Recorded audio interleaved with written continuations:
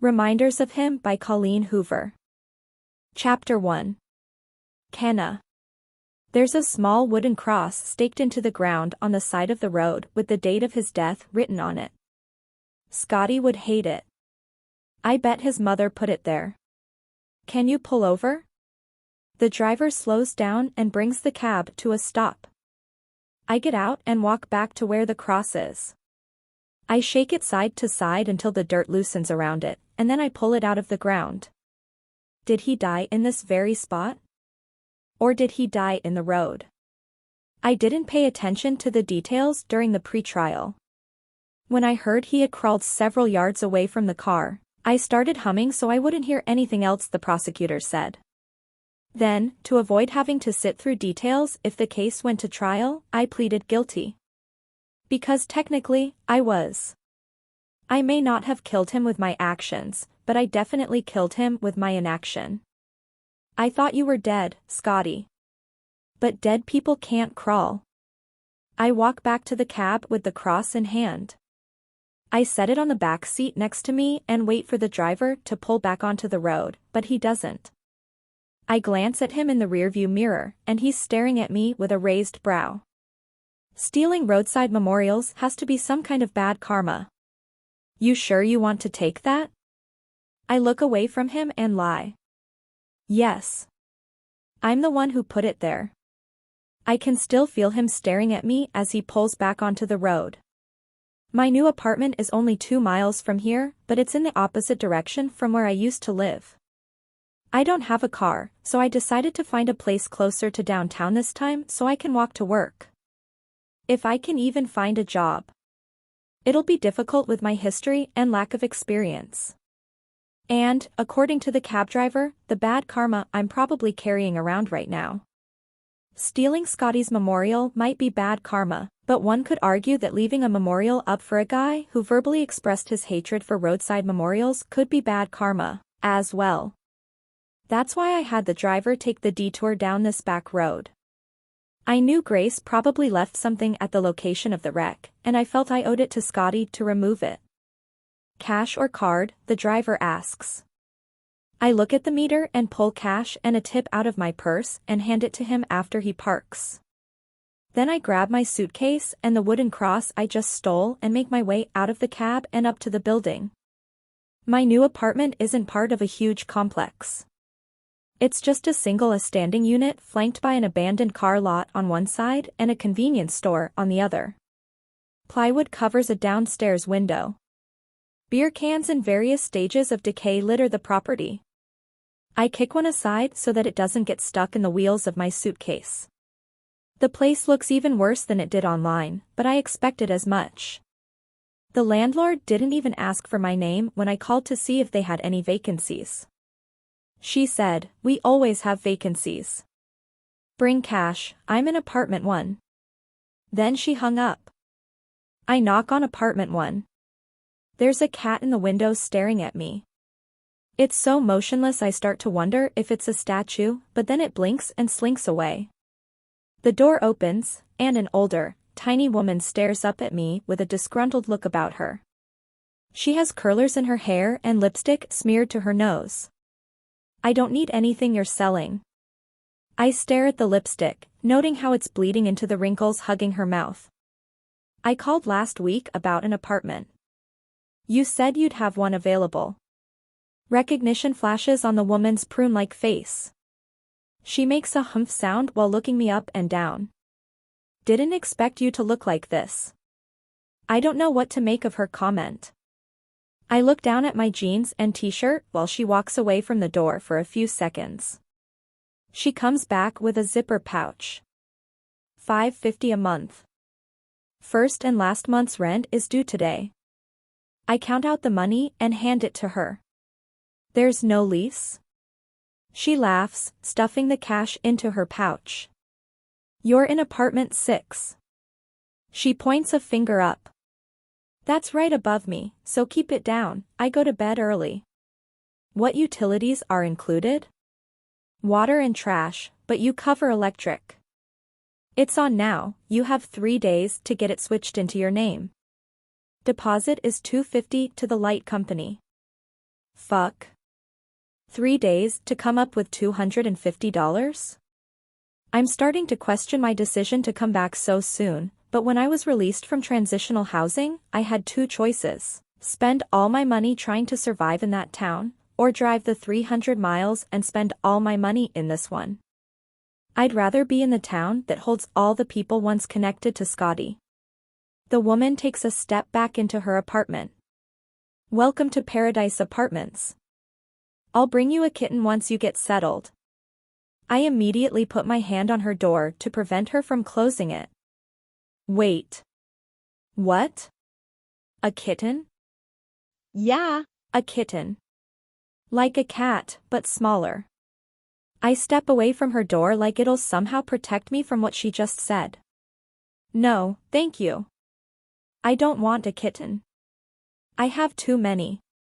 I don't want a kitten, I repeat. Who wouldn't want a kitten? Me? She huffs, like my response is completely unreasonable. I'll make you a deal, she says. I'll leave the electric on for 2 weeks if you take a kitten. What in the hell kind of place is this?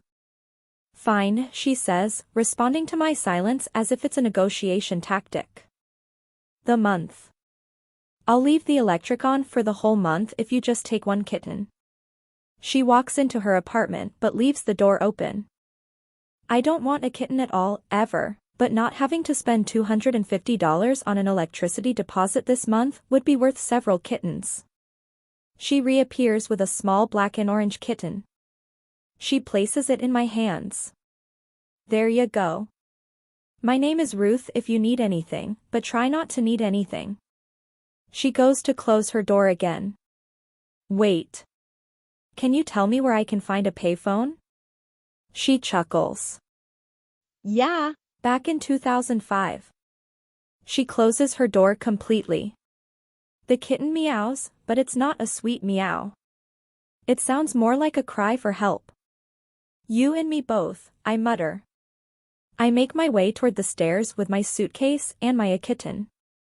Maybe I should have held out a few more months before coming back here.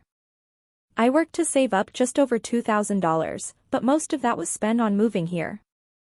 I should have saved up more. What if I don't find a job right away? And now I'm tasked with the responsibility of keeping a kitten alive. My life just became 10 times more difficult than it was yesterday. I make it up to the apartment with the kitten clinging to my shirt. I insert the key in the lock and have to use both hands to pull on the door and get the key to turn. When I push open the door to my new apartment, I hold my breath, afraid of what it's going to smell like. I flip on the light switch and look around, releasing my breath slowly. There's not much of a smell. That's both good and bad. There's a couch in the living room, but that's literally all there is. A small living room, an even smaller kitchen, no dining room. No bedroom. It's an efficiency apartment with a closet and a bathroom so small the toilet touches the tub. The place is a dump. A 500 square foot absolute shithole, but it's a step up for me. I've gone from sharing a 100 square foot cell with a roommate, to living in transitional housing with 6 roommates, to a 500 square foot apartment I can call my own. I'm 26 years old, and this is the first time I've ever officially lived somewhere alone. It's both terrifying and liberating. I don't know if I can afford this place after the month is up, but I'm going to try. Even if that means applying to every business I walk past. Having my own apartment can only serve to help as I plead my case to the Landrys. It'll show I'm independent now. Even if that independence will be a struggle. The kitten wants down, so I put her on the floor in the living room. She walks around, crying out for whoever she left downstairs. I feel a pang in my chest as I watch her searching corners for a way out. A way back home. A way back to her mother and siblings. She looks like a bumblebee, or something out of Halloween, with her black and orange splotches. What are we going to name you? I know she'll more than likely be nameless for a few days while I think about it. I take the responsibility of naming things very seriously. The last time I was responsible for naming someone, I took it more seriously than I've ever taken anything. That could have been because the whole time I sat in my cell during my pregnancy, all there was to do was think about baby names. I chose the name DM because I knew as soon as I was released, I was going to make my way back here and do everything in my power to find her. Here I am. Carpe diem. Chapter 2. Ledger. I'm pulling my truck into the alley behind the bar when I notice the nail polish still on the fingernails of my right hand. Shit. I forgot I played dress-up with a 4-year-old last night. At least the purple matches my work shirt. Roman is tossing bags of trash into the dumpster when I exit the truck. He sees the gift sack in my hand and knows it's for him, so he reaches for it. Let me guess. Coffee mug? He peeks inside. It's a coffee mug. It always is. He doesn't say thank you. He never does. We don't acknowledge the sobriety these mugs symbolize, but I buy him one every Friday. This is the 96th mug I've bought him. I should probably stop because his apartment is full of coffee mugs, but I'm too far in to give up now. He's almost at 100 weeks sober, and I've been holding on to that 100th milestone mug for a while now. It's a Denver Broncos mug. His least favorite team. Roman gestures toward the back door of the bar. There's a couple inside harassing other customers. You might want to keep an eye on them. That's odd. We don't normally have to deal with unruly people this early in the evening. It isn't even 6 o'clock yet. Where are they sitting? Next to the jukebox. His eyes fall to my hand. Nice nails, man. Right? I hold up my hand and wiggle my fingers. She did pretty good for a 4-year-old. I open the back door of the bar and am met with the grating sound of my favorite song being slaughtered by Ugly Kid Joe through the loudspeakers. Surely not. I walk through the kitchen and into the bar and immediately spot them. They're hunched over the jukebox. I quietly make my way over to them and see she's punching in the same 4 numbers again and again. I look over their shoulders at the screen while they giggle like mischievous children. Cats in the Cradle is set to play 36 times in a row. I clear my throat. You think this is funny? Forcing me to listen to the same song for the next 6 hours? My father spins around when he hears my voice. Ledger. He pulls me in for a hug. He smells like beer and motor oil. And limes, maybe? Are they drunk? My mother backs away from the jukebox. We were trying to fix it. We didn't do this. Sure, you didn't. I pull her in for a hug. They never announce when they're going to show up. They just appear and stay a day or 2 or 3 and then head out in their RV again. Their showing up drunk is new, though. I glance over my shoulder, and Roman is behind the bar now. I point to my parents. Did you do this to them, or did they show up this way? Roman shrugs. A little of both. It's our anniversary, my mother says. We're celebrating. I hope you guys didn't drive here. We didn't, my father says. Our car is with the RV in the shop getting routine maintenance, so we took a lift. He pats my cheek. Wanted to see you, but we've been here 2 hours waiting for you to show up, and now we're leaving because we're hungry. This is why you should warn me before you drop into town. I have a life. Did you remember our anniversary? My father asks. Slipped my mind. Sorry. Told you, he says to my mother. Pay up, Robin. My mother reaches into her pocket and hands him a $10 bill. They bet on almost everything. My love life. Which holidays I'll remember. Every football game I've ever played. But I'm almost positive they've just been passing the same $10 bill back and forth for several years. My father holds up his empty glass and shakes it. Get us a refill, bartender. I take his glass. How about an ice water? I leave them at the jukebox and make my way behind the bar. I'm pouring 2 glasses of water when a girl walks into the bar looking somewhat lost. She glances around the room like she's never been here before, and then when she notices an empty corner at the opposite end of the bar, she makes a beeline for it. I stare at her the entire time she's walking through the bar. I stare at her so hard I accidentally overfill the glasses and water goes everywhere. I grab a towel and wipe up my mess. When I look at my mother, she's looking at the girl. Then at me. Then at the girl. Shit. The last thing I need is for her to try to set me up with a customer. She tries to play matchmaker plenty when she's sober, so I can't imagine how bad the tendency might be after a few drinks. I need to get them out of here. I take the waters to them and then hand my mother my credit card. You guys should go down to Jake's Steakhouse and have dinner on me. Walk there so you can sober up on the way. You are so nice. She clutches at her chest dramatically and looks at my father. Benji, we did so well with him. Let's go celebrate our parenting with his credit card. We did do well with him, my father says in agreement. We should have more kids. Menopause, honey. Remember when I hated you for an entire year? My mother grabs her purse, and they take the glasses of water with them as they go. We should get ribeyes since he's paying, my father mutters as they walk away. I release a sigh of relief and then make my way back to the bar. The girl is tucked quietly into the corner, writing in a notebook.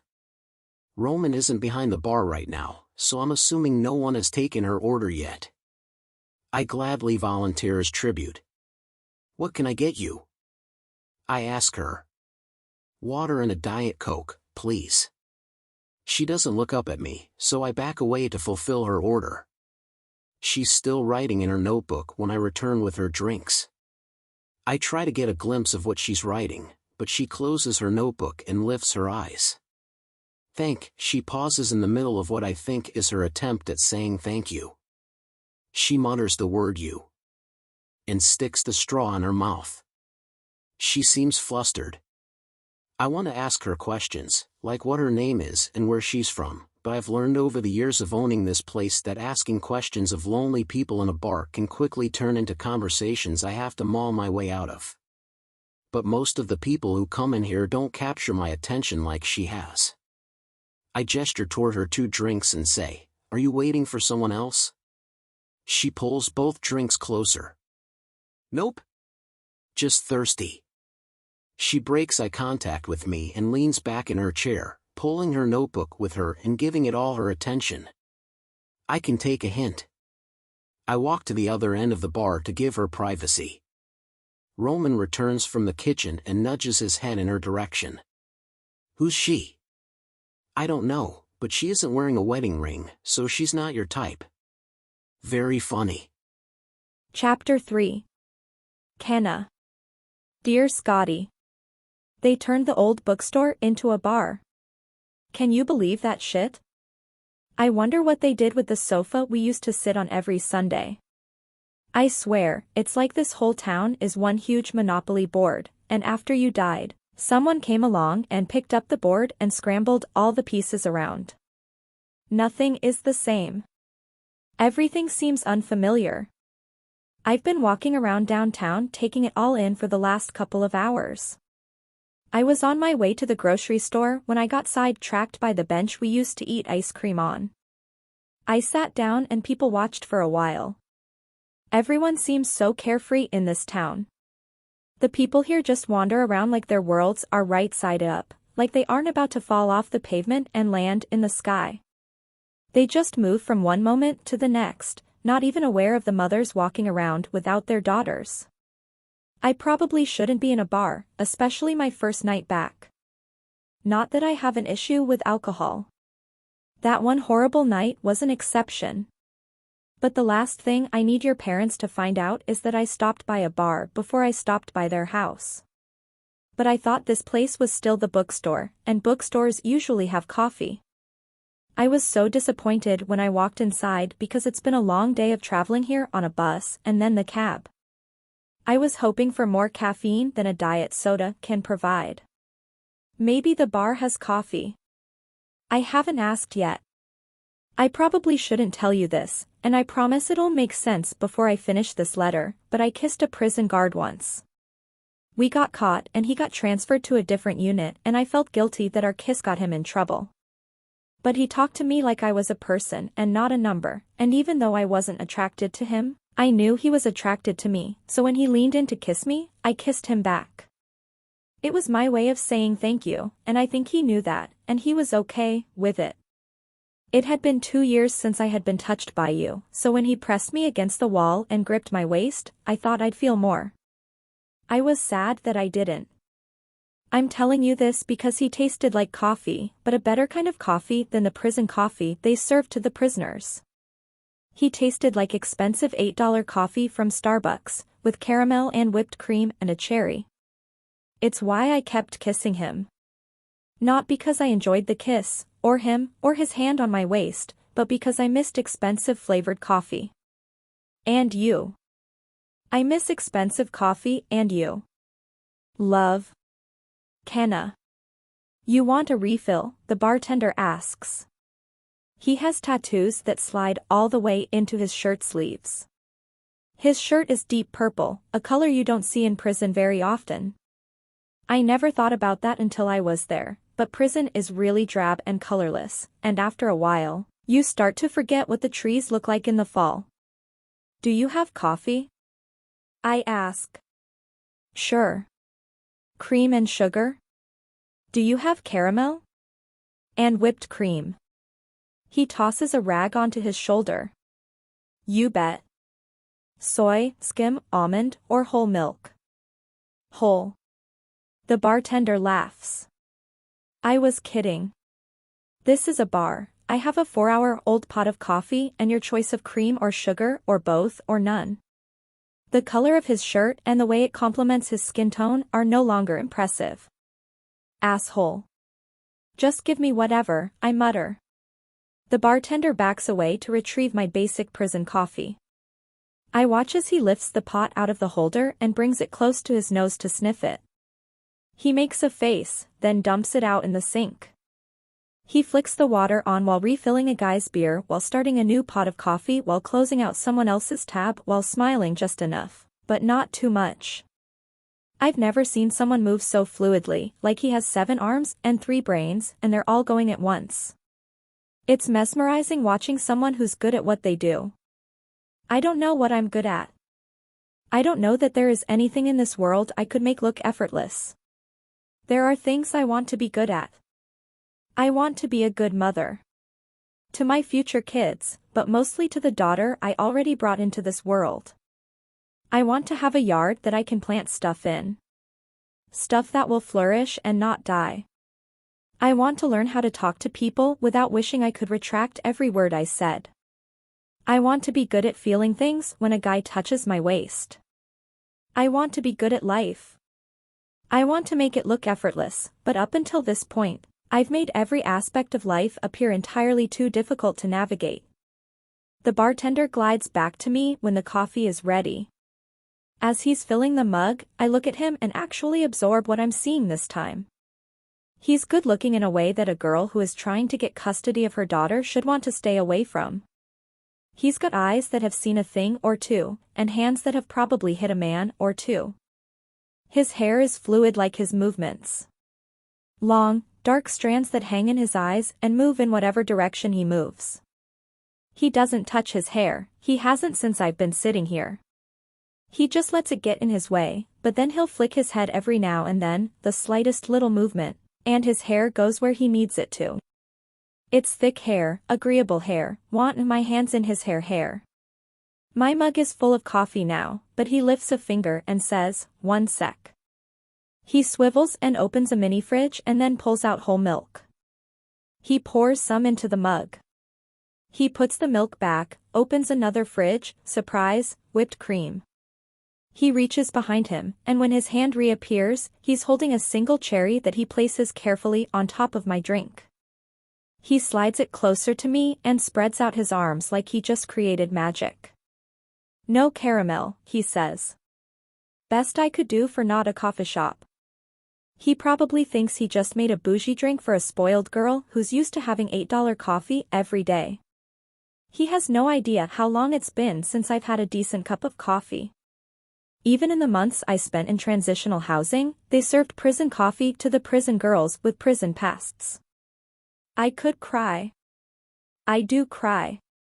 As soon as he gives his attention to someone at the other end of the bar, I take a drink of my coffee and close my eyes and cry because life can be so fucking cruel and hard, and I've wanted to quit living it so many times. But then moments like these remind me that happiness isn't some permanent thing we're all trying to achieve in life. It's merely a thing that shows up every now and then, sometimes in tiny doses that are just substantial enough to keep us going. Chapter 4. Ledger. I know what to do when a child cries, but I don't know what to do when a grown woman cries. I stay as far away from her as I can while she drinks her coffee.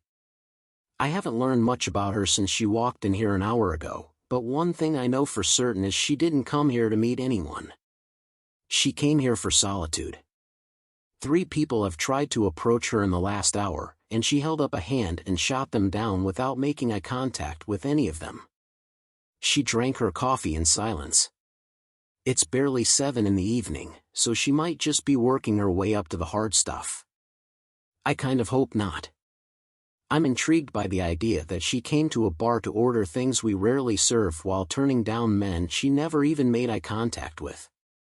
Roman and I are the only ones working until Mary Ann and Razy get here.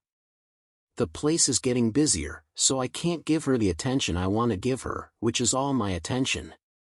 I make it a point to spread myself out just enough so that it doesn't seem like I'm in her space too much. As soon as she finishes the coffee, I want to ask her what she's having next, but instead I make her sit with her empty mug for a good 10 minutes. I might make it 15 before I work my way back to her. In the meantime, I just steal glances at her. Her face is a work of art. I wish there was a picture of it hanging on a wall in a museum somewhere so I could stand in front of it and stare at it for as long as I wanted. Instead, I'm just getting in peeks here and there, admiring how all the same pieces of a face that make up all the other faces in the world just seem to coordinate better on her. People rarely come to a bar at the start of a weekend evening in such a raw state, but she isn't dressed up. She's wearing a faded Mountain Dew t-shirt and jeans, but the green in the shirt matches the green in her eyes with such perfection it's as if she put all her effort into finding the perfect color of t-shirt, when I'm pretty sure she gave that shirt no thought at all. Her hair is russet. All one sturdy color. All one length, right below her chin. She slides her hands through it every now and then, and every time she does, it looks like she's about to fold in on herself. It makes me want to walk around the bar and lift her up and give her a hug. What's her story? I don't want to know. I don't need to know. I don't date girls I meet in this bar. Twice I've broken that rule, and twice it's bitten me in the ass. Besides, there's something terrifying about this one. I can't quite put my finger on it, but when I talk to her, I feel like my voice is trapped in my chest. And not in a way that I'm left breathless by her, but in a more substantial way, as though my brain is warning me not to interact with her. Red flag. Danger. Abort. But why? We make eye contact when I reach for her mug. She hasn't looked at anyone else tonight. Only me. I should feel flattered, but I feel scared. I played professional football and own a bar, yet I'm scared of a little eye contact with a pretty girl. That should be my Tinder bio. Played for the Broncos. Owns a bar. Scared of eye contact. What next? I ask her. Wine. White. It's a hard balance owning a bar and being sober. I want everyone else to be sober, but I also need customers. I pour her the glass of wine and set it in front of her. I remain near her, pretending to use a rag to dry glasses that have been dry since yesterday.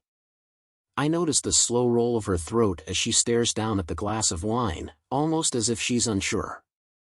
That split second of hesitation, or maybe it's regret, is enough to make me think she might struggle with alcohol. I can always tell when people are tossing away their sobriety by how they look at their glass. Drinking is only stressful to alcoholics. She doesn't drink the wine, though. She quietly sips on the soda until it's empty. I reach for the empty glass at the same time she does. When our fingers touch, I feel something else trapped in my chest other than my voice. Maybe it's a few extra heartbeats. Maybe it's an erupting volcano. Her fingers recoil from mine and she puts her hands in her lap. I pull the empty glass of soda away from her, as well as the full glass of wine, and she doesn't even look up to ask me why. She sighs, like maybe she's relieved I took the wine away. Why did she even order it? I refill her soda, and when she isn't looking, I pour the wine in the sink and wash the glass. She sips from the soda for a while, but the eye contact stops. Maybe I upset her. Roman notices me staring at her. He leans an elbow onto the counter and says, "Divorce or death?" Roman always likes to guess the reasons people come in alone and seem out of place. The girl doesn't seem like she's here because of a divorce. Women usually celebrate those by coming to bars with groups of friends, wearing sashes that say ex-wife. This girl does seem sad, but not sad in a way that would indicate she's grieving. "I'm gonna say divorce," Roman says. I don't respond to him. I don't feel right guessing her tragedy, because I'm hoping it isn't divorce or death or even a bad day. I want good things for her because it seems like she hasn't had a good thing in a long, long time. I stop staring at her while I tend to other customers. I do it to give her privacy, but she uses it as an opportunity to leave cash on the bar and sneak out. I stare for several seconds at her empty bar stool and the $10 tip she left.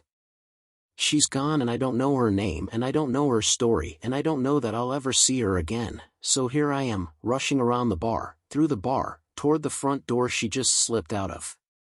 The sky is on fire when I walk outside. I shield my eyes, forgetting how assaulting the light always is when I step out of the bar before dark. She turns around right when I spot her.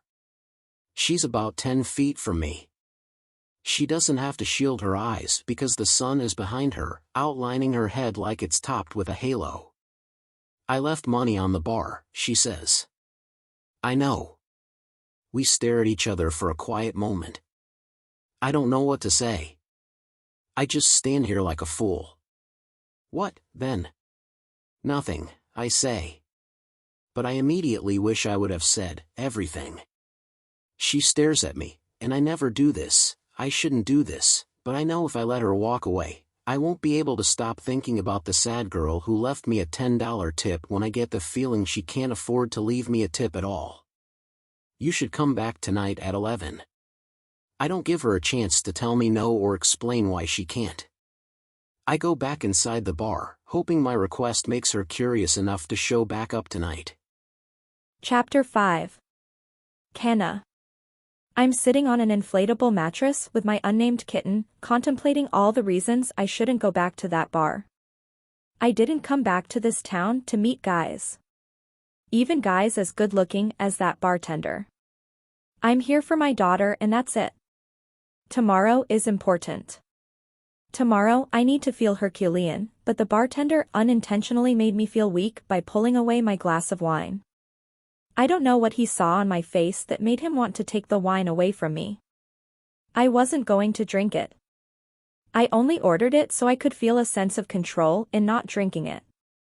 I wanted to look at it and smell it and then walk away from it feeling stronger than when I sat down. Now I just feel unsettled because he saw how I was looking at the wine earlier, and the way he pulled it away makes me think he assumes I have an active issue with alcohol. I don't. I haven't had alcohol in years because one night of alcohol mixed with a tragedy ruined the last 5 years of my life, and the last 5 years of my life have led me back to this town, and this town makes me nervous, and the only thing that calms my nerves is doing things that make me feel like I'm still in control of my life and my decisions. That's why I wanted to turn down the wine, damn it. Now I'm not going to sleep well tonight. I have no reason to feel accomplished because he made me feel the complete opposite. If I want to sleep well tonight, I'm going to need to turn down something else I want. Or someone. I haven't wanted anyone in a long, long time. Not since I first met Scotty. But the bartender was kind of hot, and he had a great smile, and he makes great coffee, and he already invited me to come back, so it'll be simple to show up and turn him down. Then I'll sleep well and be prepared to wake up and face the most important day of my life.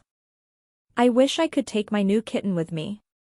I feel like I need a sidekick, but she's asleep on the new pillow I bought at the store earlier. I didn't buy much. The inflatable mattress, a couple of pillows and sheets, some crackers and cheese, and some cat food and litter. I decided I'm only going to live 2 days at a time in this town. Until I know what tomorrow will bring, there's no sense in my wasting any of the money I've been working 6 months to save up. I'm already running low, which is why I choose not to call a cab. I leave the apartment to walk back to the bar, but I don't carry my purse or my notebook with me this time. I just need my driver's license and my apartment key. It's about a 1.5 mile walk from my apartment to the bar, but it's nice out and the road is well lit. I'm a little concerned that someone might recognize me at the bar, or even on my walk there, but I look completely different than I did 5 years ago.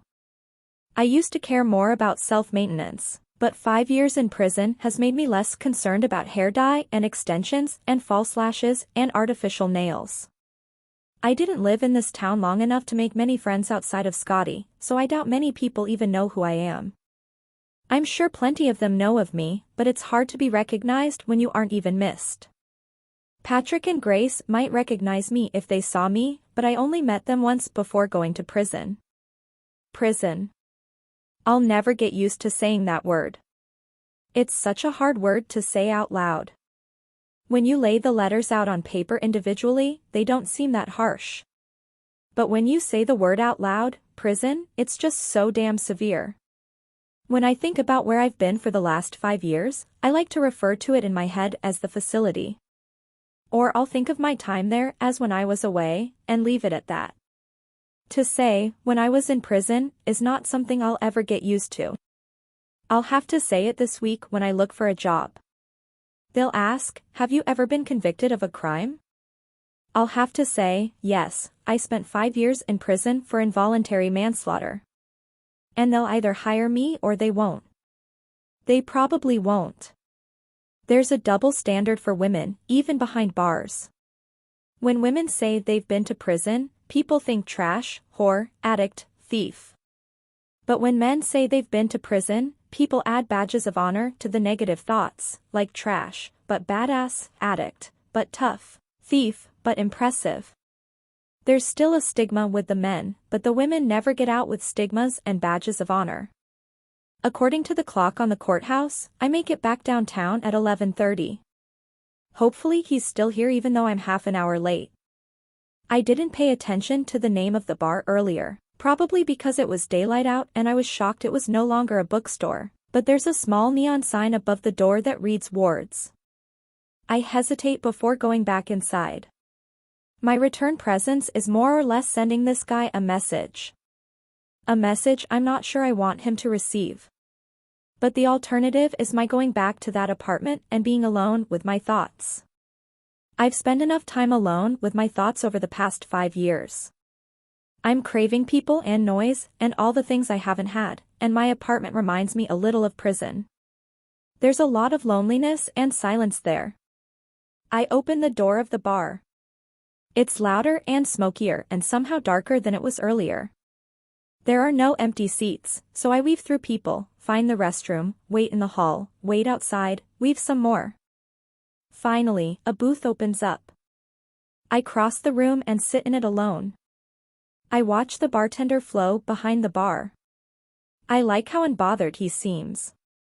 2 guys get into an argument, but he doesn't care, he just points to the door and they leave. He does that a lot. Points at things, and people just do the things he points out for them to do. He points at 2 customers while making eye contact with the other bartender. That bartender walks up to them and closes out their tabs. He points to an empty shelf, and one of the waitresses nods, and then a few minutes later she has the shelf restocked. He points at the floor, and the other bartender disappears through the double doors and reappears with a mop to clean up a spill. He points to a hook on the wall, and another waitress, a pregnant one, mouths, "Thank you," and she hangs up her apron and goes home. He points, and people do, and then it's last call, and then it's time to close. People trickle out. No one trickles in. He hasn't looked at me. Not even once. I second-guess being here. He seems busy, and maybe I read him wrong earlier. I just assumed when he told me to come back that he said it for a reason, but maybe he tells all his customers that. I stand up, thinking maybe I need to trickle out, too, but when he sees me stand, he points. He makes a simple motion with his finger, indicating for me to sit back down, so I do. I'm relieved to know my intuition was right, but the emptier the bar gets, the more nervous I grow. He assumes I'm a grown-ass woman, but I barely feel like an adult. I'm a 26-year-old teenager, inexperienced, starting from scratch. I'm not sure I'm here for the right reasons. I thought I could just walk in, flirt with him, and then walk away, but he's more tempting than any bougie coffee. I came here to turn him down, but I had no idea that he would be pointing all night, or that he would point at me. I had no idea pointing was sexy. I wonder if I would have found it sexy 5 years ago, or if I'm pathetically easy to please now. By midnight, we're the only 2 people left. The other employees have gone, the door is now locked, and he's carrying a case of empty glasses to the back. I pull my leg up and wrap my arms around it. I'm nervous.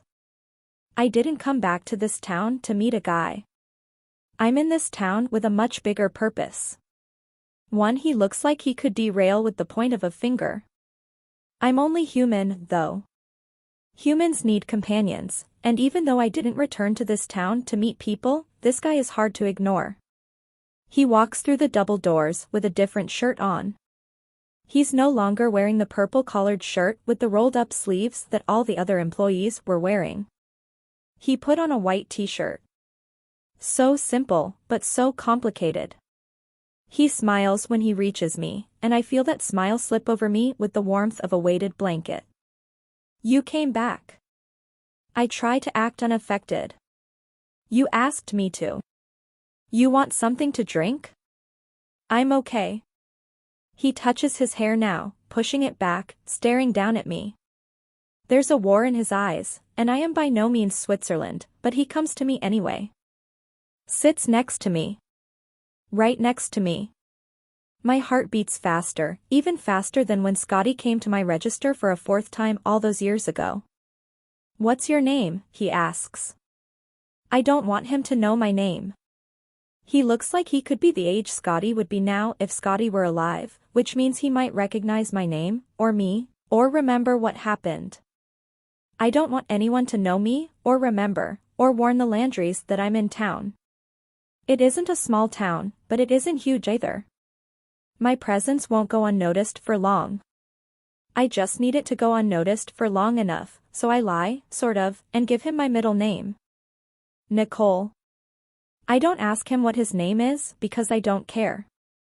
I'll never use it. I'll never come back here after tonight. I pull at a strand of my hair, nervous at being so close to someone after so long. I feel like I've forgotten what to do, so I just blurt out what I came here to say. I wasn't going to drink it. He tilts his head, confused by my confession, so I clarify. The wine. Sometimes I shake my head. It's dumb, but I do this thing where I order alcohol specifically to walk away from it. I don't have a drinking problem.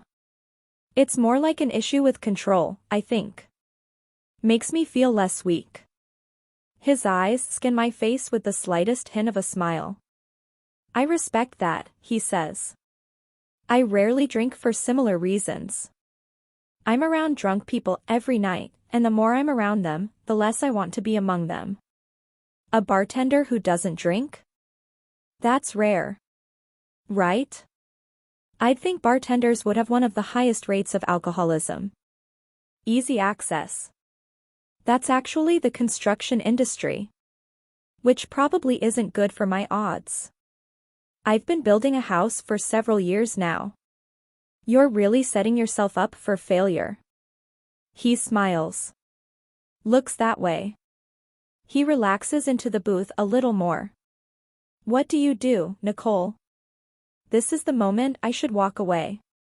Before I say too much, before he asks more questions. But I like his voice and his presence, and I feel like staying here would be distracting, and I really need a distraction right now. I just don't want to talk. Talking will only get me in trouble in this town. Do you really want to know what I do for a living? I'm sure he'd rather have his hand up my shirt than hear whatever it is a girl would say in this moment. And since I don't want to admit that I do nothing for a living because I've been locked up for 5 years, I slide onto his lap. It surprises him, almost as if he really did expect us to sit here and chat for the next hour. His expression changes from mild shock to acceptance. His hands fall to my hips, and he grips them. I shiver from the contact. He adjusts me so that I'm sitting a little farther up, and I can feel him through his jeans, and I'm suddenly not as confident that I can walk away as I was 5 seconds ago. I thought I could kiss him and then tell him goodnight and saunter home with pride. I just wanted to feel a little bit powerful before tomorrow, but now he's dragging his fingers across the skin on my waist, and it's making me weaker and so fucking thoughtless. Not thoughtless as in uncaring, but thoughtless as in empty inside my head, and feeling everything in my chest, like a ball of fire is building inside of me. His right hand slides up my back, and I gasp because I feel his touch surge through me like a current. This guy is touching my face now, running his fingers down my cheekbone, and then his fingertips across my lips. He's staring at me like he's trying to figure out where he knows me from. Maybe that's just my paranoia at work. Who are you? He whispers. I already told him, but I repeat my middle name anyway. Nicole. He smiles but then loses the smile and says, I know your name. But where'd you come from? Why have we never met before tonight? I don't want his questions. I have no honest answers. I move a little closer to his mouth. Who are you? Ledger, he says right before he rips open my past, pulls out what's left of my heart, drops it on the floor, and then kisses me. People say you fall in love, but fall is such a sad word when you think about it. Falls are never good. You fall on the ground, you fall behind, you fall to your death. Whoever was the first person to say they fell in love must have already fallen out of it. Otherwise, they'd have called it something much better. Scotty told me he loved me halfway into our relationship. It was the night I was supposed to meet his best friend for the first time. I had already met his parents, and he was excited for that, but not nearly as excited as he was to introduce me to the guy he considered a brother. That meeting never happened. I can't remember why, it's been a long time. But his friend had to cancel, and Scotty was sad, so I baked him cookies and we smoked a joint and then I gave him head. Best girlfriend ever. Until I killed him. But this was 3 months before he would die, and on that particular night, even though he was sad, he was very much alive. He had a beating heart and a rapid pulse and a heaving chest and tears in his eyes when he said, I fucking love you, Kenna. I love you more than I've ever loved anyone. I miss you all the time, even when we're together. That stuck with me. I miss you all the time, even when we're together.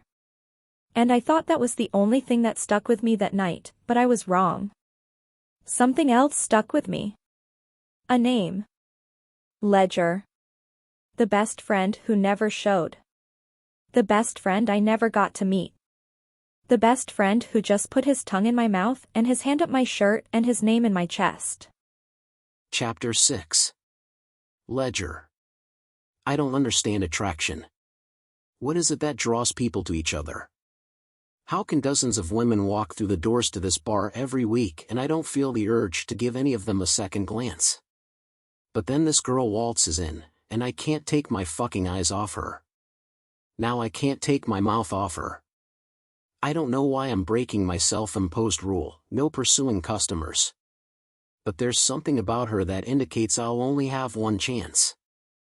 I get the feeling she's either passing through town or doesn't plan on coming back in here. Tonight seems like an exception to whatever her normal routine may be, and I feel like skipping an opportunity to be with her will be that one regret in life I'll still think back on when I'm an old man. She seems like a quiet person, but not the shy kind of quiet. She's quiet in a fierce way, a storm that sneaks up on you, and you don't know it's there until you feel the thunder rattle your bones. She's quiet, but she's said just enough to make me want the rest of her words. She tastes like apples, even though she had coffee earlier, and apples are my favorite fruit. They're probably my favorite food period, now. We kiss for several seconds, and even though she made the first move, she still seemed surprised when I pulled her to my mouth.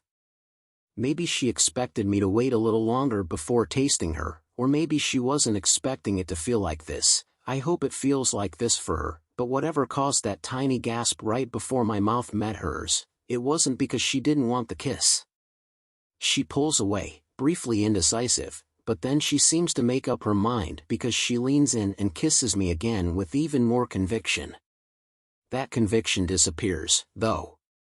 Too fast. She pulls away for a second time, and this time her eyes are full of regret. She shakes her head quickly and places her palms on my chest. I cover her hands with mine right when she says, "I'm sorry." She slides off me, the inside of her thigh rubbing across my zipper, making me even harder, as she scoots out of the booth. I reach for her hand, but her fingers trickle out of mine as she backs away from the table. I shouldn't have come back. She turns away from me and heads toward the door. I deflate. I didn't commit her face to memory, and I don't like the thought of her leaving without me, being able to remember the exact shape of the mouth that was just on mine. I push out of the booth and follow her. She can't get the door open. She jiggles the handle and tries to push it like she can't get away from me fast enough. I want to beg her to stay, but I also want to help her get away from me, so I pull down on the top lock while reaching in front of her with my foot to push up on the floor lock. The door opens and she spills outside. She inhales a big gulp of air and then spins and faces me. I scan her mouth, wishing I had a photographic memory. Her eyes are no longer the same color as her shirt. They're a lighter green now because she's tearing up. Once again I find myself not knowing what to do. I've never seen a girl so all over the place in such a short amount of time, and none of it feels forced or dramatic. With every move she makes and every feeling she has, it's as if she wants to reel them back in and tuck them away. She seems embarrassed. She's gasping for breath, trying to wipe away the few tears that are beginning to form, and since I have no idea what the fuck to say, I just hug her. What else can I do? I pull her to me, and for a second, she stiffens, but that's almost immediately followed up by a sigh as she relaxes. We're the only people around. It's after midnight, everyone is home sleeping, watching a movie, making love. But I'm here on Main Street, hugging a really sad girl, wondering why she's sad, wishing I didn't think she was so beautiful. Her face is pressed against my chest, and her arms are tight around my waist. Her forehead comes right up to my mouth, but she's tucked under my chin. I rub her arms. My truck is right around the corner. I always park in the alley, but she seems upset and I don't want to encourage her to follow me to an alley when she's crying. I lean against an awning post and pull her with me. 2 minutes pass, maybe 3. She doesn't let go. She molds against me, soaking up the comfort my arms and chest and hands are giving her. I'm rubbing her back, up and down, my voice still trapped in my throat. Something is wrong with her, something I'm not sure I even want to know at this point, but it's something I can't just leave her on the sidewalk and drive away from. I don't think she's crying anymore when she says, "I need to go home. I'll give you a ride." She shakes her head and pulls away from me. I keep my hands on her arms, and I notice when she folds her arms over her chest that she touches my right hand with 2 of her fingers. It's just a quick swipe, but it's deliberate, like she wants to get one last tiny feel of me before she leaves. I don't live far. I'll walk. She's crazy if she thinks she's walking home.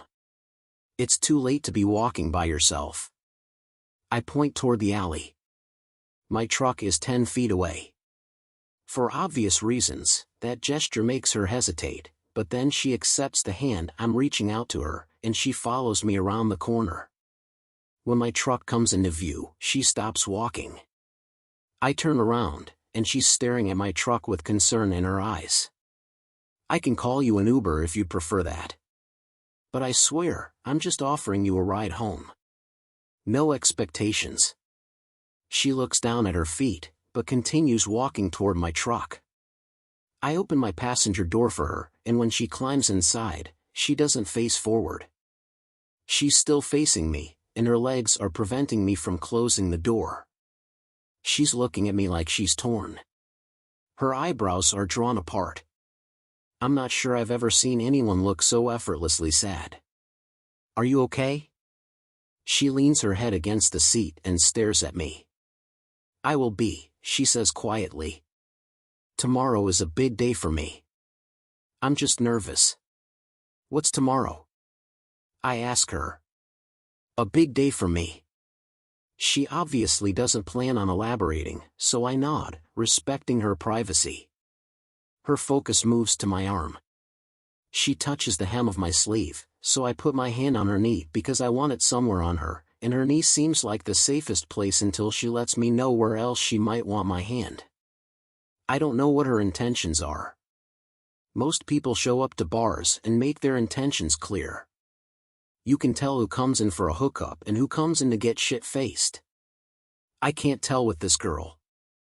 It seems like she accidentally opened the door and ended up in my bar and has no idea what she wants from tonight. Maybe she just wants to skip tonight and get straight to whatever big thing she's got going on tomorrow. I'm waiting for a signal from her on what she wants me to do next, because I thought I was taking her home, but she hasn't faced forward. It's like she wants me to kiss her again. But I don't want to make her cry again. But I want to kiss her again. I touch her face, and she leans into my hand. I'm still not positive she's comfortable, so I hesitate until she scoots closer to me. I position myself between her legs, and then she tightens her thighs around my hips. I can take a hint. I swipe my tongue across her lips, and she pulls me in until her sweet breath is in my mouth. She tastes like apples still, but her mouth is salter and her tongue is more decisive. She leans into my kiss, and I lean into the truck, into her, and she slowly falls back across the seat, pulling me with her. I hover over her, standing between her legs, pressing myself against her. The way she sucks in small gasps of air while I kiss her is driving me insane. She guides my hand up her shirt and I grab her breast and she wraps her legs around me and then my jeans are against hers and we're rocking back and forth like we're in fucking high school and this is our only place to go. I want to pull her back into the bar and tear off her clothes, but this is enough. More than this would be way too much. For her. Or maybe too much for me. I don't know, I just know her mouth and this truck are enough. After a minute of making out in the dark, I pull away from her mouth just enough to see that her eyes are closed and her lips are parted. I keep my steady rhythm against her, and she lifts her hips, and I swear the friction between our clothes is enough to start an actual fire. It's so hot between her thighs, and I don't think I can finish like this. I'm not sure she can either. We're just going to drive ourselves crazy if we don't find a way to get even closer, or stop altogether. I would invite her to my house, but my parents are in town, and I'm not bringing anyone near those two. Nicole, I whisper. I feel uncomfortable even suggesting this, but I can't keep making out with her in an alley like she isn't worth a bed. We could go back inside. She shakes her head and says, "No. I like your truck," right before pulling my mouth back to hers. If she likes my truck, I love my truck. My truck is my second favorite thing in the world right now. Her mouth is my first. She moves my hand to the button on her jeans, so I oblige and unbutton them while my tongue is dragging across hers. I slip my hand into the front of her jeans until my fingers slide over her panties. She moans, and it's so loud against the silent soundtrack of this sleepy town. I move her panties aside with my fingers, and I'm met with smooth skin and heat and a whimper. When I inhale, I can hear the shakiness of my own breaths. I bury my mouth against her neck just as headlights turn onto the street next to us. Shit. My truck is parked in the alley, but we aren't hidden from the view of the street. We suddenly find ourselves scrambling as we're snapped back to reality. I pull my hand out of her jeans, and she buttons them. I help her up, and then she faces forward while straightening out her hair. I close her door and walk around the truck as the car approaches and comes to a slow roll, then a stop, right in front of the alley. I glance up at the car and see Grady in his cruiser. He's rolling down the window, so I walk away from my truck and up to his car. "Busy night?" he asks as he leans toward the passenger seat so that he can see me from the driver's side of the car. I look behind me at Nicole in the truck and then back at him. "Yep. Just closed. You on until morning?" He turns down his radio. "Whitney took a new shift at the hospital, so I'm back on nights for now." I like it. It's quiet. I tap his hood and then take a step back. "Good to hear. I gotta go. See you tomorrow on the field?" Grady can tell something is up. I'm usually not this quick to brush him off. He leans forward, looking around me, attempting to see whoever is in my truck. I lean to the right and block his view. "Have a good night, Grady." I point down the road, letting him know he's welcome to continue his patrol. He grins. "Yep. You too." I'm not trying to hide her. I just know his wife is a gossip, and I don't really want to be the talk of the t-ball field tomorrow. I climb into my truck, and she's got her feet up on the dash. She's looking out her window, avoiding eye contact with me. I don't want her to feel awkward. That's the last thing I want. I reach over and tuck a strand of hair behind her ear. "You okay?" She nods, but the nod is stiff, and so is she, and so is her smile. I live next to Sefco. That gas station is almost 2 miles away. She told me earlier she lived close by, but 2 miles at midnight isn't close. "Sefco off Bellevue?" She shrugs. "I think so. I can't remember all the street names. I just moved here today." That explains why she isn't familiar to me. I want to say something like, "Where'd you come from? What brings you to town?" But I say nothing, because she seems to want me to say nothing. 2 miles only takes 2 minutes when there's no traffic, and 2 minutes isn't all that long, but it sure does feel like an eternity when you're spending it in a truck with a girl you almost fucked. And it wouldn't have been a good fuck. It most certainly would have been a quick, sloppy, selfish, couldn't have been good for her fuck. I want to apologize, but I'm not sure what I'd be apologizing for, and I don't want her to think I regret it. The only thing I regret is that I'm taking her home and not to my house. "I live there," she says, pointing at Paradise Apartments. "I don't come to this part of town very often. It's in the opposite direction of my house, so I rarely drive down this road. I honestly thought they condemned this place." I pull into the parking lot, and I intend to kill the engine and open her door for her, but she's already out of the truck before I even get it turned off. "Thanks for the ride," she says. "And for the coffee." She closes the door and spins around like that's how we're supposed to part. I open my door. "Hey. Wait." She pauses but waits to turn around until I've reached her. She's hugging herself, chewing on her lip, scratching nervously at her arm. She looks up at me. "You don't have to say anything." "What do you mean?" I know what that was." She waves a hand at my truck. "You don't have to ask for my number, I don't even have one." How does she know what that was? I don't know what that was. My mind is still trying to process it. Maybe I should ask her. "What was that? What does it mean? Can it happen again?" I'm in uncharted territory. I've had one-night stands before, but things were discussed and agreed to prior to the sex. And it's always happened in a bed, or something close to it. But with her, the makeout just happened, and then it was interrupted, and it was in an alley of all places. I feel like an asshole. I have no idea what to say. I don't know where to put my hands because I feel like I should be hugging her goodbye, but it seems like she doesn't want me near her now. I slip my hands into the pockets of my jeans.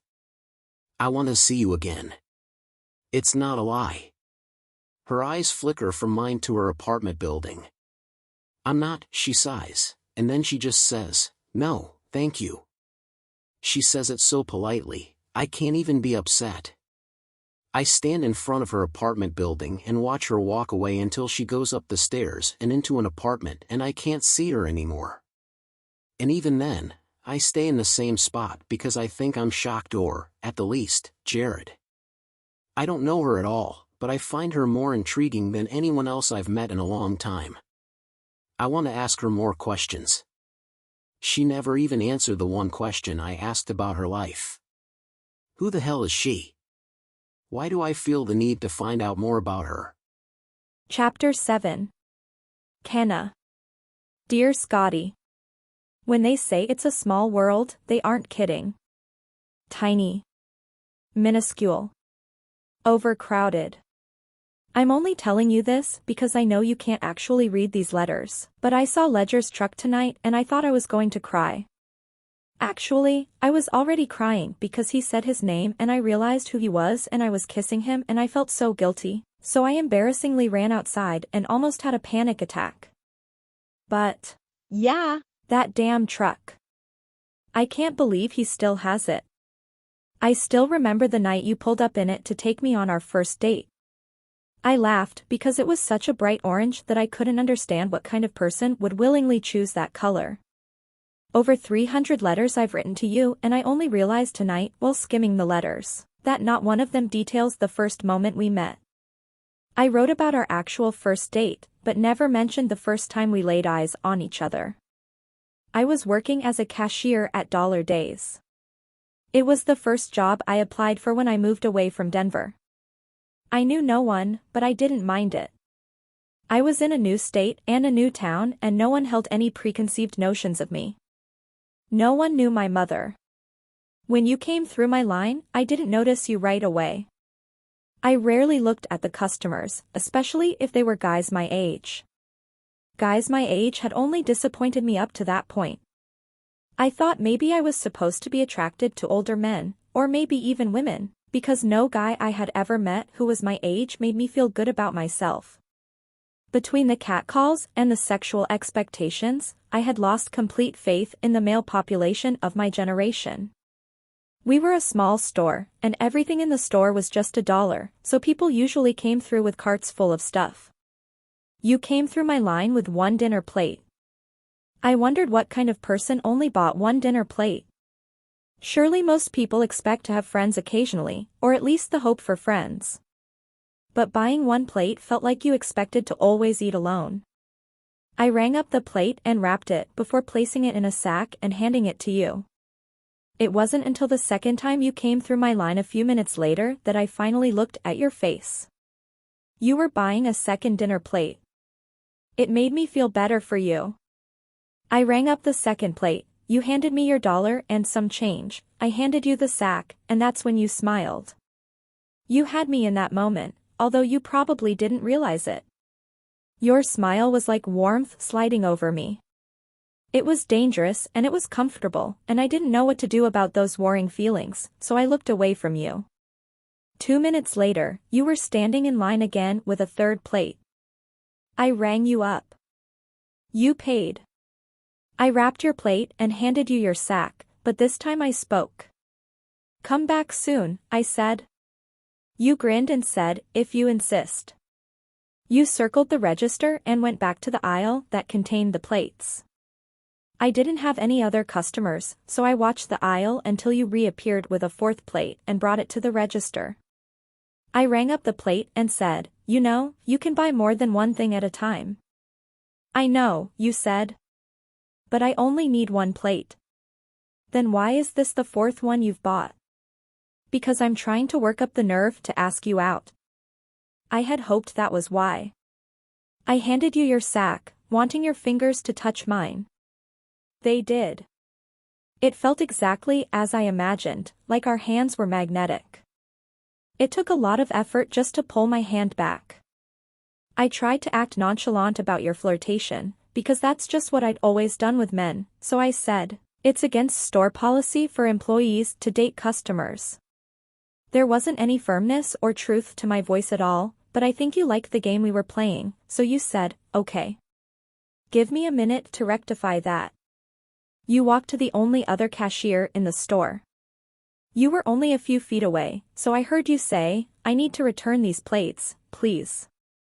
The other cashier had been on the phone with a customer during your 4 trips to the register, so I'm not sure she knew you were being facetious. She glanced at me from her register and made a face. I shrugged like I didn't know what was up with the guy who had 4 different receipts for 4 plates, and then I turned away from her to wait on another customer. You came through my line a few minutes later and slapped a return receipt on the counter. I'm no longer a customer. What now? I picked up the receipt, pretending to read it carefully. I handed it back to you and said, "I get off work at 7. You folded the receipt and didn't look at me when you said, "See you in 3 hours. I should have told you 6, because I ended up getting off work early. I spent the extra hour in the store next door buying a new outfit. You still hadn't shown up at 20 minutes past 7, so I had given up and was walking to my car when you sped into the parking lot and pulled up next to me. You rolled down your window and said, "Sorry I'm late." I was perpetually late, so I was in no place to judge you on your tardiness, but I sure did judge you based on your truck. I thought maybe you were insane or overconfident. It was an older Ford F-250. Big double cab, the ugliest color of orange I'd ever seen. I like your truck. I wasn't sure if I was telling the truth or if I was lying. It was such an ugly truck it made me hate it. But because it was so ugly, it made me love that you were picking me up in it. It's not mine. It's my best friend's truck. My car is in the shop. I was relieved it wasn't yours, but also a little disappointed because I found the color so amusing. You motioned for me to get in the truck. You looked proud and smelled like a candy cane. Is that why you're late? Your car broke down. You shook your head and said, "No. I had to break up with my girlfriend." My head swung in your direction. You have a girlfriend? Not anymore. You shot me a coy look. But you had one when you asked me out earlier? Yes, but by the time I purchased my 3rd dinner plate, I knew I was going to break up with her. It was overdue, you said. We've both been wanting out of it for a while. We were just too comfortable to call it off. You flipped on your blinker and pulled into a gas station and up to a gas pump. My mother will be sad. My mother really likes her. Mothers don't usually like me, I admitted. Or maybe it was more of a warning. You smiled. I can see that. Mothers prefer to imagine their sons with wholesome-looking girls. You're too sexy to make a mother feel comfortable. I wasn't one to get offended by a guy calling me sexy. I worked hard that day to look sexy. I spent a lot of money on the bra and low-cut shirt I had purchased 30 minutes earlier with the goal of making my breasts look store-bought. I appreciated the compliment, even if you were being a little tacky. As you got out to fill your friend's truck up with gas, I thought about the wholesome-looking girl whose heart you just broke simply because I agreed to go on a date with you, and I felt a bit like a snake in that moment. But even though I felt like a snake, I didn't plan on slithering away. I liked your energy so much, I planned to coil myself around you and never let go. When Ledger said his name against my lips earlier tonight, I almost said, "Scotty's Ledger?"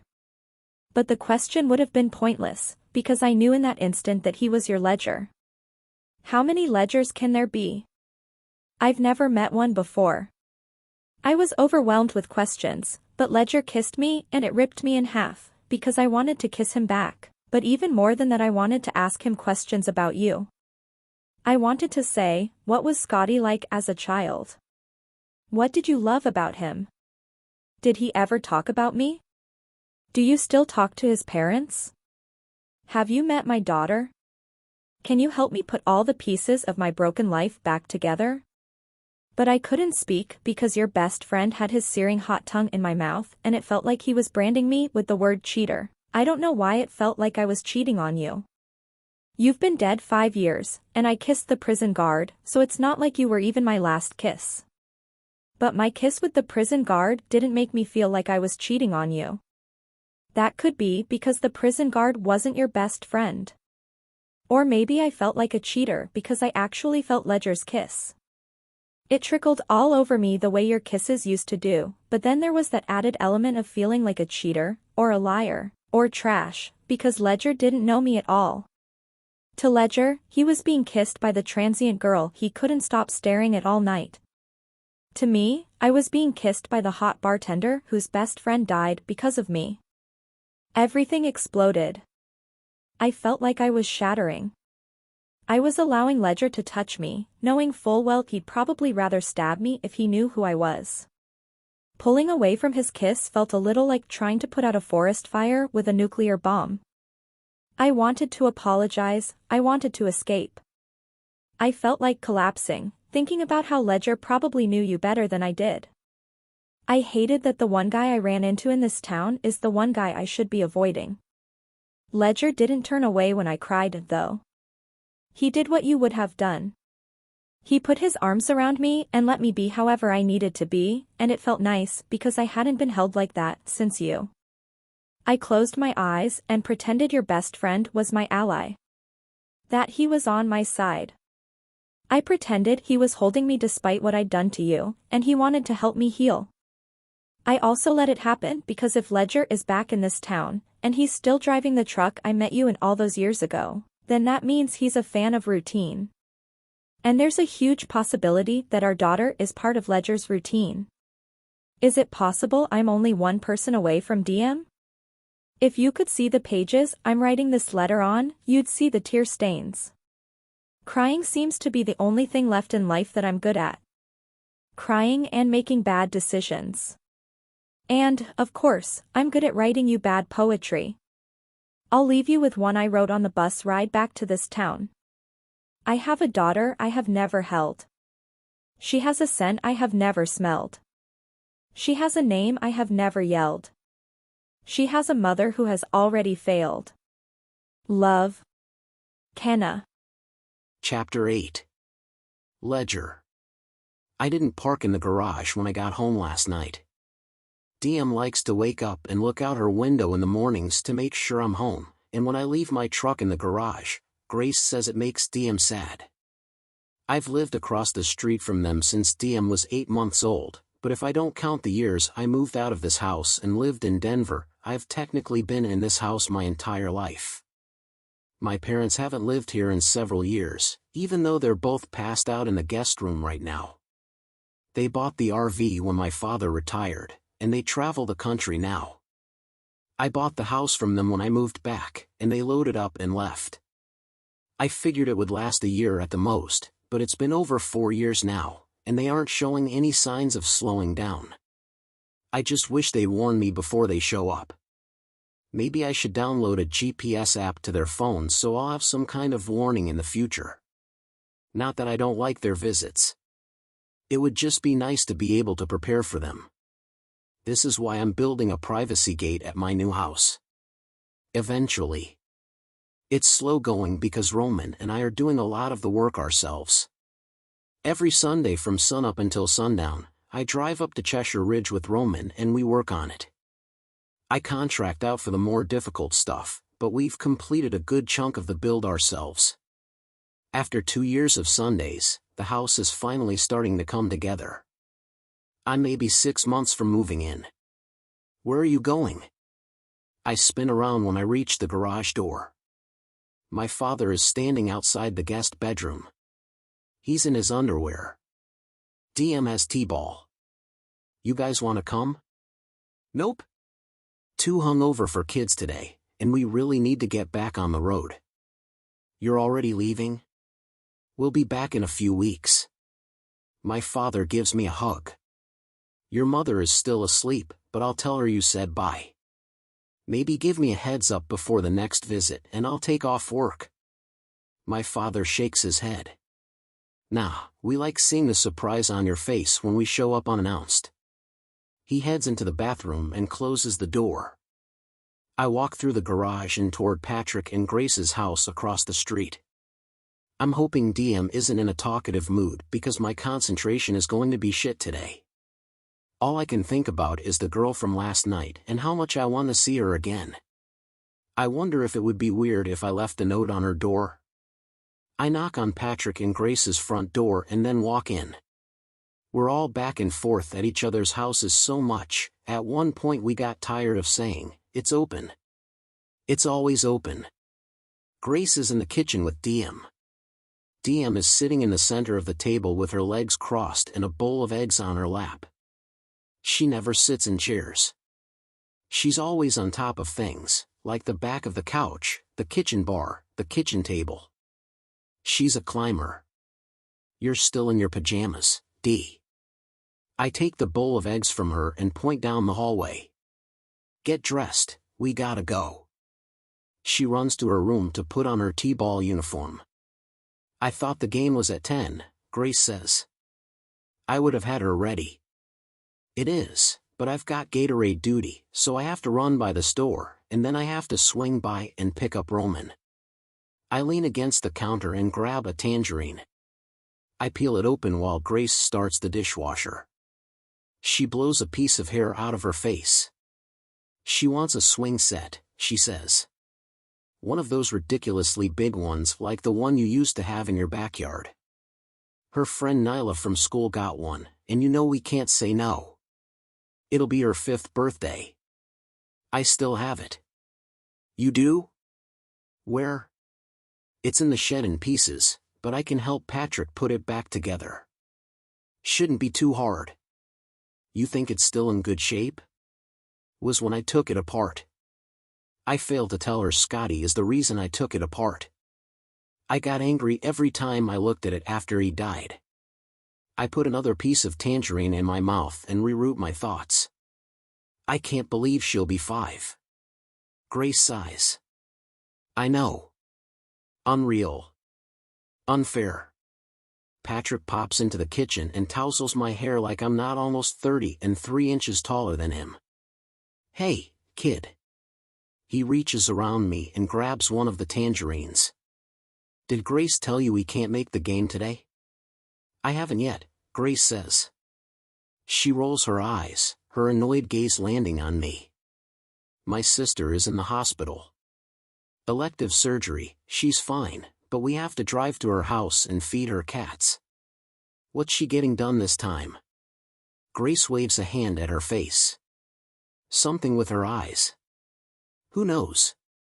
She's 5 years older than me, but looks 10 years younger. Patrick covers Grace's mouth. Stop. You're perfect. Grace laughs and shoves his hand away. I've never seen them fight. Not even when Scotty was a kid. My parents bicker a lot, and it's mostly in fun, but I've never even seen Grace and Patrick bicker in the 20 years I've known them. I want that. Someday. I don't have time for it yet, though. I work too much and feel like I'm slowly running myself into the ground. I need to make a change if I ever want to keep a girl long enough to have what Patrick and Grace have. Ledger. DM yells from her bedroom. Help me.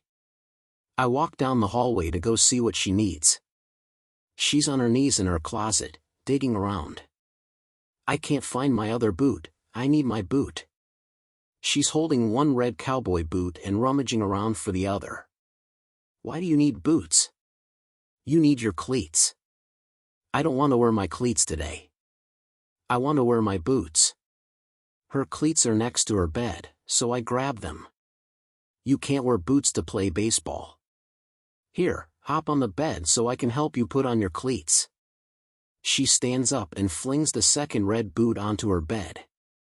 Found it. She giggles and climbs onto her bed and starts putting on her boots. Diem. It's baseball. People don't wear boots to play baseball. I'm wearing boots today. No, you can't, I shut up.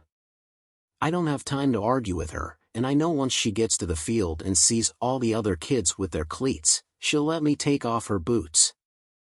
I help her put on the boots and take the cleats with us when I carry her out of the room. Grace meets us at the door and hands Diem a juice pouch. Have fun today. She kisses Diem on the cheek, and then Grace's eyes go to Diem's boots. Don't ask, I say as I open their front door. Bye, Nana. Diem says. Patrick is in the kitchen, and when Diem fails to tell him goodbye, he stomps dramatically toward us. What about Nono? Patrick wanted to go by Papa when Diem started talking, but for whatever reason, she called Grace Nana and Patrick Nono, and it was so funny, Grace and I enforced it enough that it finally stuck. Bye, Nono, Diem says, giggling. We may not get back before you, Grace says. You mind keeping her if we aren't? I don't know why Grace always asks me. I've never said no. I'll never say no. Take your time. I'll take her somewhere for lunch. I put Diem down when we get outside. McDonald's, she says. I don't want McDonald's, I say as we cross the street toward my truck. McDonald's drive-thru. I open the back door to my truck and help her into her booster seat. How about Mexican food? Nope. McDonald's. Chinese? We haven't had Chinese food in a long time. McDonald's. I'll tell you what. If you wear your cleats when we get to the game, we can eat McDonald's. I get her seat belt buckled. She shakes her head. No, I want to wear my boots. I don't want lunch anyway, I'm full. You'll be hungry by lunchtime. I won't, I ate a dragon. I'm gonna be full forever. Sometimes I worry about how many stories she tells, but she's so convincing I'm more impressed than concerned.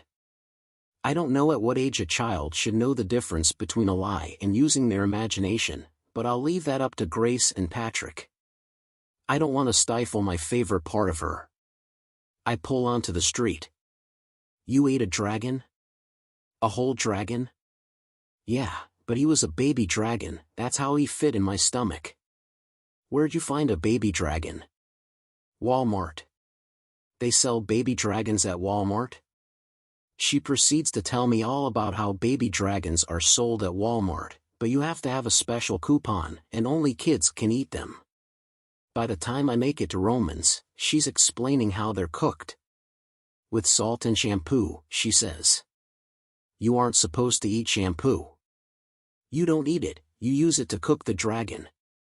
Oh. Silly me.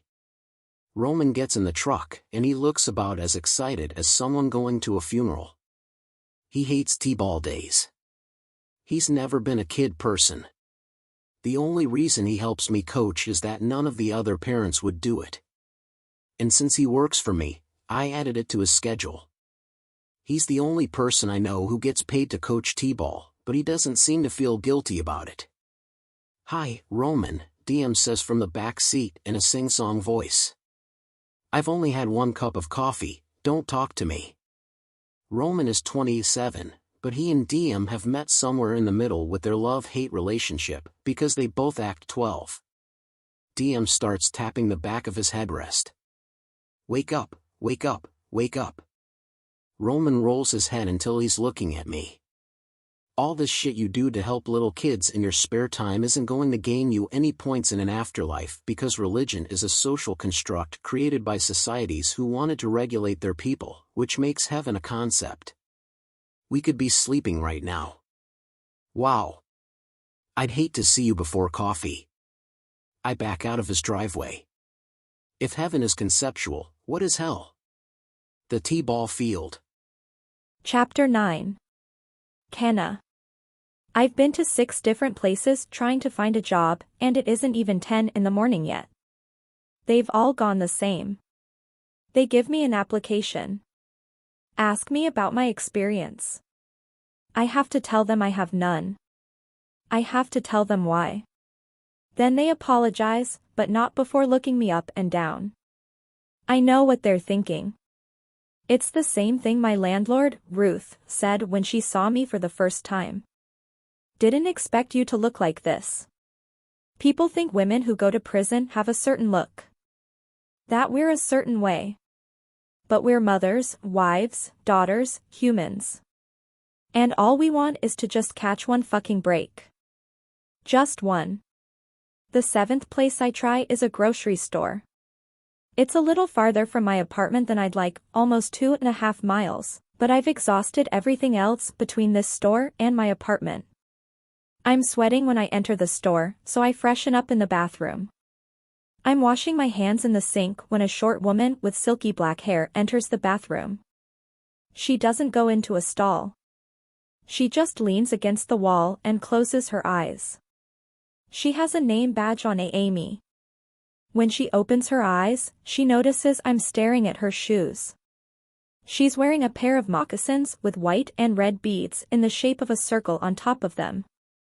You like? She asks, lifting her foot and tilting it from one side to the other. Yeah. They're beautiful. My grandmother makes them. We're supposed to wear sneakers here, but the general manager has never said anything about my shoes. I think he's scared of me. I look down at my muddy sneakers. I recoil at the sight of them. I didn't realize I was walking around with such dirty shoes. I can't apply for a job like this. I take one of them off and start washing it in the sink. I'm hiding, the woman says. I don't normally hang out in bathrooms, but there's an old lady in the store who always complains about everything, and I'm honestly just not in the mood for her bullshit today. I have a 2-year-old and she didn't sleep all night and I really wanted to call in sick today, but I'm the shift manager, and shift managers don't call in sick. We show up. And hide in bathrooms. She grins. Exactly. I switch shoes and start washing the other one. I have a lump in my throat when I say, "Are you guys hiring?" I'm looking for a job. Yeah. But it's probably not anything you're interested in. She must not see the desperation on my face.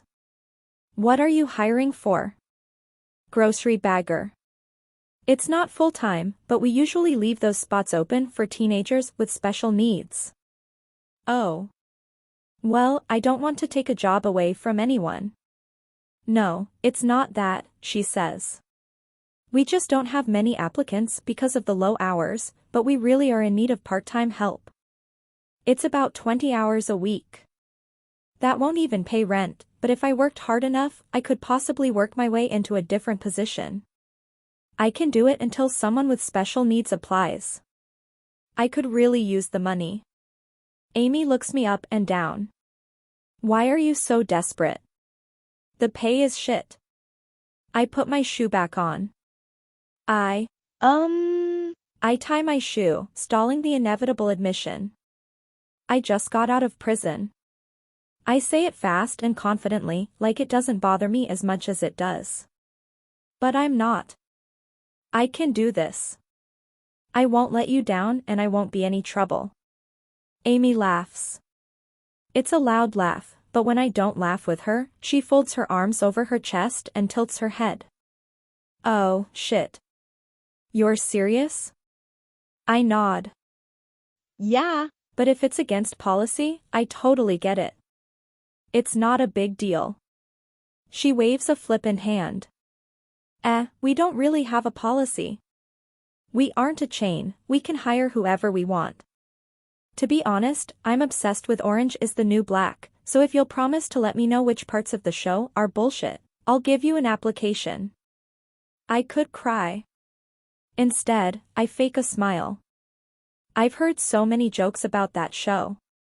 I guess I need to watch it. Amy rolls her head. Yes.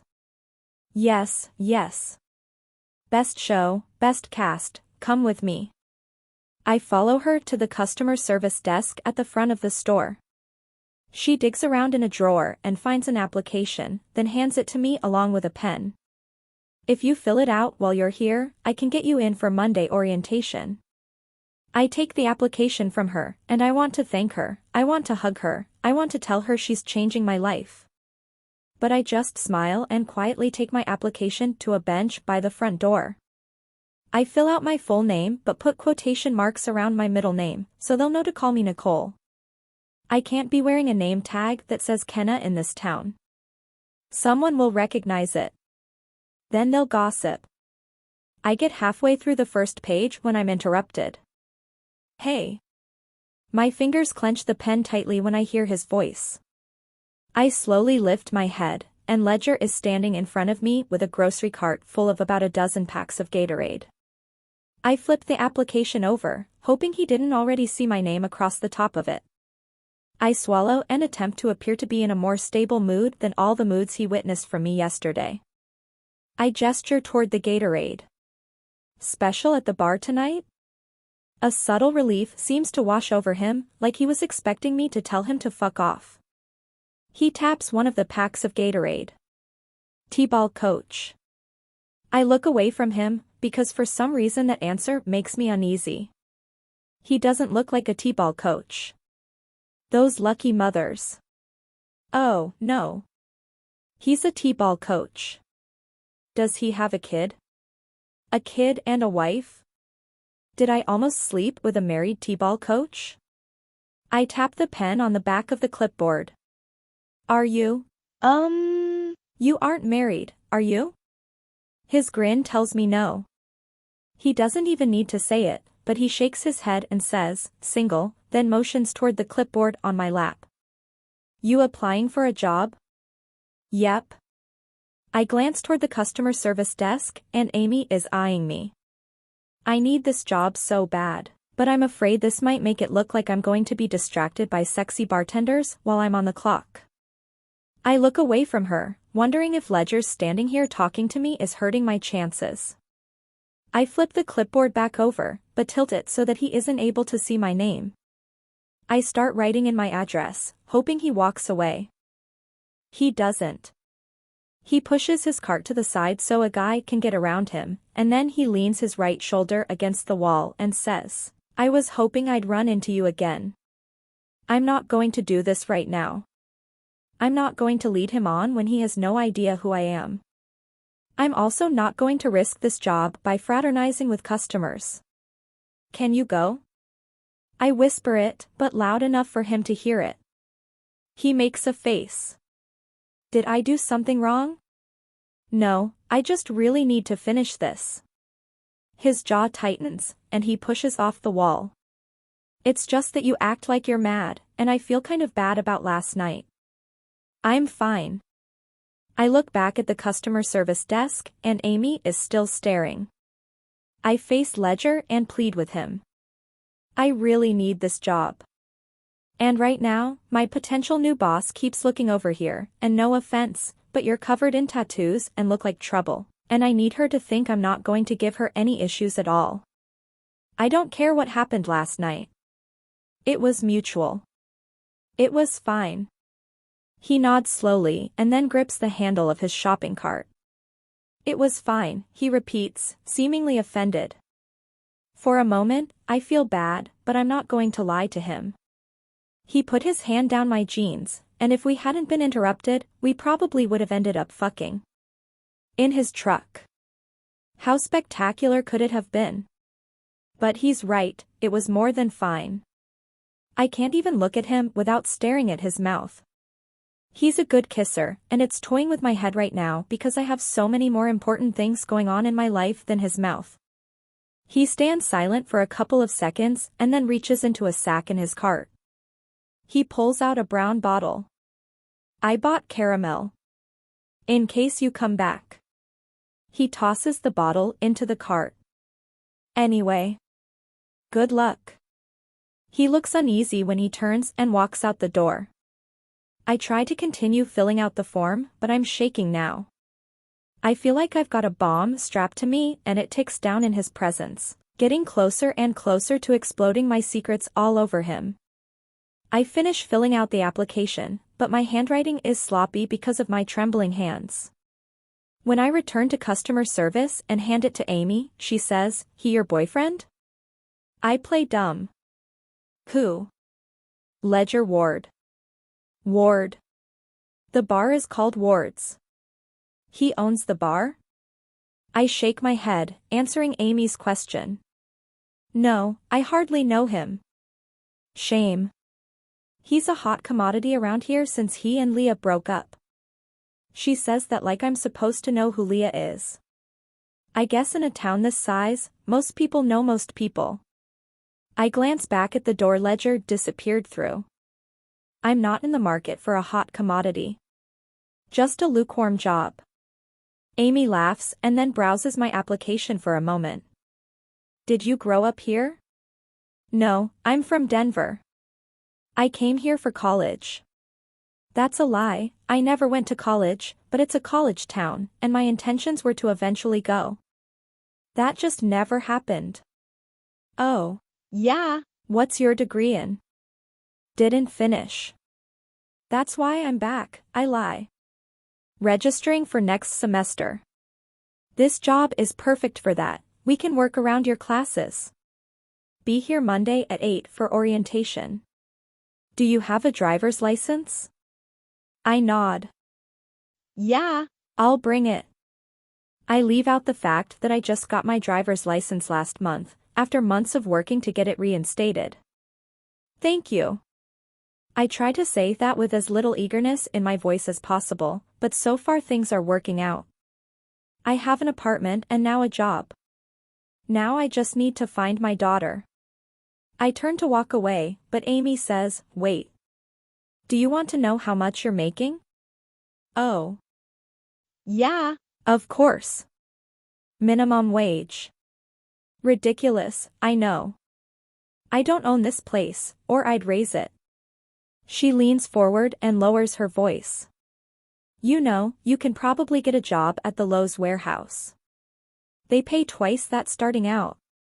I tried online last week. They won't hire me with my record. Oh. Bummer. Well. See you Monday, then. Before I go, I tap my fist on the counter and ask a question I probably shouldn't ask. One more thing. You know the guy I was talking to? Ledger? She raises an amused brow. What about him? Does he have kids? Just a niece or something. She comes in here with him sometimes. Cute girl, but I'm pretty sure he's single and childless. A niece? Or could it be his deceased best friend's daughter? Does he shop here with my daughter? I somehow force a smile through the onslaught of emotions suddenly spiraling through me. I thank her again, but then I leave in a hurry, hoping by some miracle Ledger's truck is still outside and that my daughter is in the truck with him. I look around the parking lot, but he's already gone. My stomach sinks, but I can still feel the adrenaline disguised as hope running through my body. Because now I know he coaches t-ball, and DM more than likely plays on his team, because why else would he coach if he doesn't have children of his own? I debate going straight to the t-ball field, but I need to do this right. I want to speak with Patrick and Grace first. Chapter 10. Ledger. I'm in the dugout pulling the equipment out of the bag when Grady slips his fingers through the chain link fence, gripping it. So? Who is she? I pretend not to know what he's talking about. Who is who? The girl you had in your truck last night. Grady's eyes are bloodshot. It looks like the night shift change is taking a toll on him. A customer. I was just giving her a ride home. Grady's wife, Whitney, is standing next to him now. At least the rest of the mom brigade isn't with her, because I can tell immediately by the way she's looking at me that everyone on the t-ball field is already talking. I can only be confronted by one couple at a time. Grady said you had a girl in your truck last night. I shoot Grady a look, and he holds his hands up helplessly, like his wife yanked the information out of him. It was no one, I repeat. Just giving a customer a ride home. I wonder how many times I'm going to have to repeat this today. Who is she? Whitney asks. No one you know. We know everyone around here, Grady says. She's not from here, I say. I might be lying, I might be telling the truth. I wouldn't know since I know very little about her. Other than what she tastes like. Destin has been working on his swing, Grady says, changing the subject to his son. Wait till you see what he can do. Grady wants to be the envy of all the other fathers. I don't get it. T-ball is supposed to be fun, but people like him put so much competitiveness into it and ruin the sport. 2 weeks ago, Grady almost got into a fight with the umpire. He probably would have hit him if Roman hadn't pushed him off the field. Not sure getting that heated over a T-ball game is a good look for anyone. But he takes his son's sports very seriously. Me, not so much. Sometimes I wonder if it's because DM isn't my daughter. If she were, would I get angry over a sport that doesn't even keep score? I don't know that I could love a biological child more than I love DM, so I doubt I'd be any different when it comes to their sports. Some of the parents assume that since I played professional football I'd be more competitive. I've dealt with competitive coaches my whole life, though. I agreed to coach this team specifically to prevent some competitive asshole from coming in and setting a bad example for DM. The kids are supposed to be warming up, but DM is standing behind home plate shoving T-balls into the pockets of her baseball pants. She's got 2 in each pocket, and now she's trying to shove a third in. Her pants are starting to sag from the weight. I walk over to her and kneel. D, you can't take all the T-balls. They're dragon eggs, she says. I'm going to plant them in my yard and grow baby dragons. I toss the balls one at a time to Roman. That's not how dragons grow. The mama dragon has to sit on the eggs. You don't bury them in the yard. DM bends forward to pick up a pebble, and I notice she has 2 balls stuffed down the back of her shirt. I untuck her shirt, and the balls fall to her feet. I kick them to Roman. Did I grow in an egg? She asks. No, D. You're a human. Humans don't grow in eggs, we grow in, I stopped talking because I was about to say, we grow in our mothers' bellies, but I'm always careful to avoid any talk of mothers or fathers around DM. I don't want her to start asking me questions I can't answer. What do we grow in? She asks. Trees? Shit. I put my hand on DM's shoulder and completely ignore her question because I have no idea what Grace or Patrick has told her about how babies are made. This isn't my wheelhouse. I wasn't prepared for this conversation. I yell for all the kids to go to the dugout, and luckily DM is distracted by one of her friends and walks away from me. I blow out a breath, relieved the conversation ended where it did. I dropped Roman off at the bar to spare him a trip to McDonald's. And yes, we're at McDonald's even though DM didn't wear her cleats at all during the game, because she gets her way with me more often than she doesn't. Choose your battles, they say. But what happens when you never choose any? I don't want to play T-ball anymore, DM says out of the blue. She's dipping her French fry into honey when she makes that decision. The honey dribbles down her hand. I try to get her to eat her fries with ketchup because it's a lot easier to clean, but she wouldn't be DM if she didn't do everything the hardest way possible. You don't like T-ball anymore? She shakes her head and licks her wrist. That's fine. But we only have a few more games, and you made a commitment. What's a commitment? It's when you agree to do something. You agreed to be a part of the team. If you quit in the middle of the season, your friends will be sad. You think you can make it through the rest of the season? If we can have McDonald's after all the games. I narrow my eyes in her direction. Why do I feel like I'm getting swindled? What does swindled mean? She asks. It means you're trying to trick me into getting you McDonald's. DM grins and eats her last fry. I put all our trash on the tray. I grab her hand to lead her out of the store and remember the honey. Her hands are as sticky as a flytrap. I keep wet wipes in my truck for this very reason. A couple of minutes later, she's buckled up in her booster seat and I'm scrubbing her hands and arms with the wet wipe when she says, "When is my mom getting a bigger car?" She drives a minivan. How big of a car does she need? Not Nana, DM says. My mom. Skylar said my mom never comes to my t-ball games, and I told her she will when she gets a bigger car. I stop wiping her hands. She never brings up her mother. This is twice in one day we've brushed the conversation. I guess she's getting to that age, but I have no idea what Grace or Patrick has told her about Kenna, and I have absolutely no idea why she's asking about her mother's car. Who told you your mom needed a bigger car? Nana. She said my mom's car isn't big enough and that's why I live with her and no. That's confusing. I shake my head and throw the wipes in a sack. I don't know. Ask your Nana. I close her door and text Grace as I'm circling around to the driver's side of my truck. Why does DM think her mother isn't in her life because she needs a bigger car? We're a few miles away from McDonald's when Grace calls. I make sure not to answer it on speaker. Hey. DM and I are on our way back. It's my way of letting Grace know I can't say much on my end. Grace sucks in a breath like she's getting ready for a long explanation to my text. Okay, so last week, DM asked me why she doesn't live with her mother.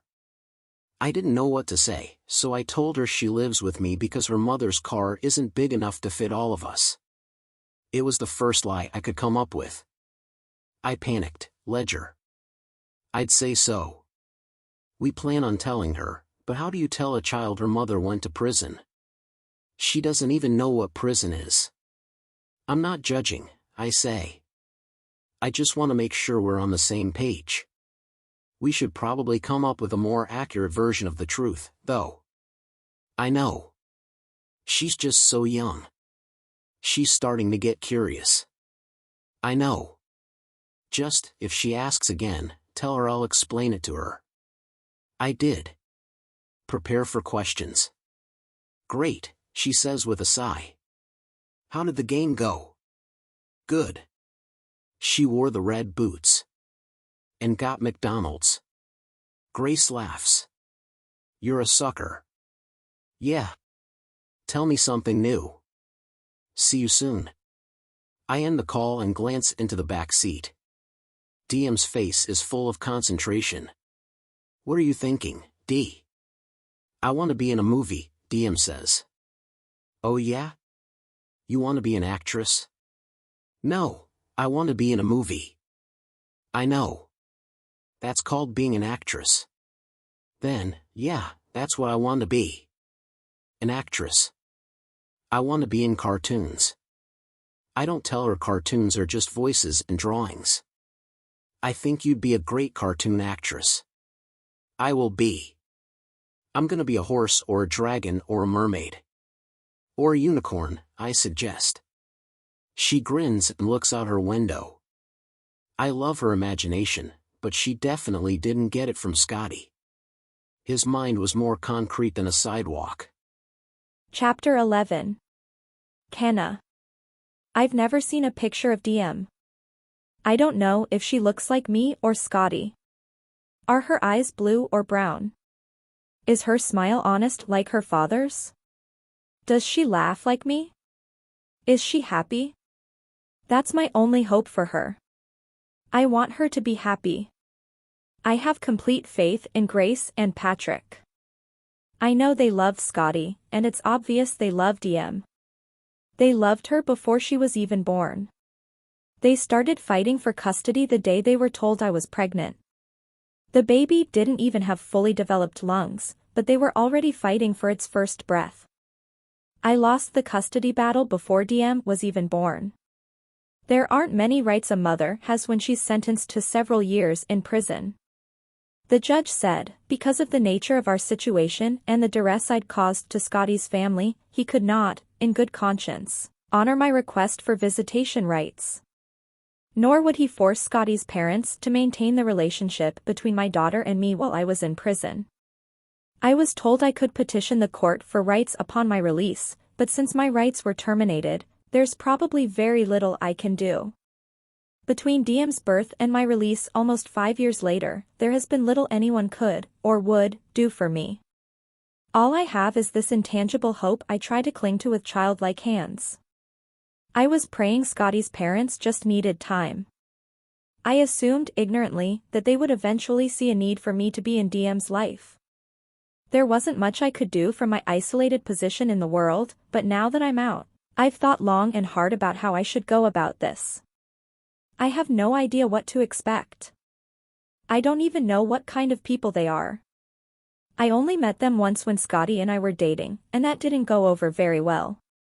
I've tried to find them online, but their profiles are extremely private. There wasn't a single picture of DM online that I could locate. I even looked up all of Scotty's friends whose names I could remember, but I couldn't remember very many, and all their profiles were private. I knew very little about Scotty's life before he met me, and I wasn't with him long enough to truly get to know his friends or his family. 6 months out of the 22 years he lived. Why is everyone from his life so locked down? Is it because of me? Are they afraid of this very thing happening? Me showing up? Me hoping to be a part of my daughter's life? I know they hate me, and they have every right to hate me, but part of me has been living with them for the past 4 years in DM. My hope is that they've found a sliver of forgiveness for me through my daughter. Time heals all wounds, right? Except I didn't leave them with a simple wound. I left them with a casualty. One so heartbreaking there's a possibility it will never be forgiven. It's hard not to cling to hope, though, when all I've been able to do or look forward to is this moment. It's either going to complete me or destroy me. There is no in between. For more minutes before I find out. I'm more nervous in this moment than I was in the courtroom 5 years ago. I grip the rubber starfish tightly in my hand. It's the only toy they had for sale at the gas station next door to my apartment. I could have had the cab driver take me to Target or Walmart, but they're both in the opposite direction of where I'm hoping DM still lives, and I can't afford that much cab fare. After I got hired at the grocery store today, I walked home and took a nap. I didn't want to show up while DM wasn't at Grace and Patrick's, and if Amy is right and Ledger doesn't have kids, it's a reasonable assumption that the little girl he coaches in T-ball is my daughter. And judging by the amount of Gatorade he bought, he was preparing for a long day with a lot of teams, which, using deductive reasoning, would mean it would be hours before DM was back home. I waited as long as I could. I know the bar opens at 5, which means Ledger will likely be taking DM home before then, and I really don't want Ledger to be there when I arrive, so I timed my cab ride to get me there at 5:15. I didn't want to arrive later than that because I don't want to show up when they're having dinner, or after she's gone to bed. I want to do everything right. I don't want to do anything that will make Patrick or Grace feel more threatened by my presence than they probably already will be. I don't want them to ask me to leave before I can even plead my case. In a perfect world, they'll open their front door for me and allow me to reunite with the daughter I've never held. In a perfect world, their son would still be alive. I wonder what I'll see in their eyes when they find me at their front door. Will it be shock? Hatred? How much does Grace despise me? I try to put myself in Grace's shoes sometimes. I try to imagine the hatred she holds for me, what it must feel like from her perspective. Sometimes I lie in bed and close my eyes and try to justify all the reasons this woman is keeping me from knowing my daughter so that I don't hate her back. I think, Kenna, imagine your Grace. Imagine you have a son. A beautiful young man that you love more than life, more than any afterlife. And he's handsome, and he's accomplished. But most importantly, he's kind.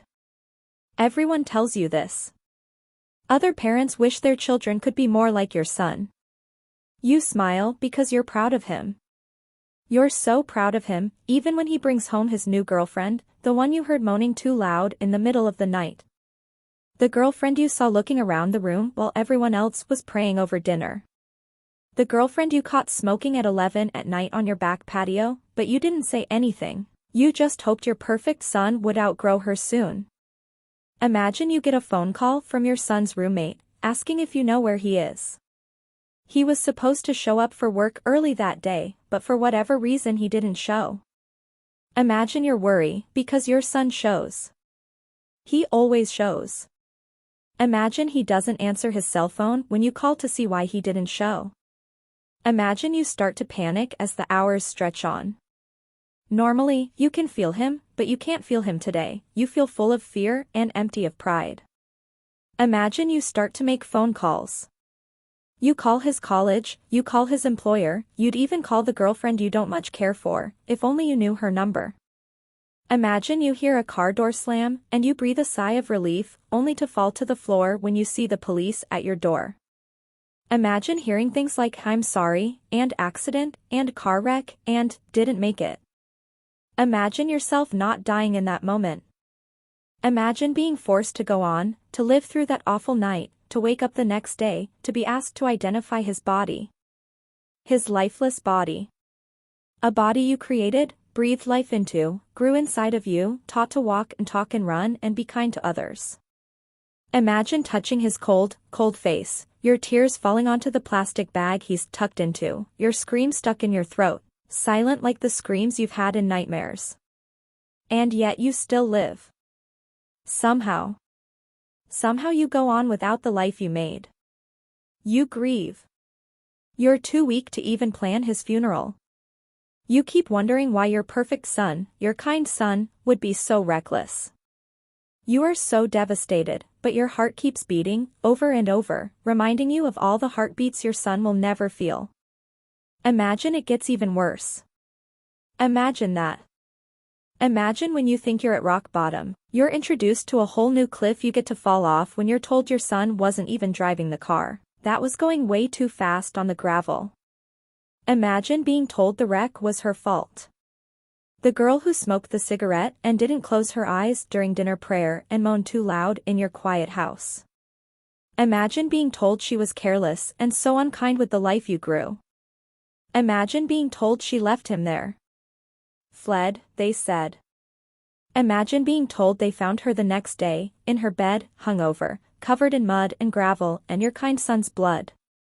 Imagine being told your perfect son had a perfect pulse and might have lived a perfect life, if only he could have had that wreck with a perfect girl. Imagine finding out it didn't have to be this way. He wasn't even dead. 6 hours they estimated he had lived. Several feet he had crawled, searching for you. Needing your help. Bleeding. Dying. 4 hours. Imagine finding out that the girl who moaned too loud and smoked the cigarette on your patio at 11 o'clock at night could have saved him. 1 phone call she didn't make. 3 numbers she never dialed. 5 years she served for his life, like you didn't raise him for 18, watch him flourish on his own for 4, and maybe could have gotten 50 more years with him had she not cut them short. Imagine having to go on after that. Now imagine that girl, the one you hoped your son would grow out of. Imagine after all the pain she's caused you, she decides to show back up in your life. Imagine she has the nerve to knock on your door. Imagine she smiles in your face. Asks about her daughter. Expects to be a part of the tiny little beautiful life your son miraculously left behind. Just imagine it. Imagine having to look into the eyes of the girl who left your son to crawl several feet during his death while she took a nap in her bed. Imagine what you would say to her after all this time. Imagine all the ways you could hurt her back. It's easy to see why Grace hates me. The closer I get to their house, the more I'm starting to hate me too. I'm not even sure why I'm here without being more prepared. This isn't going to be easy. And even though I've been preparing myself for this moment every day for 5 years, I've never actually rehearsed it. The cab driver turns the car onto Scotty's old street. I feel like I'm sinking into the back seat with a heaviness unlike anything I've ever experienced before. When I see their house, my fear becomes audible. I make a noise in the back of my throat that surprises me, but it's taking all the effort inside me to keep my tears at bay. DM could be inside that house right now. I'm about to cross a yard that DM has played in. I'm about to knock on a door that DM has opened. $12 even, the driver says. I fish $15 out of my pocket and tell him to keep the change. I feel like I float out of the car. It's such a weird feeling. I glance into the back seat to make sure I'm not still sitting there. I contemplate asking the driver to wait, but that would be prematurely admitting defeat. I'll figure out how to get home later. Right now, I cling to the impossible dream that it'll be hours before I'm asked to leave. The driver pulls away as soon as I close the door, and I'm left standing on the opposite side of the street from their house. The sun is still hanging bright in the western sky. I wish I'd have waited until dark. I feel like an open target, vulnerable to whatever is about to come at me. I want to hide. I need more time. I haven't even practiced what I'm going to say yet. I've thought about it constantly, but I've never practiced out loud. My breaths become harder and harder to control. I put my hands on the back of my head and breathe in and out, in and out. Their living room curtains aren't open, so I don't feel like my presence is known yet. I sit down on the curb and take a moment to gather myself before walking over there. I feel like my thoughts are scattered at my feet and I need to pick them up one at a time and place them in order. 1. Apologize. 2. Express my gratitude. 3. Beg for their mercy. I should have dressed better. I'm in jeans and the same Mountain Dew t-shirt I had on yesterday.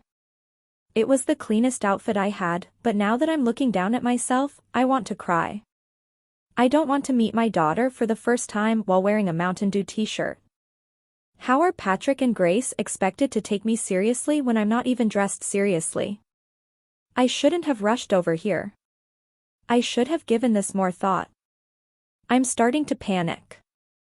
I wish I had a friend. Nicole? I turn toward the sound of his voice. I crane my neck until my eyes meet Ledger's.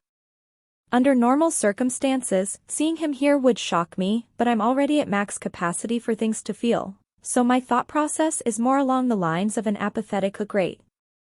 Of course. There's a sharp intensity in the way he's looking at me that sends a chill up my arms.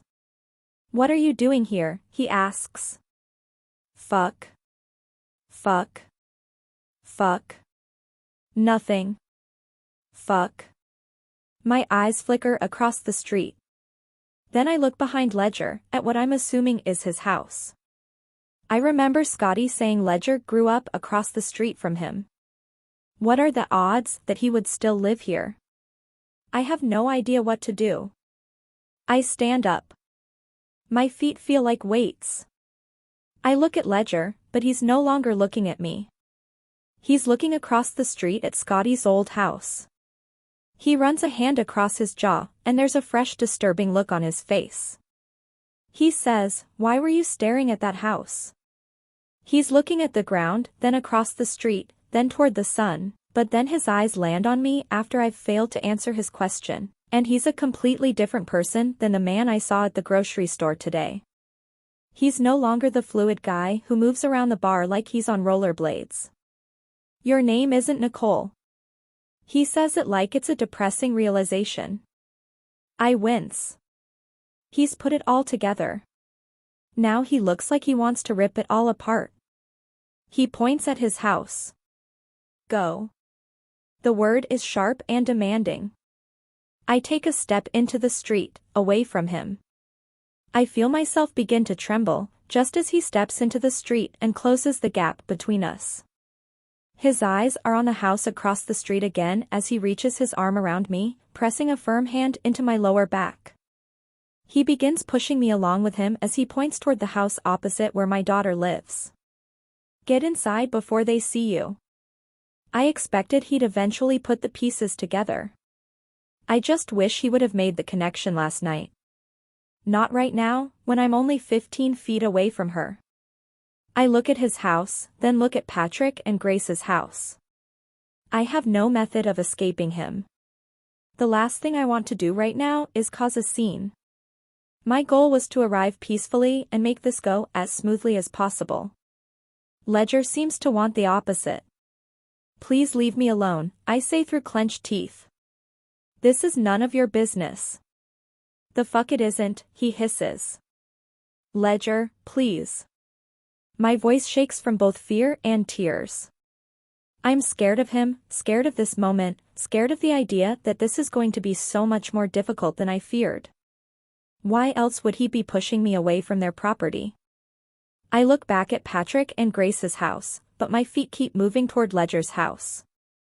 I would put up a fight, but at this point, I'm no longer sure I'm ready to face the Landrys. I thought I was ready when I got into the cab earlier, but now that I'm here and Ledger is mad, I'm absolutely not ready to face them. It's obvious from the last few minutes that my arrival might have been somewhat anticipated and is not at all welcomed. They were likely notified when I was released into transitional housing. They had to be expecting this to happen eventually. My feet are no longer weights. I feel like I'm floating again, high in the air like a balloon, and I'm following Ledger as if he's pulling me along by a string. I feel embarrassed to be here. Embarrassed enough to follow behind Ledger like I have no voice or thoughts of my own. I certainly don't have any confidence in this second. And my shirt is too stupid for a moment of this magnitude. I'm stupid for thinking this was the way to go about it. Ledger closes his door once we're inside his living room. He looks disgusted. I don't know if it's at the sight of me, or if he's thinking about last night. He's pacing the living room, one palm pressed against his forehead. Is that why you showed up at my bar? You were trying to trick me into leading you to her? No, my voice is pathetic. He slides his hands down his face in frustration. He pauses and then just mutters, "God damn it." He is so mad at me. Why do I always make the worst decisions? You've been in town for 1 day. He swipes keys off a table. You really thought this was a good idea? Showing up this soon? This soon? She's 4 years old. I clench an arm over my churning stomach. I don't know what to do. What do I do? What can I do? There has to be something. Some kind of compromise. They can't just collectively decide what's best for DM without consulting me. Can they? They can. I'm the unreasonable one in this scenario. I've just been too scared to admit it. I want to ask him if there's anything I can do to get them to hear me out, but the way he's glaring at me makes me feel completely in the wrong. I begin to wonder if I'm even in a position to ask questions. His focus falls to the rubber starfish in my hand. He walks over to me and holds out his hand. I place the starfish in his palm. I don't know why I hand it over. Maybe if he sees I showed up with a toy, he'll know I'm here with good intentions. Really? A teething ring? He tosses it on his couch like it's the stupidest thing he's ever seen. She's 4. He walks toward his kitchen.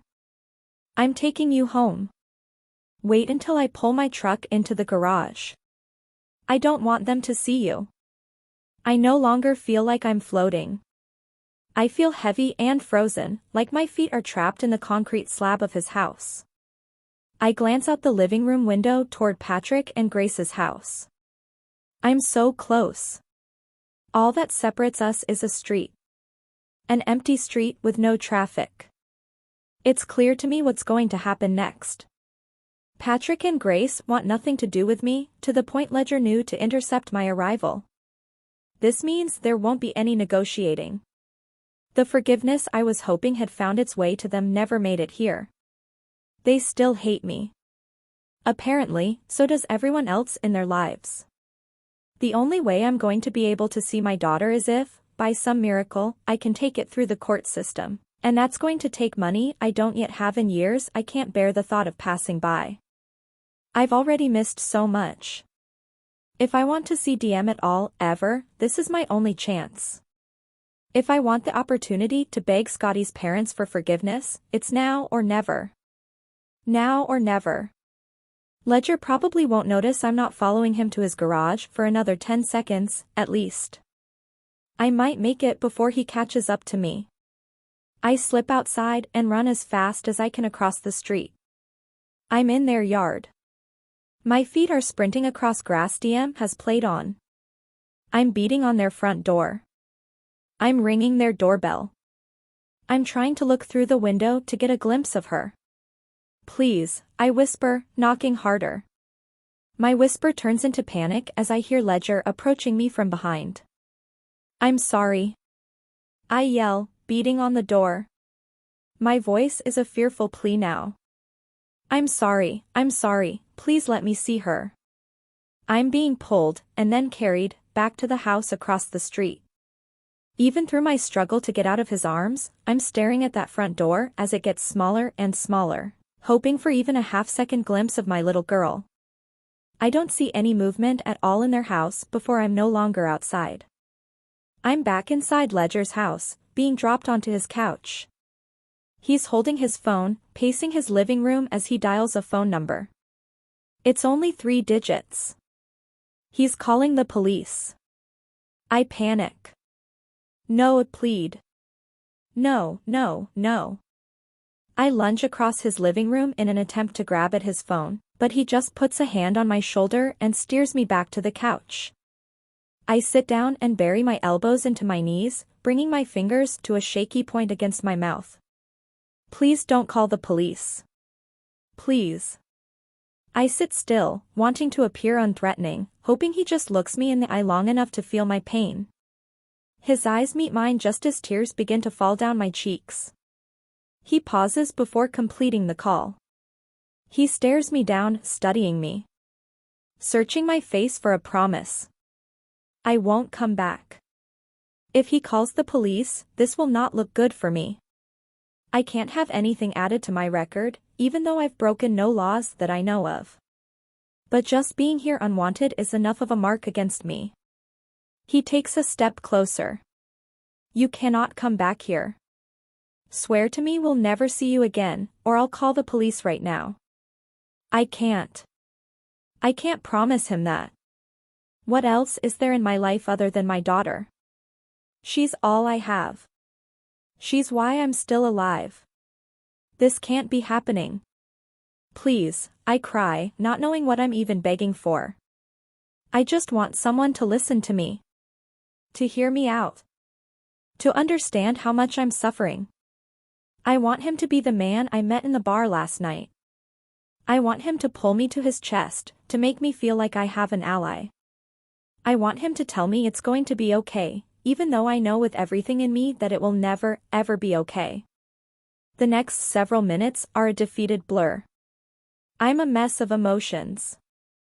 I get into Ledger's truck, and he drives me away from the neighborhood my daughter has been raised in her whole life. I'm finally in the same town as her after all these years, but I've never felt farther away from her than I do in this moment. I press my forehead to the passenger window and I close my eyes, wishing I could start over from the beginning. The very beginning. Or at least fast forward to the end. Chapter 12. Ledger. It's typical for people to be praised in death. Heralded to the point of heroism sometimes. But nothing anyone said about Scotty was embellished for the sake of remembering him fondly. He was everything everyone said about him. Nice, funny, athletic, honest, charismatic, a good son. A great friend. Not a day goes by that I don't wish I could have traded places with him, in life and in death. I'd give up the life I've been living in an instant if it meant he could have just one day with DM. I don't know that I'd be this angry, this protective over DM, if Kenna had just simply caused the accident. But she did so much more than that. She was driving when she shouldn't have been, she was speeding, she was drinking, she flipped the car. And then she left. She left Scotty there to die, and she walked home and crawled into bed because she thought she could get away with it. He's dead because she was scared she'd get in trouble. And now she wants forgiveness. I can't think about the details of Scotty's death right now. Not with her sitting next to me in this truck, because I'd rather be dead than allow her the satisfaction of knowing DM. If it means driving us both off a bridge, I might just be vengeful enough to do that right now. The fact that she thought it would be okay to show up is baffling to me. I'm pissed she's here, but I think my anger is amplified by the knowledge that she knew who I was last night. When we kissed, when I held her, I shouldn't have ignored my gut. There was something off about her. She doesn't look like the Kenna I saw in the articles 5 years ago. Scotty's Kenna had long blonde hair. But I never really looked at her face back then.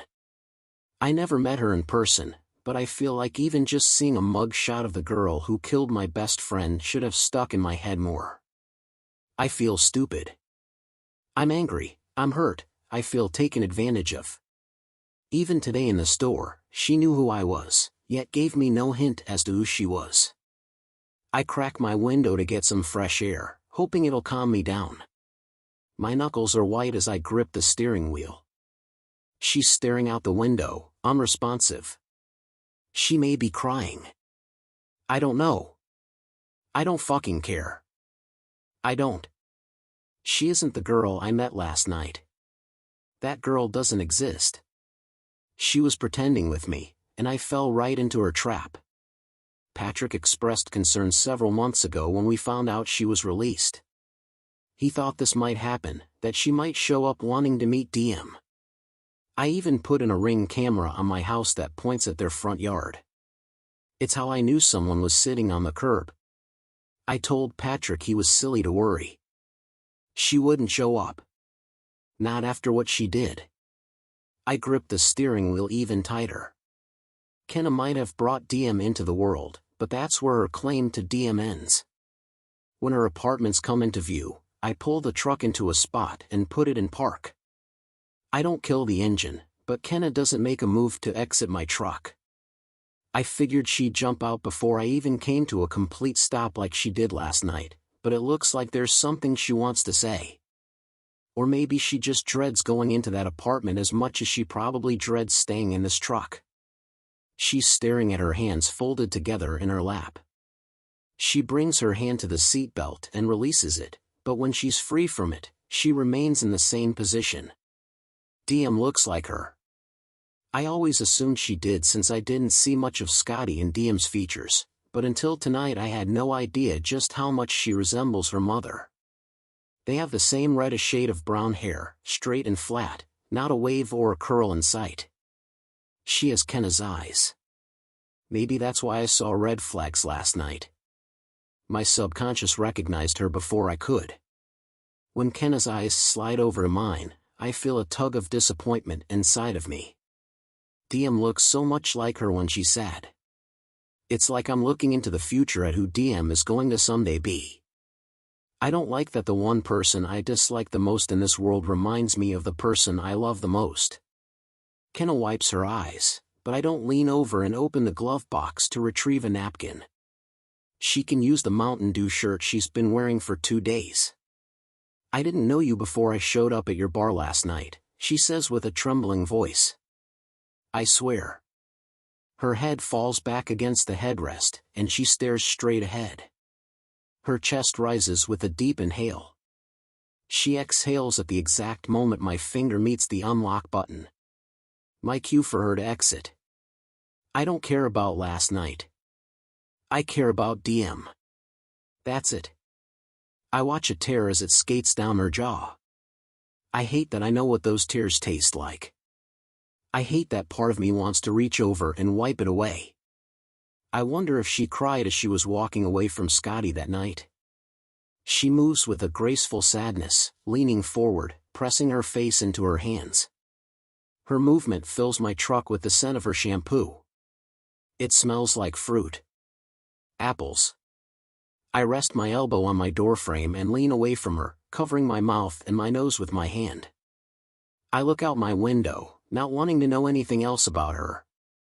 I don't want to know what she smells like, what she sounds like, what her tears look like, what her pain makes me feel like. They don't want you in her life, Kenna.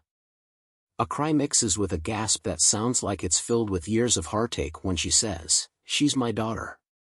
Her voice decides to reconnect with her spirit in this moment. It's no longer a wisp of air escaping her mouth. It's full of panic and desperation. I grip my steering wheel, tapping it with my thumb while I think of how to say what I need for her to understand. DM is their daughter. Your rights were terminated. Get out of my truck, and then do us all a favor and go back to Denver. I don't know if the sob that escapes her is even real. She wipes her cheeks and then opens the door and steps out of my truck. She faces me before closing the door, and she looks so much like DM, even her eyes have grown a shade lighter like DM's do when she cries. I feel that look deep within me, but I know it's only because of how closely she resembles DM. I'm hurting for DM. Not for this woman. Kenna looks torn between walking away, responding to me, or screaming. She hugs herself and looks at me with two huge, devastated eyes. She tilts her face up toward the sky for a second, inhaling a shaky breath. Fuck you, Ledger. The sting of agony in her voice makes me flinch internally, but I remain as stoic as possible on the outside. Her words weren't even a yell. They were just a quiet and piercing statement. She slams my truck door, and then slaps my window with both of her palms. Fuck you. I don't wait for her to say it a third time. I throw the truck in reverse and pull back onto the street. My stomach is in a knot that feels tethered to her fist. The farther I get from her, the more I feel it unravel. I don't know what I expected. I've had this vision of her in my head all these years. A girl with no remorse for what she's done. A mother with no attachment to the child she brought into the world. 5 years of preconceived yet solid notions aren't easy to let go of. Kenna has been one way and one way only in my mind. Unremorseful. Uninvolved. Uncaring. Unworthy.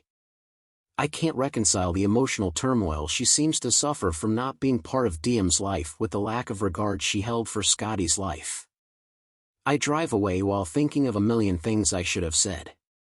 A million questions I still don't have answers to. Why didn't you call for help? Why did you leave him there? Why do you think you deserve to cause another upheaval in the lives you've already destroyed? Why do I still want to hug you? Chapter 13. Kenna. I feel like I'm living my worst-case scenario. Not only did I not get to meet my daughter today, but the only person who might have been able to lead me to her is now enemy number one. I hate him. I hate that I let him touch me last night. I hate that in the brief time I spent with him yesterday, I gave him all the ammunition to label me a liar, a whore, an alcoholic. As if murderer wasn't enough. He's going to go straight to Grace and Patrick and reinforce their hatred for me. He's going to help them build an even sturdier, taller, thicker wall between me and my daughter. I have no one on my side. Not a single person. Hi. I pause halfway up the stairwell. There's a teenage girl sitting at the top of the stairs.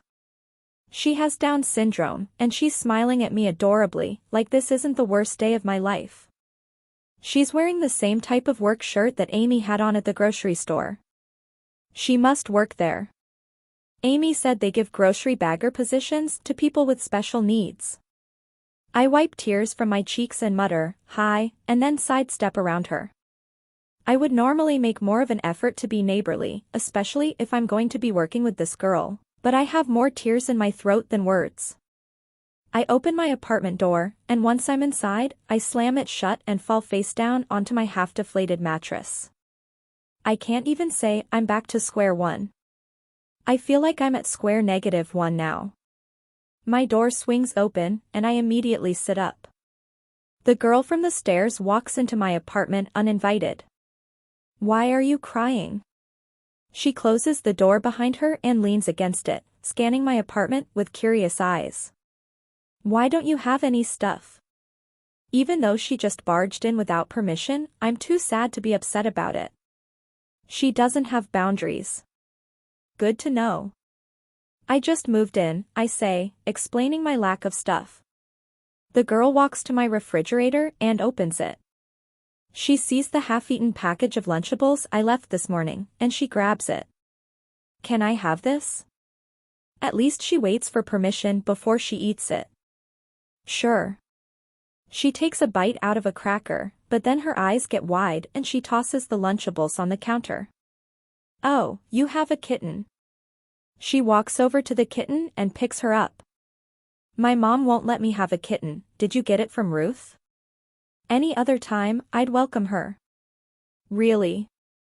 But I just don't have the strength to be friendly during one of the worst moments of my life. I need to have a decent breakdown, and I can't do that with her here. Can you please go? I say it as nicely as possible, but asking someone to leave you alone can never not sting.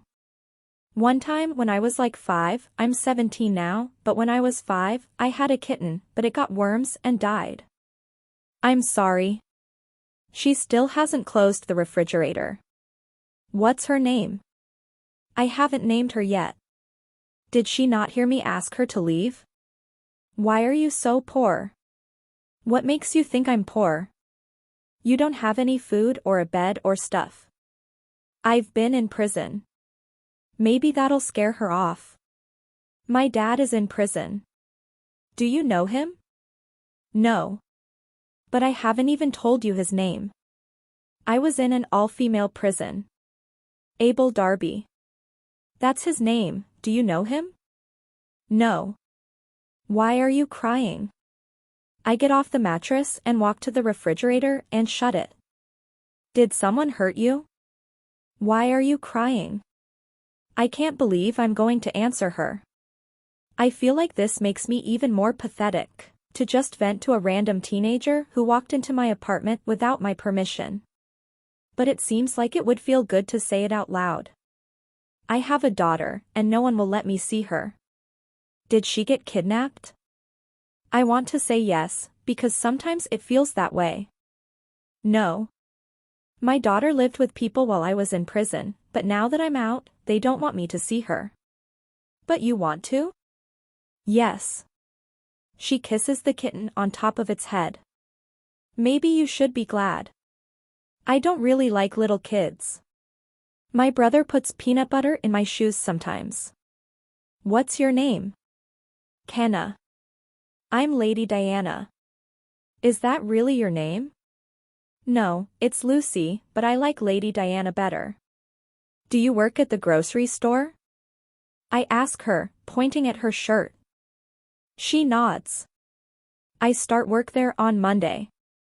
I've worked there for almost 2 years. I'm saving to buy a computer, but I haven't saved anything yet. I'm gonna go eat dinner now. She hands me the kitten and starts walking toward my door. I have some sparklers. When it gets dark later, do you want to light them with me? I lean against my counter and sigh. I don't want to say no, but I also have a feeling my breakdown is going to last at least until morning. Maybe another time. Lady Diana leaves my apartment. I lock the door this time, and then I immediately grab my notebook and write a letter to Scotty because it's the only thing that can prevent me from crumbling. Dear Scotty. I wish I could tell you what our daughter looks like, but I still have no idea. Maybe it's my fault for not being honest with Ledger about who I was last night. He seemed to take that as some type of betrayal when he realized who I was today. I didn't even get to see your parents because he was so angry I was there. I just wanted to see our daughter, Scotty. I just wanted to look at her. I'm not here to take her from them, but I don't think Ledger or your parents have any idea what it's like to carry a human inside of you for months, only to have that tiny little human ripped away from you before you even get to meet them. Did you know that when an incarcerated woman gives birth, if they're almost finished with their sentence, they sometimes get to keep their babies with them? This mostly happens in jails, where the sentences are shorter. It sometimes happens in prisons, but it's rare. In my case, I was just beginning my sentence when I gave birth to DM, which made it to where she wasn't allowed to stay with me in the prison. She was a preemie, and as soon as she was born, they noticed her breathing wasn't where they wanted it to be, so they immediately whisked her away and transferred her to the NICU. They gave me an aspirin, some oversized pads, and eventually took me back to the facility with empty arms and an empty womb. Depending on the circumstances, some mothers are allowed to pump, and their breast milk is stored and delivered to their baby. I wasn't one of the lucky ones. I wasn't allowed to pump, and I wasn't allowed anything that would help my milk dry up. 5 days after DM was born, I was in the prison library, crying in a corner because my milk had come in, my clothes were soaking wet, and I was still emotionally devastated and physically spent. That's when I met Ivy. She had been there for a while, knew all the guards well, all the rules, how far she could bend them and who would let her. She saw me crying while holding a book about postpartum depression. Then she saw my soaking wet shirt, so she took me to a bathroom and helped me clean up. She meticulously folded up paper towels into squares and handed them to me one by one while I layered them inside my bra. Boy or girl, she asked. Girl. What did you name her? DM. That's a good name. A strong name. She healthy? She was a preemie, so they took her as soon as she was born. But a nurse said she was doing well. Ivy winced when I said that. They gonna let you see her? No. I don't think so. Ivy shook her head, and I didn't know it then, but Ivy had a way of communicating entire conversations through all the different ways she shook her head. I'd slowly learned them over the years, but that day, I didn't know the way she shook her head translated to, those bastards. She helped me dry my shirt, and when we got back to the library, she sat me back down and said, here's what you're gonna do. You're gonna read every book in this library. Pretty soon you'll start to live in the lavish worlds inside these books, rather than the bleak world inside this prison. I was never a big reader. I didn't like her plan. I nodded, but she could tell I wasn't listening to her. She pulled a book off the shelf and handed it to me. They took your baby from you. You won't ever get over that. So, you decide right now, right here. Are you gonna live in your sadness or are you gonna die in it? That question punched me in my stomach, the stomach that no longer contained my daughter. Ivy wasn't giving me a pep talk. In a lot of ways, it was the opposite. She wasn't saying I would move past what I was feeling, or that things would get easier. She was telling me this was it, the misery I felt was my new normal. I could either learn to live with it or I could let it consume me. I swallowed and said, I'm gonna live in it. Ivy smiled and squeezed my arm. There you go, Mama. Ivy didn't know it, but she saved me that day with her brutal honesty. She was right. My normal would never be the same. It hadn't been the same since I lost you, and losing our daughter to your parents just pushed me even further from center. The way I felt when they took her from me back then is the exact same defeated misery I feel right now. Ledger has no idea how much his actions tonight have broken the last few pieces of me. Ivy has no idea how much her words from almost 5 years ago are still somehow saving me. Maybe that's what I'll name the kitten. Ivy. Love. Kenna. Chapter 14. Ledger. I've received 3 calls from Patrick on my drive back to the house, but I haven't answered any of them because I'm too angry at Kenna to have a conversation about her over the phone. I was hoping the Landrys didn't hear her beating on their door, but it's obvious they did. Patrick is waiting in my yard when I pull back into my driveway. He's talking before I even get out of the truck. What does she want? He asks. Grace is a mess. Do you think she's going to try to fight the termination? The lawyer said it would be impossible. He's still spitting questions at me as he follows me into the kitchen. I toss my keys on the table. I don't know, Patrick. Should we get a restraining order? I don't think you have grounds to do that. She hasn't threatened anyone. He paces the kitchen, and I watch as he seems to grow smaller and smaller. I pour him a glass of water and hand it to him. He downs the whole thing and then takes a seat on one of the bar stools. He drops his head into his hands. The last thing DM needs is for that woman to be in and out of her life. After what she did to Scotty, we can't. She won't show up here again, I say. She's too afraid of having the cops called on her. My comment only heightens his worry. Why? Is she trying to keep her record clean in case she can take us to court? She lives in a shithole. I doubt she has money to hire an attorney. He stands up. She's living here? I nod. Paradise Apartments. I don't know how long she plans to stay. Shit, he mutters. This is going to destroy Grace. I don't know what to do. I don't have any advice for him. As involved as I am in her life, I'm not Diem's father. I haven't been the one raising her since she was born. This isn't my fight, even though I've somehow immersed myself in the middle of it. I may not have legal say, but I have opinions. Strong ones. As much as the entire situation doesn't have one single positive outcome for all parties involved, the simple truth is that being a part of Diem's life is a privilege, and Kenna lost that privilege the night she decided her freedom was worth more than Scotty's life. Grace isn't strong enough to face Kenna. Patrick may not be strong enough either, but Patrick has always made sure to at least pretend to be as strong as Grace needs him to be. He'd never act this distraught in front of Grace. He saves this side of himself for the moment Scotty's death gets to be too much. The moments he needs to escape and cry alone in my backyard. Sometimes I can see them both start to unravel.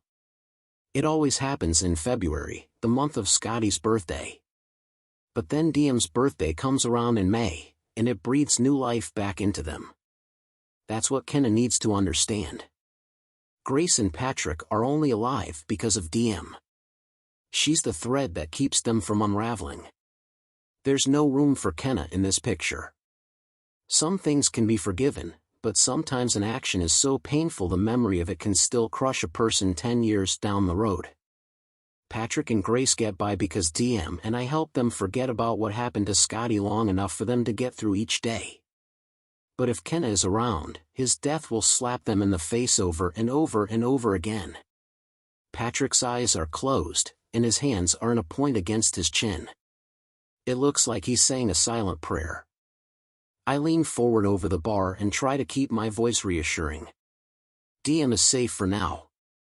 Kenna is too scared to have the cops called on her and too broke to start a custody battle. You've got the advantage.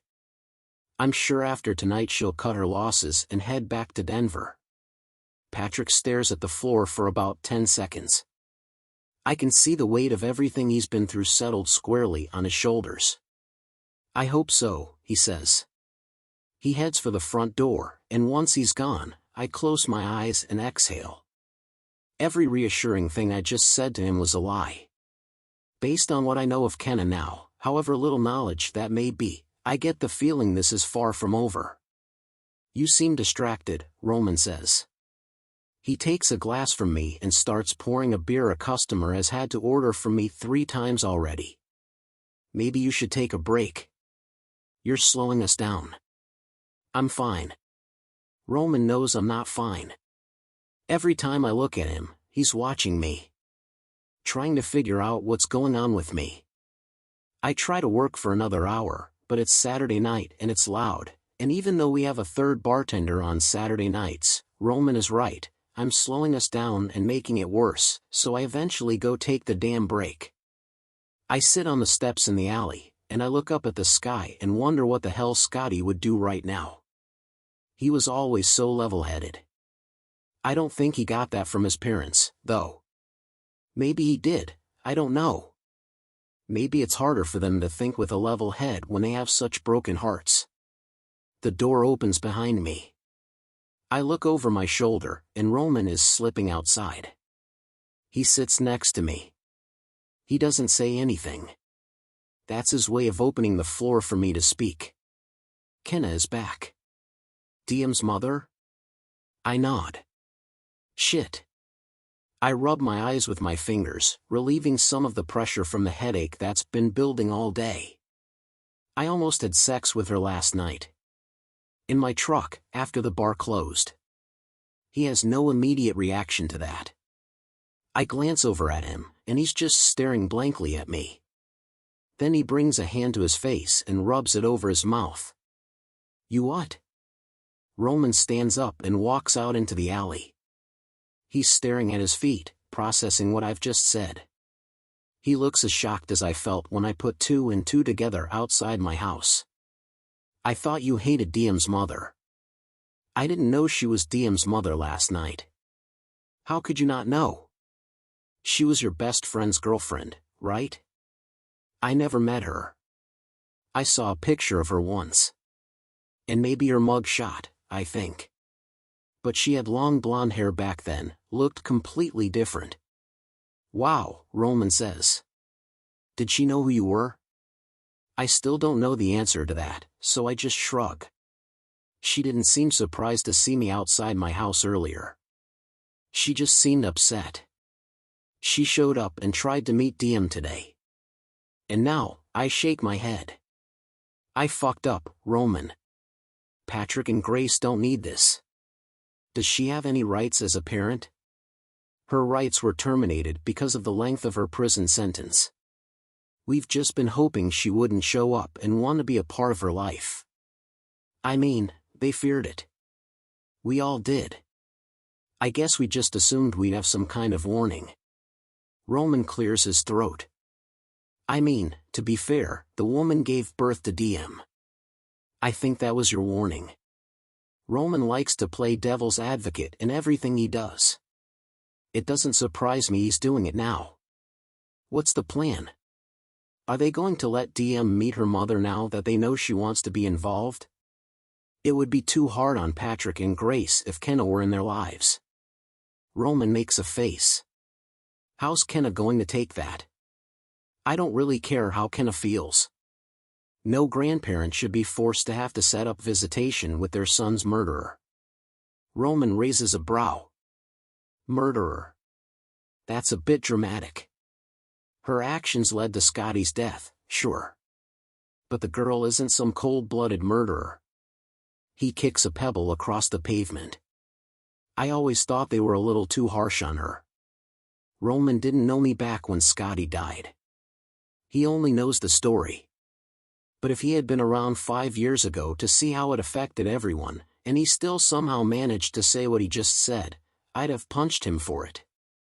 But he's just being Roman. Devil's advocate. Uninformed. What happened when she showed up? What did they say to her? She didn't make it that far. I intercepted her in the street and dropped her off at her apartment. Then I told her to go back to Denver. Roman shoves his hands in his pockets. I watch his face, looking for the judgment. How long ago was this? He asks. It's been a few hours. You aren't worried about her? Who? Diem? He shakes his head with a small laugh, like I'm not following. I'm talking about Kenna. Does she have family here? Friends? Or did you drop her off alone after telling her to fuck off? I stand up and brush the back of my jeans. I know what he's getting at, but it's not my problem. At least that's what I keep telling myself. Maybe you should go check on her, he suggests. I'm not going to check on her. Roman looks disappointed. You're better than this. I can feel my pulse hammering in my throat. I don't know if I'm more pissed at him or at Kenna right now. Roman takes a step closer. She's responsible for the accidental death of someone she was in love with. As if that wasn't hard enough, she went to prison for it and was forced to give up her own child. She finally shows back up hoping to meet her, and you do God knows what with her in your truck, and then you prevent her from meeting her daughter, and then you tell her to fuck off. No wonder you've been slamming shit around all night. He walks back up the steps, but before he goes inside, he turns to me and says, "You're the reason I'm not dead in a ditch somewhere, Ledger. You gave me a chance when everyone else gave up on me. You have no idea how much I look up to you for that. But it's really hard to look up to you right now. You're acting like an asshole." Roman walks back inside the bar. I stare at the door after it closes, and then I hit it. Fuck. I start pacing in the alley. The more I pace, the guiltier I feel. I've been unequivocally on Patrick and Grace's side since the day I found out what happened to Scotty, but the more seconds that pass between Roman's words and my next decision, the more uneasy I feel about it all. There are two possibilities running through my head right now. The first is that Kenna is exactly who I've always believed her to be, and she showed up here selfishly, only thinking of herself and not at all thinking of what her presence would do to Patrick and Grace, or even DM. The second possibility is that Kenna is a devastated, grieving mother who simply aches for a child she desperately wants to do right by. And if that's the case, I don't know that I'm okay with how I left things tonight. What if Roman is right? What if I ripped away every ounce of hope she had left? If so, where does that leave her? Alone in an apartment with no future to look forward to? Should I be worried? Should I check on her? I paced the alley behind the bar for several more minutes, until I finally asked myself the question that keeps circling back around. What would Scotty do? Scotty always saw the best in people, even in those who I failed to find good in at all. If he were here, I can only imagine how he would be rationalizing all of this. You were too harsh, Ledger. Everyone deserves the benefit of the doubt, Ledger. You won't be able to live with yourself if she takes her own life, Ledger. Fuck, I mutter. Fuck, fuck, fuck. I don't know Kenna's personality at all. The reaction she had earlier could just be dramatics for all I know. But she could also be in a really dark place, and I can't sleep with that on my conscience. I feel unsettled and frustrated as I get in my truck and head back to her place. Maybe I should feel a sense of relief that I now think Roman was wrong, but I just feel pissed. Kenna isn't holed up inside her apartment. She's outside, looking like she doesn't have a care in this world. She's playing with fucking fireworks. Sparklers. Her and some girl, twirling around in the grass like she's a kid and not a grown-ass adult who, just hours earlier, acted like her world was coming to an end. She didn't see me pull up because her back was to the parking lot, and she hasn't noticed I've been sitting here for several minutes. She lights another sparkler for the girl, who then proceeds to make a mad dash with her sparkler and leave trails of light with her as she disappears around the corner. Once Kenna is alone, she presses her palms to her eyes and tilts her face up to the sky. She stands like that for a few seconds. Then she wipes her eyes with her t-shirt. The girl reappears and Kenna smiles, then the girl disappears, and Kenna lets her face fall back into a frown. She's just turning it on and off and on and off, and I don't like that. I like that she's pretending not to be sad every time that girl comes running back to her. Maybe Roman was right. The girl returns once more and hands her another sparkler. As she's lighting it, Kenna looks up and spots my truck. Her whole body seems to shrivel, but she forces a smile toward the girl and makes a motion for the girl to run around the building. As soon as the girl is gone again, Kenna begins to head in my direction. It's obvious I've been sitting here watching her. I don't even try to hide that. I unlock my door right before she reaches my truck and climbs inside. She slams the door. Are you here with good news? I shift in my seat. No. She opens the door and starts to get out. Wait, Kenna. She pauses, and then closes the door and remains in my truck. It's so quiet. She smells like gunpowder and matches, and there's a strange current inside this truck that's so palpable I expect the whole damn truck to explode. But it doesn't. Nothing happens. No one speaks. I finally clear my throat. Are you gonna be okay? My concern is buried beneath a stone-cold exterior, so I know my question seems forced, as if I don't care what the response might be. Kenna tries to get out of the truck again, but I grab her wrist. Her eyes meet mine. Are you gonna be okay? I repeat. She stares hard at me with her swollen, red eyes. Are you? She shakes her head, seemingly confused. Are you here because you're afraid I might kill myself? I don't like how she seems to want to laugh at my concern. Am I worried you aren't in a good headspace? I ask, reframing her question. Yeah. I am. I wanted to make sure you were okay. Her head tilts slightly to the right as she turns her whole body so that she's facing me in her seat. Her shoulder-length strands of straight hair lean with her. That's not it, she says. You're worried if I end my life, you'll be left feeling guilty that you've been so unbearably cruel to me. That's why you came back. You don't care if I actually kill myself, you just don't want to be the impetus for my decision. She shakes her head with a shallow laugh. You did it. You checked on me.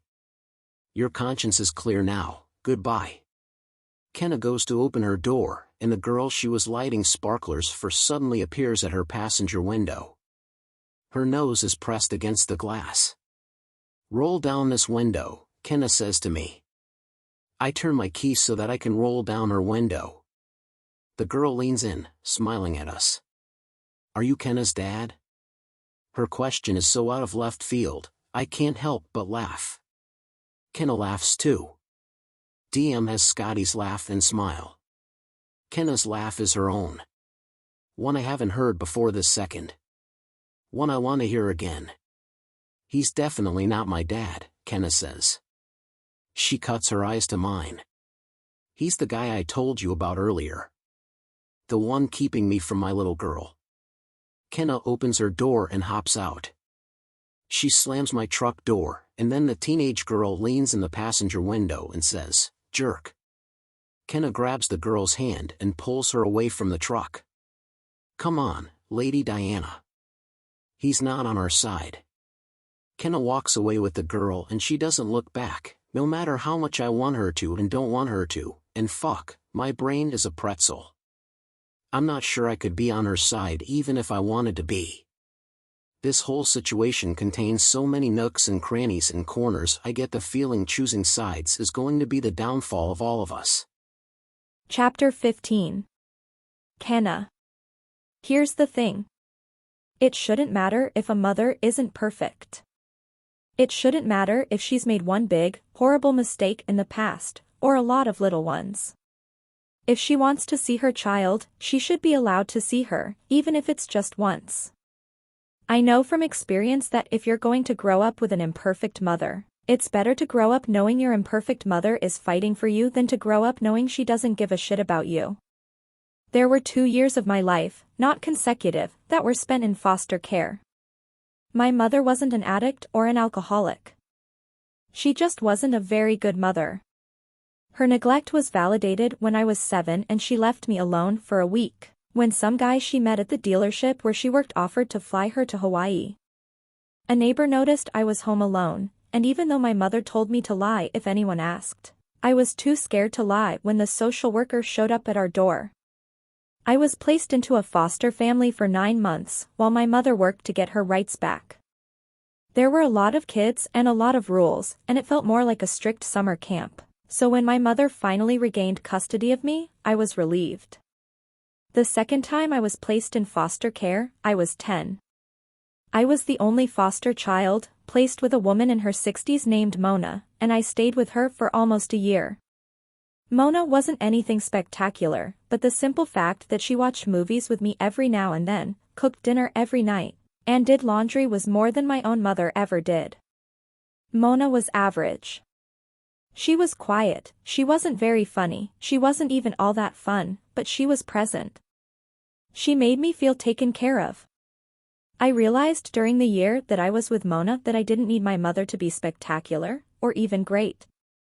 I just wanted my mother to be adequate enough to not have the state intervene in her parenting. That isn't too much for a child to ask of the parent who gave them life. Just be adequate. Keep me alive. Don't leave me alone. When my mother regained custody of me for the second time and I had to leave Mona, it was different than the first time I was returned to her. I wasn't excited to see her. I had turned 11 while living with Mona, and I came home with all the appropriate emotions an 11-year-old would develop with a mother like mine. I knew that I was going back to an environment where I would have to fend for myself, and I wasn't happy. I was being returned to a mother who wasn't even adequate. Our relationship never got back on track after that. My mother and I couldn't have a conversation without it turning into a fight. After a few years of this, when I was around 14, she eventually stopped trying to parent me, and instead it felt like I had become her enemy. But I was self-sufficient by then and didn't need my mother coming in twice a week, and pretending she had any say over me when she knew nothing about my life, or who I was as a person. We lived together until I graduated high school, but we were not friends and there was no relationship between us whatsoever. When she spoke to me, her words were insults. Because of that, I eventually just stopped speaking to her. I preferred the neglect over the verbal abuse. By the time I met Scotty, it had been 2 years since I'd heard her voice. I thought I'd never speak to her again, not because we had some huge falling out, but because our relationship was a burden and I think we both felt like we'd been set free when that relationship broke down. I didn't realize how desperate I would one day become, though. We had gone almost 3 years without speaking when I reached out to her from prison. I was desperate. I was 7 months pregnant, Grace and Patrick had already filed for custody, and because of the length of my sentence, I found out they were also petitioning for termination of my parental rights. I understood why they were doing it.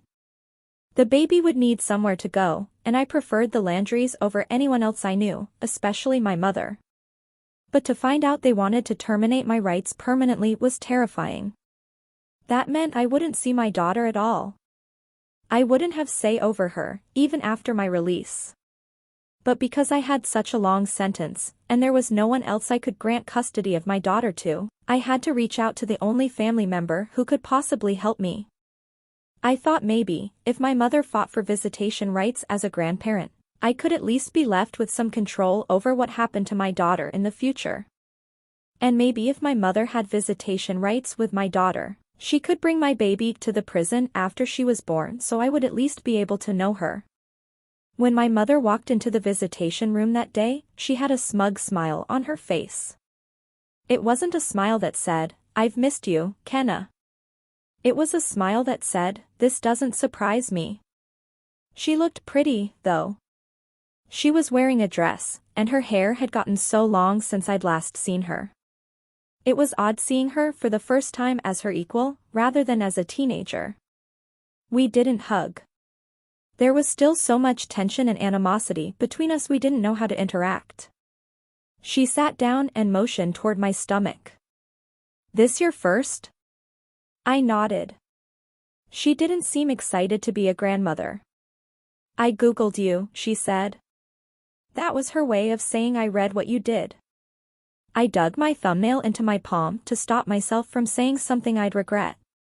But every word I wanted to say was a word I'd regret, so we sat there in silence for the longest time while I tried to figure out where to start. She tapped her fingers on the table, growing impatient with my silence. "So? Why am I here, Kenna?" She pointed at my stomach. "You need me to raise your child?" I shook my head. I didn't want her to raise my child. I wanted the parents who raised a man like Scotty to raise my child, but I also wanted to see my child, so as much as I wanted to get up and walk away from her in that moment, I didn't. No. The paternal grandparents are getting custody of her. But my mouth was dry. I could feel my lips sticking together when I said, "I was hoping you'd petition for visitation rights as the grandmother." My mother tilted her head. "Why?" The baby moved at that moment, almost as if she was begging me not to ask this woman to have anything to do with her. I felt guilty, but I was out of options. I swallowed and put my hands on my stomach. "They want to terminate my rights. If they do that, I'll never get to see her. But if you have rights as a grandmother, you could bring her here to see me every now and then." I sounded like the 6-year-old version of myself. Scared of her, but still in need of her. "It's a 5-hour drive," my mother said. I didn't know where she was going with that comment. "I have a life, Kenna. I don't have time to take your baby on 5-hour road trips to see her mother in prison every week. It wouldn't have to be weekly. Just whenever you can." My mother shifted in her seat. She looked angry with me, or annoyed. I knew she'd be bothered by the drive, but I thought once she saw me, she'd at least think the drive was worth it. I was at least hoping she'd show up wanting to redeem herself. I thought maybe, after finding out she was going to be a grandmother, she'd feel like she got a do-over, and she'd actually try this time. I haven't received one phone call from you in 3 years, Kenna. Now you're asking for favors? I didn't get a single phone call from her either, but I didn't bring that up. I knew it would only make her angry. Instead, I said, please. They're going to take my baby. There was nothing in my mother's eyes. No sympathy. No empathy. I realized in that moment that she was glad she'd gotten rid of me and had no intention of being a grandmother. I'd expected it. I was just hoping she'd grown a conscience in the years since I'd last seen her. Now you'll know how I felt every time the state took you from me. I went through so much to get you back both times, and you never appreciated it. You never even said thank you. She really wanted a thank you? She wanted me to thank her for being so shitty at being a parent that the state took me from her twice? I stood up and left the room in that moment. She was saying something to me as I left, but I couldn't hear her because I was so angry at myself for being desperate enough to call her. She hadn't changed. She was the same self-centered, narcissistic woman I had grown up with. I was on my own. Completely. Even the baby still growing in my stomach didn't belong to me. Chapter 16. Ledger. Patrick and I started building the swing set in my backyard today. Diem's birthday isn't for a few more weeks, but we figured if we could get it put together before her party, she and her friends would have something to play on. The plan sounded feasible, but neither of us knew building a swing set would be a lot like building an entire damn house. There are pieces everywhere, and without instructions, it's caused Patrick to mutter fuck at least 3 times. He rarely ever uses that word. We've avoided talk of Kenna up to this point. He hasn't brought it up, so I haven't brought it up, but I know it's all he and Grace have been thinking about since she showed up on our street yesterday. But I can tell the silence on that subject is about to end, because he stops working and says, "Welp." That's always the word Patrick uses before he's about to start a conversation he doesn't want to have, or if he's about to say something he knows he shouldn't say. I picked up on it when I was just a teenager. He'd walk into Scotty's room to tell me it was time for me to go home, but he'd never actually say what he intended to say. He'd just talk around it. He'd tap the door and say, "Welp. Guess you two have school tomorrow." Patrick sits in one of my patio chairs and rests his tools on the table. "It's been quiet today," he says. I've learned to decipher the things he doesn't say. I know he's referring to the fact that Kenna hasn't shown back up. "How's Grace?" "On edge," he says.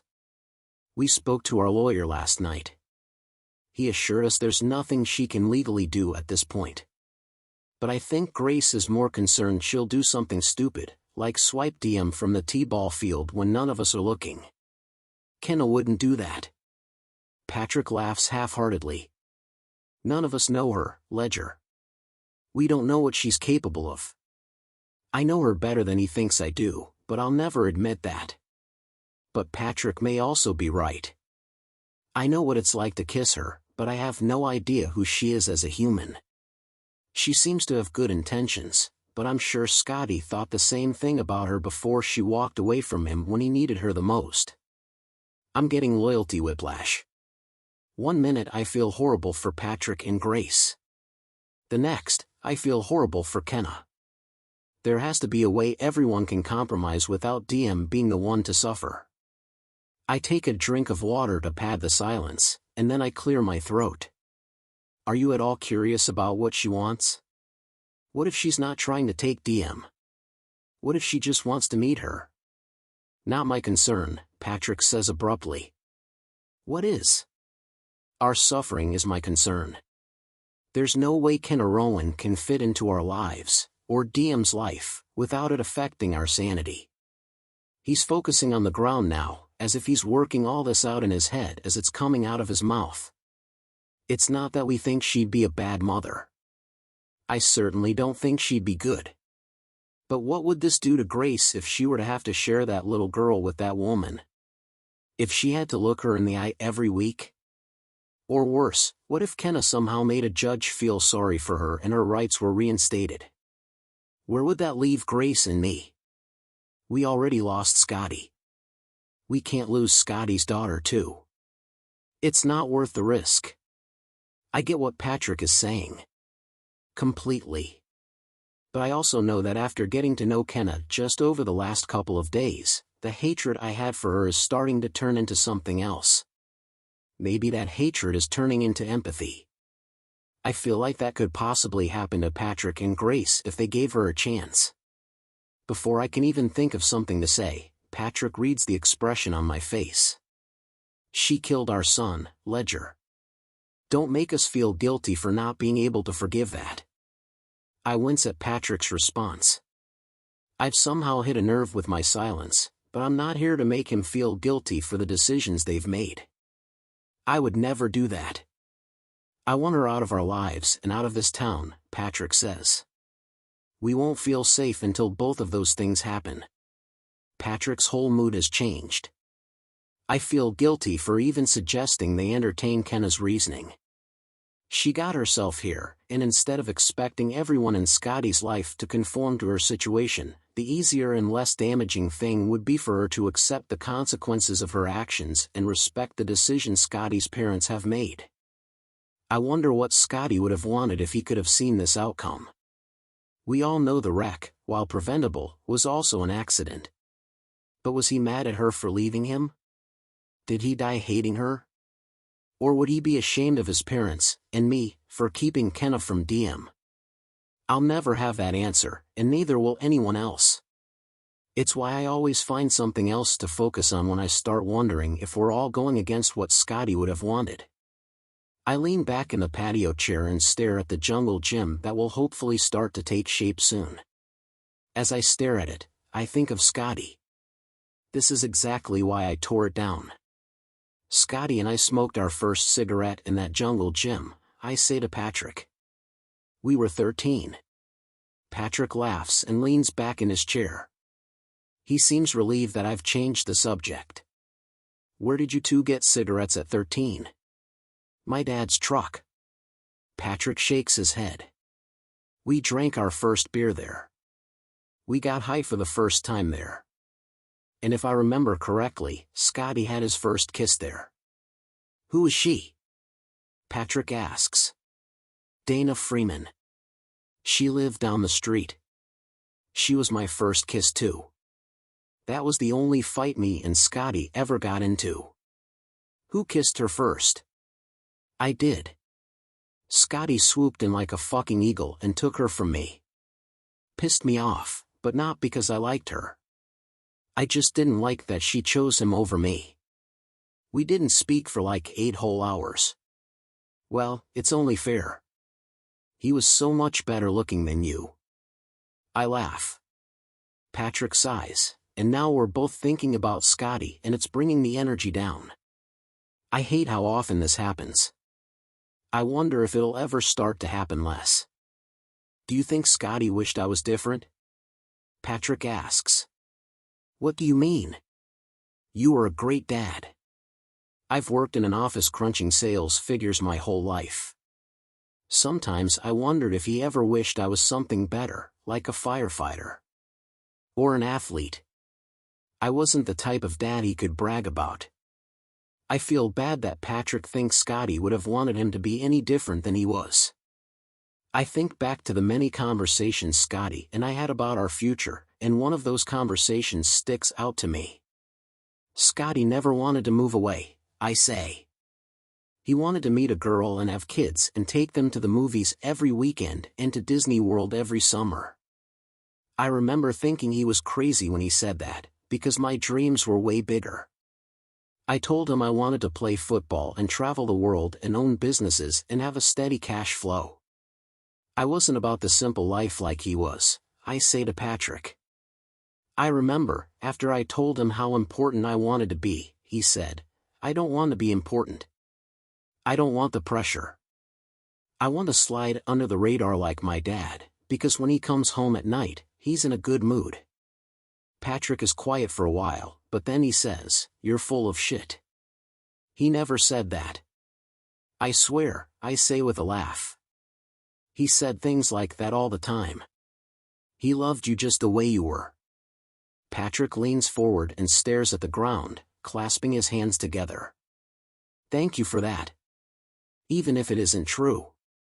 It's true, I say, reassuring him. But Patrick still seems sad.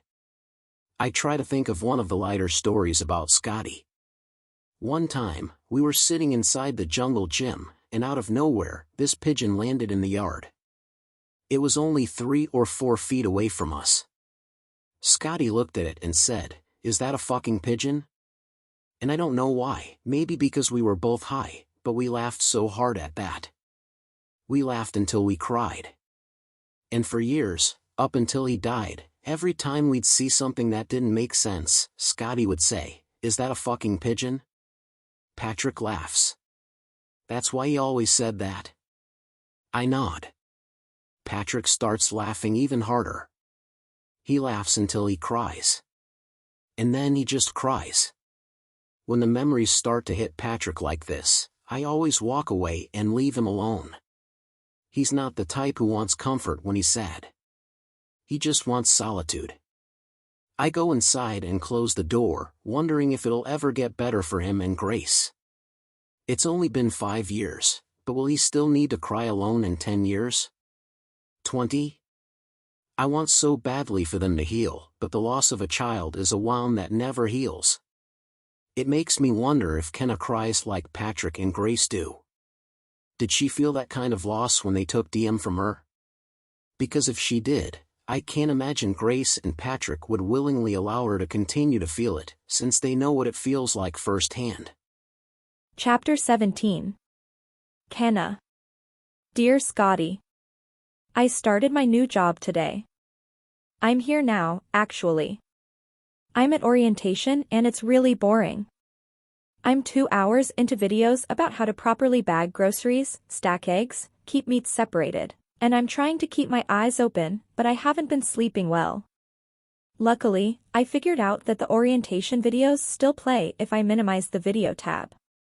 I'm writing you this letter using Microsoft Word. I used the printer here to print off all the old letters I typed into Google Docs when I was in prison. I shoved them into my bag and put them in my employee locker to hide them because I doubt I'm supposed to be printing things.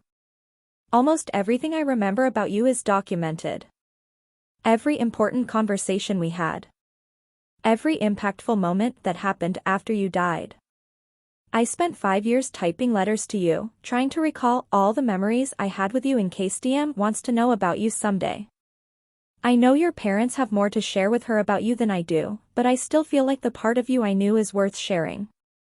When I was walking around downtown the other day, I noticed the antique store was no longer there. It's a hardware store now. It made me think of the first time we went there and you bought me all those tiny little rubber hands. We were a few days from our 6-month anniversary, but we were celebrating it early because I had to work the weekend shift and wouldn't get off work in time for us to go out. We'd both said I love you by that point. We were past our first kiss, our first time to make love, our first fight. We had just eaten at a new sushi restaurant downtown and were browsing antique stores, mostly window shopping because it was still light out. We were holding hands, and every now and then you would stop and kiss me. We were in that sickening stage of relationships, the stage I'd never reached with anyone before you. We were happy, in love, full of hormones, full of hope. It was bliss. A bliss we thought would last forever. You pulled me into the antique store at one point during our walk and said, "Pick something out. I'll buy it for you. I don't need anything. This isn't about you. It's about me, and I want to buy you something." I knew you didn't have a lot of money. You were about to graduate college and you planned to start graduate school full-time. I was still working at dollar days, making minimum wage, so I walked toward the jewelry display, hoping I could find something cheap. Maybe a bracelet, or a pair of earrings. But it was a ring that caught my eye.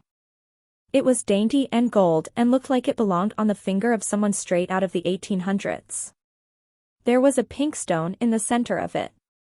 You noticed the moment I spotted it because I sucked in a breath. "You like that one?" you asked. It was in a case with all the other rings, so you asked the guy behind the counter if we could see it. The man took it out and handed it to you. You slipped it on the ring finger of my right hand and it fit perfectly. "It's so pretty," I said. It was honestly the prettiest ring I'd ever seen. "How much is it?" you asked the guy. $4,000. I could probably knock a couple hundred off. It's been in the case for a few months. Your eyes bulged at that price. $4,000, you asked in disbelief. "Is it a fucking pigeon?" I sputtered laughter because I had no idea why you always said that phrase, but it was at least the third time I'd heard you say it. I also laughed because the ring was $4,000 freaking dollars.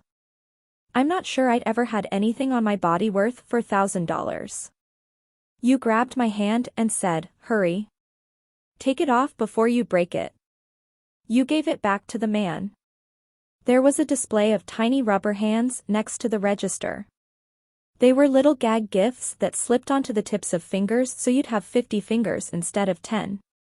You grabbed one and said, "How much are these?" The man said, $2. You bought me 10 of them. One for each finger. It was the stupidest gift anyone had ever given me, but by far my favorite. When we stepped out of the store, we were both laughing. $4,000, you muttered, shaking your head. Does that ring come with a car? Do all rings cost that much? Do I need to start saving for our engagement now? You were slipping the rubber hands on the tips of my fingers as you ranted about the price of jewelry. But your rant made me smile, because it's the first time you ever mentioned the word engagement.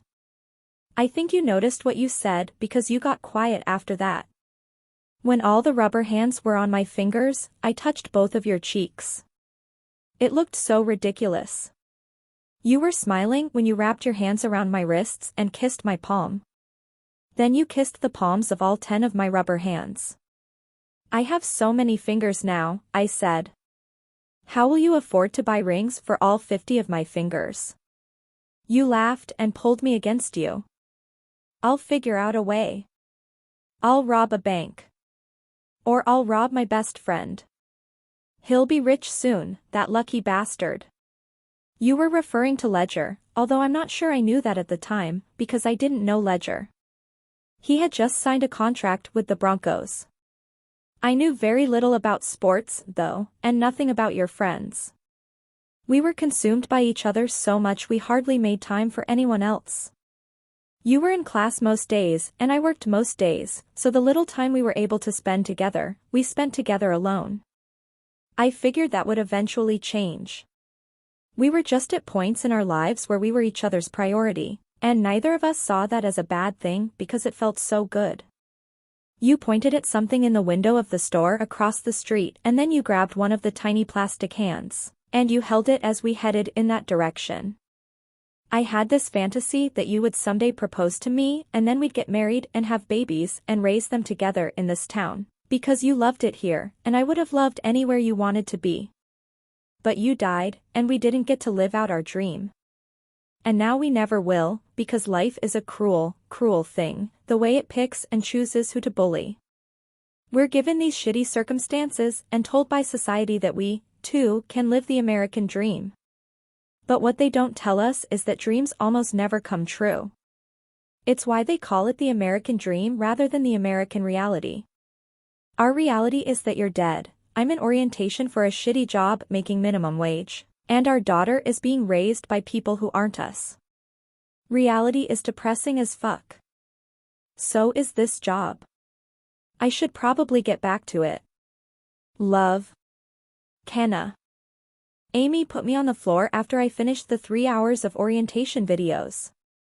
I was nervous at first because I was expecting to shadow someone my first day, but Amy said, "Make sure the heavy stuff goes on the bottom, treat the bread and eggs like infants, and you'll be fine." She was right. I've been bagging groceries and carrying them out for customers for 2 hours now, and so far, it's just your average low-paying job. No one warned me there could be job hazards on the first day, though.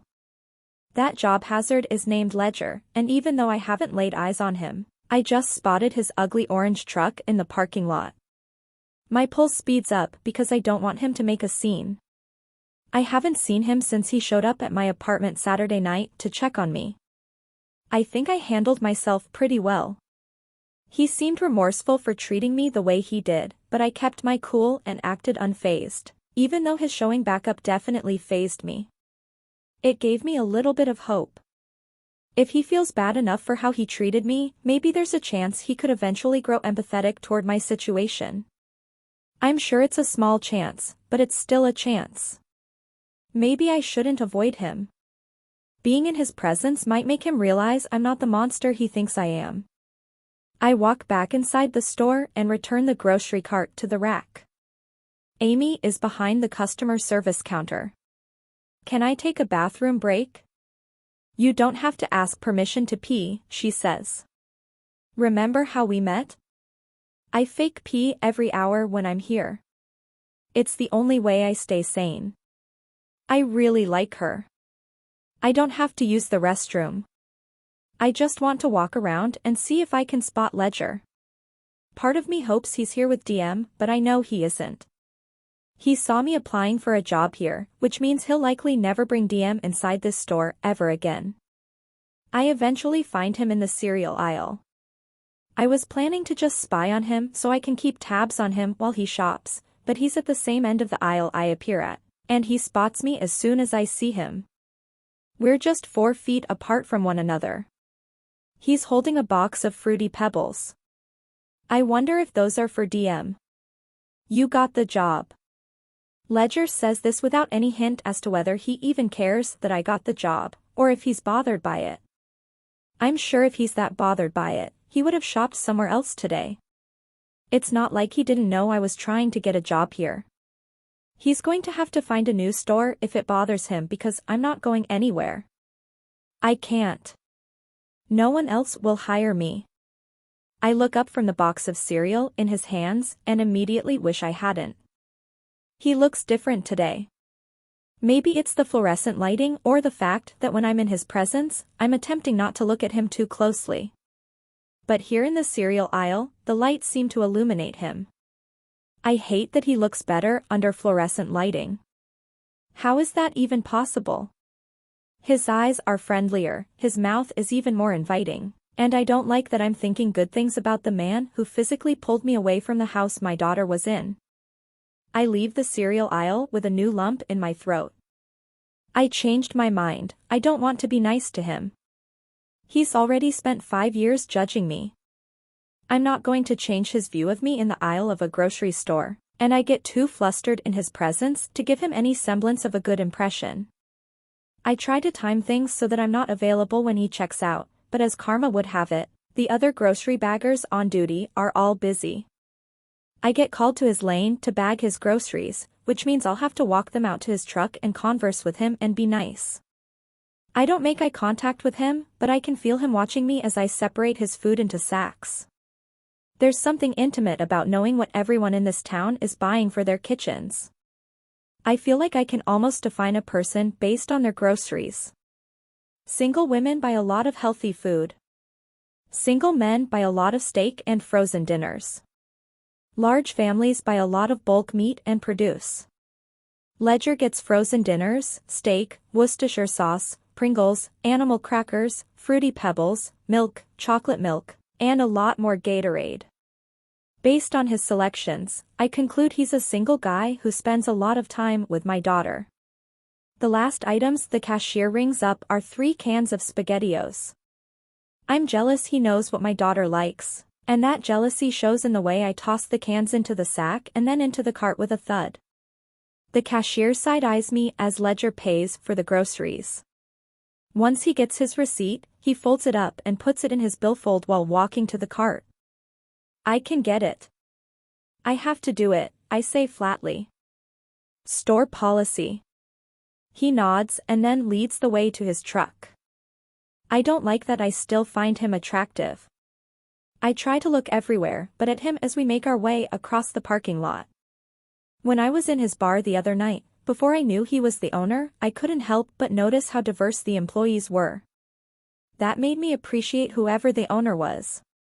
The other two bartenders, Razy and Roman, are both black. One of the waitresses is Hispanic. I like that he's a figure in my daughter's life. I want her to be raised by good people, and even though I barely know Ledger, so far he seems like a decent human. When we reach his truck, Ledger takes the Gatorades and puts them in the back while I unload the rest of his groceries into the back seat opposite, the side where DM's booster seat is. There's a pink and white scrunchie on the floorboard. When I'm finished loading his sacks, I stare at the scrunchie for a few seconds and then reach for it. There's a strand of brown hair wrapped around it. I pull at the hair until it comes loose from the scrunchie. The strand is about 7 inches long and is the exact same color as mine. She has my hair. I feel Ledger approach me from behind, but I don't care. I want to climb into this back seat and stay here with her booster seat and her hair scrunchie, and see if I can find any other remnants of her that'll give me hints as to what she looks like and what kind of life she lives. I turn around, still staring at the scrunchie. Does she look like me? I glance up at him, and his eyebrows are drawn apart as he looks at me. His left arm is resting on the top of his truck, and I feel caged between him, the door, and the grocery cart. Yeah. She does. He doesn't say how she looks like me. Is it her eyes? Her mouth? Her hair? All of her. I want to ask him if we have similar personalities, but he doesn't know me at all. How long have you known her? He folds his arms over his chest and looks down at his feet like he doesn't feel comfortable answering these questions. Since they brought her home. The jealousy that rolls through me is almost audible. I suck in a trembling breath and push back my tears with another question. What's she like? That question makes him sigh heavily. Kenna. All he says is my name, but it's enough to know he's done answering my questions. He looks away from me and scans the parking lot.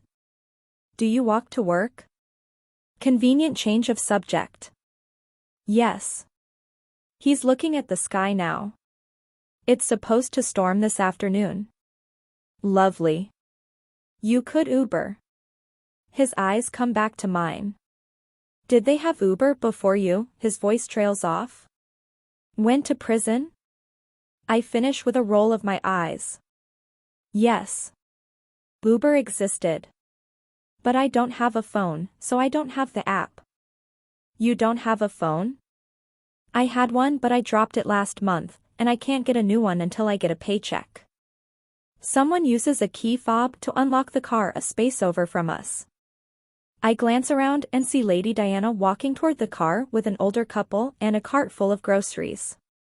We aren't in their way, but I use it as an excuse to close his door. Lady Diana sees Ledger as she's opening the trunk. She grabs the first sack and mutters, "Jerk." It makes me smile. I glance at Ledger, and I think he might even be smiling. I don't like that he doesn't seem like an asshole. It would be a lot easier to hate him if he were an asshole.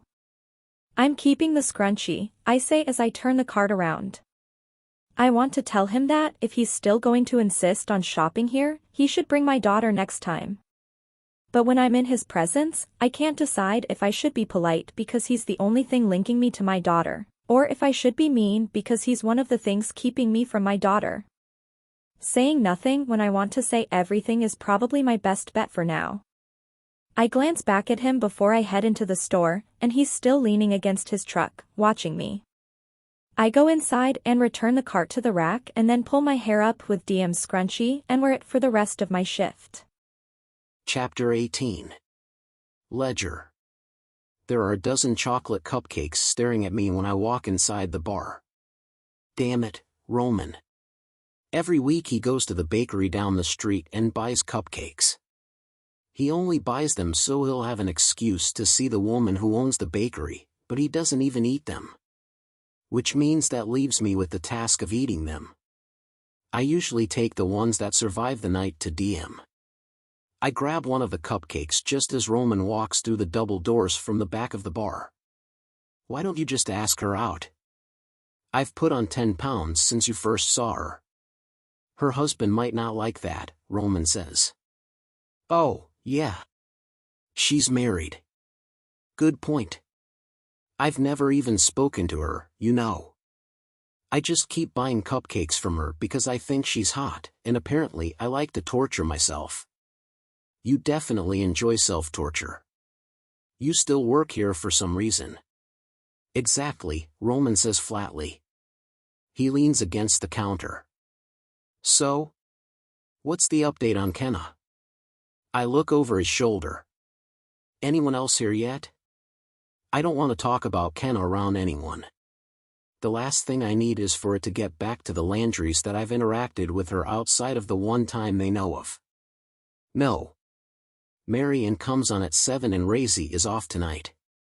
I take a bite of the cupcake and talk with a mouthful. She works at the grocery store on Cantrell. She has no car. No phone. I'm starting to think she doesn't even have family. She walks to work. These cupcakes are fucking delicious. You should see the woman who bakes them, Roman says. Have DM's grandparents decided what to do? I put the other half of the cupcake back in the box and wipe my mouth with a napkin. I tried talking to Patrick about it yesterday, but he doesn't even want the topic up for discussion. He just wants her out of town and out of their lives. What about you? I want what's best for DM, I say immediately. I've always wanted what's best for DM. I just don't know if what I used to think was best for her is still what's best for her. Roman doesn't say anything. He's staring at the cupcakes. Then he says, fuck it, and he grabs one. You think she cooks as good as she bakes? Hopefully one day I find out. Almost 1 out of every 2 couples divorce, he says, his voice hopeful. I bet Whitney could find you a nice single girl to date. Fuck you, he mutters. I'd rather wait until Cupcake Girl's marriage falls apart. Does Cupcake Girl have a name? Everyone has a name. It's the slowest night we've had in a long time, probably because it's Monday and it's raining. I don't usually notice every time the door to the bar opens, but since there are only 3 customers right now, all eyes go to her when she slips inside and out of the rain. Roman notices her too. We're both staring in her direction when he says, I have a feeling your life is about to get incredibly complicated, Ledger. Kenna walks toward me, her clothes soaking wet. She takes the same seat she sat in the first time she was here. She pulls DM's scrunchie out of her hair and then leans over the bar and grabs a handful of napkins. Well, you were right about the rain, she says, drying her face and her arms. I need a ride home. I'm confused, because the last time she got out of my truck, she was so angry with me I was positive she'd never be inside of it again. From me? She shrugs. You. An Uber. A cab. I don't care. But first I want a coffee. I hear you guys carry caramel now. She's in a feisty mood. I hand her a clean rag and start making her a coffee while she dries off. I look at the time, and it's been at least 10 hours since I was in the store. Did you just now get off work? Yeah, someone called in, so I worked a double. The grocery store closes at 9, and it likely takes her an hour to walk home. You probably shouldn't be walking home this late. Then buy me a car, she retorts. I glance over at her, and she raises an eyebrow like that was a dare. I top her coffee with a cherry and slide it over to her. How long have you owned this bar? She asks. A few years. Didn't you used to play some kind of professional sport? Her question makes me laugh. Maybe because my short 2-year stint as an NFL player is usually the only thing people around here want to talk about with me, but Kenna makes it seem like a passing thought. Yeah. Football for the Broncos. Were you any good? I shrug. I mean, I made it to the NFL, so I didn't suck. But I wasn't good enough to get my contract renewed. Scotty was proud of you, she says. She looks down at her drink and cups her hands around it. She was pretty closed off the first night she came in, but her personality is starting to slip here and there. She eats her cherry and then takes a sip of the coffee. I want to tell her she can go upstairs to the apartment Roman stays in so she can dry her clothes, but it feels wrong being nice to her. It's been a constant battle in my head for the last couple of days, wondering how I can be attracted to someone I've hated for so long. Maybe it's because the attraction happened last Friday, before I knew who she was. Or maybe it's because I'm starting to question my reasons for having hated her for so long. You don't have friends in this town who can give you a ride home from work? Family? She sets down her coffee. I know 2 people in this town. One of them is my daughter, but she's only 4 and can't drive yet. The other one is you. I don't like that her sarcasm somehow makes her more attractive. I need to stop interacting with her. I don't need her to be here in this bar. Someone might see me talking to her, and word could get back to Grace and Patrick. I'll give you a ride home when you finish your coffee. I walk to the other end of the bar just to get away from her. Kenna and I head outside to my truck about half an hour later. The bar closes in an hour, but Roman said he'd take care of it. I just need to get Kenna out of the bar, and out of my presence so no one can tie us together. It's still raining, so I grab an umbrella and I hold it over her. Not that it'll make a huge difference. She's still soaking wet from her walk here. I open the passenger door for her, and she climbs inside the truck. It's awkward when we make eye contact, because there's no way we aren't both thinking about the last time we were together on this side of the truck. I shut her door and try not to think about that night, or what I thought of her, or how she tasted. Her feet are against the dash when I settle into the driver's seat. She's fidgeting with Diem's hair scrunchie as I pull onto the street. I can't stop thinking about what she said, about Diem being the only person in this town she knows besides me. If that's true, Diem isn't even really someone she knows. She just knows Diem is here and that she exists, but the only person she really knows in this town is me. I don't like that. People need people. Where's her family? Where's her mother? Why has none of her family tried to reach out and get to know Diem? I've always wondered why no one, not even another grandparent or aunt or uncle, has tried contacting Grace or Patrick about meeting Diem. And if she doesn't have a cell phone, who does she talk to? Do you regret kissing me? She asks. My focus swings from the road and over to her as soon as she asks that. She's staring at me expectantly, so I look at the road again, gripping my steering wheel. I nod, because I do regret it. Maybe not for the reasons she thinks I regret it, but I regret it all the same. It's quiet all the way to her apartment after that. I put my truck in park and glance over at her. She's looking down at the scrunchie in her hand. She slides it onto her wrist, and without even making eye contact with me, she mutters, "Thanks for the ride." She opens her door and is out of my truck before I find my voice to tell her good night. Chapter 19. Kenna. I think about kidnapping Diem sometimes. I'm not sure why I don't follow through with it. It's not like there's a worse life for me than the one I'm currently living. At least when I was in prison, I had a reason I was unable to see my daughter. But right now, the only reason is the people raising her.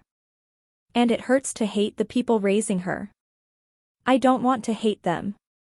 When I was in prison, it was harder to blame them, because I was so grateful she had people who were taking care of her. But from right here in this lonely apartment, it's hard not to think of how great it would be to take Diem and go on the run. Even if it was just for a few days before I got caught. I could give her everything while I had her. Ice cream, presents, maybe a trip to Disney World. We'd have a lavish week-long celebration before I turned myself in, and she'd remember it forever. She'd remember me. And then, by the time I got out of prison for kidnapping her, she'd be an adult. And she'd probably forgive me, because who wouldn't appreciate a mother who would risk going back to prison just to experience one good week with their daughter? The only thing preventing me from taking her is the possibility that Patrick and Grace might change their minds someday. What if they have a change of heart and I get to meet DM without having to break the law to do it? And there's also the fact that she doesn't know me at all. She doesn't even love me. I'd be ripping her from the only parents she knows, and while that might sound appealing to me, it would more than likely be horrifying for DM. I don't want to make selfish decisions. I want to be a good example for DM, because someday she'll find out who I am and that I wanted to be in her life. It might be 13 years from now before she's able to decide for herself whether or not she wants anything to do with me, and for that reason alone, I'm going to live the next 13 years in a way that will hopefully make her proud. I snuggle up to Ivy and try to fall asleep, but I can't. There are so many thoughts swimming around in my head, and none of my thoughts ever settle. I've had insomnia since the night Scotty died. I spend my nights awake, thinking about DM and Scotty. And now, thoughts of Ledger are added to the mix. Part of me is still so mad at him for intercepting me at their house this past weekend. But part of me feels a sense of hope when I'm around him. He doesn't seem to hate me. Yes, he regrets kissing me, but I don't care about that. I don't even know why I asked him that question. I just wonder if he regrets it because he was Scotty's best friend, or because of what I did to Scotty. Probably both. I want Ledger to see the side of me that Scotty saw so that I might have someone on my side. It's really fucking lonely when the only friends you have are a teenager and a kitten. I should have made more of an effort with Scotty's mom when he was alive. I wonder if that would have made a difference. The night I met Scotty's parents was probably the strangest night of my life. I'd seen families like theirs on television, but never in person before. I honestly didn't know they existed. Parents who got along and seemed to like each other. They met us in the driveway. It had been 3 weeks since Scotty had been home, and they looked like they hadn't seen him in years. They hugged him. Not like a hello hug, but an I missed you hug. A you're the best son in the world hug. They hugged me, too, but it was a different hug. Quick, hello, nice to meet you hug. When we went inside the house, Grace said she needed to finish up dinner, and I know I should have told her I'd help, but I didn't know my way around a kitchen, and I was afraid she'd smell the inexperience on me. So instead, I stuck to Scotty's side like glue. I was nervous and I felt out of place, and he was the closest to a home that I could get. They even prayed. Scotty said the prayer. It was so earth-shattering for me to be sitting at a dinner table, listening to a guy thank God for his meal and his family and me. It was too surreal to keep my eyes closed. I wanted to take it all in, to see what other people looked like as they prayed. I wanted to stare at this family because it was hard to wrap my head around the idea that if I married Scotty, this would be mine. I would have these parents, and this meal would be something I helped cook, and I'd learn how to thank God for my food and for Scotty. I wanted it. I craved it. Normalcy. Something I was wholly unfamiliar with. I saw Grace peek up right at the end of the prayer, and she caught me looking around.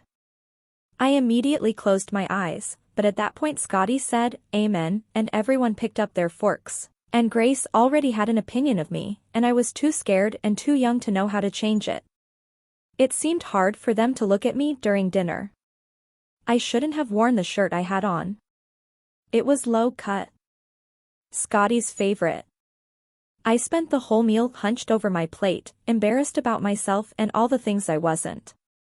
After dinner, Scotty and I sat out on his back porch.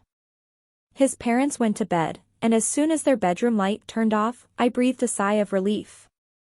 I felt like I was being graded. "Hold this," Scotty said, handing me his cigarette. "I have to pee." He smoked occasionally. I didn't mind it, but I didn't smoke.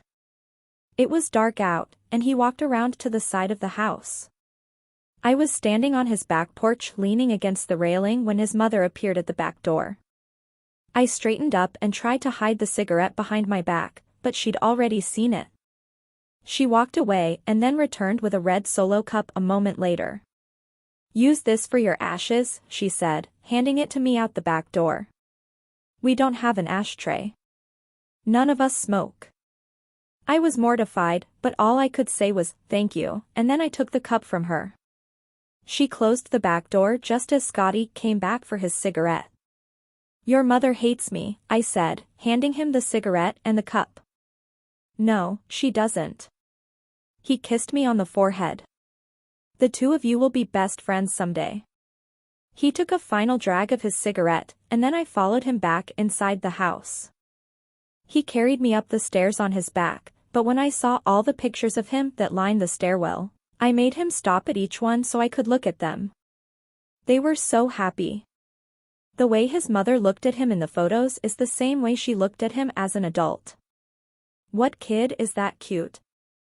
I asked him. "They should have had 3 more of you." "They tried," he said. "Apparently I was a miracle baby. Otherwise, they probably would have had 7 or 8. That made me sad for Grace. We got to his room, and Scotty dropped me onto his bed. He said, "You never talk about your family." "I don't have one." "What about your parents?" "My father is somewhere. He got tired of paying child support, so he bolted. My mother and I don't get along. I haven't spoken to her in a couple of years." "Why?" "We just aren't compatible." "What do you mean?" Scotty sprawled out next to me on the bed. He seemed genuinely curious about my life, and I wanted to tell him the truth, but I also didn't want to scare him away. He grew up in such a normal household, I wasn't sure how he would feel knowing I didn't. "I was alone a lot," I said. "She always made sure I had food, but she neglected me to the point I was put in foster care twice. Both times they sent me back to live with her, though. It's like she was shitty, but not shitty enough. I think after growing up and seeing other families, I started to realize she wasn't a good mother. Or even a good person. It became really hard to coexist. It was like she felt I was her competition and not on her team. It was exhausting. After I moved out, we stayed in touch for a while, but then she just stopped calling. And I stopped calling her. We haven't spoken in 2 years." I looked at Scotty, and he had the saddest look on his face. He didn't say anything. He just brushed my hair back and stayed quiet. "What was it like having a good family?" I asked him. "I'm not sure I knew how good it was until just now," he replied. "Yes, you did. You love your parents. And this house. I can tell." He smiled gently. "I don't know if I can explain it. But being here, it's like I can be my truest, most authentic self. I can cry. I can be in a bad mood, or sad, or happy. Any of those moods are accepted here. I don't feel that anywhere else." The way he described it made me sad I never had it. "I don't know what that's like," I said. Scotty bent down and kissed my hand. "I'll give it to you," he said. "We'll get a house together someday. And I'll let you pick everything out. You can paint it however you want. You can lock the door and only let the people in that you want in there.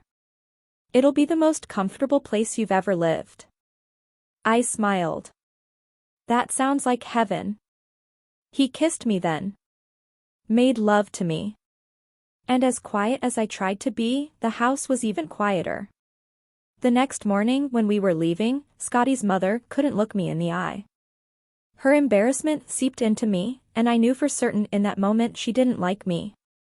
As we were pulling out of his driveway, I pressed my forehead against the passenger window of Scotty's car. That was mortifying. "I think your mother heard us last night. Did you see how tense she was?" "It's jarring for her," Scotty said. "She's my mother.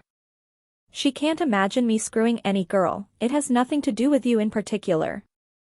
I fell back against the seat and sighed. "I liked your dad." Scotty laughed. You'll love my mother too. Next time we visit them, I'll make sure and fuck you before we get here so she can pretend I don't do things like that. And maybe stop smoking. Scotty grabbed my hand. I can do that. Next time, she'll love you so much, she'll be pushing for a wedding and grandbabies. Yeah. I said wistfully. Maybe. But I doubted it. Girls like me just didn't seem to fit in with any family. Chapter 20. Ledger. It's been 3 days since she was in the bar, and 3 days since I was last in the grocery store. I told myself I wasn't going to come back here. I decided I'd just start shopping at Walmart again, but after having dinner with DM last night, I spent the entire night thinking about Kenna. I've noticed since she's been back in town that the more time I spend with DM, the more curious I am about Kenna. I compare DM's mannerisms to hers now that I have something to compare them to. Even DM's personality seems to make more sense now. Scotty was straightforward. Concrete. He wasn't very imaginative, but I saw that as a good quality. He wanted to know how things worked, and he wanted to know why. He didn't waste time on anything that wasn't science-based. DM is the opposite of that, and I've never wondered if she got that from her mother until now. Is Kenna concrete like Scotty was, or does she like to use her imagination? Is she artistic? Does she have dreams outside of being reunited with her daughter? More importantly, is she good? Scotty was good. I always assumed Kenna wasn't because of that one night. That one cause and effect. That one terrible choice she made. But what if we were just looking for someone to blame because we were all hurting so much? It never once occurred to me that Kenna might have been hurting as much as we were. I have so many questions for her. Questions I shouldn't want answers to, but I need to know more about that night and more about her intentions. I have a feeling she isn't going to leave town without a fight, and as much as Patrick and Grace want to brush this under the rug, it's not something that's going to go away. Maybe that's why I'm here, sitting in my truck, watching her load groceries into cars. I'm not sure if she's noticed I've been lurking in the parking lot for half an hour. She probably has. My truck doesn't necessarily blend in with its surroundings. There's a knock on my window that makes me jump. My eyes meet Grace's. She's holding DM on her hip, so I open my door. What are you doing here? Grace shoots me a confused look. I'm sure she was expecting my response to be more on the excited side than concerned. We're getting groceries. We saw your truck. I want to go with you, DM says. She reaches for me, and I slide out of the truck as I take her from Grace's arms. I immediately scan the parking lot to make sure Kenna isn't outside. You need to leave, I say to Grace. She parked in the row in front of me, so I walk toward her car. What's wrong? Grace asks. I face her and make sure to choose my words carefully. She works here. There's confusion in Grace's face before the realization hits. As soon as she grasps who I'm referring to, the color begins to drain from her cheeks. What? She's on shift right now. You need to get DM out of here. But I want to go with you, DM says. I'll come pick you up later, I say, gripping the door handle. Grace's car is locked. I wait for her to unlock it, but she's frozen in place like she's in a trance. Grace. She quickly refocuses and then starts digging in her purse for her keys. That's when I see Kenna. That's when Kenna sees me. Hurry, I say, my voice low. Grace's hands are shaking as she starts clicking her key fob. Kenna has stopped walking. She's just standing in the middle of the parking lot, staring at us. When she realizes what she's seeing, that her daughter is just yards from her, she abandons her customer's grocery cart and starts heading in our direction. Grace gets the doors unlocked, so I swing the back door open and put DM in her booster seat. I don't know why I feel like I'm racing against time. It's not like Kenna could take her with both of us right here. I just don't want Grace to have to face her. Not in front of DM. This also isn't the time or the place for Kenna to meet her daughter for the first time. It would be too chaotic. It would scare DM. Wait. I hear Kenna yell. DM isn't even buckled in all the way when I say, go, and shut her door. Grace puts the car in reverse and pulls out of the parking spot as soon as Kenna reaches us.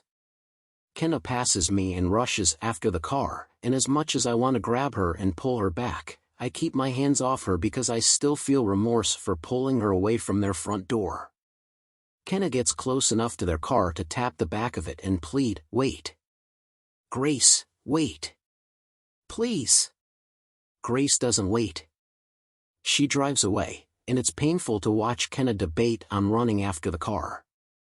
When she finally realizes she isn't going to stop them, she turns around and looks at me. Tears are streaming down her cheeks. She covers her mouth with her hands and starts to sob.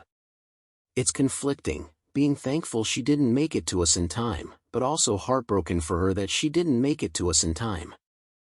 I want Kenna to meet her daughter, but I don't want DM to meet her mother, even though they're one and the same.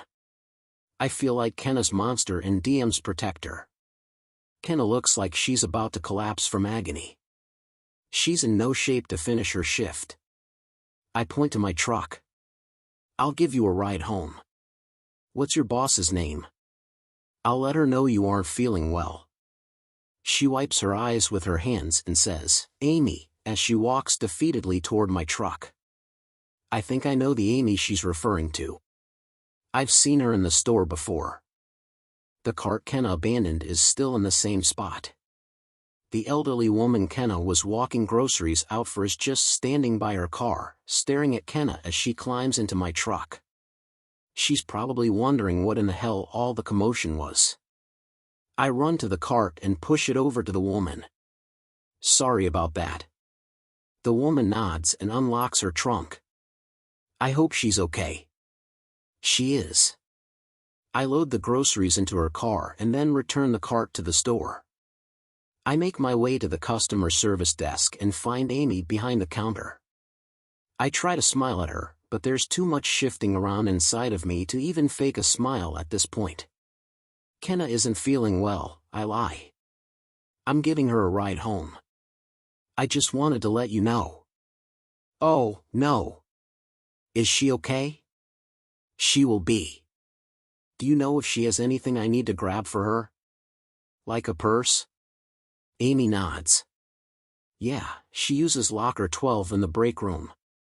She points to a door behind the customer service desk. I round the desk and walk through the door to the break room. The girl from Kenna's apartment complex is sitting at the table. She looks up at me, and I swear she scowls. What are you doing in our break room, jerk? I don't try to defend myself. She has her mind made up about me, and at this point, I agree with her. I open locker 12 and go to grab Kenna's purse. It's more like a tote bag, and the top is wide open, so I see a thick stack of pages shoved inside. It looks like a manuscript. I tell myself not to look, but my eyes unwittingly land on the first line on the front page. Dear Scotty. I want to read more, but I close the bag and respect her privacy. I go to leave the break room and say to the girl, Kenna is sick. I'm taking her home, but do you think you can check on her this evening? The girl's eyes are focused hard on me. She finally nods. Okay, jerk. I want to laugh, but there are too many things suppressing that laugh right now. When I get back to Amy, she says, let her know I clocked her out, and to call me if she needs anything. She has no phone, but I nod. I will. Thank you, Amy. When I reach the truck, Kenna is curled up in the passenger seat, facing more toward the window. She flinches when I open the door. I set the tote bag between us, and she pulls it to her side. She's still crying, but she doesn't say anything to me, so I don't say anything to her. I wouldn't even know what to say. I'm sorry. Are you okay? I'm an asshole. I pull out of the parking lot and don't even make it half a mile down the road when Kenna mutters something that sounds like pull over. I look at her, but she's looking out the window. When I don't put on my blinker, she repeats herself. Pull over. Her voice is demanding now. You'll be home in 2 minutes. She kicks my dash. Pull over. I don't say anything else. I do what she says. I flip on my blinker and pull over to the shoulder. She grabs her tote bag, gets out of the truck, and then slams the door. She starts walking in the direction of her apartment. When she gets several feet in front of my truck, I put it in drive and move along the shoulder, rolling down my window. Kenna. Get back in the truck. She keeps walking. You told her to leave. You saw me coming and you told her to leave. Why do you keep doing this to me? I continue driving at the pace she's walking until she finally turns and faces me through the window. Why? She demands. I press on the brakes until we're even. My hands are starting to shake. Maybe it's the adrenaline, maybe it's the guilt. Maybe it's the anger. I put my truck in park because she looks like she's ready to tackle this. Do you really think you can confront Grace in the parking lot of a grocery store? Well, I tried to do it at their house, but we both know how that turned out. I shake my head. The location isn't what I'm referring to. I don't know what I'm referring to. I work to gather my thoughts. I'm confused because I think she might be right. She tried to approach them peacefully the first time, and I stopped her then too. They aren't strong enough for whatever it is you're here for, even if you aren't here to take her from them. They aren't even strong enough to share her with you. They've given DM a good life, Kenna. She's happy and she's safe. Is that not enough? Kenna looks like she's holding her breath, but her chest is heaving. She stares at me for a moment and then walks toward the back of the truck so that I can't see her face. She stands still for a while, but then she walks into the grass on the side of the road and just sits down. She pulls up her knees and hugs them as she stares out over an empty field. I don't know what she's doing, or if she needs time to think. I give her a few minutes alone, but she doesn't move or stand up, so I finally get out of the truck. When I reach her, I don't say anything. I quietly sit down next to her. The traffic in the world continue to move behind us, but in front of us is a big open field, so we both stare straight ahead and nod at each other. She eventually looks down and pulls a small yellow flower out of the grass. She rolls it in her fingers, and I find myself watching her now. She inhales a slow breath, but doesn't look at me when she releases it and starts to speak. Other mothers told me what it would be like, she says. They told me they'd take me to the hospital to give birth, and that I'd get 2 days with her. 2 whole days, just me and her. A tear falls down her cheek. I can't tell you how much I looked forward to those 2 days. It was the only thing I had to look forward to. But she was born early. I don't know if you know that, but she was a preemie. 6 weeks. Her lungs were, Kenna blows out a breath. Right after she was delivered, they had to transfer her to the NICU at another hospital. I spent my 2 days alone in a recovery room with an armed guard keeping watch over me. And when my 2 days were up, they sent me back to the prison. I never got to hold her. I never even got to look into the eyes of the human Scotty and I made. Kenna. Don't. Whatever you're about to say, don't. Trust me. I'd be lying if I said I didn't come here with the ridiculous hope that I would be welcomed into her life and even given some kind of role. But I also know she's where she belongs, so I would have been grateful for anything. I would have been so grateful to finally get to look at her, even if that's all I was ever allowed to do. Whether you or Scotty's parents think I deserve that or not. I close my eyes because her voice is painful enough. Looking at her and seeing the agony on her face when she talks makes it so much worse. I am so grateful to them, she says. You have no idea. The whole time I was pregnant, I never had to worry about what kind of people would raise her. They were the same two people who raised Scotty, and he was perfect. She's quiet for a couple of seconds, so I open my eyes. She's staring right at me when she shakes her head and says, "I'm not a bad person, Ledger." Her voice is full of so much regret. "I'm not here because I think I deserve her. I just wanted to see her. That's all. That's it." She uses her shirt to dry her eyes, and then she says, "Sometimes I wonder what Scotty would think if he could see us. It makes me hope that an afterlife doesn't exist, because if it does, Scotty is probably the only sad person in heaven." Those words hit me in the gut, because I'm terrified she might be right. It's been my biggest fear since she showed back up and I started viewing her as the woman Scotty was in love with rather than the woman who left him to die. I stand up and leave Kenna alone in the grass. I walk to my truck and open my console. I get my phone and take it back to where Kenna is sitting. I sit down next to her again and open my photo app and then open the folder where I keep all the videos I've taken of DM. I pull up the most recent one I took of her at dinner last night, and I hit play and hand the phone to Kenna. I never could have imagined what it would be like for a mother to lay eyes on her child for the first time. The sight of DM on the screen steals Kenna's breath. She slaps a hand over her mouth and begins to cry. She cries so hard, she has to set the phone on her legs so she can use her shirt to clear her eyes of tears. Kenna becomes a different person right in front of my eyes. It's as if I'm witnessing her become a mother. It might be the most beautiful thing I've ever seen. I feel like an absolute fucking monster for not helping her experience this moment sooner. I'm sorry, Scotty. She watched 4 videos while sitting in the grass on the side of the road. She cried the whole time, but she also smiled a lot. And she laughed every time DM would speak. I let her hold my phone and continue to watch more of them as I drove her home. I walked her upstairs to her apartment because I would have felt too bad taking my phone away from her, so she's been watching videos for almost an entire hour. Her emotions are all over the place. She's laughing, she's crying, she's happy, she's sad. I have no idea how I'll get my phone back. I don't know that I want to. I've been in her apartment for so long. Kenna's kitten is now asleep in my lap. I'm on one end of the couch and Kenna is on the other, and I'm just watching her watch the videos of DM, full of pride like a father, because I know DM is healthy and articulate and funny and happy, and it feels good to watch Kenna realize all these things about her daughter. But, at the same time, I feel like I'm betraying 2 of the most important people in my life.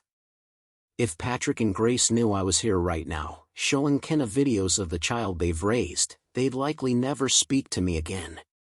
I wouldn't blame them. There's just no way to navigate this situation in a way that I don't feel like I'm betraying someone. I'm betraying Kenna by keeping DM from her. I'm betraying Patrick and Grace by giving Kenna a glimpse of DM. I'm even betraying Scotty, although I don't quite know how yet. I'm still trying to figure out where those feelings of guilt are coming from. "She's so happy," Kenna says. I nod. She is. She's very happy. Kenna looks up at me, wiping her eyes with a crumpled up napkin I handed her in the truck. Does she ever ask about me? Not specifically, but she is starting to wonder where she came from. Last weekend she asked if she grew in a tree or in an egg. Kenna smiles. She's still young enough that she doesn't really understand family dynamics. She has me and Patrick and Grace, so right now, I don't know that she really feels like anyone is missing. I don't know if that's what you want to hear. It's just the truth. Kenna shakes her head. It's fine. It actually makes me feel good that she doesn't know I'm missing in her life yet.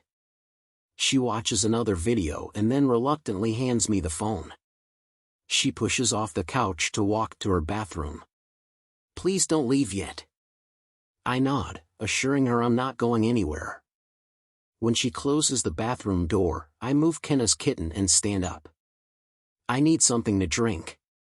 The last couple of hours have somehow made me feel dehydrated even though Kenna is the one who has been crying. I open Kenna's refrigerator, but it's empty. Completely empty. I open her freezer and it's empty too. When she steps out of her bathroom, I'm looking through her empty cabinets. They're as barren as her apartment. I don't have anything yet. I'm sorry. She seems embarrassed when she says that. It's just, it took everything I had to move here. I'll get paid soon, and I plan to move eventually, to somewhere better, and I'm getting a phone in. I lift a hand when I realize she thinks I'm judging her ability to provide for herself. Or maybe for DM. Kenna, it's fine. I admire the determination that got you here, but you need to eat. I slide my phone into my pocket and head toward the door. Come on. I'll buy you dinner. Chapter 21. Kenna. DM does look like me. We have the same hair, the same eyes. She even has the same slender fingers I have. I was glad to see she got Scotty's laugh and smile. Watching the videos of her was like a refresher course in the history of Scotty. It's been so long, and I had no pictures of him in prison, so I was beginning to forget what he looked like. But I saw him in her, and I'm thankful for that. I'm grateful to know that when Patrick and Grace look at DM, they can still see some semblance of their own son. I always worried that if she looked too much like me, they might not see remnants of him. I thought I'd feel different after finally seeing her. I was hoping there would be a sense of closure within me, but it's almost as if someone has stretched open the wound. I thought seeing her happy would make me happier, but in a way, it's made me even sadder, in a completely selfish way. It's not that difficult to love a child you gave birth to, even if you've never laid eyes on them. But it's extremely difficult to finally see what they look like and sound like and are like, and then be expected to just walk away from that. But that's exactly what they all expect me to do. It's what they want me to do. The thought of it makes my stomach feel like it's full of tight, knotted ropes, and they're all about to snap. Ledger was right, I needed food. But now that I'm sitting here with food, all I can do is think about the last couple of hours, and I don't know if I can eat. I'm nauseous, full of adrenaline, emotional, exhausted. Ledger went through a drive-thru and ordered us burgers. We're sitting in his truck in the parking lot of a park, eating our food. I know why he didn't want to take me anywhere public. His being seen with me probably wouldn't go over well with DM's grandparents. Not that I know a whole lot of people in this town, but I knew enough people back then that there's a chance I could be recognized. If I haven't been already. I had a few coworkers back then, and even though I never met Ledger, I did meet a handful of Scotty's other friends. And since it's a small town, I could possibly be recognized by anyone who was nosy enough to pass around my mugshot. People love a good rumor, and if there's anything I'm good at, it's being fodder for gossip. I don't blame anyone but myself. Everything would be different if I wouldn't have panicked that night. But I did, and these are the consequences, and I've accepted that. I spent the first couple of years of my sentence replaying every decision I've ever made, wishing I could go back and get a second shot. Ivy once said to me, regret keeps you stuck on pause. So does prison. When you get out of here, make sure you hit play so you don't forget to move forward. I'm scared to move forward, though. What if the only way I can move forward is without DM? Can I ask you a question? Ledger says. I glance over at him, and he's already finished his food. I haven't even taken 3 bites of my burger. Ledger is good looking, but not in the way Scotty was. Scotty was more the boy next door. Ledger isn't the boy next door. Ledger looks like the guy who might beat up the boy next door. He's rough around the edges, and the fact that he owns a bar doesn't soothe that image any. He doesn't come off quite the way he looks when he opens his mouth, though, and that's the most important thing. What happens if they won't let you meet her, he asks. I'm definitely not hungry now. Just the thought of it is nauseating. I shrug. I guess I'll move away.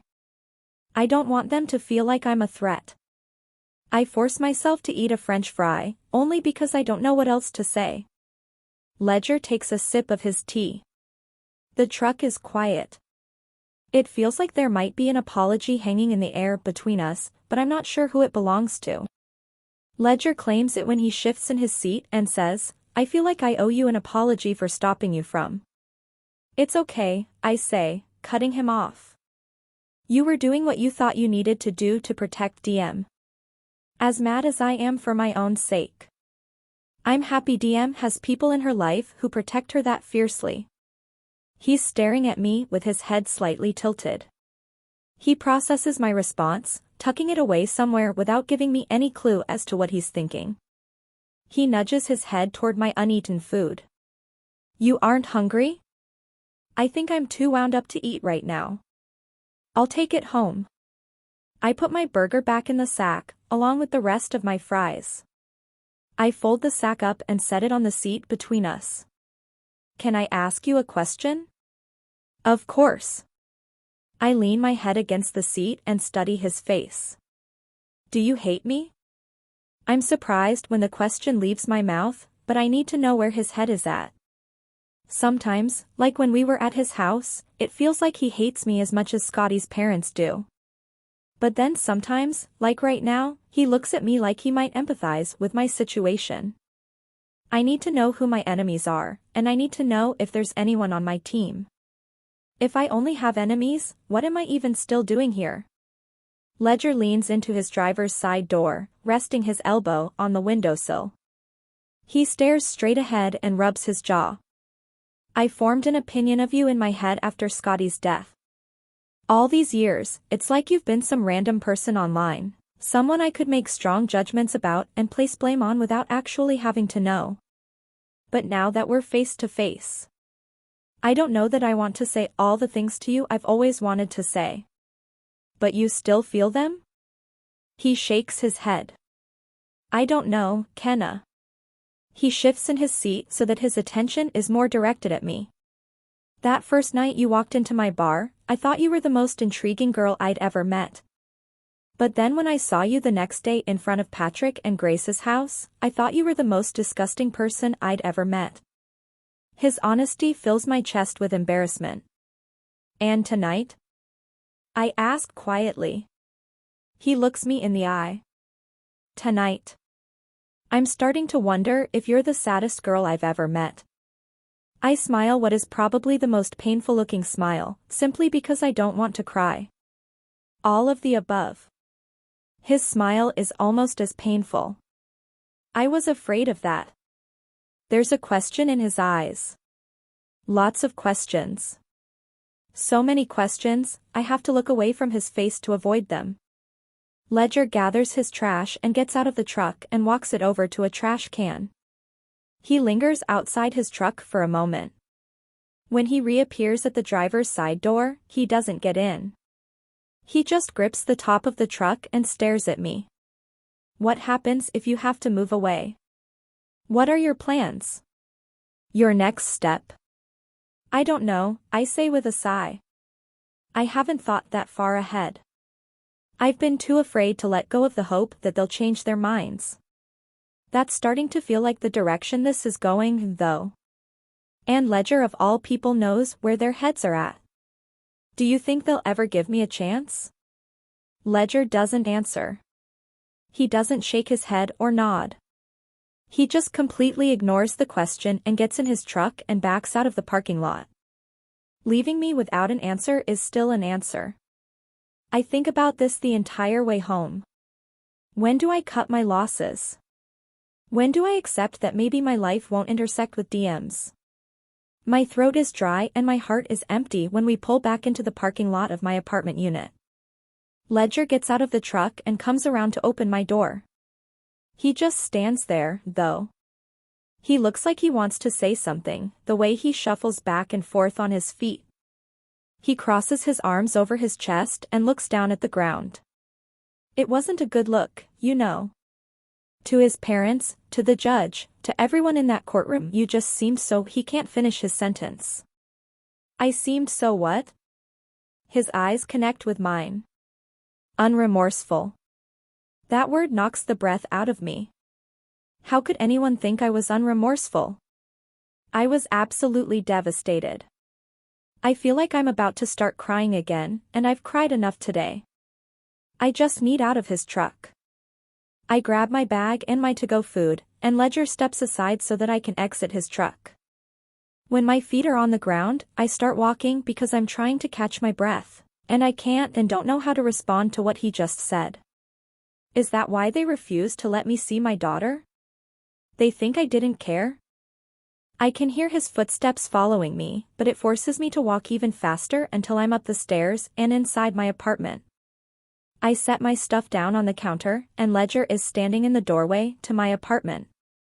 I grip the edge of the counter next to the sink and process what he's just said. Then I face him with the distance of the room between us. Scotty was the greatest thing that ever happened to me. I wasn't unremorseful. I was too devastated to speak. My lawyers, they told me I needed to write an allocution statement, but I hadn't been able to sleep in weeks. I couldn't get a single word out on paper. My brain, I press a hand to my chest. I was shattered, Ledger. You have to believe that. Too shattered to even defend myself, or care what happened to my life. I wasn't unemotional, I was broken. And it happens again. The tears. I'm so sick of the fucking tears. I turn away from him because I'm sure he's sick of them too. I hear my door close. Did he leave? I spin around, but Ledger is standing inside my apartment. He's walking slowly toward me, and then he leans against the counter next to me. He folds his arms over his chest, crosses his legs at the ankles, and then just stares at the floor silently for a moment. I grab the napkin off the counter that I was using earlier. Ledger eyes me. Who would it benefit? He asks. I wait for more clarification, because I don't know what he's asking me. It wouldn't benefit Patrick or Grace having to share custody of DM with you. It would bring a level of stress to their lives that I'm not sure they can emotionally handle. And DM, would it benefit her? Because right now, she has no idea anyone is even missing from her life. She has 2 people she considers her parents already, and all of their family who love her. She also has me. And if you were allowed visitation, yes, it might mean something to her when she's older. But right now, and I'm not being hateful, Kenna. But you would change the peaceful existence they've worked so hard to build since Scotty died. The stress your presence would bring to Patrick and Grace would be felt by DM, no matter how hard they tried to hide it from her. So, who would your presence in DM's life benefit? Besides yourself? I can feel my chest tightening at his words. Not because I'm angry at him for saying them, but because I'm scared he's right. What if she's better off without me in her life? What if my presence would just be an intrusion? He knows Patrick and Grace better than anyone, and if he says my presence is going to change the good dynamic they've built, who am I to argue with that? I already feared everything he just said, but it feels painful and embarrassing hearing the words actually come from him. He's right, though. My presence here is selfish. He knows it. They know it.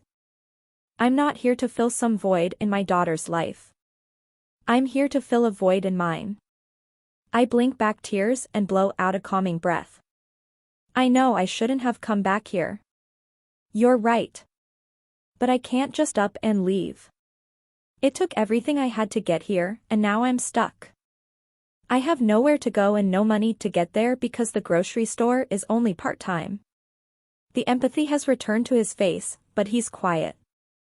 If they don't want me here, I'll leave. It's just going to take time because I don't have the money, and every business in this town has turned me down because of my past. Ledger pushes off the counter.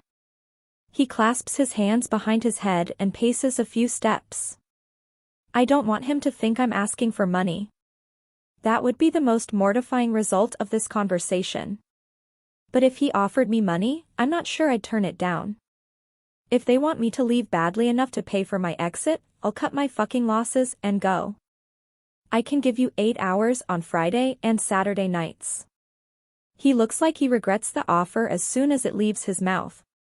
It's just kitchen work. Mostly dishes. But you have to stay in the back of the bar. No one can know you work there. If the Landrys find out I'm helping you. I realize he's offering me this opportunity to get me out of town quicker. He's not doing me a favor, he's doing Patrick and Grace a favor. I try not to think about the whys, though. I won't tell anyone, I say quickly. I swear. The hesitant look on Ledger's face conveys his regret. It looks like he's about to say never mind, so I hurry up and spit out a thank you before he can backtrack. I get off work at 4 o'clock Friday and Saturday. I can be there by 4:30. He nods, and then says, come in through the back door. And if anyone asks, tell them your name is Nicole. That's what I'll tell the other employees. Okay. He shakes his head like he's just made the biggest mistake of his life, and then he heads to the front door. He says, good night, but his voice is clipped when he says it. Then he closes the door behind him. Ivy is rubbing against my ankles, so I bend down and pick her up. I bring her up to my chest and cuddle her. Ledger might have just offered me a job to get me out of town, but I sit down on my couch with a smile, because I got to see my daughter's face today. No matter how depressing the rest of the day was, I finally got a piece of something I've been praying 5 years for. I grab my notebook and write the most important letter I've ever written to Scotty. Dear Scotty. She looks like both of us, but she laughs like you. She's perfect in every way. I'm so sorry you never got to meet her. Love. Kenna. Chapter 22. Ledger. Kenna is supposed to show up any minute. Roman has been off since the night I hired her, so I haven't had a chance to warn him. But I've been debating on changing my mind about hiring her since the second I made up my mind. Roman just arrived, and Kenna said she'd be here around 4:30, so now is probably a good time to bring it up to him so he's not blindsided. I'm slicing up limes and oranges to make sure we have enough garnishes for the night. Roman hasn't even made it behind the bar yet when I say, I fucked up. I meant to say, I hired Kenna, but I feel like they both have the same meaning. Roman eyes me suspiciously. I can't have this conversation while I'm slicing fruit, so I put the knife down before I hack off a finger. I hired Kenna. Part-time, but no one can know who she is. Call her Nicole in front of the other employees. I pick up the knife again because I'd rather look at the limes than at the expression Roman is giving me right now. Wow. Why? It's a long story. I hear his keys and his phone as he drops them on the bar and then scoots out a stool. Good thing we both work until midnight. Start talking. I walk to the edge of the bar and glance back into the kitchen to make sure we're still alone. No one else has arrived yet, so I give him a quick rundown of what happened in the grocery store parking lot, and how I showed her videos of DM and then took her for burgers and somehow ended up feeling sorry for her and offered her a job to help her get out of town. I get the whole story out, and the whole time, he's completely silent. I asked her to stay in the back, away from the customers, I say.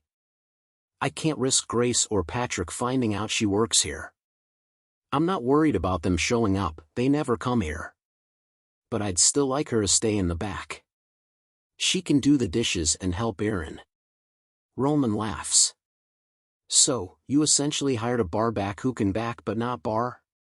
There's plenty to do back there to keep her busy.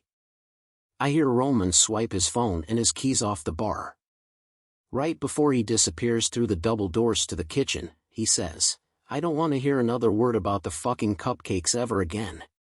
He's gone before I can point out that his being obsessed with the married baker down the street is a little different than my giving Kenna a job to get her out of town faster. The doors to the back swing open a couple of minutes later, and Roman says, your new hire just arrived. When I make it to the kitchen, Kenna is standing by the alley door holding her tote, gripping her wrist with the opposite hand. She looks nervous, but different. She's got lip gloss on or something. I don't know, but her mouth is all I can seem to focus on, so I clear my throat and look away from her and casually say, hey. Hi, she says. I point to a closet where the employees keep their stuff while on shift. You can put your bag in there. I grab her an apron and keep it as professional as I can. I'll give you a quick tour. She follows me quietly as I show her around the kitchen. I explain the process of how to stack the dishes once she washes them. I give her a brief tour of our stockroom. I show her where my office is. I take her out to the alley to show her which dumpster is ours. We're making our way back to the alley door when Aaron walks up. He pauses when he sees me standing in the alley with Kenna. Aaron, this is Nicole. She'll be helping you out in the kitchen. Aaron narrows his eyes, looking Kenna up and down. Do I need help in the kitchen? He asks, confused. I look at Kenna. We have a limited menu of food on the weekends, but Aaron takes care of all of it. Just be available if he needs the help.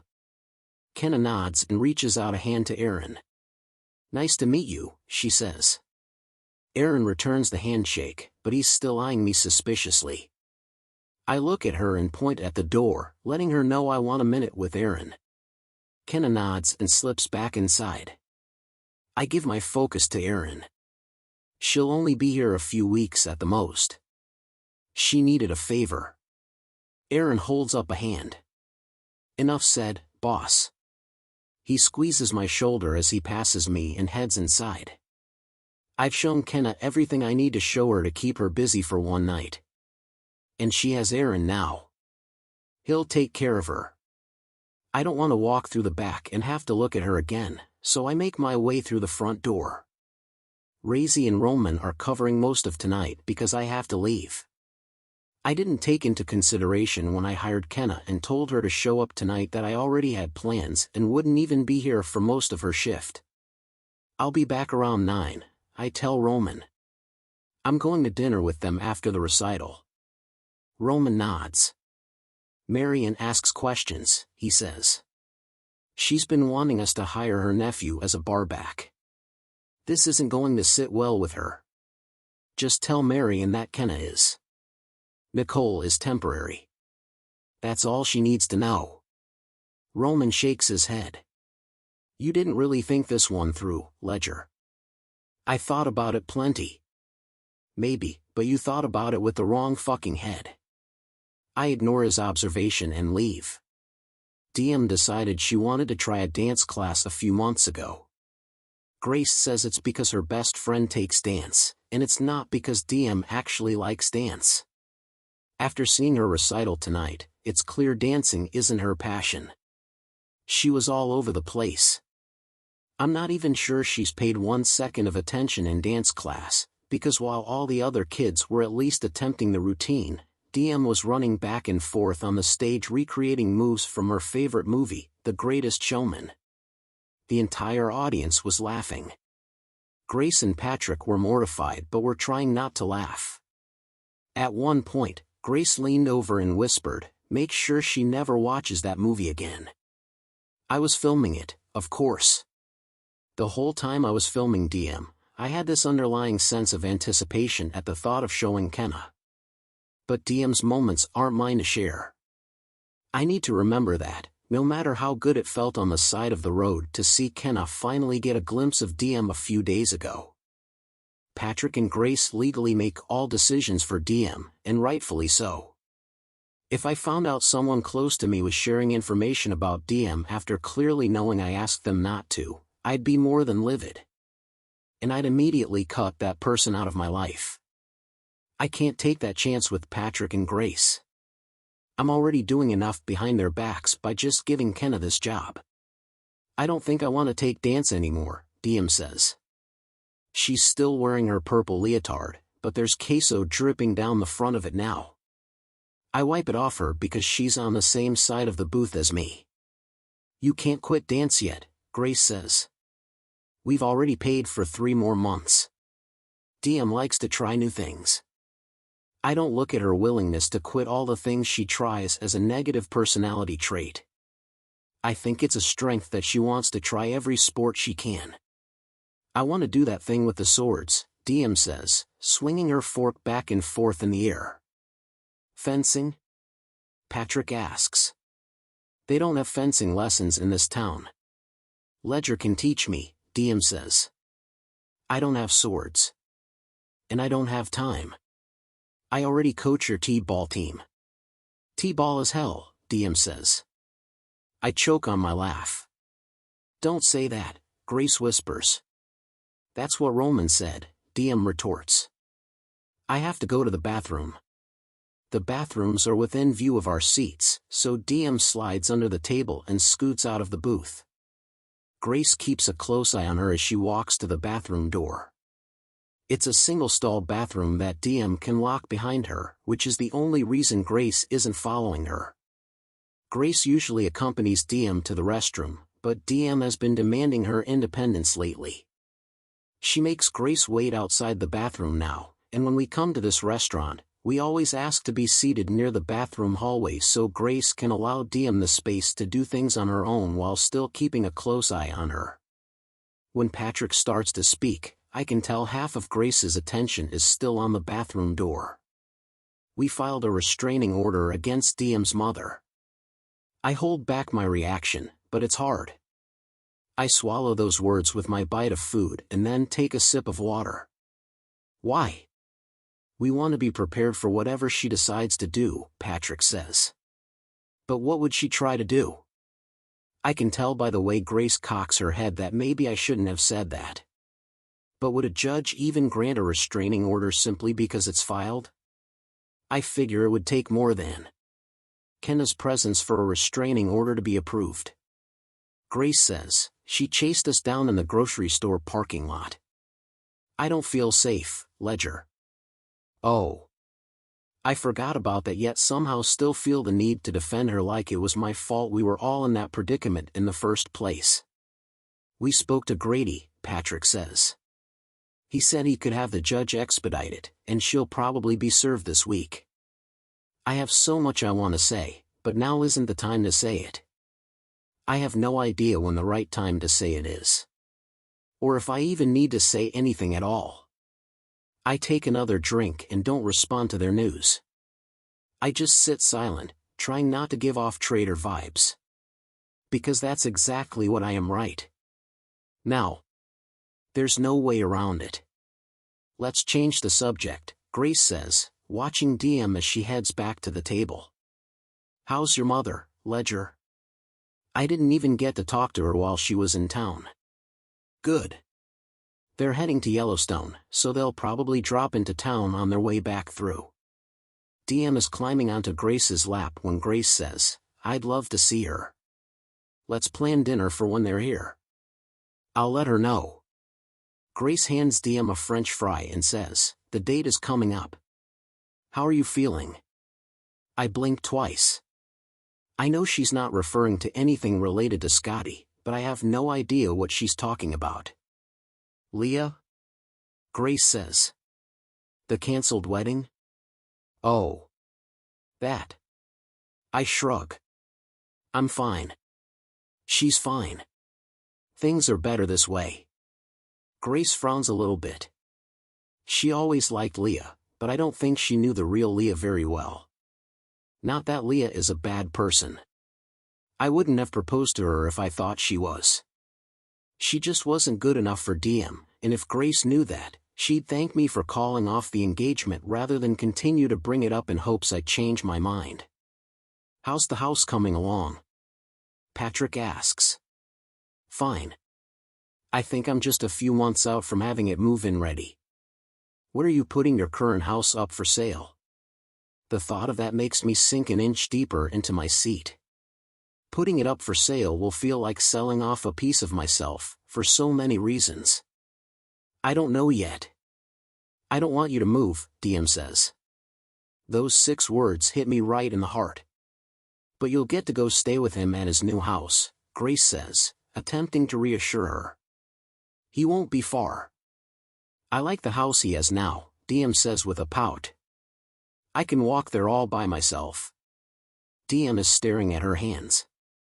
I want to reach over and pull her out of Grace's lap and hug her and tell her I'll never leave her, but it would be a lie.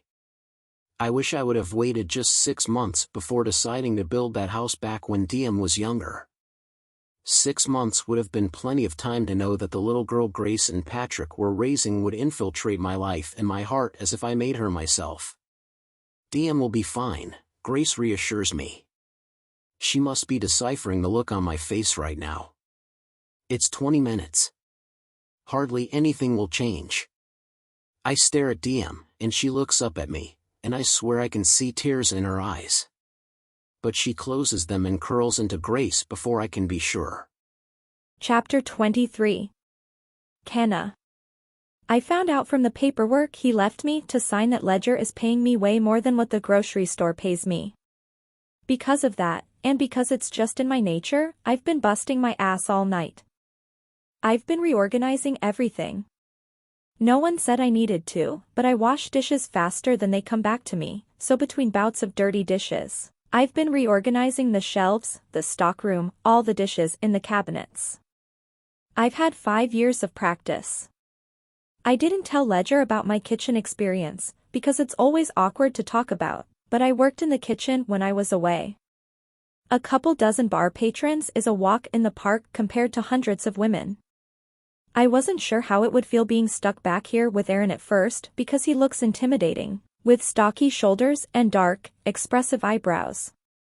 But he's a teddy bear. He said he's been working here since Ledger opened the doors several years ago. Aaron is a married father of 4 and works 2 jobs. Maintenance at the high school during the week and kitchen duty on Fridays and Saturdays here. All his children are grown and out of the house now, but he says he keeps this job because he saves up his paychecks and he and his wife like to take an annual vacation to visit her family in Ecuador. He likes to dance while he works, so he keeps the speakers turned up, and he yells when he talks. Which is entertaining, since he's usually talking about the other employees. He told me Mary Ann has been dating a guy for 7 years and they're about to have a second child together, but she refuses to marry him because she hates his last name. He divulged that Roman is obsessed with a married woman who owns the bakery down the street, so he's constantly bringing cupcakes to work. He's just about to tell me all about the other bartender, Razy, when someone walks through the kitchen doors and says, "Holy shit." I spin around and find the waitress, Mary Ann, looking around the kitchen. "You did all this?" I nod. I didn't realize what a mess it was until now. Wow. Ledger will be impressed with his rash decision when he gets back. I didn't even know he was gone. I can't see up front, and none of the bartenders have been back to the kitchen at all. Mary Ann puts her hand on her stomach and walks to a refrigerator. She looks to be around 5 months along. She opens a Tupperware container and grabs a handful of grape tomatoes. She pops one in her mouth and says, "Tomatoes are all I crave. Marinara sauce. Pizza. Ketchup." She offers me one, but I shake my head. Tomatoes give me heartburn, but I can't stop eating them. "Is this your first?" I ask her. "No, I have a 2-year-old boy." "This one's also a boy." "You have any kids?" I never know how to answer this question. It hasn't come up much since I was released from prison, but the few times it has, I usually say I do and then immediately change the subject. But I don't want anyone here to start asking questions, so I just shake my head and keep the focus on her. "What are you naming him?" "Not sure yet." She eats another tomato and then puts the container back in the refrigerator. "What's your story?" she asks. "You new around here? You married? You seeing anyone? How old are you?" I have different answers for every question coming at me, so I nod, then shake my head, and I end up looking like my head is wobbling like a bobblehead doll by the time she stops firing questions at me. "I just moved to town. I'm 26. Single." She raises a brow. "Does Ledger know you're single?" "I guess." "Huh," she says. "Maybe that explains it." "Explains what?" Mary Ann and Aaron exchange a look. "Why Ledger hired you?" We've been wondering. Why did he hire me? I'd like to know what she thinks is the reason. I don't mean this to come off in a negative way, she says, but we've had the same employees for over 2 years now. He's never mentioned needing more help, so my theory is that he hired you to make Leah jealous. Mary Ann. Erin says her name like it's a warning. She waves him off. Ledger was supposed to get married this month. He acts like he's okay, that the wedding was called off, but something has been bothering him lately. He's been acting weird. And then you apply for a job and he just hires you on the spot when we don't even need the help? She shrugs. Makes sense. You're gorgeous. He's heartbroken. I think he's filling a void. It actually doesn't make sense at all, but I get the feeling Mary Ann is the curious type, and I don't want to say anything to make her even more curious about my presence here. Ignore her, Erin says. Mary Ann craves gossip as much as she craves tomatoes. She laughs. It's true. I like to talk shit. I don't mean anything by it, I'm just bored. Why was his wedding called off? I ask her. Apparently, she's not the only curious one in this kitchen. She shrugs. I don't know. Leah, his ex, told people they weren't compatible. Ledger doesn't talk about it. He's a hard egg to crack. Roman peeks through the double doors, and his presence steals her attention. The frat boys need you, Mary Ann. She rolls her eyes and says, Ugh. I hate college kids. They're terrible tippers. Erin suggests I take a break about 3 hours into my shift, so I decide to spend it sitting on the steps in the alley. I wasn't sure if I'd get a break, or what my hours would even be tonight, so I grabbed some chips and a bottled water before I left the grocery store earlier. It's quieter in the alley, but I can still hear the bass of the music. Mary Ann came back to chat again earlier and she saw I had pieces of paper towel stuck in my ears to drown out the music while I worked. I lied and told her I get migraines easily, but I really just hate most music.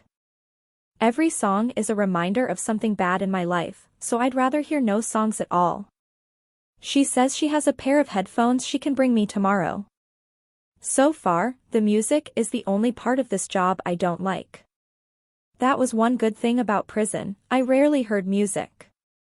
Roman opens the back door and seems momentarily surprised to find me on the steps, but he walks over to the other side of the alley and flips a bucket upside down.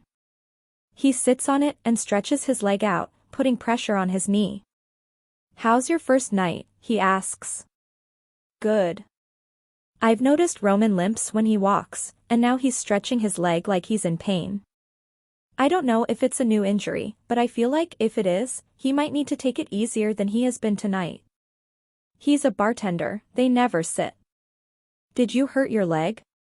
It's an old injury. It flares up with the weather. He hikes up his pant leg and reveals a long scar on his knee. Ouch. How'd that happen? Roman leans back against the brick on the side of the building. Pro football injury. You played pro football too? I played for a different team than Ledger did. I'd rather die than play for the Broncos. He gestures toward his knee. This happened about 1.5 years in. Ended my football career. Wow. I'm so sorry. Hazard of the job. How'd you end up working here with Ledger? He eyes me carefully. I could ask the same of you. Fair enough. I don't know how much Roman knows about my story, but Ledger did mention he's the only one here who knows who I am. I'm sure that means he knows everything. I don't want to talk about myself. Luckily, I don't have to because the alley fills with light from Ledger's truck as he pulls into his usual parking spot. For whatever reason, Roman uses this moment to escape back inside and leave me out here alone. I tense with Roman's disappearance and Ledger's return. I'm embarrassed I'm sitting outside on the steps. As soon as Ledger opens the door of his truck, I say, I've been working. I swear. You just happened to pull up right when I took a break. Ledger smiles as he gets out of the truck, like my explanation is unnecessary. I don't know why I have a physical reaction to that smile, but it sends a swirl through my stomach. His presence always creates this hum right under my skin, like I'm buzzing with nervous energy. Maybe it's because he's my only link to my daughter. Maybe it's because I think about what happened between us in this alley every time I close my eyes at night. Maybe it's because he's my boss now, and I really don't want to lose this job, and here I am not doing anything, and I suddenly feel like a pathetic asshole. I liked it much better when he wasn't here. I was more relaxed. How's it going tonight? He leans against his truck like he's in no hurry to get inside. Good. Everyone's been nice. He raises an eyebrow like he doesn't buy that. Even Mary Ann? Well. She's been nice to me. She kind of talked a little shit about you. Though. I'm smiling so he knows I'm teasing.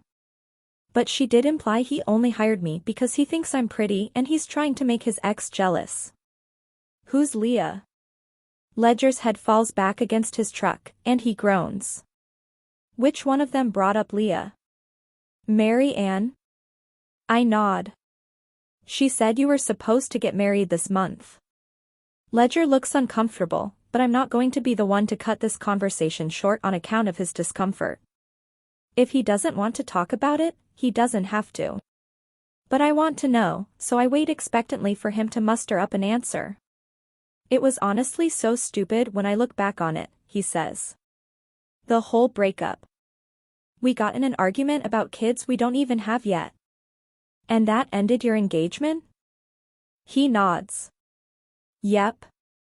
What was the argument? She asked me if I was going to love my future kids more than I love DM. And I said no, I would love them all the same. That made her angry? It bothered her how much time I spent with DM. She said when we started a family of our own one day, I'd have to spend less time focusing on DM and more time on our family. It was like an epiphany. I realized she didn't see DM fitting into a potential future family like I did. After that, I sort of just checked out, I guess. I don't know why I expected their breakup to be over something more serious.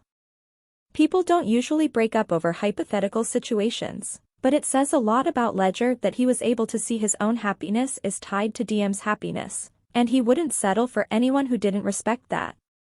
Leah sounds like a terrible bitch. I'm half kidding when I say it, which is why Ledger laughs. But the more I think about it, the more irritated I get. Seriously, though. Screw her for thinking DM isn't worthy of the same love as kids who don't even exist yet. Exactly. Everyone thought I was crazy for breaking up with her, but to me it was a precursor to all the potential problems we'd be facing down the road. He smiles at me. Look at you being an overprotective mother. I don't feel so crazy now. As soon as he says that, acknowledges me as DM's mother, my face falls. It was a simple sentence, but it meant everything to hear it come from him. Even if it slipped out by accident. Ledger straightens up and then locks his truck. I better get inside, the parking lot looked packed. He never said what he left to go do for several hours tonight, but I have a feeling he was doing something with DM. But he could have also been on a date, which unnerves me almost as much. I'm not allowed to be in my own daughter's life, but whoever Ledger decides to date gets to be in her life, and that automatically makes me jealous of whatever girl that ends up being. At least it won't be Leah. Screw her. Roman brings a crate full of glasses to the back and sets them by the sink for me. I'm heading out, he says. Ledger said he'd give you a ride home if you don't mind waiting. He's got about half an hour of shit left to do. Thanks, I say to Roman. He takes off his apron and tosses it into a basket where all the other employee aprons have ended up for the night. Who cleans those? I don't know if that's supposed to be my job. I'm not even really sure what all my job entails. Ledger wasn't here to train me throughout the night, and everyone else kind of pointed out things here and there that I could do, so I've just been doing everything I can get my hands on. There's a washer and dryer upstairs, Roman says. There's another level to the bar? I haven't seen any stairs. He points at the door that leads out to the alley. Access to the stairs is outside. Half of the space is storage, the other half is a studio apartment with a washer and dryer. Do I need to take them up and wash them? He shakes his head. I usually do that in the mornings. I live there. He pulls his shirt off to toss it in the basket just as Ledger walks into the kitchen. Roman is shirtless now, changing into his street clothes, and Ledger is staring straight at me. I know it looks like I was staring at Roman as he was changing, but we were having an active conversation. I wasn't staring at him because he was momentarily shirtless. Not that it matters, but it embarrasses me, so I turn around and focus on the remaining dishes. Roman and Ledger have a conversation I can't hear, but I do hear it when Roman tells Ledger goodnight and leaves. Ledger disappears back into the front of the bar. I'm alone, but I prefer it that way. Ledger makes me more nervous than comfortable. I finish my work and wipe everything down for a final time. It's midnight, and I have no idea how much longer Ledger has until he's finished. I don't want to bother him, but I'm too tired to walk home, so I wait for the ride. I grab my stuff and push myself onto the counter. I pull out my notebook and my pen. I don't know that I'll ever do anything with the letters I write to Scotty, but they're cathartic. Dear Scotty. Ledger is an asshole. We've clarified that. I mean, the guy turned a bookstore into a bar. What kind of monster would do that? But I'm beginning to think he has a sweet side too. Maybe that's why you two were best friends. What are you writing? I slam my notebook shut at the sound of his voice. Ledger is removing his apron, eyeing me. I shove my notebook into my bag and mutter, nothing. He tilts his head, and his eyes fill with curiosity. Do you like to write? I nod. Would you say you're more artistic or more scientific? That's an odd question. I shrug. I don't know. Artistic, I guess. Why? Ledger grabs a clean glass and walks over to the sink. He fills it with water and then takes a sip. DM has a wild imagination. I always wondered if she got that from you. My heart fills with pride. I love when he reveals little tidbits about her. I also love knowing someone in her life appreciates her imagination. I had a vivid imagination when I was younger, but my mother stifled it. It wasn't until Ivy encouraged me to open that part of myself back up that I actually felt like someone supported it. Scotty would have, but I don't even think he knew I was artistic. He met me at a time when that part of me was still in a deep sleep. It's awake now, though. Thanks to Ivy. I write all the time. I write poems, I write letters to Scotty, I write book ideas I don't know that I'll ever get around to fleshing out. Writing might actually be what saved me from myself. I mostly just write letters. I regret saying it as soon as I say it, but Ledger doesn't react to that confession. I know. Letters to Scotty.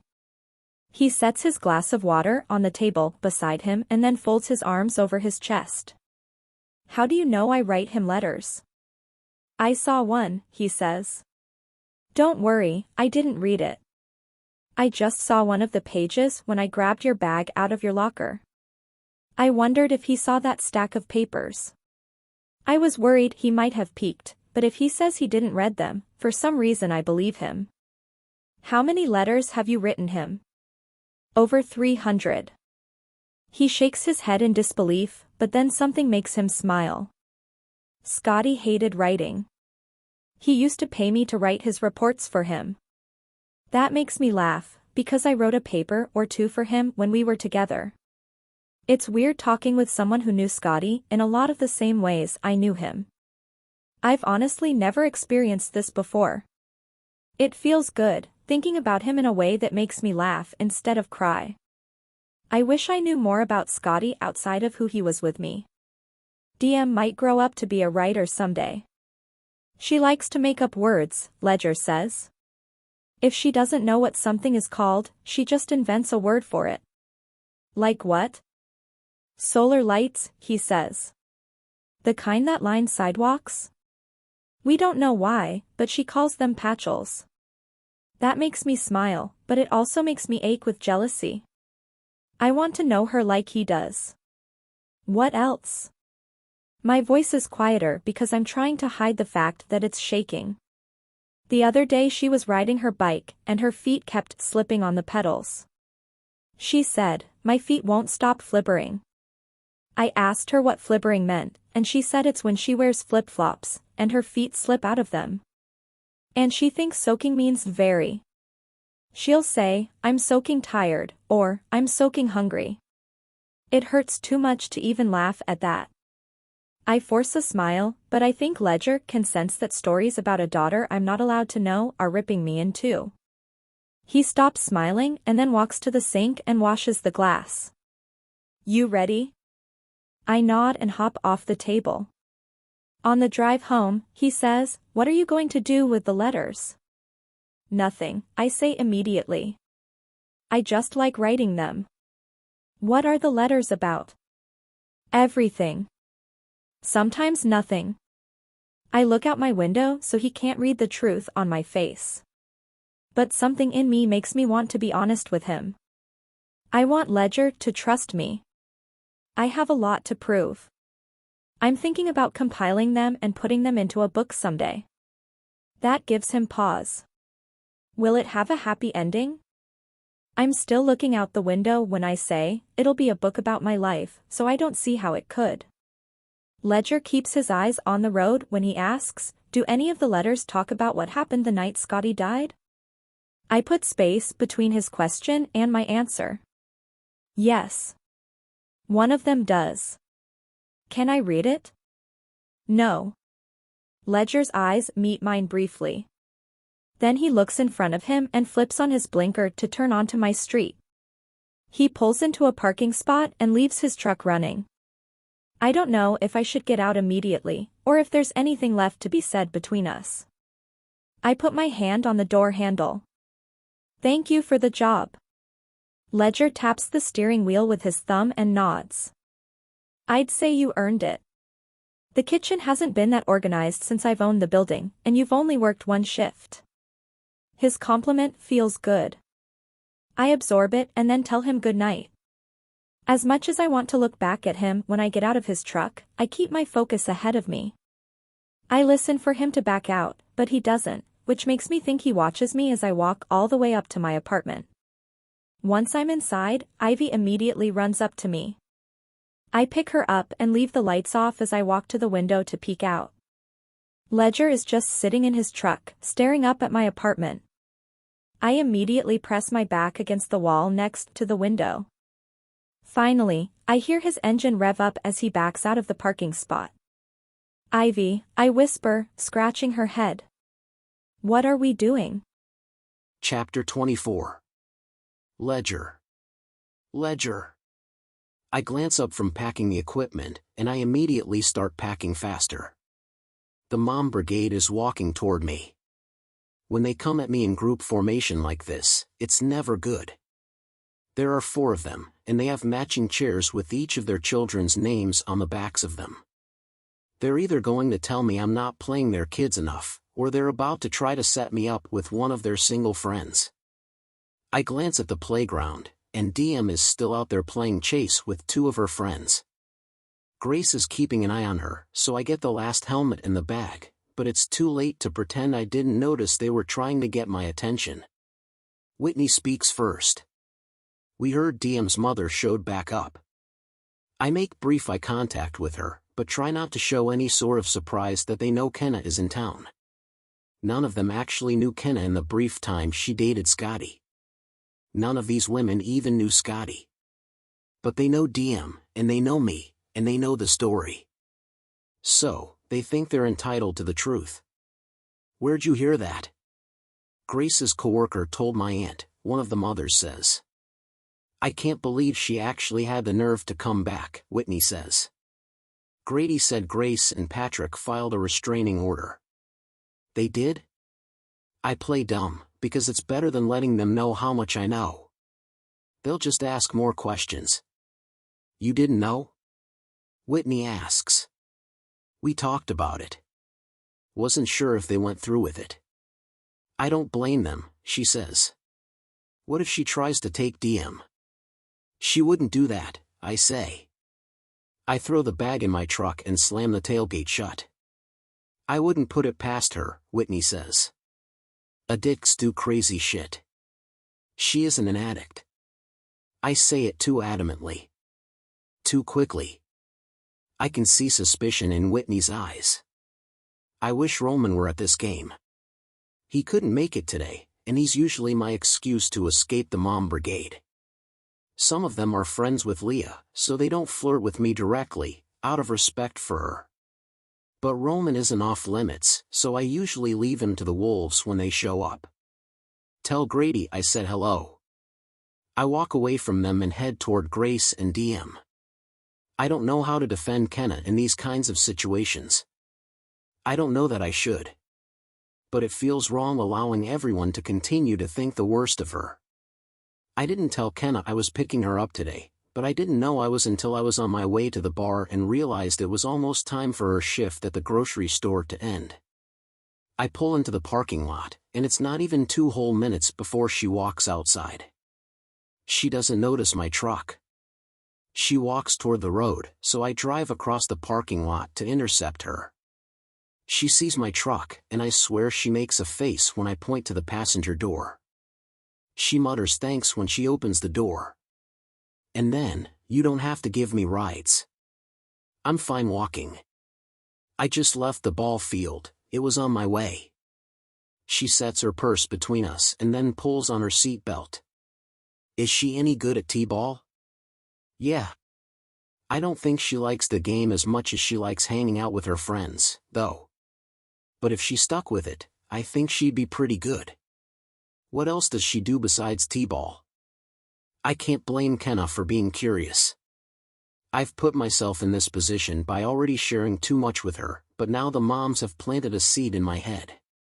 What if she's only asking so she can get a handle on DM's schedule? The more she knows about DM's activities, the easier it would be for her to show up and take her. I feel guilty even thinking that. But DM is my #1 priority in life, so I'd feel even shittier not feeling a little overprotective. I'm sorry, Kenna says. I shouldn't ask you questions you don't feel comfortable answering. It's not my place. She looks out her window as I pull onto the street. She does this thing where she flexes her fingers and then grips her thighs. DM does the same thing with her fingers. It's incredible how 2 people who have never met can have so many of the same mannerisms. It's too loud in the truck, and I feel like I need to warn her, so I roll up my window as I pick up speed. They filed a restraining order against you. I see her look at me out of the corner of my eye. Are you serious? Yes. I wanted to give you a heads up before you get served papers. Why would they do that? I think what happened at the grocery store scared Grace. She shakes her head and looks back out her window. She doesn't say anything else until we pull up to the alley behind the bar. I feel like I've set her up for failure tonight by putting her in a bad mood as soon as she got in my truck.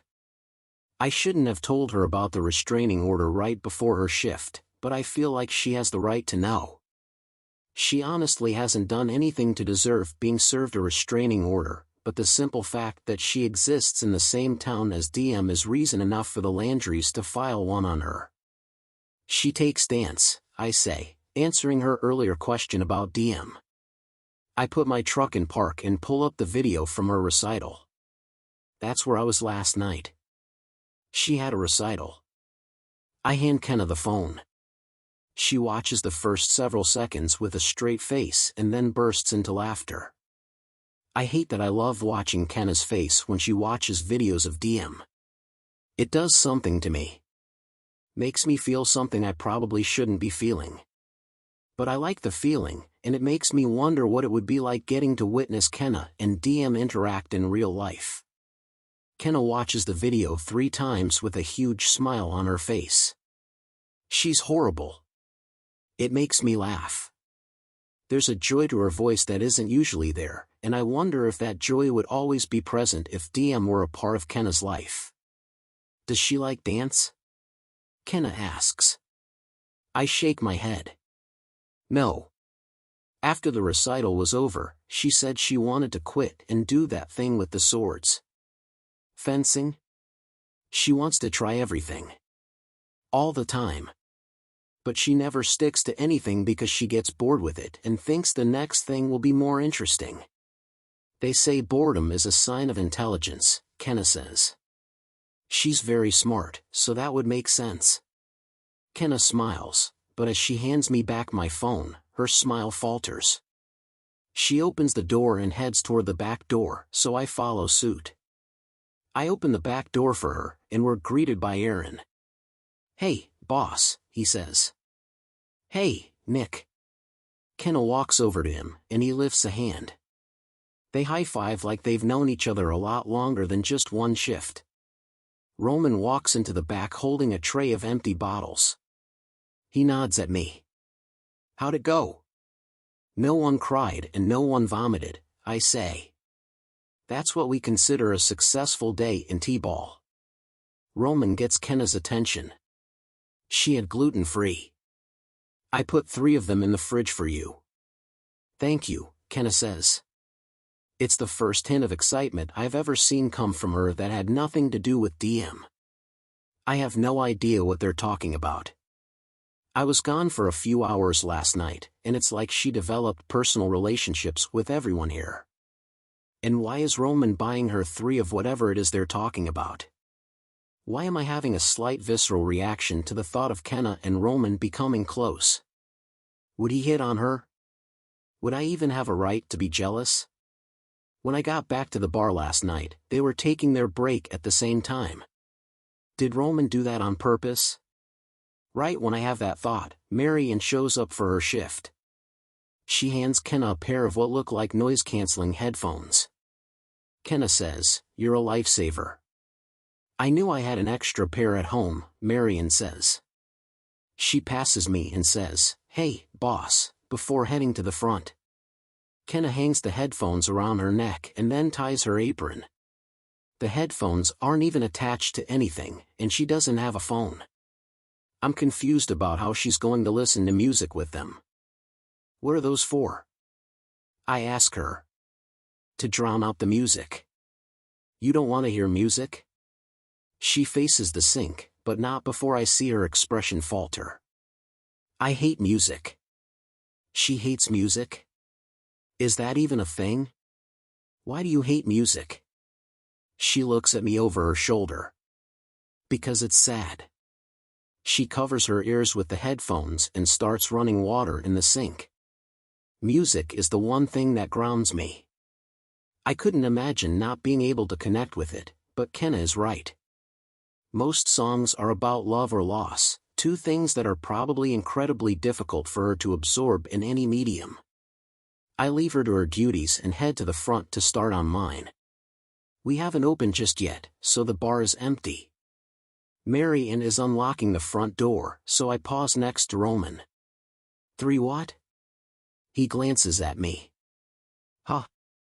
You said you put 3 of something in the fridge for Kenna. Nicole, he corrects, looking across the room at Marian. And I was talking about cupcakes. Her landlord can't have gluten, and she's trying to stay on her good side. Why? I don't know, something about her electric bill. Roman side-eyes me and then walks away. I'm glad she's getting along with everyone, but there's also a small part of me that regrets leaving for most of my shift last night. I feel like they all got to know Kenna in a way I don't know Kenna. I don't know why that bothers me. I go to the jukebox to start up a few songs before the crowd arrives, and I analyze each song I choose. It's a digital jukebox with access to thousands of songs, but I realize it would take me all night to find even a handful that wouldn't remind Kenna of Scotty or DM in some way. She's right. In the end, if there's nothing good going on in your life, almost every song becomes depressing, no matter what it's about. I put it on shuffle to match my mood. Chapter 25. Kenna. I got a paycheck. It was small, and the way the paydays worked out, it was only for a partial week, but it was enough to finally get a new phone. I'm sitting on the picnic table outside my apartment browsing apps. I opened at the grocery store today, so I had several hours between that shift and my shift at the bar tonight, so I'm just passing time outside. I try to get as much vitamin D as I can, considering my outdoor time was scheduled and limited for 5 solid years. I should probably buy vitamin D supplements so my body can catch up. A car pulls into a parking spot, and I look up in time to see Lady Diana waving wildly at me from the front seat.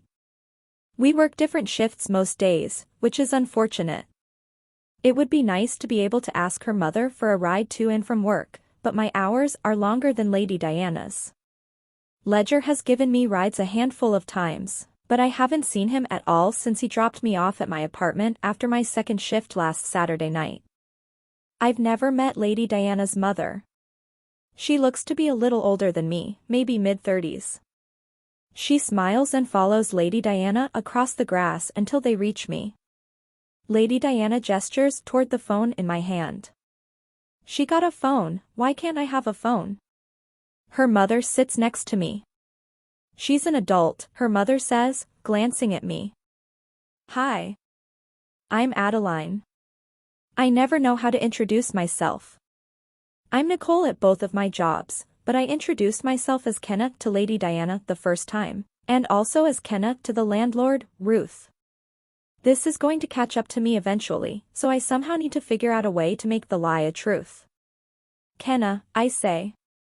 But I go by Nicole. That feels okay. It's kind of a lie. Kind of the truth. I got a new boyfriend at work today, Lady Diana says to me. She's bouncing on her toes, full of energy. Her mother groans. Oh. Yeah. Lady Diana nods. His name is Gil, he works with us, he's the guy with the red hair, he asked me to be his girlfriend. He has Down syndrome like me and he likes video games and I think I'm gonna marry him. Slow down, her mother says.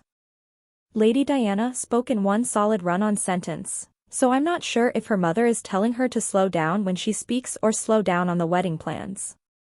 Is he nice? I ask her. He has a PlayStation. But is he nice? He has lots of Pokemon cards. Is he nice, though? I repeat. She shrugs. I don't know. I'll have to ask him. I smile. Yes. Do that. You should only marry people who are nice to you. Adeline looks at me. Do you know this kid? Gil? She says his name with contempt, and it makes me laugh. I shake my head. No, but I'll keep an eye out for him. I look at Lady Diana. And I'll make sure he's nice. Adeline looks relieved. Thank you. She stands up. Are you coming to the lunch on Sunday? What lunch? We're having a small lunch here for Mother's Day, I told Lady Diana to invite you. I feel the sting in the mention of that holiday. I've tried not to think about it. It'll be the first time I've experienced it outside of prison and in the same town as DM. Lady Diana says, Kenna's daughter was kidnapped, so I didn't invite her. I immediately shake my head. She wasn't kidnapped. It's a long story. I don't have custody of her right now. I am mortified. Adeline can tell. Don't worry, the lunch is for everyone who lives here, Adeline says. We mostly host it for Ruth since her kids live so far away. I nod, because I feel like if I agree to come, she won't pressure me, and then maybe I won't have to explain why Lady Diana said my daughter was kidnapped. What can I bring? We've got it covered, she says. It was good to meet you. She starts to walk away, but spins around. Actually, do you know anyone with an extra table and a few chairs? I think we're gonna need more seating. I want to say no, since I don't know anyone but Ledger. But I don't want her to think I'm as lonely as I am, so I just nod and say, I can ask around. Adeline tells me it was nice to finally meet me, and then she walks toward their apartment, but Lady Diana lingers behind. When her mother is gone, she reaches for my phone. Can I play a game? I hand her the phone, and she sits in the grass next to the picnic table. I need to get ready for my shift at Ward's. I'm gonna go change. You can play with my phone until I get back down. Lady Diana nods but doesn't look at me. I'd love to be able to save for a car so I no longer have to walk to work, but being forced to save up in order to just move away and make the Landrys more comfortable is really eating into my financial plans. I get to the bar early, but the back door is unlocked. I feel confident in what I need to do after having worked here last week. I put on my apron and start to get the sink water ready when Roman walks to the back. You're early, he says. Yeah. Wasn't sure how bad traffic would be. Roman laughs. He knows I don't have a car. Who used to wash dishes before Ledger hired me? I ask him. Everyone. We all pitched in when we had a spare second, or we'd wait until the end of the night and take turns staying late to clean. He grabs his apron. I doubt we'll ever want to go back down an employee after this. It's nice actually getting to leave when the bar closes. I wonder if Roman knows my position is only temporary. He probably does. It's gonna be busy tonight, he warns. Last day of finals were today. I have a feeling we're gonna see a rush of college kids. Mary and Will love that. I pour liquid soap into the bin. Hey. Quick question. I face him. There's a luncheon at my apartment on Sunday. They need an extra table. Do you guys happen to have one here? Roman nudges his head toward the ceiling. Up in storage, I think. He looks at his phone screen. We still have a while before we open. Let's go check. I turn off the water and follow him out to the alley. He pulls a ring of keys from his pocket and flips through them. Excuse the mess, he says, inserting a key into the door. I usually keep it a little cleaner up here in case we have a run, but it's been a while.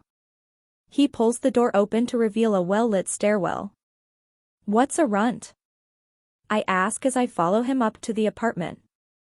The stairwell curves after the last step, and the door opens up to a space about the size of the back kitchen of the bar. It's the same floor plan, but it's finished out to actually be a living space. Runts are what we call the leftover drunk people at the end of the night that no one claims. Sometimes we put them on the couch up here until they sober up and remember where they need to go. He flips on a light, and the couch is the first thing I see. It's old and worn, and I can tell it's comfortable just by looking at it. There's a stand with a flat-screen TV on it a few feet away from a king-size bed.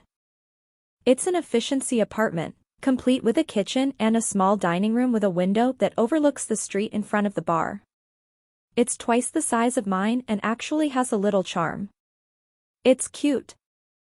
I point to the counter in the kitchen when I see at least 30 coffee mugs lined up against the wall.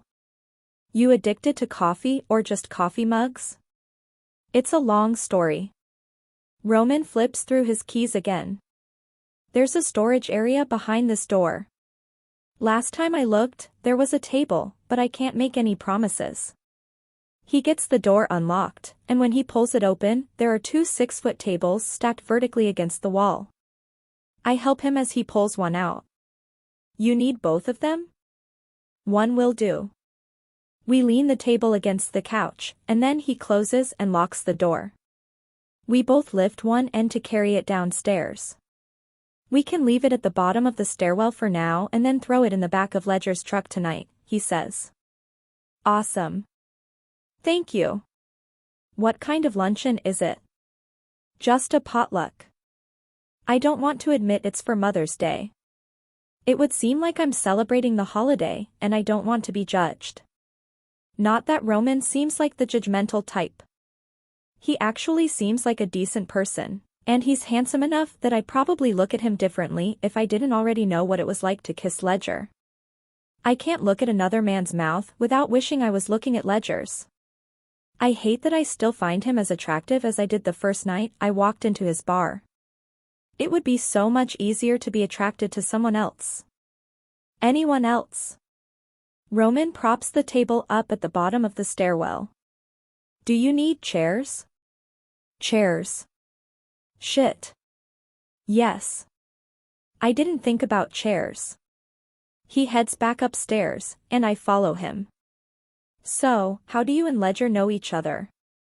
He's the one who injured me playing football. I pause at the top of the stairs. He ended your football career, and now you're friends? I'm not sure I follow how that trajectory could have occurred. Roman eyes me carefully as he unlocks the storage room door again. You really don't know this story? I shake my head. I've been sort of preoccupied for several years. He laughs quietly. Yeah. I guess so. I'll give you the condensed version. He opens the door and starts grabbing chairs. I had to have knee surgery after the injury, Roman says. I was in a lot of pain.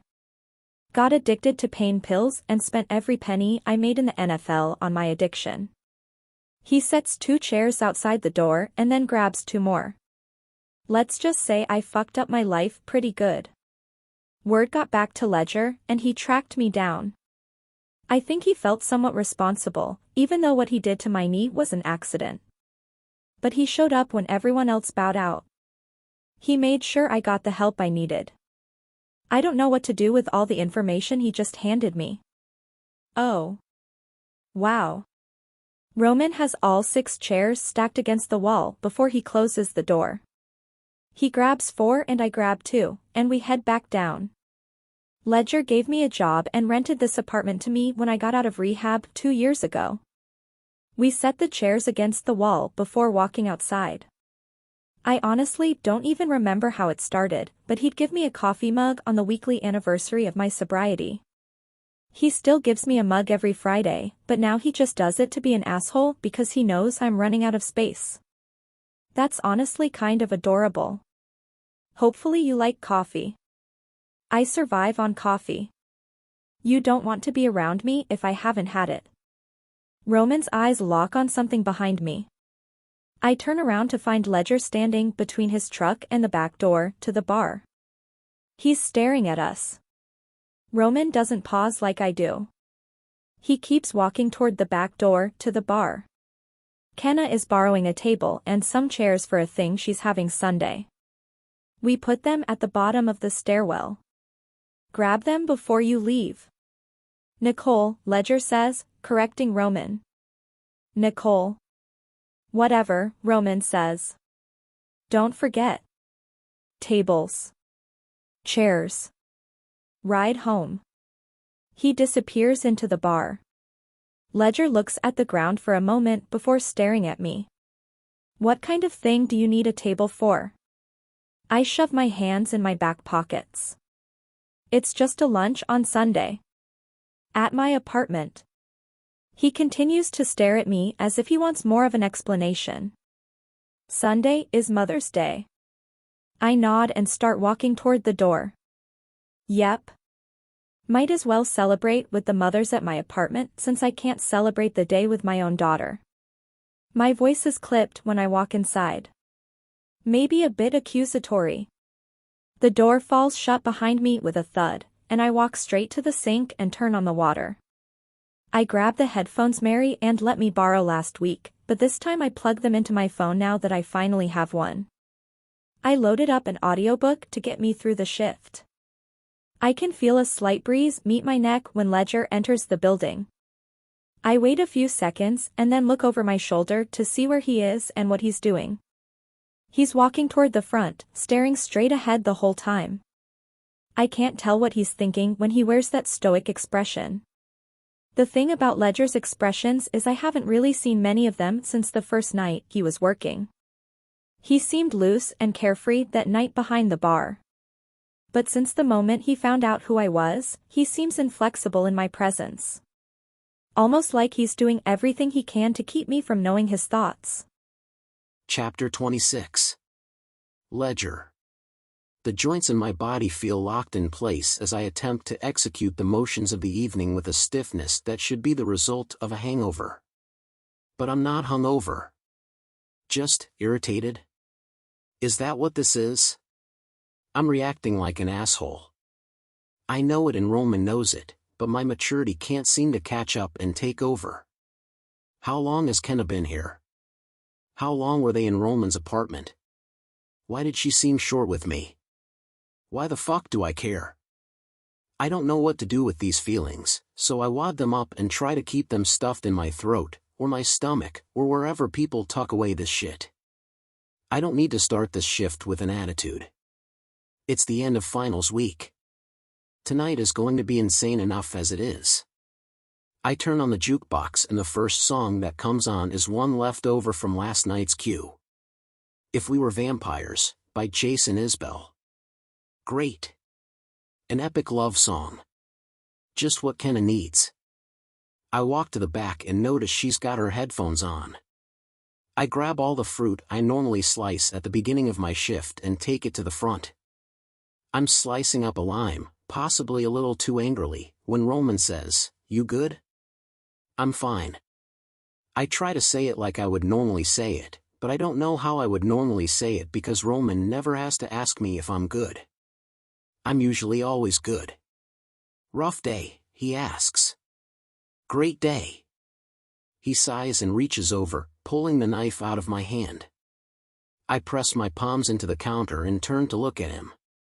He's leaning casually on his elbow, twirling the knife in a circle with his finger while he stares at me. It was nothing, he says. She borrowed a table and some chairs. We were upstairs for 3 minutes. I didn't say anything. You didn't have to. He releases an exasperated laugh. Shit, man. I didn't peg you for the jealous type. I reach for my knife and start slicing through the limes again. It has nothing to do with jealousy. What is it, then? He asks. I'm about to answer him, probably with some bullshit lie, but the door swings open and 4 guys spill into the bar. Loud, ready to celebrate, possibly already drunk. I cut our conversation short and prepare for a shift I'm not at all in the mood for. 8 long hours later, Roman and I are in the alley loading the table and chairs into the back of my truck. We've barely had time to think tonight, much less finish our conversation from earlier. Not much is said between us. We're both tired, and I think Roman is treading carefully, but the more I think about him and Kenna being in his apartment together, the more it bothers me. I could see Roman being attracted to her. And I don't know Kenna that well, but she'd probably be desperate enough to attach herself to anyone who could be an excuse for her to stay in this town. I feel guilty even having that thought. We gonna talk about this? Roman asks. I slam my tailgate shut, and then I grip my truck with one hand and my jaw with the other. I choose my words cautiously as I begin to speak. If you start something up with her, she'll find an excuse not to leave town. The whole point of her working here is so she can save up money and leave. Roman rolls his head, like rolling his eyes wouldn't convey his irritation enough. You think I'm trying to hook up with her? You think I would do that to you after everything you've done for me? I'm not making her off limits because I'm jealous. I need her to leave town so Patrick and Grace's life can go back to normal. Roman laughs. You are so full of shit. You played in the NFL. You own a lucrative business. You're building a ridiculous fucking house. You aren't broke, Ledger. If you wanted her to leave town, you would have written her a check to get rid of her. I'm tense as fuck, so I tilt my head to the side until my neck pops. She wouldn't have taken a handout. Did you even try? I didn't have to. I know Kenna, and she wouldn't have taken a handout. Just be careful with her, Roman. She'd do anything to be in DM's life. Well, at least we agree on that part, he says, right before disappearing into the stairwell to his apartment. Fuck him. Fuck him because he's right. As much as I can try to deny it, I'm not acting this way because I'm worried Kenna will stay in town longer. I'm upset because the thought of her leaving has me more on edge than the thought of her sticking around. How did this happen? How did I go from absolutely loathing this woman to feeling something else entirely? Am I that pathetic a friend to Scotty? Am I that disloyal to Patrick and Grace? I didn't hire Kenna because I want her to leave. I hired her because I like being in her presence. I hired her because I think about kissing her again every time my head meets the pillow at night. I hired her because I'm hoping Patrick and Grace have a change of heart, and I want to be around if that happens. Chapter 27. Kenna. My face is on fire when I back away from the door. I heard every word Ledger said to Roman. I even heard some of the words he didn't say. I walk to the storage room and grab my bag as soon as I hear him walking up the back steps. When he opens the door, I can't help but wonder what thoughts are going through his head when his eyes land on me. Since the moment he offered me this job, I've been convinced it's because he hates me and wants me to leave town, but Roman is right. He could pay me off and send me on my way if that's really what he wanted. Why am I still here? And why is he warning Roman about me, like my intentions aren't good? I didn't ask for this job. He offered it to me. That he would think I'd use Roman to get to my daughter feels like a slap in the face, if that's even what he was insinuating. I'm not sure what he was insinuating, or if he was just being oddly territorial over me. You ready? Ledger asks. He flips off the lights and holds open the back door for me.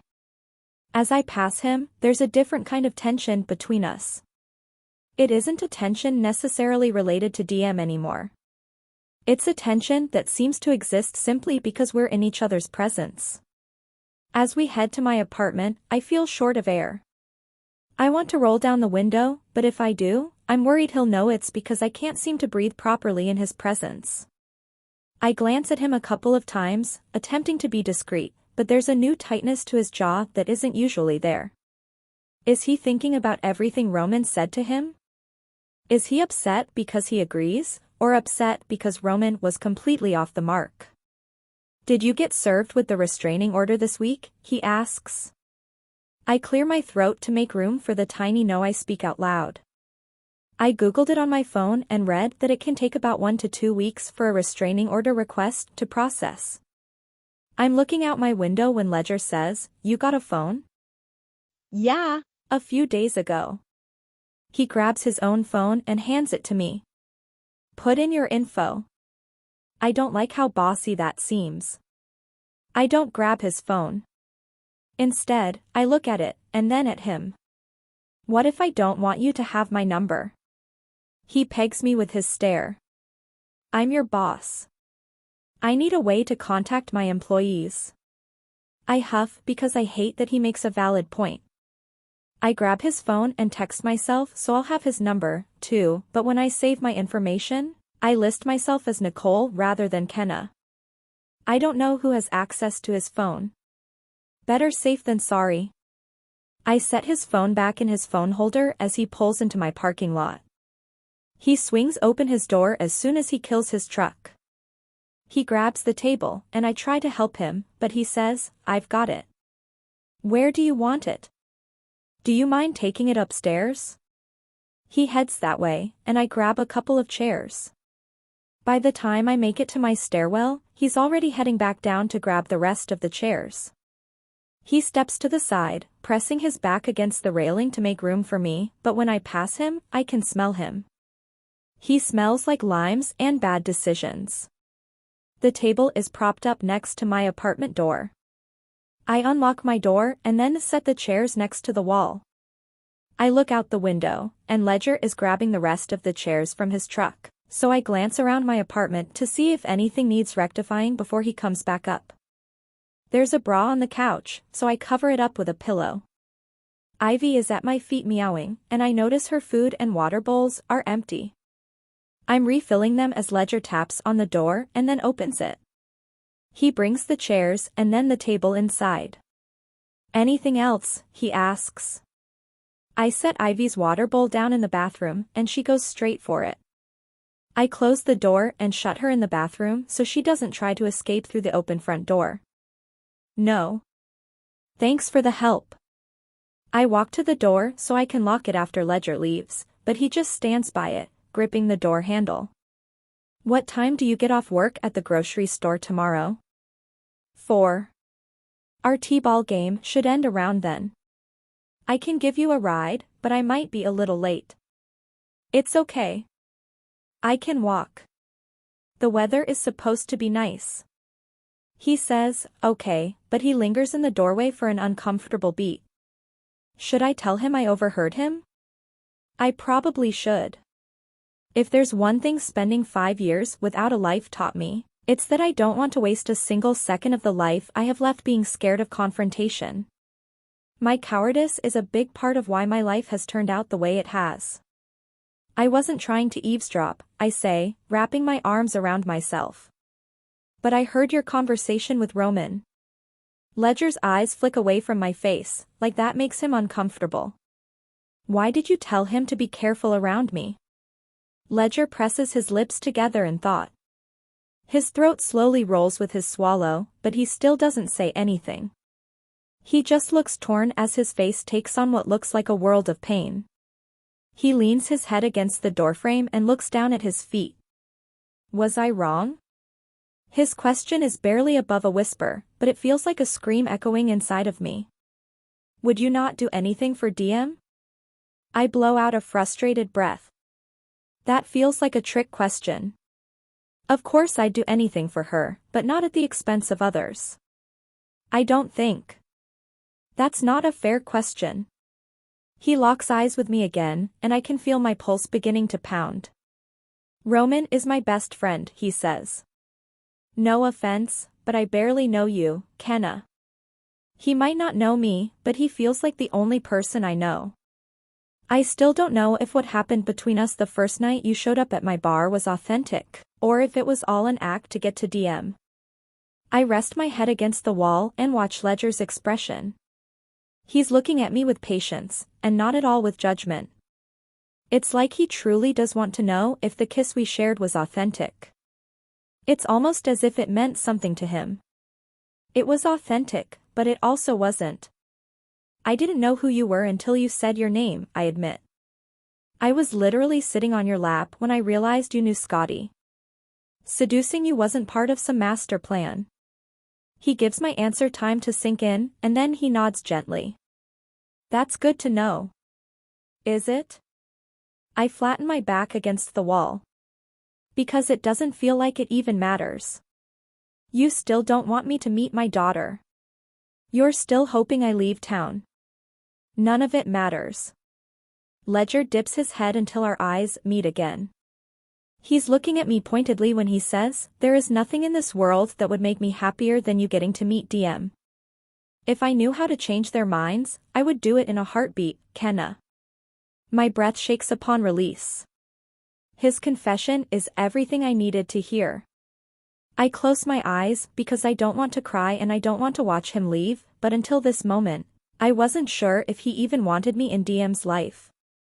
I feel the heat of his arm next to my head, and I keep my eyes closed, but I'm sucking in small gasps of air. I can hear his breaths, and then I can feel them on my cheek, and then my neck, as if he's moving in on me. I feel surrounded by him in this moment, and I'm scared if I open my eyes, I'll realize it's all in my head and that he actually walked out of my open apartment door.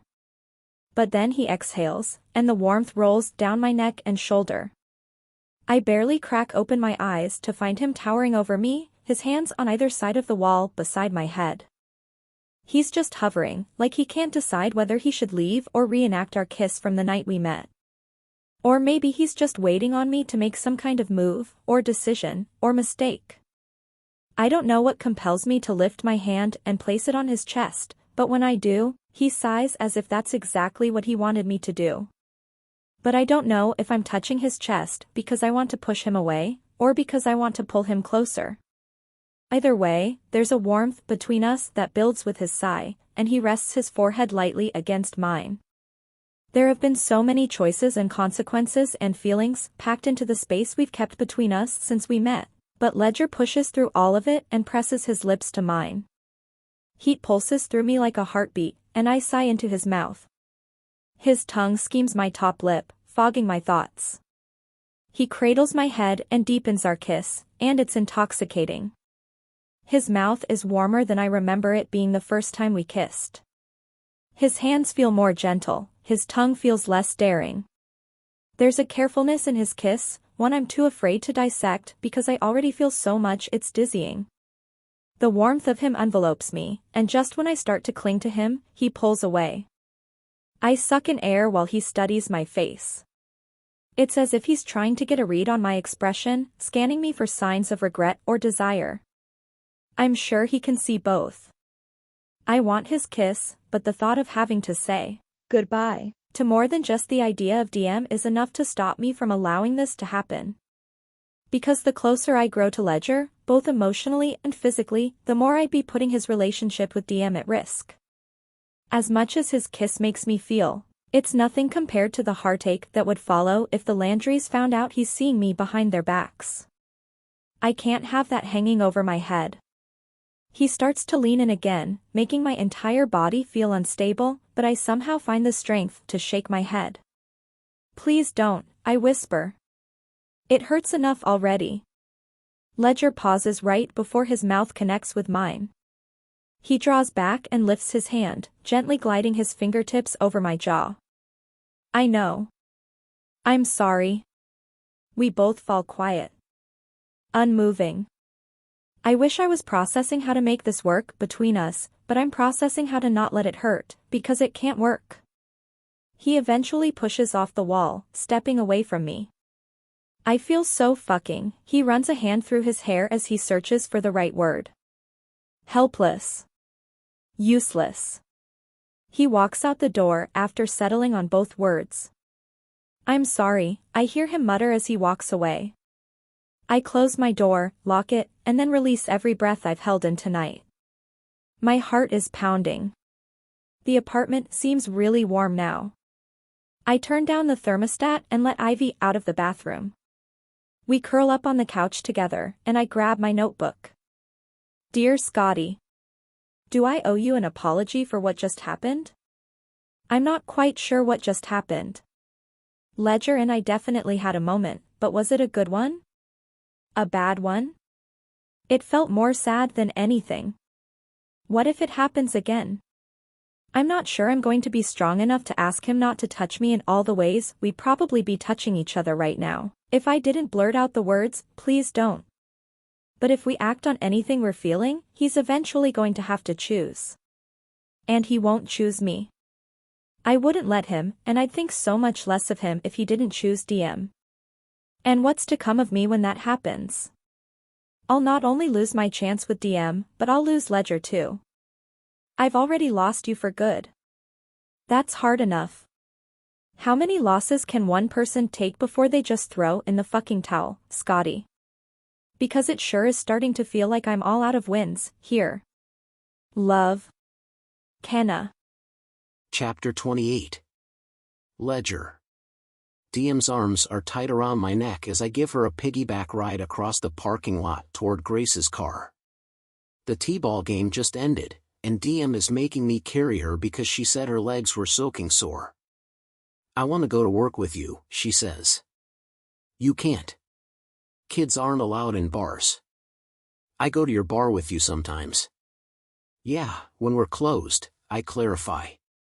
That doesn't count. We'll be open tonight, and it's busy and I won't be able to keep an eye on you. Not to mention, her mother who she doesn't even know exists will be there. You can come work for me when you turn 18. That's a long time away, you'll be dead. Hey, now, Grace says defensively. I'm a lot older than Ledger, and I don't plan on being dead when you're 18. I get DM secured into her car seat. How old will I be when everybody dies, she asks. Nobody knows when anyone will die, I tell her.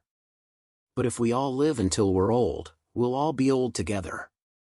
How old will I be when you're 200? Dead old, I say. Her eyes grow wide, and I immediately shake my head. We'll all be dead. No one lives to be 200. My teacher is 200. Mrs. Bradshaw is younger than me, Grace pipes up from the front seat. Stop telling lies. DM leans forward and whispers, Mrs. Bradshaw really is 200. I believe you. I kiss her on top of the head. Good job today. Love you. I love you, too. I want to go to work with. I close DM's door before she finishes her sentence. I don't normally rush them off this way, but as we were walking through the parking lot, I received a text from Kenna.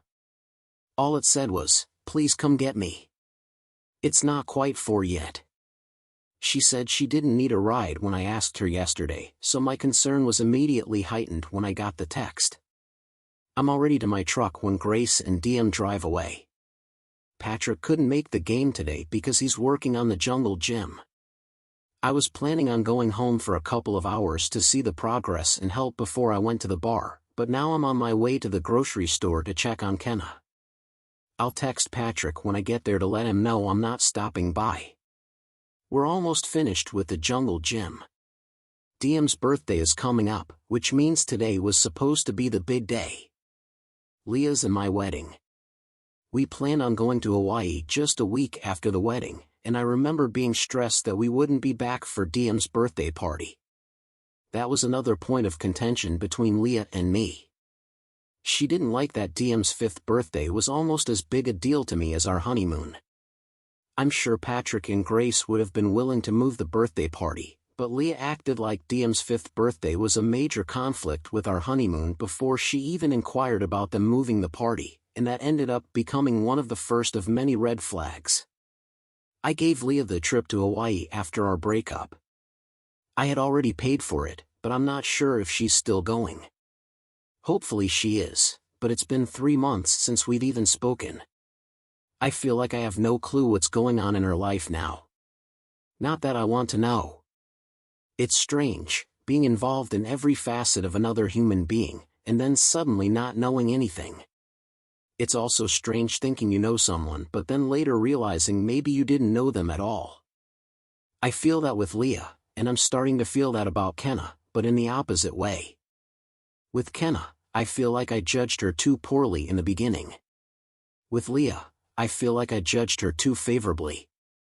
I probably should have texted Kenna to let her know I was on my way, because I spot her walking alone on the side of the road about a quarter of a mile away from the store.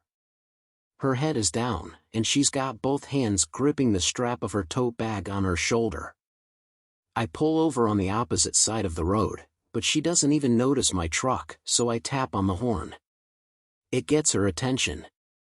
She looks both ways and then crosses the road and climbs into my truck. A heavy sigh emanates from her when she closes her door. She smells like apples, just like she smelled last night in the doorway of her apartment.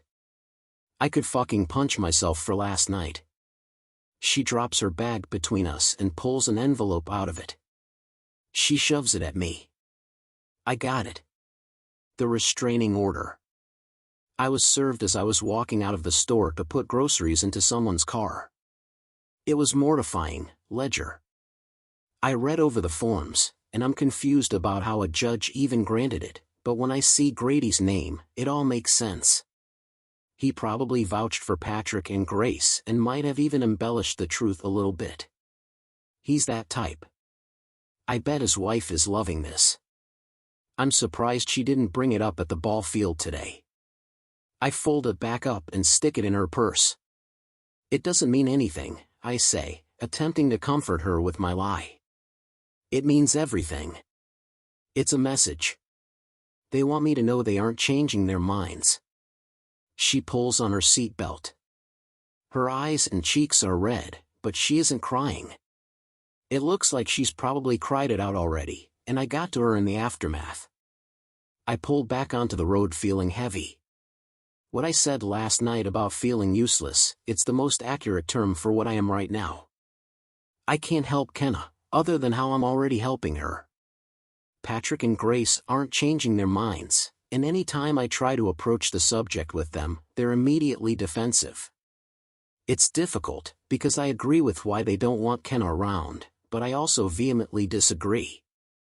They would cut me out of Diem's life before they would agree to add Kenna into it.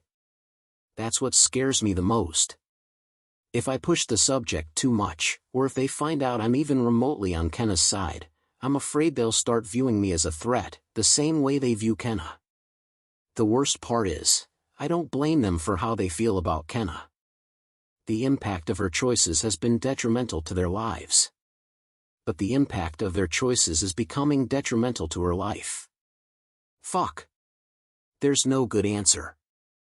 I've somehow immersed myself in the depths of an impossible situation. One that doesn't leave a single solution that won't lead to at least one person suffering.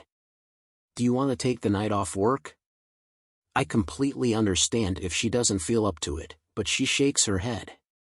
I need the hours. I'll be fine. It was just embarrassing, even though I knew it was coming. Yeah, but I figured Grady would have the decency to serve you at home. It's not like your home address isn't at the top of the order. I turn right at the next light to get to the bar, but something tells me Kenna might need an hour or so before she moves from one shift to the next. You want a snow cone? I'm not sure if that's a stupid resolution to an issue this serious, but snow cones are always the answer for me and Diem. Kenna nods, and I think I might even see a hint of a smile. Yeah. A snow cone sounds perfect. Chapter 29. Kenna.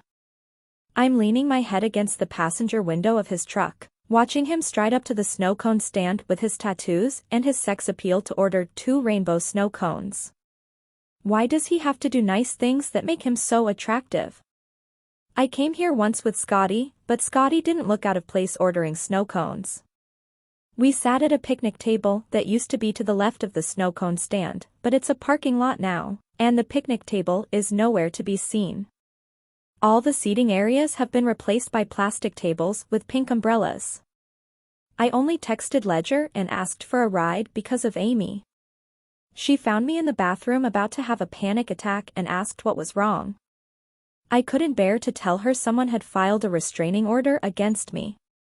Instead, I just told her the truth. That I sometimes have panic attacks, but that it would pass, and I was sorry, and then I pathetically begged her not to fire me.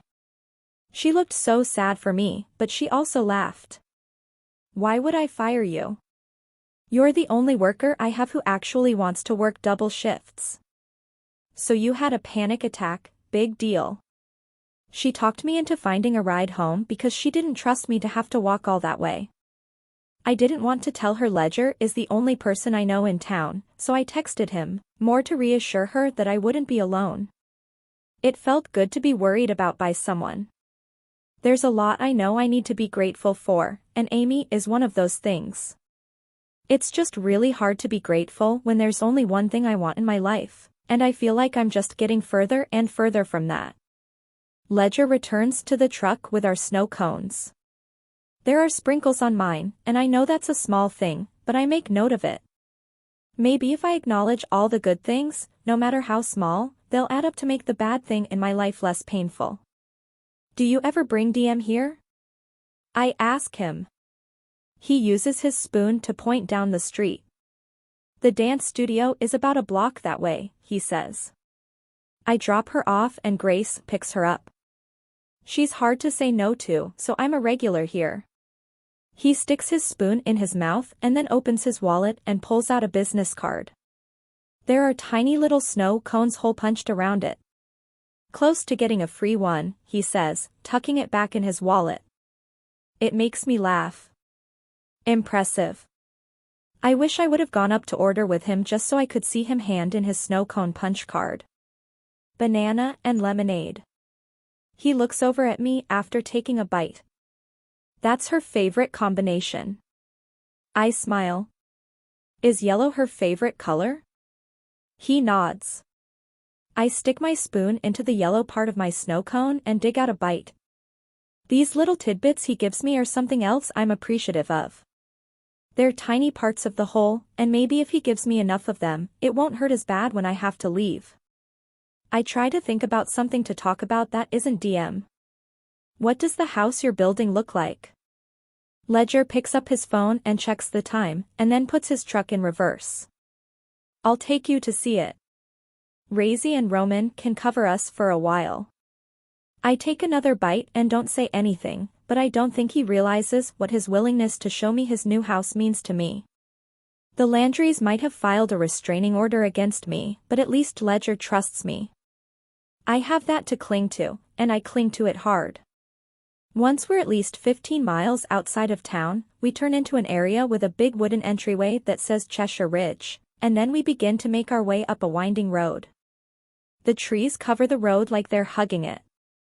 The sides of the road are dotted with mailboxes every quarter to half a mile. None of the houses can be seen from the road. The mailboxes are the only clues that people even live out here, because the trees are so dense. It's peaceful and secluded. I can see why he chose this area. We come to a piece of property that's so thick with trees you can't even see most of the driveway from the road. There's a stake in the ground where I assume the mailbox will eventually go. There are columns that look like they'll end up being a privacy gate someday. Do you have close neighbors out here? He shakes his head. Not for a half mile, at least. The property is on a 10-acre tract. We pull onto the property, and eventually, a house begins to take shape through the trees. It isn't what I expected. This house isn't your average large manor-style home with a peaked roof. It's spread out and flat and unique, built of some kind of material I don't recognize. I didn't peg Ledger to want something so modern and unusual. I don't know why I pictured a log cabin or something more traditional. Maybe because he mentioned he and Roman were building it, and I just expected it to be a little less complicated. We get out of the truck, and I try to imagine DM out here, running around this yard, playing on the patio, roasting marshmallows in the fire pit out on the back deck. Ledger shows me around, but I can't grasp this type of lifestyle, not even for my daughter. The countertops in the outdoor kitchen, that overlook the backyard, are probably worth more than everything I've ever owned in my entire life added up. There are 3 bedrooms, but the main bedroom is the highlight for me, with a ridiculous closet almost as big as the bedroom itself. I admire the house and listen to him talk excitedly about everything he and Roman have done by hand, and while it is impressive, it's also depressing. This is a house my daughter will spend time in, which means it's likely a house I'll never return to again. As much as I enjoy watching him show off his space, I also don't want to see it now that I'm here. And to be honest, it kind of makes me sad to know that he won't be living across from DM. I'm starting to really like him as a person, and knowing he's a constant in her life is comforting. But he won't be across the street from her when he moves out here, and it makes me wonder if that's going to make her sad. The back door to the huge patio overlooking rolling hills opens up like an accordion. He pushes it to one side, and I walk out onto the back deck. The sun is about to set, and it's probably one of the best views of the sunset in this entire town. It lights up the tops of the trees below us and makes them look like they're on fire. There isn't any patio furniture yet, so I sit down on the steps and Ledger takes a seat next to me. I haven't said much, but he doesn't need the compliments. He knows how beautiful this place is. I can't imagine what it's costing him to build. Are you rich? It just comes out. I rub my face after I ask it and say, sorry. That was rude. He laughs and rests his elbows on his knees. It's okay. The house is cheaper than it looks. Roman and I have done most of the work by hand over the last couple of years, but I made good investments with the money I got from my football contract. It's mostly gone now, but I got a business out of it, and now a home. Can't complain. I'm happy for him. At least life works out for some people. We all have our failures, though, I suppose. I'm curious what Ledger's failures are. Wait, I say, remembering at least one thing that didn't quite work out for him. Weren't you supposed to get married this weekend? Ledger nods. 2 hours ago, actually. Are you sad about it? Of course, he says. I don't regret the decision, but I am sad it didn't work out. I love her. He said love, as in present tense. I wait for him to correct himself, but he doesn't, and then I realize that wasn't a mistake. He loves her still. I guess realizing your life isn't compatible with someone else's doesn't erase the feelings that are there.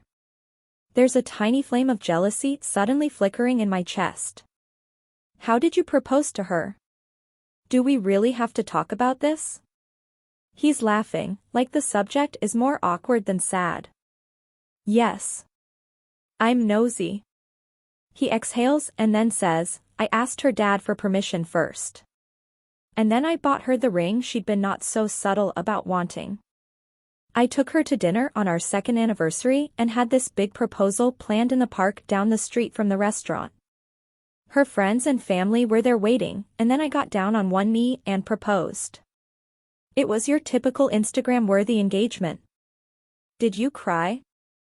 No. I was too nervous. Did she? He cocks his head like he's trying to think back. I don't think so. Maybe a tear or two.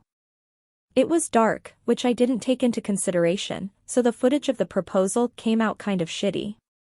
She complained about that the next day. That she wouldn't have good video and I should have proposed before the sun set. She sounds fun. Ledger smiles. Honestly, you'd probably like her. I keep saying things that make her sound bad, but we had a lot of fun together. When we were together, I didn't think about Scotty as much. Things felt light with her because of that. I look away when he says that. Do I only remind you of him? Ledger says nothing in response to my question. He doesn't want to hurt my feelings, so he just chooses not to answer, but his silence makes me feel like I want to flee. I start to stand up because I'm ready to leave, but as soon as I begin to stand, he grabs my wrist and gently pulls me back down. Sit. Let's stay until the sun sets. I sit back down, and it takes about 10 minutes for the sun to sink down into the trees. Neither of us talks. We just watch the rays disappear, and the tips of the trees return to their natural, fireless colors. It's dusk now, and without electricity, the house behind us is quickly growing dark. Ledger has a contemplative look about him when he says, I feel guilty.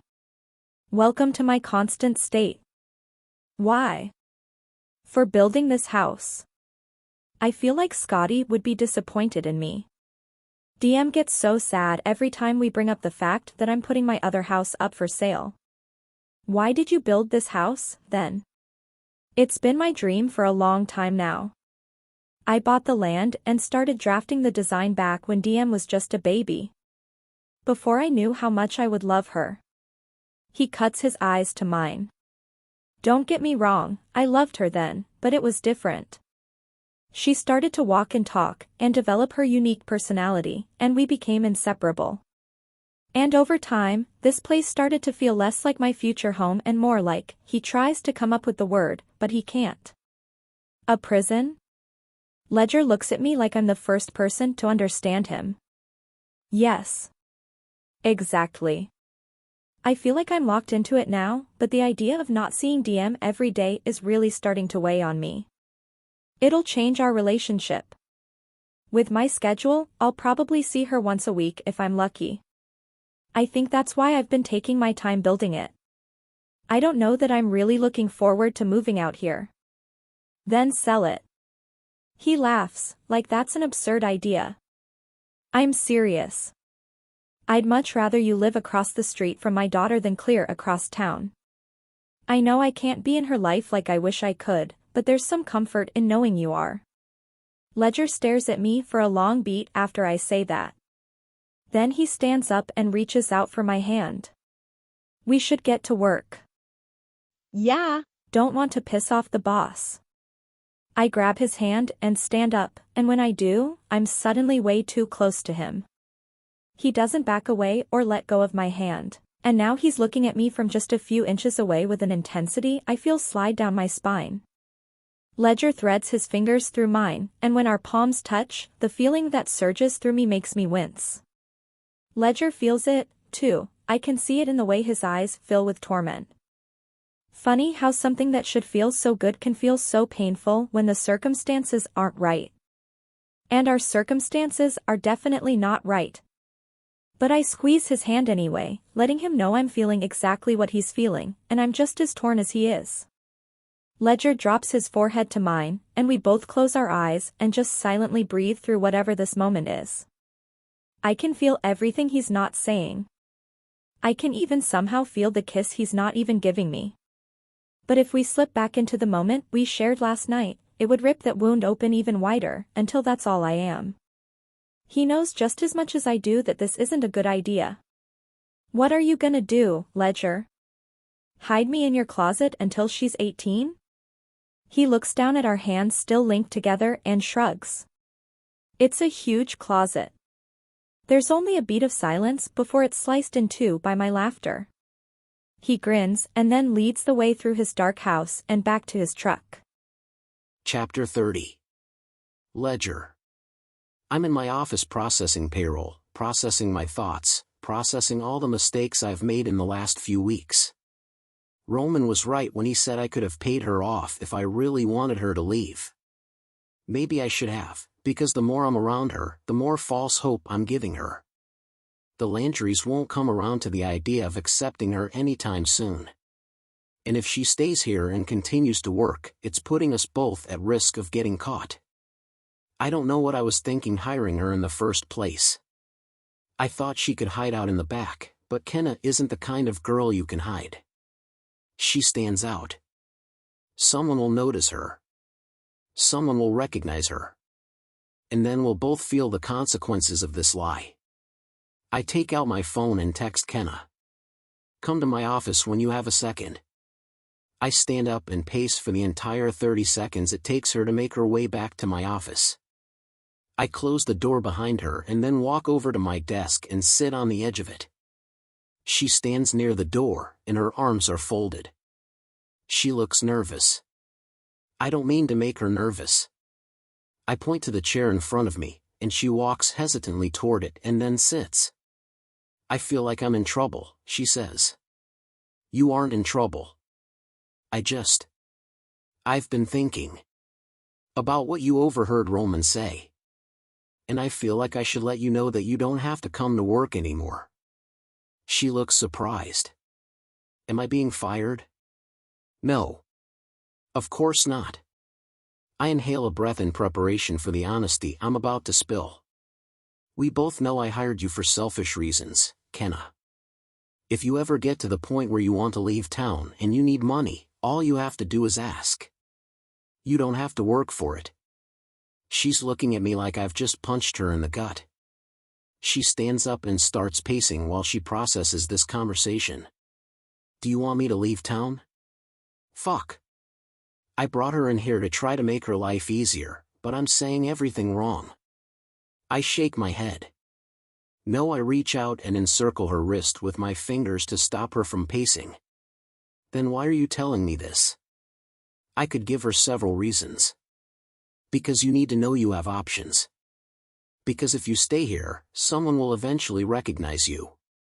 Because if we keep working together, we'll shatter whatever is left of our flimsy boundary. I don't say any of those things, though. I just look at her pointedly while I run my thumb across her wrist. You know why. Her chest rises and falls with her sigh. But then she jerks her hand from mine at the sudden knock on my office door. I immediately stand up straight, and Kenna folds her arms over her chest. Our reactions make us look really guilty right now. Marian is standing in the doorway looking back and forth between us. She grins and says, "What did I just interrupt? An employee evaluation?" I walk around my desk and pretend to be occupied by my computer screen. What do you need, Marian? Well, This suddenly feels like the wrong moment to mention this, but Leah's here. The woman you were supposed to marry today? She's out front asking for you. It takes everything in me not to look at Kenna to see how she reacted to that. Somehow I managed to stay focused on Marianne. Tell her I'll be right out. Marianne backs away from the door, but she leaves it open. Kenna immediately follows her out without looking back at me. I'm confused, because why would Leah be here? What could she possibly want? Is she having more of a reaction to what today was supposed to be than I am? Because I've hardly thought about it. I think that proves it was the right decision. For me, at least. I walk out of my office, but I have to pass by Kenna on my way to the front. We make 2 seconds of eye contact before she looks away. I exit the kitchen and look around the room, but I don't immediately spot Leah. It's a lot more crowded now than when I went to my office to do payroll, so I glance around for a moment before making my way behind the bar. Marianne is at the other end of the room, so I can't ask her where Leah went. Roman sees me and points at a group of guys. I haven't taken their order yet. Where's Leah? Roman looks confused. Leah? What? Marianne is walking toward me. She grins and leans over the bar when she reaches me. Roman was getting swamped, so he asked me to grab you. I was kidding about Leah. I was just trying to build some angst for you because girls love angst. You're welcome. She picks up a tray full of drinks and glides over to a table to deliver them. I shake my head in confusion. I'm irritated she lied, because now Kenna's mind is probably going in 1,000 different directions. But I'm also relieved she lied. I didn't want to see Leah. I stay and take a few orders and close out 3 tabs, but as soon as Roman is caught up, I head to the back. Kenna isn't in the kitchen. I look around for her, but Erin motions toward the back door to let me know she's on break. When I push open the door to the alley, I find Kenna leaning against the building with her arms folded over her chest. She looks up at me as soon as I walk outside, and I can see the immediate relief wash over her. She was jealous. She tries to hide it by forcing a smile, but I saw the look on her face before she shoved it away. I walk over to her and mimic her position against the wall. Marianne was lying. Leah wasn't here, she made that up. She narrows her eyes in confusion. Why would she? Kenna stops talking, and a small smile spreads across her lips. Wow. Marianne is messy. She doesn't seem angry that Marianne lied. She appears impressed. Her smile makes me smile, and then I say, "You were jealous." Kenna rolls her eyes. I was not. You were. She pushes off the wall and heads for the stairs, but she pauses right in front of me. She faces me, and I can't tell what her expression means. I don't know what she's about to do, but if she tried to kiss me, it would make my fucking night. I'm tired of the back and forth with her. I'm tired of hiding her. I'd give anything to be able to get to know her better without worrying about consequences, to be able to ask her questions that have nothing to do with Scotty or the Landrys. I want to openly kiss her, I want to take her home with me, I want to know what it's like to fall asleep next to her and wake up next to her. I fucking like her, and the more I'm around her, the more I don't want to be apart from her. I'm putting in my 2-week notice, she says. Shit. I chew on my lip until I'm positive I won't drop to my knees and beg her to stay. Why? She hesitates and then says, "You know why." She disappears back inside the building, and I sit in my fucking feelings. I stare at my truck with an intense urge to drive straight to Patrick and Grace's house and tell them all about Kenna. I want to tell them how selfless she is. I want to tell them what a hard worker she is. I want to tell them how forgiving she is, because every single one of us has been making her life a living hell, yet she somehow doesn't seem to resent us for it. I want to tell Patrick and Grace every wonderful thing about Kenna, but even more than that, I want to tell Kenna how wrong I was when I told her DM wouldn't benefit from having her in her life. Who am I to say that to a mother about her own child? Who the fuck am I to make that kind of judgment? Chapter 31. Kenna. It starts raining on our drive home. The rain hitting the windshield is the only sound right now, because neither of us is speaking. We haven't said a word to each other since we were in the alley earlier tonight. I wonder if he's mad that I put in my notice. I don't know why he would be, he's the one who brought it up.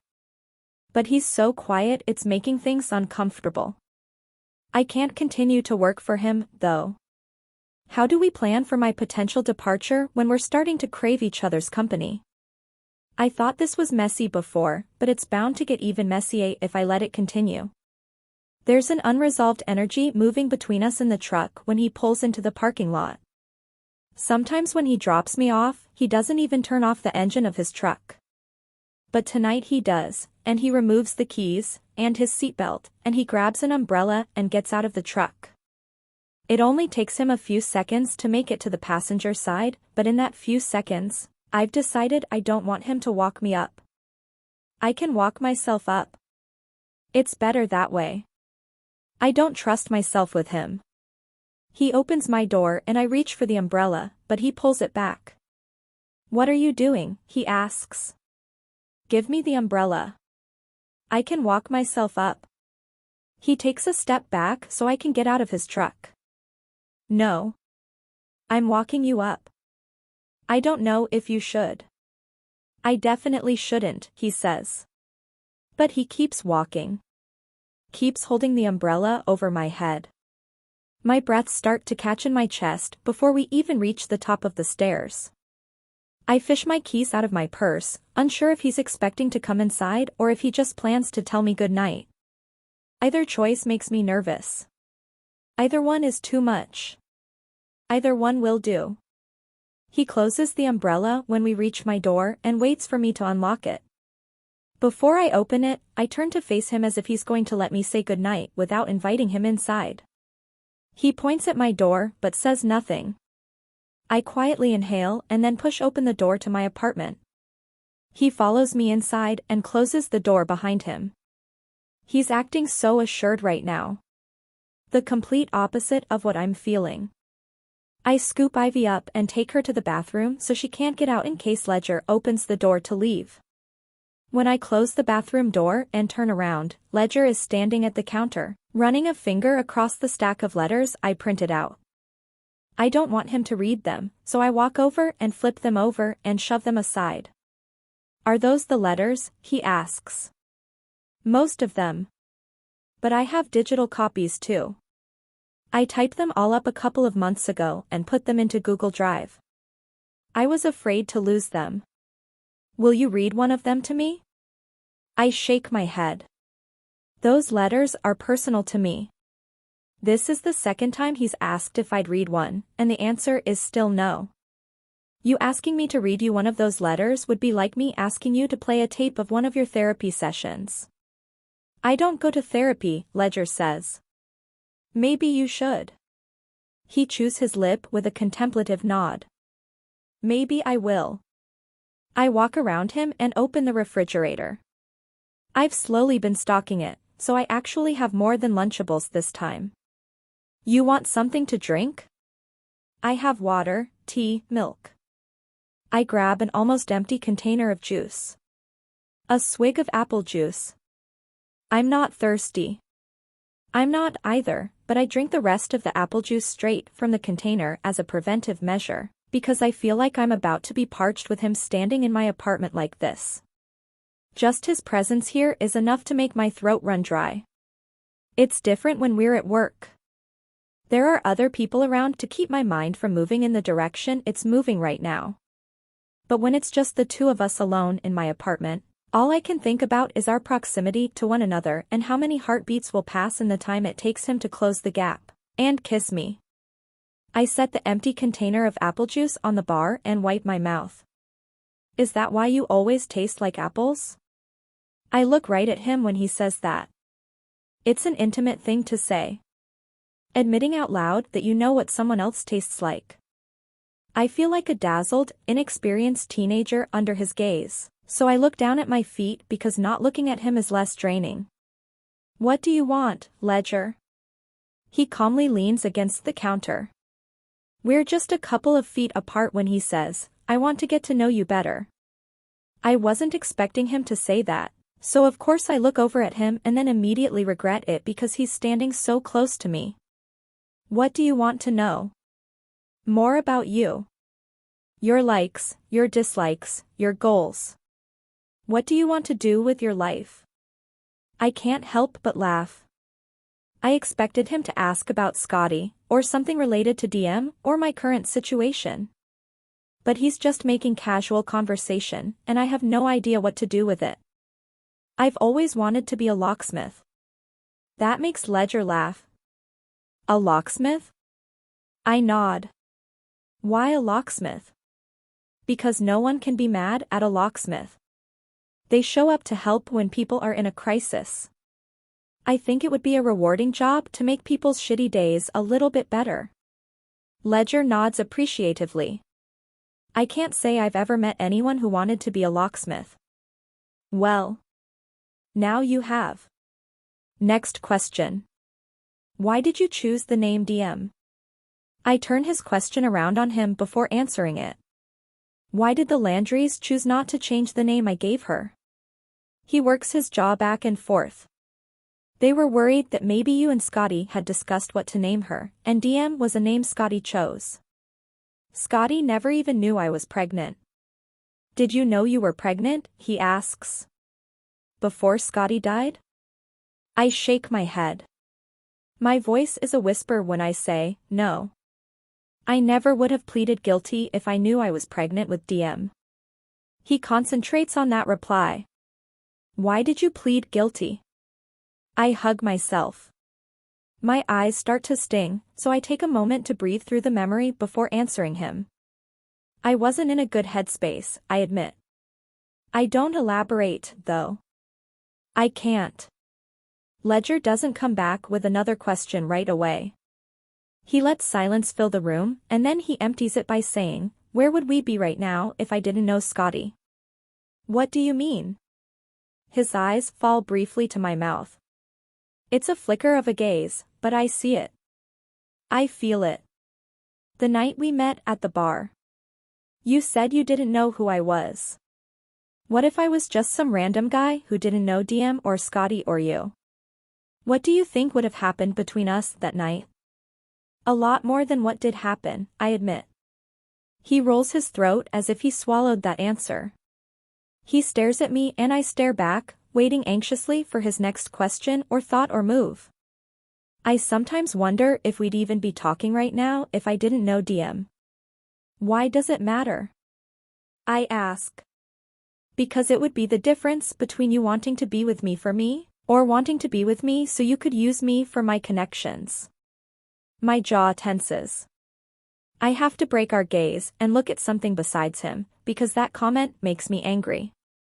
If I wanted to use you for your connections, I'd have fucked you by now. I push off the counter. You should go. I start to walk toward the door, but Ledger grabs my wrist and pulls me back.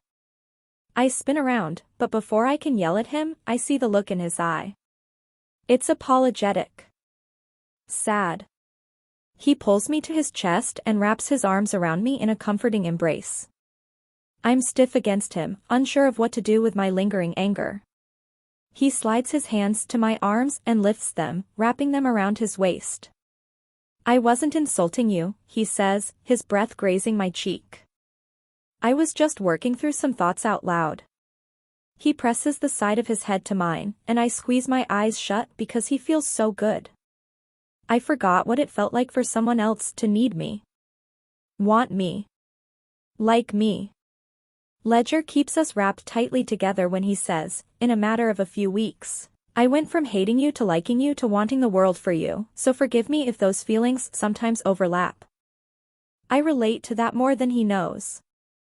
I sometimes want to scream at him for having been a wall between me and my daughter, but at the same time, I want to kiss him for loving her enough to be a wall of protection for her.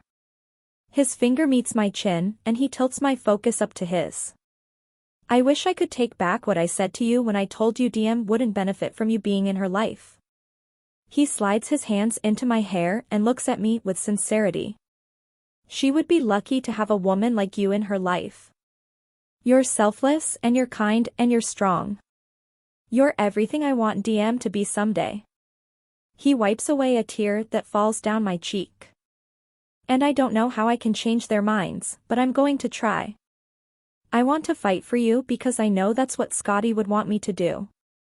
I have no idea what to do with all the feelings his words just brought out. Ledger doesn't kiss me, but that's only because I kiss him first. I press my mouth to his because nothing I could say would convey how much I appreciate the validation he just gave to me. It's one thing for him to admit he wants me to meet her, but he took it a million steps further by saying he wants her to be like me. It's the kindest thing anyone has ever said to me. His tongue slides against mine, and the heat from his mouth seems to pulse into me. I pull him closer until our chests meet, but it's still not close enough. I had no idea that was the only thing holding me back from Ledger. I just needed to know he believed in me. Now that I know he does, I can't find a single part of me that doesn't want every part of him. Ledger lifts me and walks me across the room to the couch without breaking our kiss. The weight of his body feels so good pressed against mine. I start to pull off his shirt because I want to be against his skin, but he pushes my hand away. Wait, he says, pulling back. Wait. I drop my head to the couch and groan. I can't take much more of this back and forth. I'm finally in a headspace to let him do whatever he wants to me, and now he's the one pulling away. He kisses my chin. I might be getting ahead of myself, but if we're about to have sex, I need to go down to my truck and grab a condom before you undress me. Unless you have a condom up here. I'm so relieved that's why he stopped. I push him away. Hurry. Go get one. He's off the couch and out the door in seconds. I use the spare minute to check my reflection in the bathroom mirror. Ivy is asleep in her little bed that I've set next to the tub.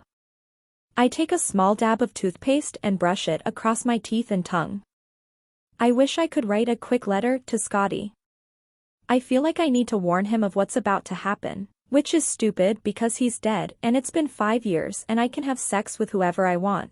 But he was the last person I've ever had sex with, so this feels like a really big moment. Not to mention, it's with his best friend. I am so sorry, Scotty, I whisper. But not sorry enough to stop it. I hear my front door open, so I leave the bathroom and find Ledger locking the door. When he turns to face me, I laugh because he's soaking wet from the rain. His hair is dripping water into his eyes, so he pushes it back. I probably should have used the umbrella, but I didn't want to waste any time. I walk over to him and help him out of his shirt. He returns the favor and helps me out of mine. I'm wearing my good bra. I wear it every time I work a shift at his bar because I've wanted to be prepared in case this happened. I've been trying to convince myself it wouldn't, but deep down, I've been hoping it would. Ledger leans forward and kisses me on the mouth with his rain-soaked lips. He's cold because he's wet, but his tongue is a scorching contrast to his frigid lips. My stomach swirls with heat when he wraps his other hand in my hair and tilts my face back so he can kiss me even deeper. I lower my hands to his jeans and unbutton them, anxious to get him out of them. Determined to feel him against me. Fearful that I won't remember how to do this. It's been so long since I've had sex I feel like I should warn him. He starts to walk me backward toward the inflatable mattress. He lowers me onto it and starts to remove the rest of my clothes. As he's working my jeans down my legs, I say, I haven't been with anyone since Scotty. His eyes meet mine after he pulls off my jeans, and there's a calming reassurance in his expression. He lowers himself on top of me and presses a soft kiss to my mouth. It's okay to change your mind. I shake my head. I'm not. I just wanted you to know it's been a while. In case I'm not very. He cuts me off with another kiss, then he says, You've already exceeded my expectations, Kenna. He moves his mouth to my neck, and I feel his tongue drag up my throat. My eyes fall shut. He removes my panties and my bra and his jeans while his tongue explores every inch of me between my neck and my stomach. When he crawls back up me to kiss me on the mouth, I feel him hard between my legs, and it fills me with anticipation. I give him a deep, long, meaningful kiss while he reaches between us and puts on the condom. He positions himself against me, but he doesn't enter me. Instead, he slides his finger up the center of me, and it's so unexpected I arch my back and moan. My moan is drowned out by the thunder outside. It's raining even harder now, but I like that the thunderstorm is our background noise. It somehow makes this even more sensual. Ledger continues to work his finger over me, and then inside of me, and the sensation is so intense I can't even kiss him back. My lips are parted and I'm moaning in between gasps of air. Ledger keeps his lips rested against mine when he begins to push into me. He isn't able to push into me with ease. It's a slow, almost painful experience. I move my mouth to his shoulder as he makes gentle progress. When he's all the way inside me, I drop my head back to the pillow because the pain transforms into pleasure. He slowly pulls out and then pushes back into me with a little more force. He exhales sharply, and his breath falls over my shoulder, tickling my skin. I lift my hips, opening myself up to him even more, and he shoves into me again. Kenna. I can barely open my eyes and look at him. His lips graze mine and he whispers, "This is too good." Fuck. Fuck, I have to stop. He pulls out of me, and when he does, I whimper. It's an immediate emptiness I wasn't prepared for.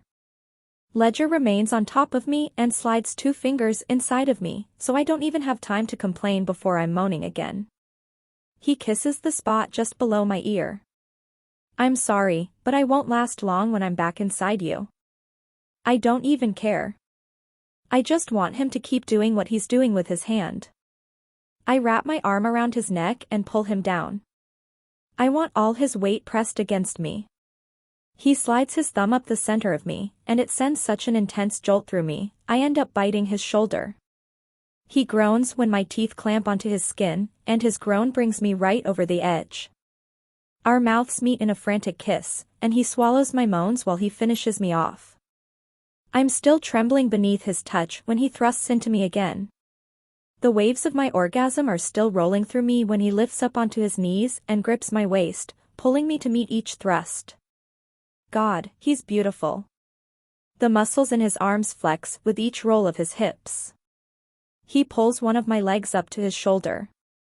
We make eye contact for a few seconds, and then he turns his head and runs his tongue up my leg. I wasn't expecting that. I want him to do it again, but he shoves my leg aside and lowers himself on top of me again. We're at a different angle now, and he's somehow able to stab into me even deeper. It's only seconds before he starts to come. He tenses up and drops his weight on me. Fuck. He groans and then says, fuck, a second time. Then he's kissing me. Intense kisses at first, but after he pulls out, the kisses grow sweeter. Softer. Slower. I already want it to happen again, but I need to catch my breath first. Maybe rehydrate. We kiss for a couple of minutes, and it's so hard to stop because this is the first time we've been able to enjoy each other without things coming to an abrupt end. It doesn't help that the rain against the windows is creating the perfect backdrop to this moment. I don't want it to end. I don't think Ledger does either, because every time I think he's finished kissing me, he comes back for more. He does stop eventually, but only long enough to go to the bathroom and dispose of the condom. When he comes back to the bed, he adjusts himself until he's spooning me, and then he kisses my shoulder. He threads his fingers through mine and tucks our hands against my stomach. I wouldn't mind if we put that on the schedule again for tonight. I laugh at the way he phrased that. I don't know why I find it funny. Yes. Let's tell Siri to put it on the calendar for an hour from now, I tease. Hey, Siri, he yells. Both of our phones go off at the same time. Schedule sex with Kenna for 1 hour from now. I laugh and elbow him, then roll onto my back. He lifts up and smiles down at me. I'll last a lot longer the second time. I promise. I probably won't, I admit. Ledger kisses me, and then he buries his head in my hair, tugging me closer to his side. I stare up at the ceiling for a long time. Maybe half an hour. Maybe even longer. Ledger's breathing has evened out, and I'm almost positive he's asleep. The rain hasn't let up at all, but my mind is too active for it to make me sleepy. I hear Ivy meow from the bathroom, so I slip off the mattress and let her out. She hops onto the couch and curls up into a ball. I walk to the counter and slide my notebook in front of me. I grab a pen and begin writing a letter to Scotty.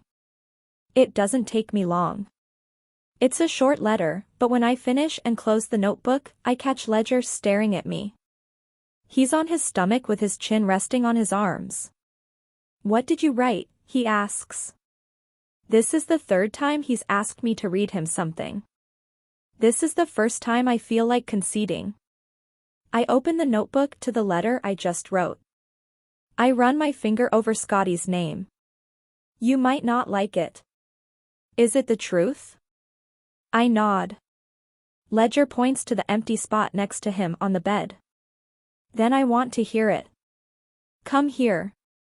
I raise an eyebrow in warning because not everyone can handle the truth as well as they think they can.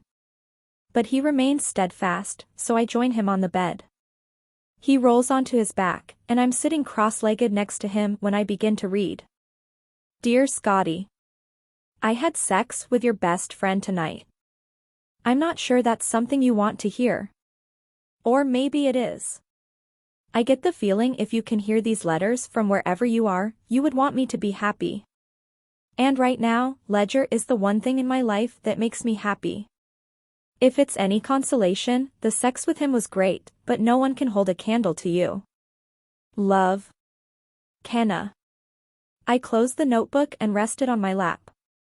Ledger is quiet for a moment as he stares stoically at the ceiling. "You're just saying that so you don't hurt his feelings, right?" I laugh. "Sure. If that's what you need to hear." He grabs the notebook and tosses it aside, then he wraps an arm around me and pulls me on top of him.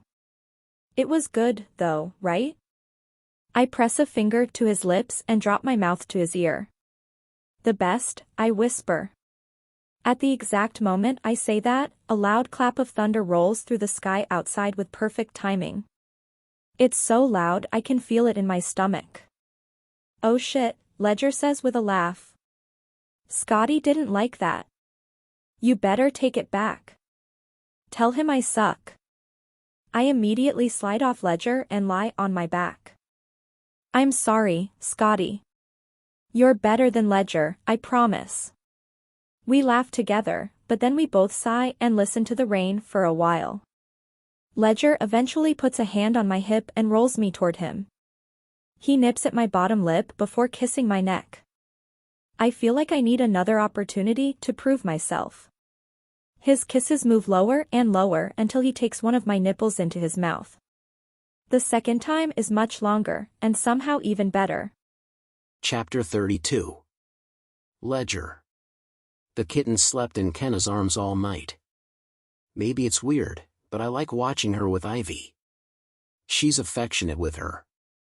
She always makes sure Ivy doesn't have an opportunity to run outside when she isn't looking. It makes me curious how she'll be with DM. Because I'm confident I'll get to witness it someday. It might take us a while to get there, but I'll find a way. She deserves it and DM deserves it, and I trust my gut feelings more than my doubts. I move quietly as I reach for my phone to check the time. It's almost 7 in the morning, and DM will wake up soon. She'll notice my truck is gone. I should probably try to get home before they leave for Patrick's mother's house. I don't want to slip out while Kenna is asleep, though. I would feel like an asshole if she woke up alone after last night. I press a gentle kiss to the corner of her mouth, and then I brush her hair out of her face. She begins to move, and moan, and I know she's just waking up, but her wake-up sounds are very similar to her sex sounds, and now I don't want to leave. Ever. She finally gets her eyes open and looks up at me. I have to go, I say quietly. Can I come back over later? She nods. I'll be here. I'm off today. She gives me a closed lips kiss. I'll kiss you better later, but I want to brush my teeth first. I laugh and then kiss her cheek. Before I get up, we have this brief moment of eye contact where it feels like she's thinking something she doesn't want to say out loud. I stare down at her for a minute, waiting for her to speak, but when she doesn't, I kiss her on the mouth one more time. I'll be back this afternoon. I waited too long. DM and Grace are already awake and in their front yard when I pull onto our street.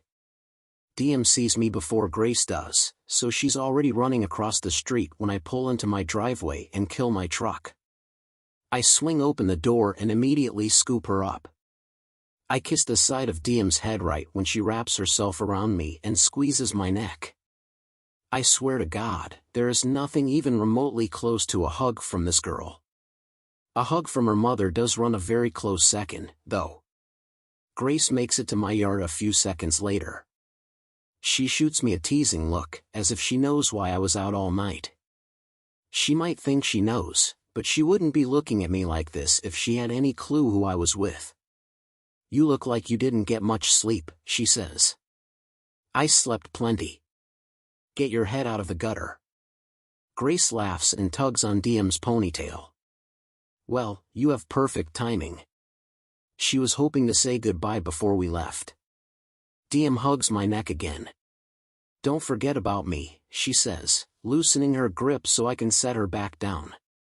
You'll only be gone one night, D. How could I forget about you? DM scratches her face and says, You're old, and old people forget stuff. I am not old, I say. Hold on before you go, Grace. I unlock my front door and head to my kitchen and grab the flowers I bought for her yesterday morning. I haven't let a Mother's Day or a Father's Day pass without getting something for her or Patrick. She's been like a mother to me my whole life, so I'd honestly probably still buy her flowers even if Scotty were here. Happy Mother's Day. I hand them to her, and she acts surprised and delighted and gives me a hug, but I don't hear her thank you through the loud regret piercing through me right now. I forgot today was Mother's Day. I woke up next to Kenna this morning and said nothing to her about it. I feel like an asshole.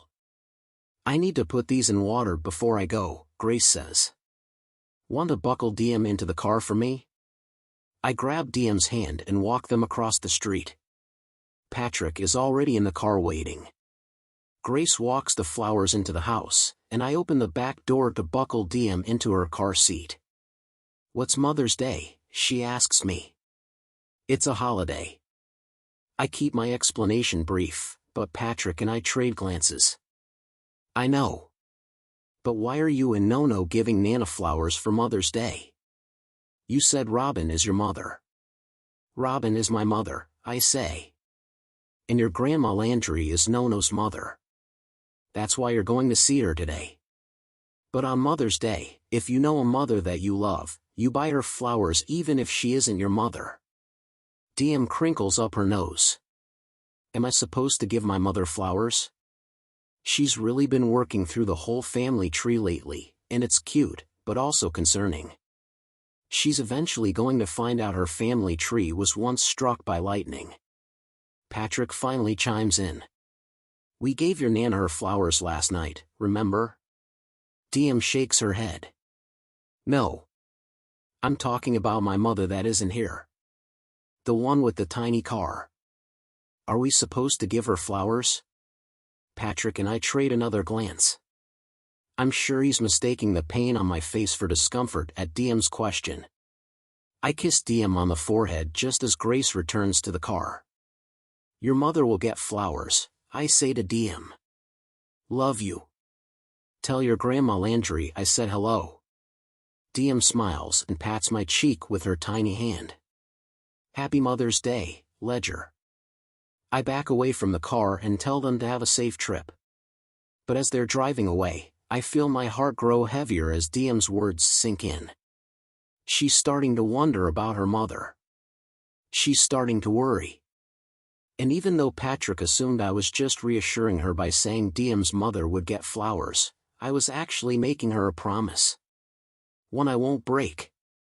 The idea of Kenna going through the entire day today without her motherhood being acknowledged by anyone makes me angry at this whole situation. I sometimes want to place that blame directly on Patrick and Grace, but that's not fair either. They're just doing what they need to do to survive. It is what it is. A fucked up situation, with no evil people to blame. We're all just a bunch of sad people doing what we have to do to make it until tomorrow. Some of us sadder than others. Some of us more willing to forgive than others. Grudges are heavy, but for the people hurting the most, I suppose forgiveness is even heavier. I pull up to Kenna's apartment a few hours later and am halfway to the stairs when I spot her out back.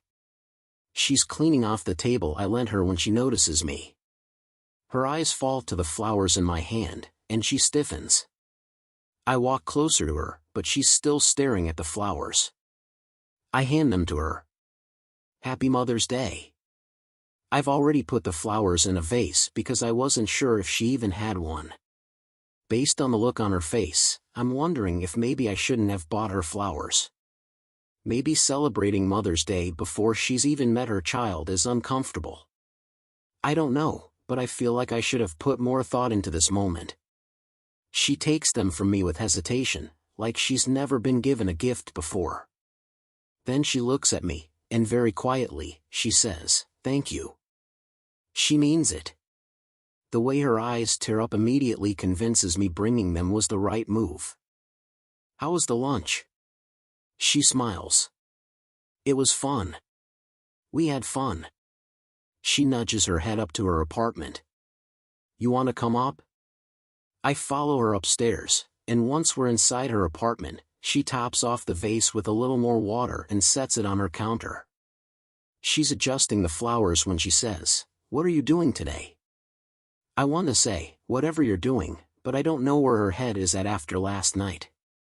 Sometimes things seem good and perfect in the moment, but when you get hours of reflection afterward, the perfection can morph into something else. I'm heading out to the new house to get some work done on the floors.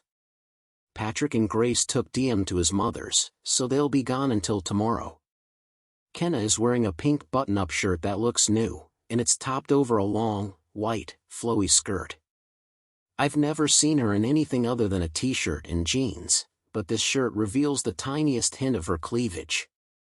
I'm trying so hard not to look, but holy fuck, it's a struggle.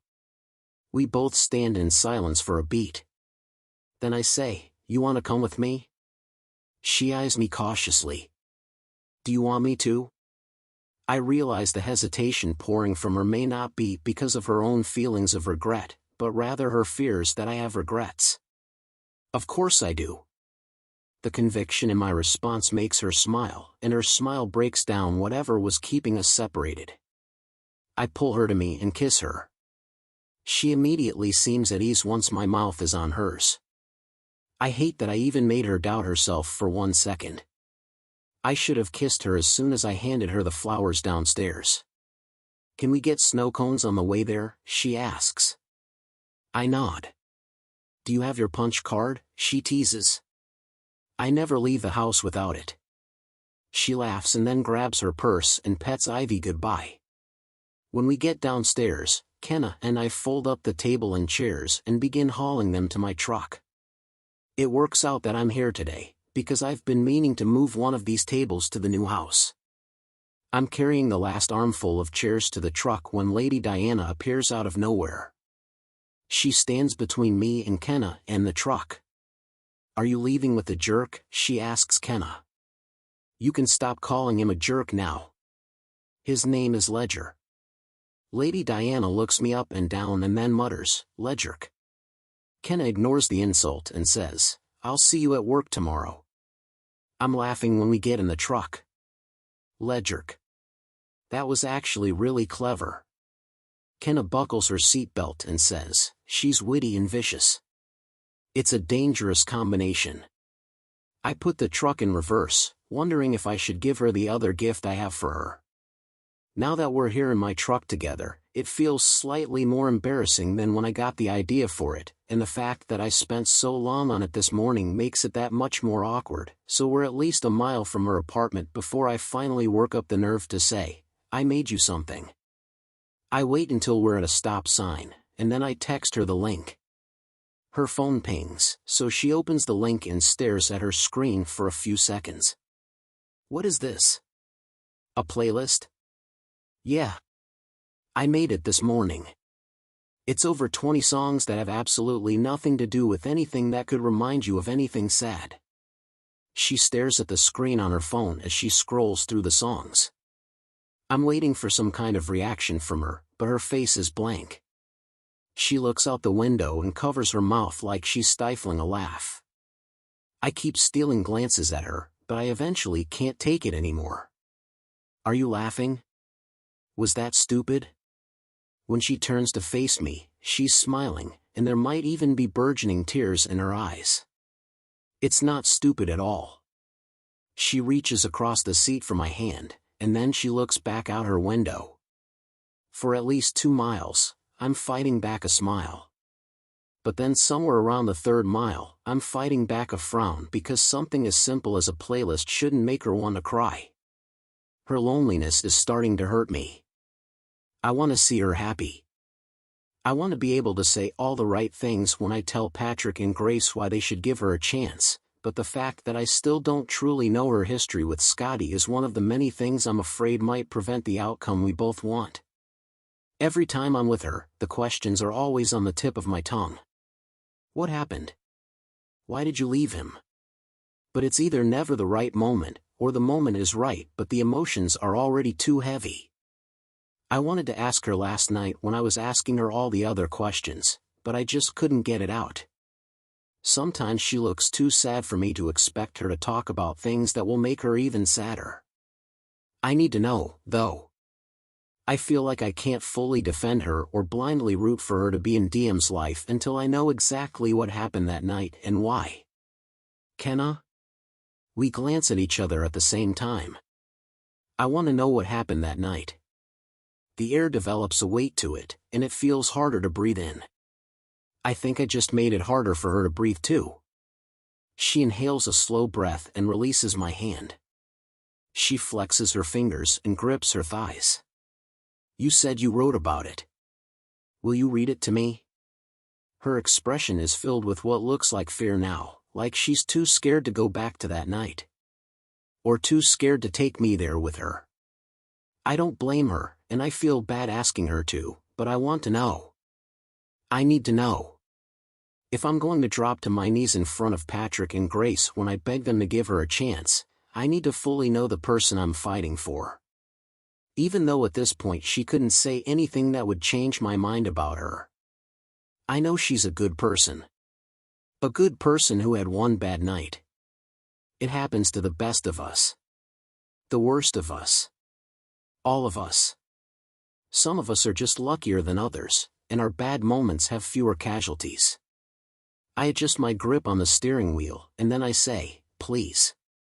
I need to know, Kenna." Another quiet moment passes, but then she grabs her phone and unlocks the screen. She clears her throat.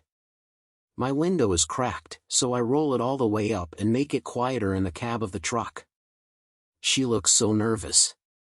Before she begins to read, I reach over and tuck a loose strand of hair behind her ear as a show of solidarity, or something, I don't know. I just want to touch her and let her know I'm not judging her. I just need to know what happened. That's all. Chapter 33. Kenna. Dear Scotty. Your car was my favorite place to be. I don't know if I ever told you that. It was the only place we could get true solitude. I used to look forward to the days our schedules would align, and you'd pick me up from work. I'd get in your car and it was like feeling all the same welcoming comforts of home. You always had a soda waiting for me, and on the days you knew I hadn't had dinner yet, You'd have a small order of fries from McDonald's sitting in the cup holder because you knew they were my favorite fries. You were sweet. You always did sweet things for me. Tiny little gestures here and there that most people don't think of. You were more than I deserved, even though you'd argue with that. I've gone over the day you died so many times. I once wrote every single second of that day down on paper. Most of it was an estimate, of course. I don't know if I actually spent a minute and a half brushing my teeth that morning. Or if the break I took at work really was 15 minutes to the second. Or if we really spent 57 minutes at the party we went to that night. I'm sure I'm off in my calculations by a few minutes here or there, but for the most part, I can account for everything that happened that day. Even the things I wish I could forget. A guy you went to college with was having a party and you had been his roommate your freshman year, so you said you owed it to him to make an appearance. I was sad to have to be at the party, but in hindsight, I'm glad you got to see most of your friends that night. I know it probably meant something to them after you died. Even though you had made an appearance, it wasn't your scene anymore and I knew you didn't want to be there. You were past the parties and starting to focus on the more important pieces of life. You had just started graduate school and you spent your spare time either studying or with me. I knew we wouldn't be there long, so I found a chair in a corner of the living room and curled up into it while you made your rounds. I don't know if you knew this, but I watched you for the entire 57 minutes we were there. You were so magnetic. People's eyes would light up when they would look at you. Crowds would gather around you, and when you'd spot someone you hadn't yet greeted, you'd have this huge reaction and make them feel like the most important person at that party.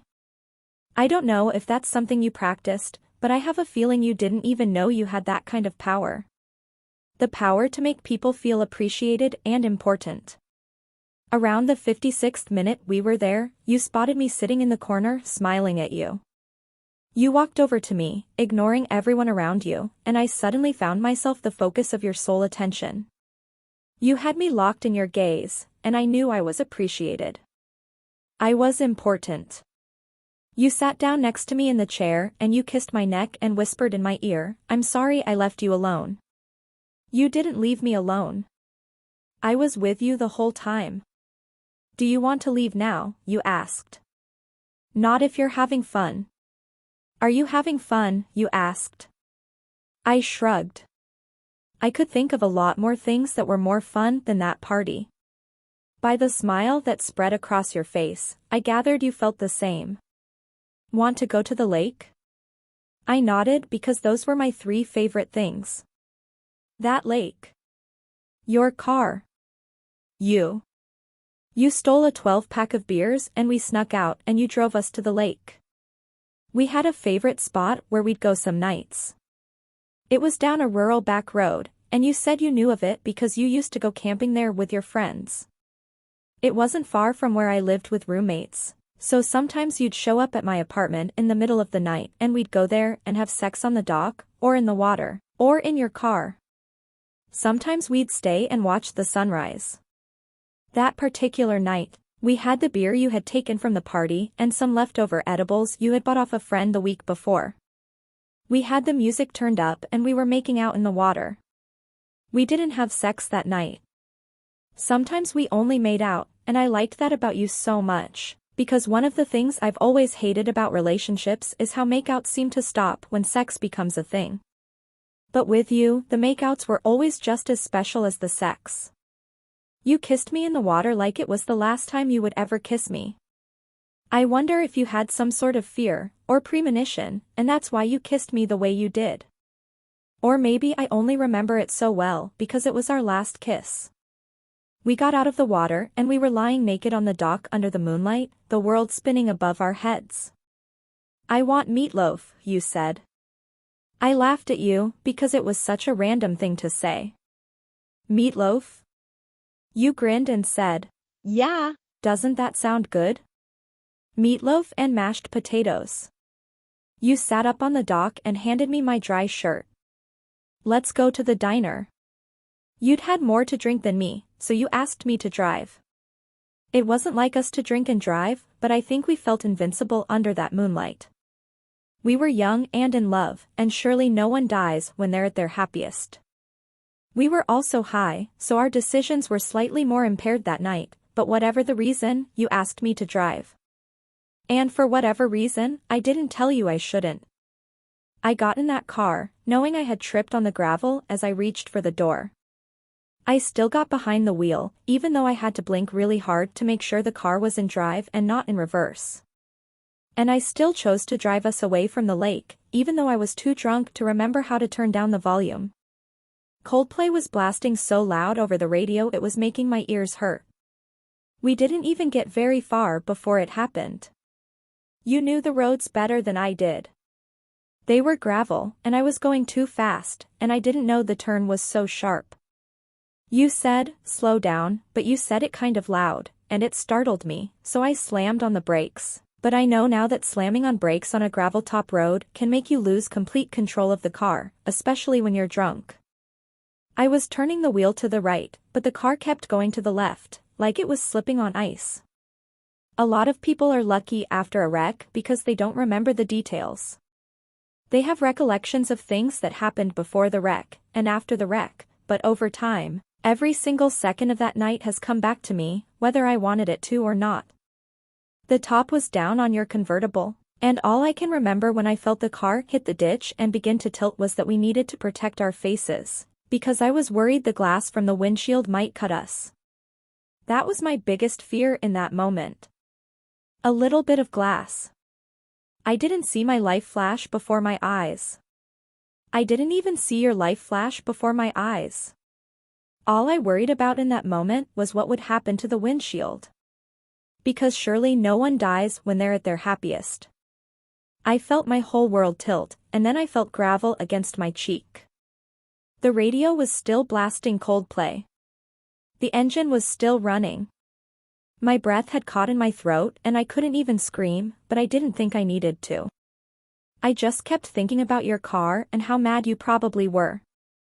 I remember whispering, "I'm so sorry," like your biggest concern would be that we would have to call a tow truck. Everything happened so fast, but I was calm in that moment. I thought you were, too. I was waiting for you to ask me if I was okay, but we were upside down in a convertible, and everything I'd had to drink that night was flipping over in my stomach, and I felt the weight of gravity like I had never felt it before.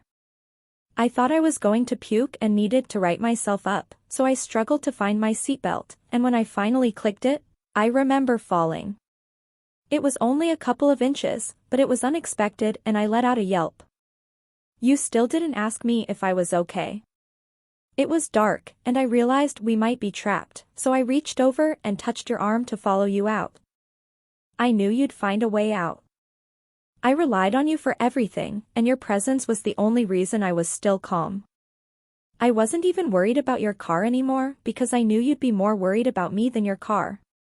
And it's not like I was speeding too much, or driving too recklessly. I was only a little bit drunk and a little bit high, but so very stupid to believe even a little bit wasn't too much. We only flipped over because we hit a deep ditch, and since the top wasn't even up, I thought surely it would be minimal damage. Maybe a week or two in the shop, and then the car I loved so much, the car that felt like home, would be fine. Like you. Like me. Scotty. I shook your arm when I said your name that time. I wanted you to know I was okay. I thought maybe you were in shock, and that's why you were so quiet. When you didn't move, and I realized your arm was just dangling against the road that had somehow become our ceiling, my first thought was that you might have passed out. But when I pulled my hand back to figure out a way to right myself up, it was covered in blood. Blood that was supposed to be running through your veins. I couldn't grasp that. I couldn't fathom that a silly wreck on the side of a county road that landed us in a ditch could actually hurt us. But that was your blood. I immediately scooted closer to you, and because you were upside down and still in your seatbelt, I couldn't pull you to me. I tried, but you wouldn't budge. I turned your face to mine, but you looked like you were sleeping. Your lips were slightly parted and your eyes were closed. And you looked so much like you looked all the times I spent the night with you and woke up to find you asleep next to me. I tried pulling you, but you still wouldn't budge because the car was on top of part of you.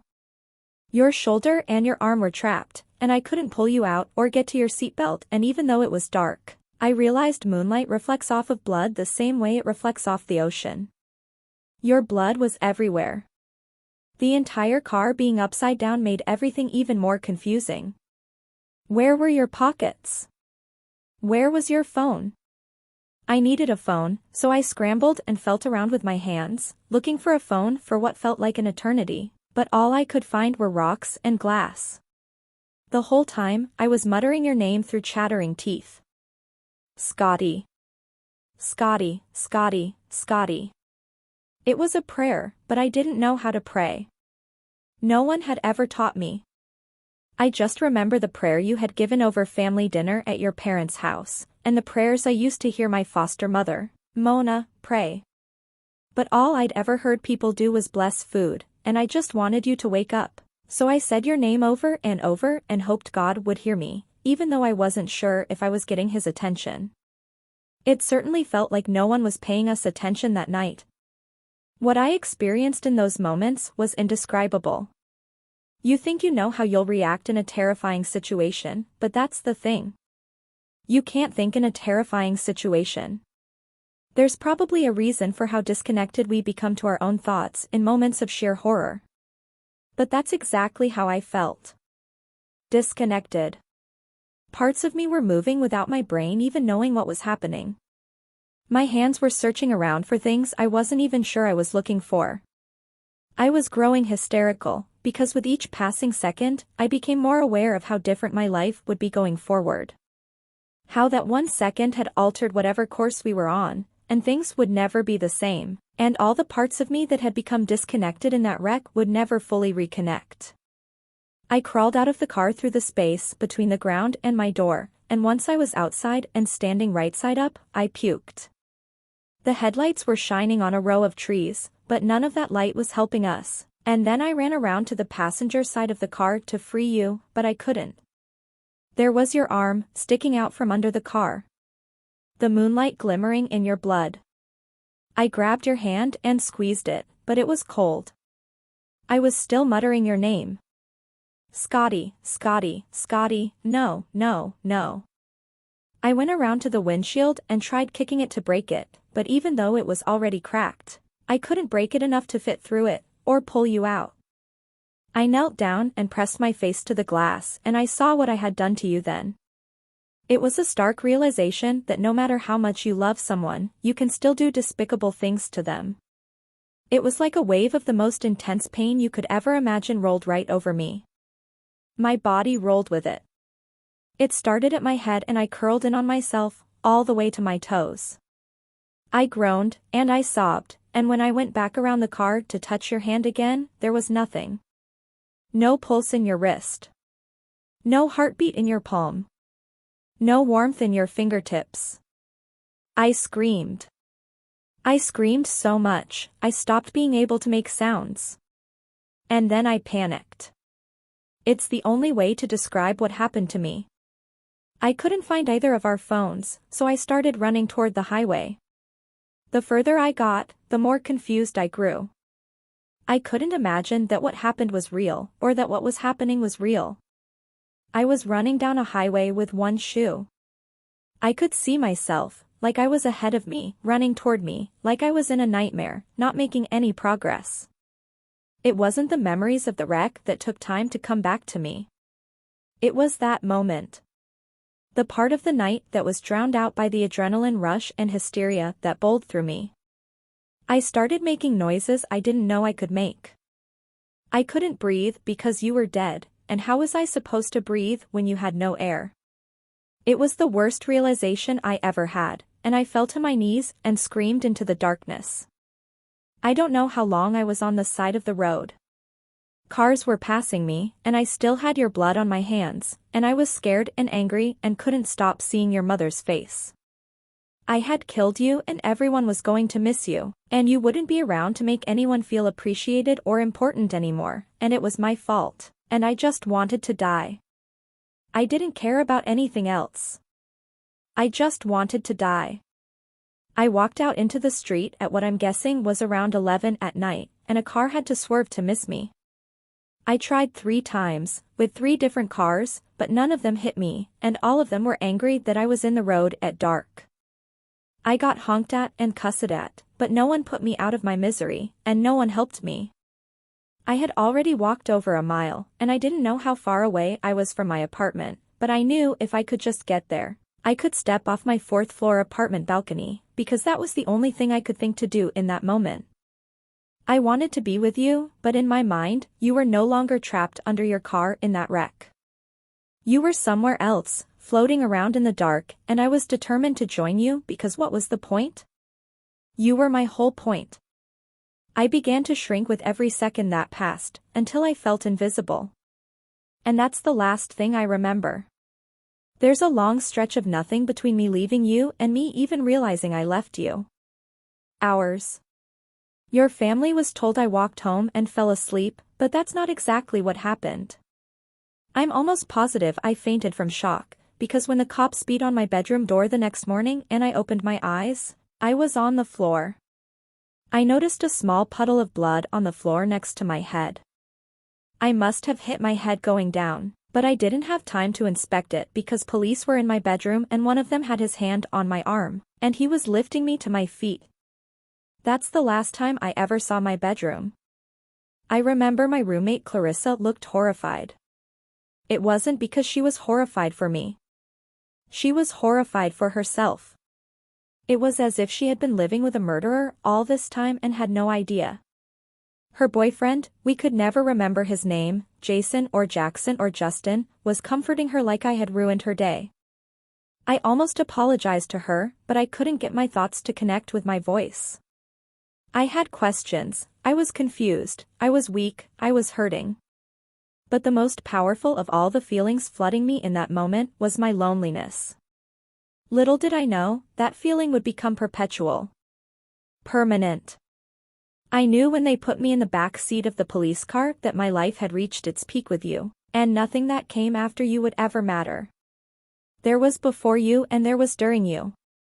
For some reason, I never thought there would be an after you. But there was, and I was in it. I'll be in it forever. There's still more to read, but my throat is dry and my nerves are shot and I'm scared of what Ledger is thinking of me right now. He's gripping the steering wheel so hard his knuckles have turned white. I reach for my bottle of water and take a long drink. Ledger directs his car all the way up his driveway, and when we reach his house, he puts his truck in park and leans his elbow against his door. He doesn't look at me. Keep reading. My hands are shaking now. I don't know if I can continue to read without crying, but I don't think he'd care even if I read through my tears. I take another drink and then start reading the next chapter. Dear Scotty. This is what it was like in the interrogation room. Them, how much did you have to drink? Me, silence. Them, who took you home after the wreck?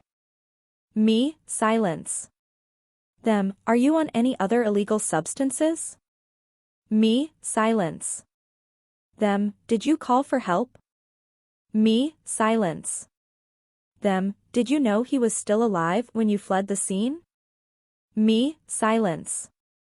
Them, did you know he was still alive when we found him an hour and a half ago? Me, screams. Lots of screams.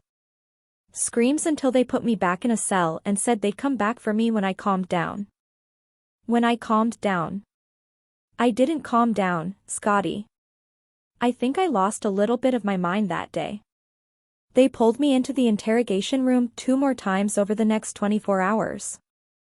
I hadn't slept, I was heartbroken, I couldn't eat or drink anything. I just wanted to die. And then, when they told me you would still be alive if I had just called for help, I did die. It was a Monday, I think. 2 days after our wreck. I sometimes want to buy myself a headstone and have that date written on it, even though I'm still pretending not to be dead. My epitaph would read, Kenna Rowan, died 2 days after the passing of her beloved Scotty. I never even attempted to call my mother through all of it. I was too depressed to call anyone at all. And how could I call my friends back home and tell them what I'd done? I was ashamed and sad, and as a result of that, no one in my life before I met you knew what I had done. And since you were gone, and your entire family hated me, I had no visitors. They appointed me a lawyer, but I had no one to post bail. I didn't even have anywhere to go if I could have posted bail. I found comfort being there in that jail cell, so I didn't mind it. If I couldn't be with you in your car, the only place I wanted to be was alone in that cell where I could refuse to eat the food they gave me and hopefully, eventually, my heart would stop beating like I thought yours had that night. Turns out, your heart was still beating. It was just your arm that had died. I could go into more gruesome details about how it was so horribly crushed and mangled during the wreck that the blood flow was completely cut off, and that's why I touched you and thought you were dead, and how, despite all that, you still somehow woke up and got out of the car and tried to get the help I never brought back to you. I would have realized that if only I would have stayed with you longer, or tried harder. If I wouldn't have panicked and ran and allowed the adrenaline to pump through me to the point that I wasn't even functioning within the borders of reality. If I could have been as calm as you always were, you'd still be alive. We'd probably be raising the daughter together that you never even knew we made. We'd probably have 2 kids by now, or even 3, and I'd more than likely be a teacher, or a nurse, or a writer, or whatever you would have undoubtedly given me the strength to realize I could be. My God, I miss you. I miss you so much, even if it never showed in my eyes in a way anyone would have been satisfied with. I sometimes wonder if my mental state played a hand in my sentencing. I was empty inside, and I'm sure that emptiness showed in my eyes any time I had to face someone. I didn't even care about the first court hearing 2 weeks after you died. The lawyer told me we would fight it, that all I had to do was plead not guilty and he would prove that I wasn't of sound mind that night and that my actions weren't intentional, and that I was very, very, very, very, very, very remorseful. But I didn't care what the lawyer suggested. I wanted to go to prison. I didn't want to go back out in the world where I would have to look at cars again, or gravel roads, or hear Coldplay on the radio, or think about all the things I'd have to do without you. Looking back on it now, I realize I was in a deep and dangerous state of depression, but I don't think anyone noticed. Or maybe there was just no one who cared. Everyone was #Team Scotty, like we were never even on the same team. Everyone wanted justice, and sadly, justice and empathy couldn't both fit inside that courtroom. But what's funny is I was on their side. I wanted justice for them. I empathized with them. With your mother, with your father, with all the people in your life who were packed inside that courtroom. I pleaded guilty, to my lawyer's dismay. I had to. When they started talking about what you went through after I ran away from you that night, I knew I would rather die than sit through a trial and listen to the details. It was all too gruesome, like I was living some horror story, and not my own life. I'm sorry, Scotty. I tuned it all out somehow by just repeating that phrase over and over in my head. I'm sorry, Scotty. I'm sorry, Scotty. I'm sorry, Scotty. They scheduled another court date for sentencing, and it was sometime between those 2 court dates that I realized I hadn't had my period in a while. I thought my cycle was messed up, so I didn't mention it to anyone. Had I known I was growing a part of you inside me sooner, I'm positive I would have found the will to go to trial and fight for myself. Fight for our daughter. When the sentencing date came, I tried not to listen as your mother read her victim impact statement, but every word she spoke is still engraved in my bones. I kept thinking about what you told me as you were carrying me up the stairs on your back that night in her house, about how they wanted more kids, but you were their miracle baby. That's all I could think of in that moment. I had killed their miracle baby, and now they had no one, and it was all my fault. I had planned to give an allocution statement, but I was too weak and too broken, so when it came time for me to stand up and speak, I couldn't. Physically, emotionally, mentally. I was stuck in that chair, but I tried to stand. My lawyer grabbed my arm to make sure I didn't collapse, and then I think he might have read something out loud for me, I don't know. I'm still not clear on what happened in the courtroom that day, because that day was so much like that night. A nightmare that I was somehow watching play out from a distance. I had tunnel vision. I knew there were people around me, and I knew the judge was speaking, but my brain was so exhausted. I couldn't process what anyone was saying. Even when the judge read my sentence, I had no reaction, because I couldn't absorb it. It wasn't until later, after I was given an 4 for dehydration, that I found out I had been sentenced to 7 years in prison, with the eligibility for parole even sooner than that. 7 years, I remember thinking. That's bullshit. That isn't nearly long enough. I try not to think about what it must have been like for you in that car after I left you there. What must you have thought of me? Did you think I had been thrown from the car? Were you looking for me? Or did you know I had left you there all alone? It's the time you spend alone that night that I know haunts us all, because we'll never know what you went through. What you were thinking. Who you were calling out to. What your final minutes were like. I can't imagine a more painful way for your mother and father to be forced to live out the rest of their lives. Sometimes I wonder if that's why DM is here. Maybe DM was your way of making sure your parents would be okay.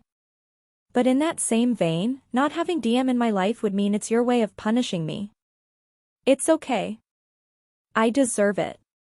I plan to fight it, but I know I deserve it. Every morning, I wake up and I silently apologize. To you, to your parents, to DM. Throughout the day, I silently thank your parents for raising our daughter since we can't. And every night, I apologize again before I fall asleep. I'm sorry. Thank you. I'm sorry. That's my day, every day, on repeat.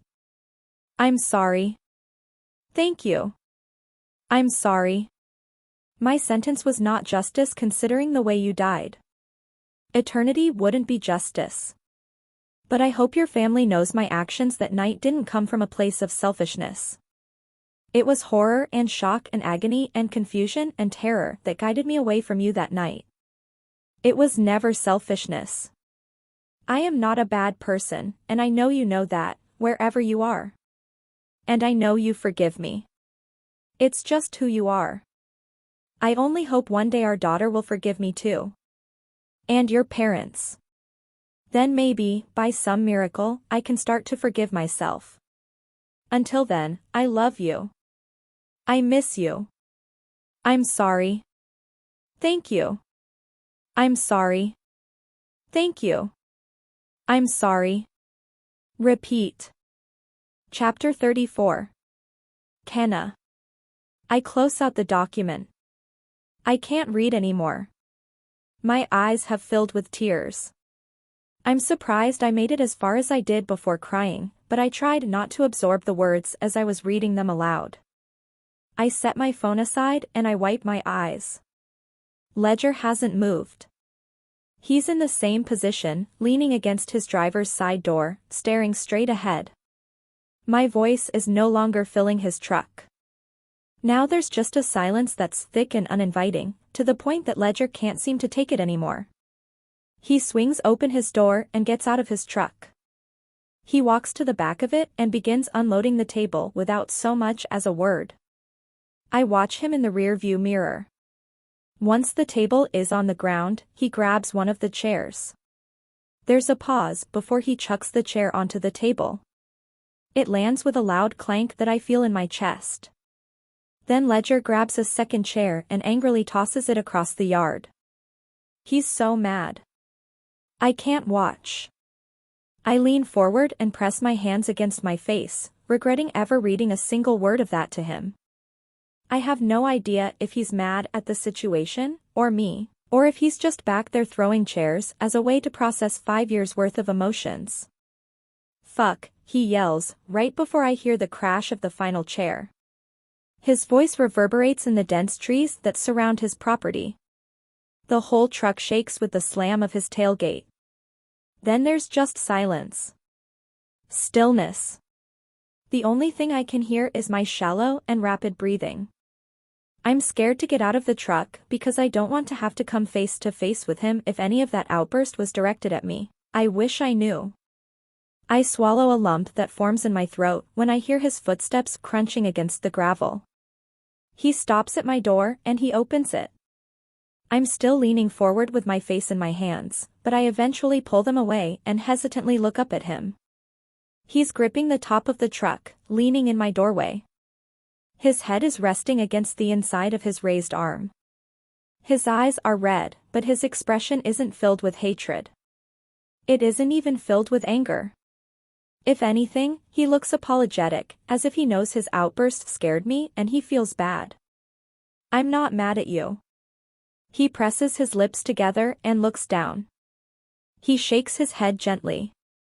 It's just a lot to process. I nod, but I can't speak because my heart is pounding and my throat feels swollen, and I'm still not sure what to say. He's still looking down when he lets go of the roof of the truck. His eyes meet mine as he reaches into the truck and puts his right hand on my left thigh and his left hand under my right knee. He pulls me to the edge of the passenger seat so that I'm facing him. Ledger then takes my face in his hands and tilts it so that I'm looking up at him. He blows out a slow breath, like what he's about to say is hard to get out. I'm sorry you lost him. I can't hold back the tears after that. It's the first time anyone has ever acknowledged that I lost Scotty that night too. Ledger's words mean more to me than I think he can comprehend. Agony spreads across his face as he continues. What if Scotty can see how we've been treating you? A tear forms and spills down his cheek. Just one lonely tear, and it makes me so sad.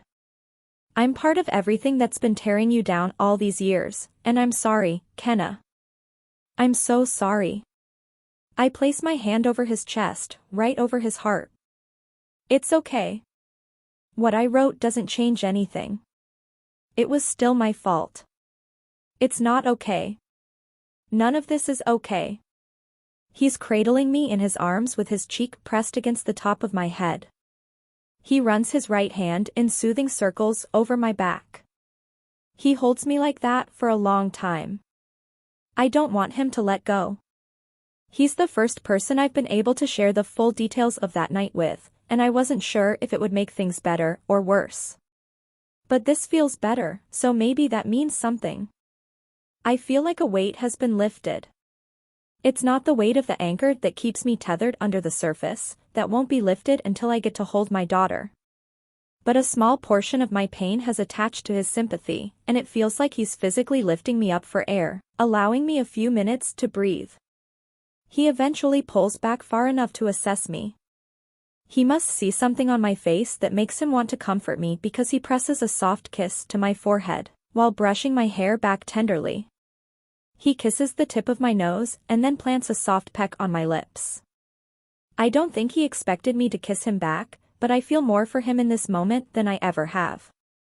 I clutch his shirt in my fists and quietly beg his mouth for a much fuller kiss. He gives it to me. His kisses feel like both forgiveness and promises. I imagine mine feel like apologies to him, because he keeps coming back for more every time we separate. I end up on my back, and he's halfway into his truck, hovering over me, our mouths pressed together. When we're in the thick of fogging up all the windows, he pulls away from my neck, and there's a split-second look he gives me. It's so quick, it's a flicker, a flash. But I can tell he wants more in that quick glance, and so do I, so I nod and he pulls away and opens his glove box. He grabs a condom and starts to open it with his teeth, bracing himself up with one arm. I take this opportunity to slide my panties off and bunch my long skirt up around my waist. He gets the package open, but then he pauses. The seconds begin to drag as he silently stares down at me with contemplation. Then he tosses the condom aside and lowers himself on top of me again. He presses a soft kiss against my lips. His breath is hot against my cheek when he says, "You deserve a bed." I drag a hand through his hair. "You don't have a bed here?" He shakes his head. "Nope. Not even an inflatable mattress?"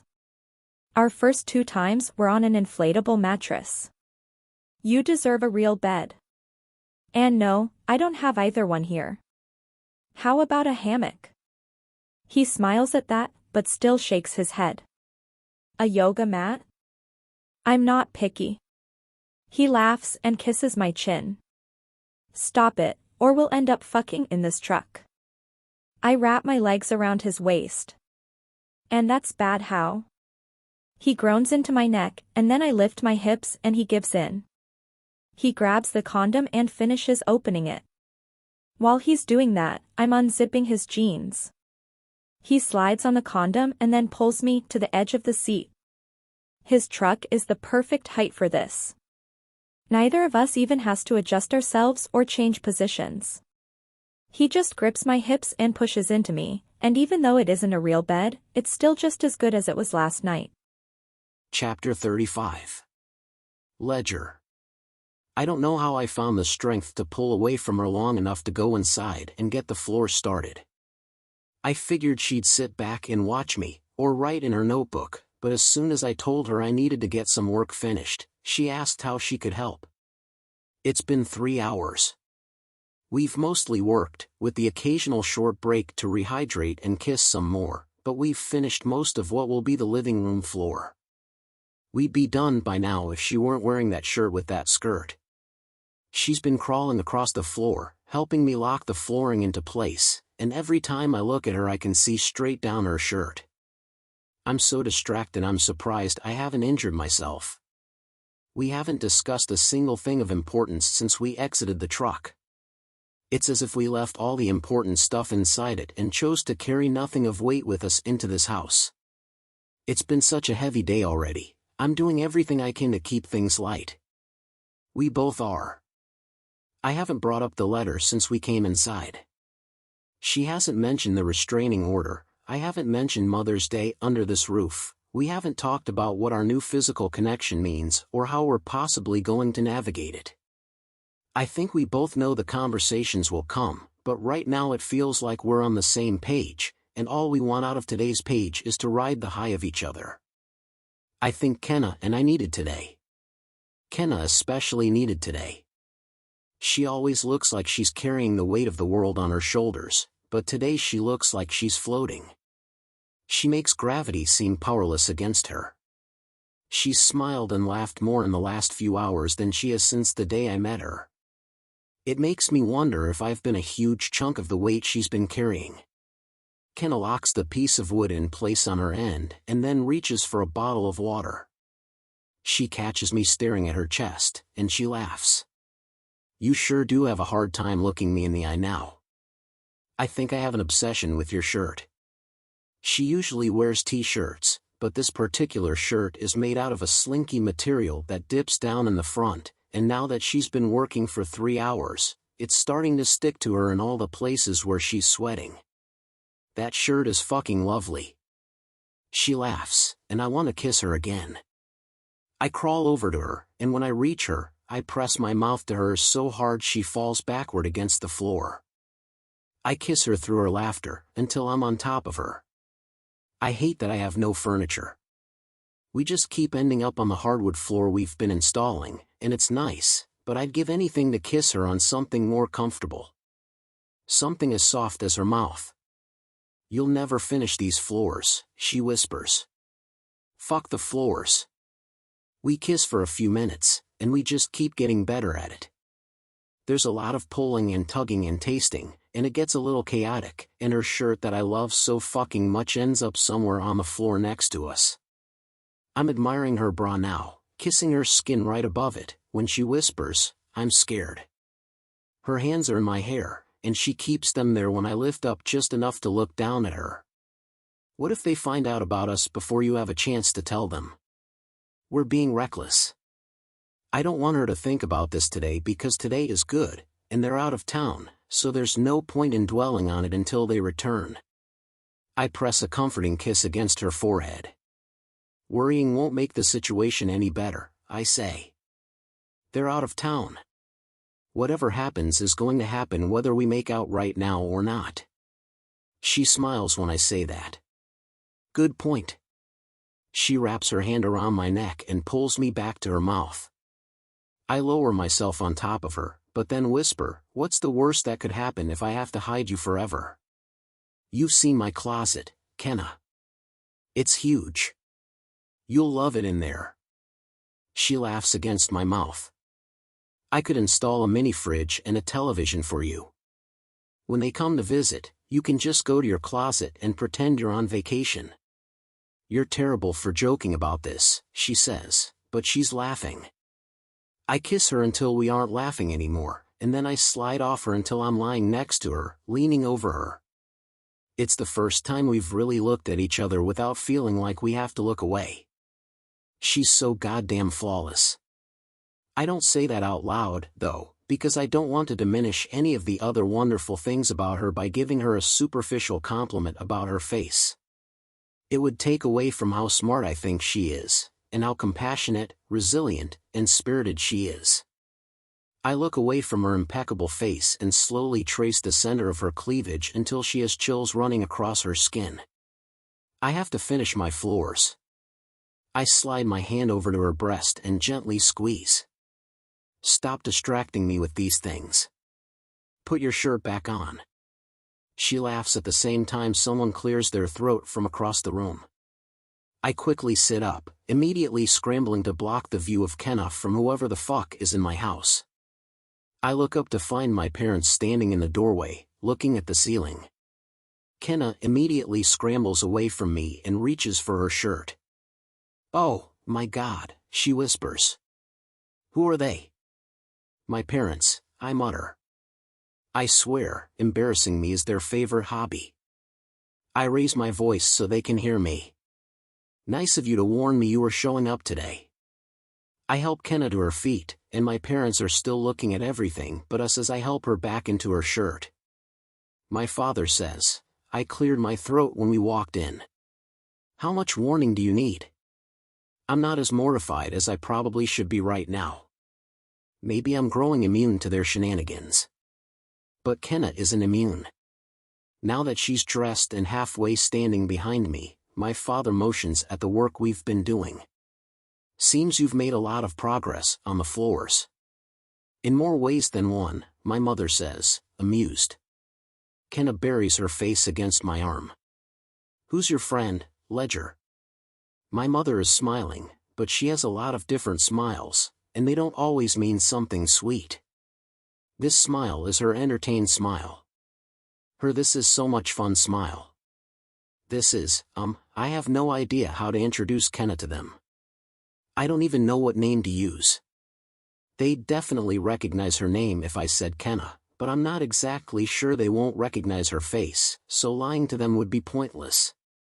This is my new employee. I need to ask Kenna how she wants me to confront this. I wrap my arm around her shoulder and lead her to the bedroom. "Excuse us while we go coordinate our lies," I say over my shoulder. Kenna and I make it to the bedroom, out of their view, and she looks at me wide-eyed. "You can't tell them who I am," she whispers. "I can't lie to them.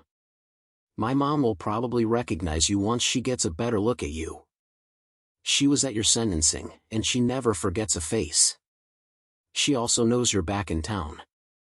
Kenna looks like she's about to fold in on herself. She starts to pace, and I can see the weight of the world begin to return to her shoulders.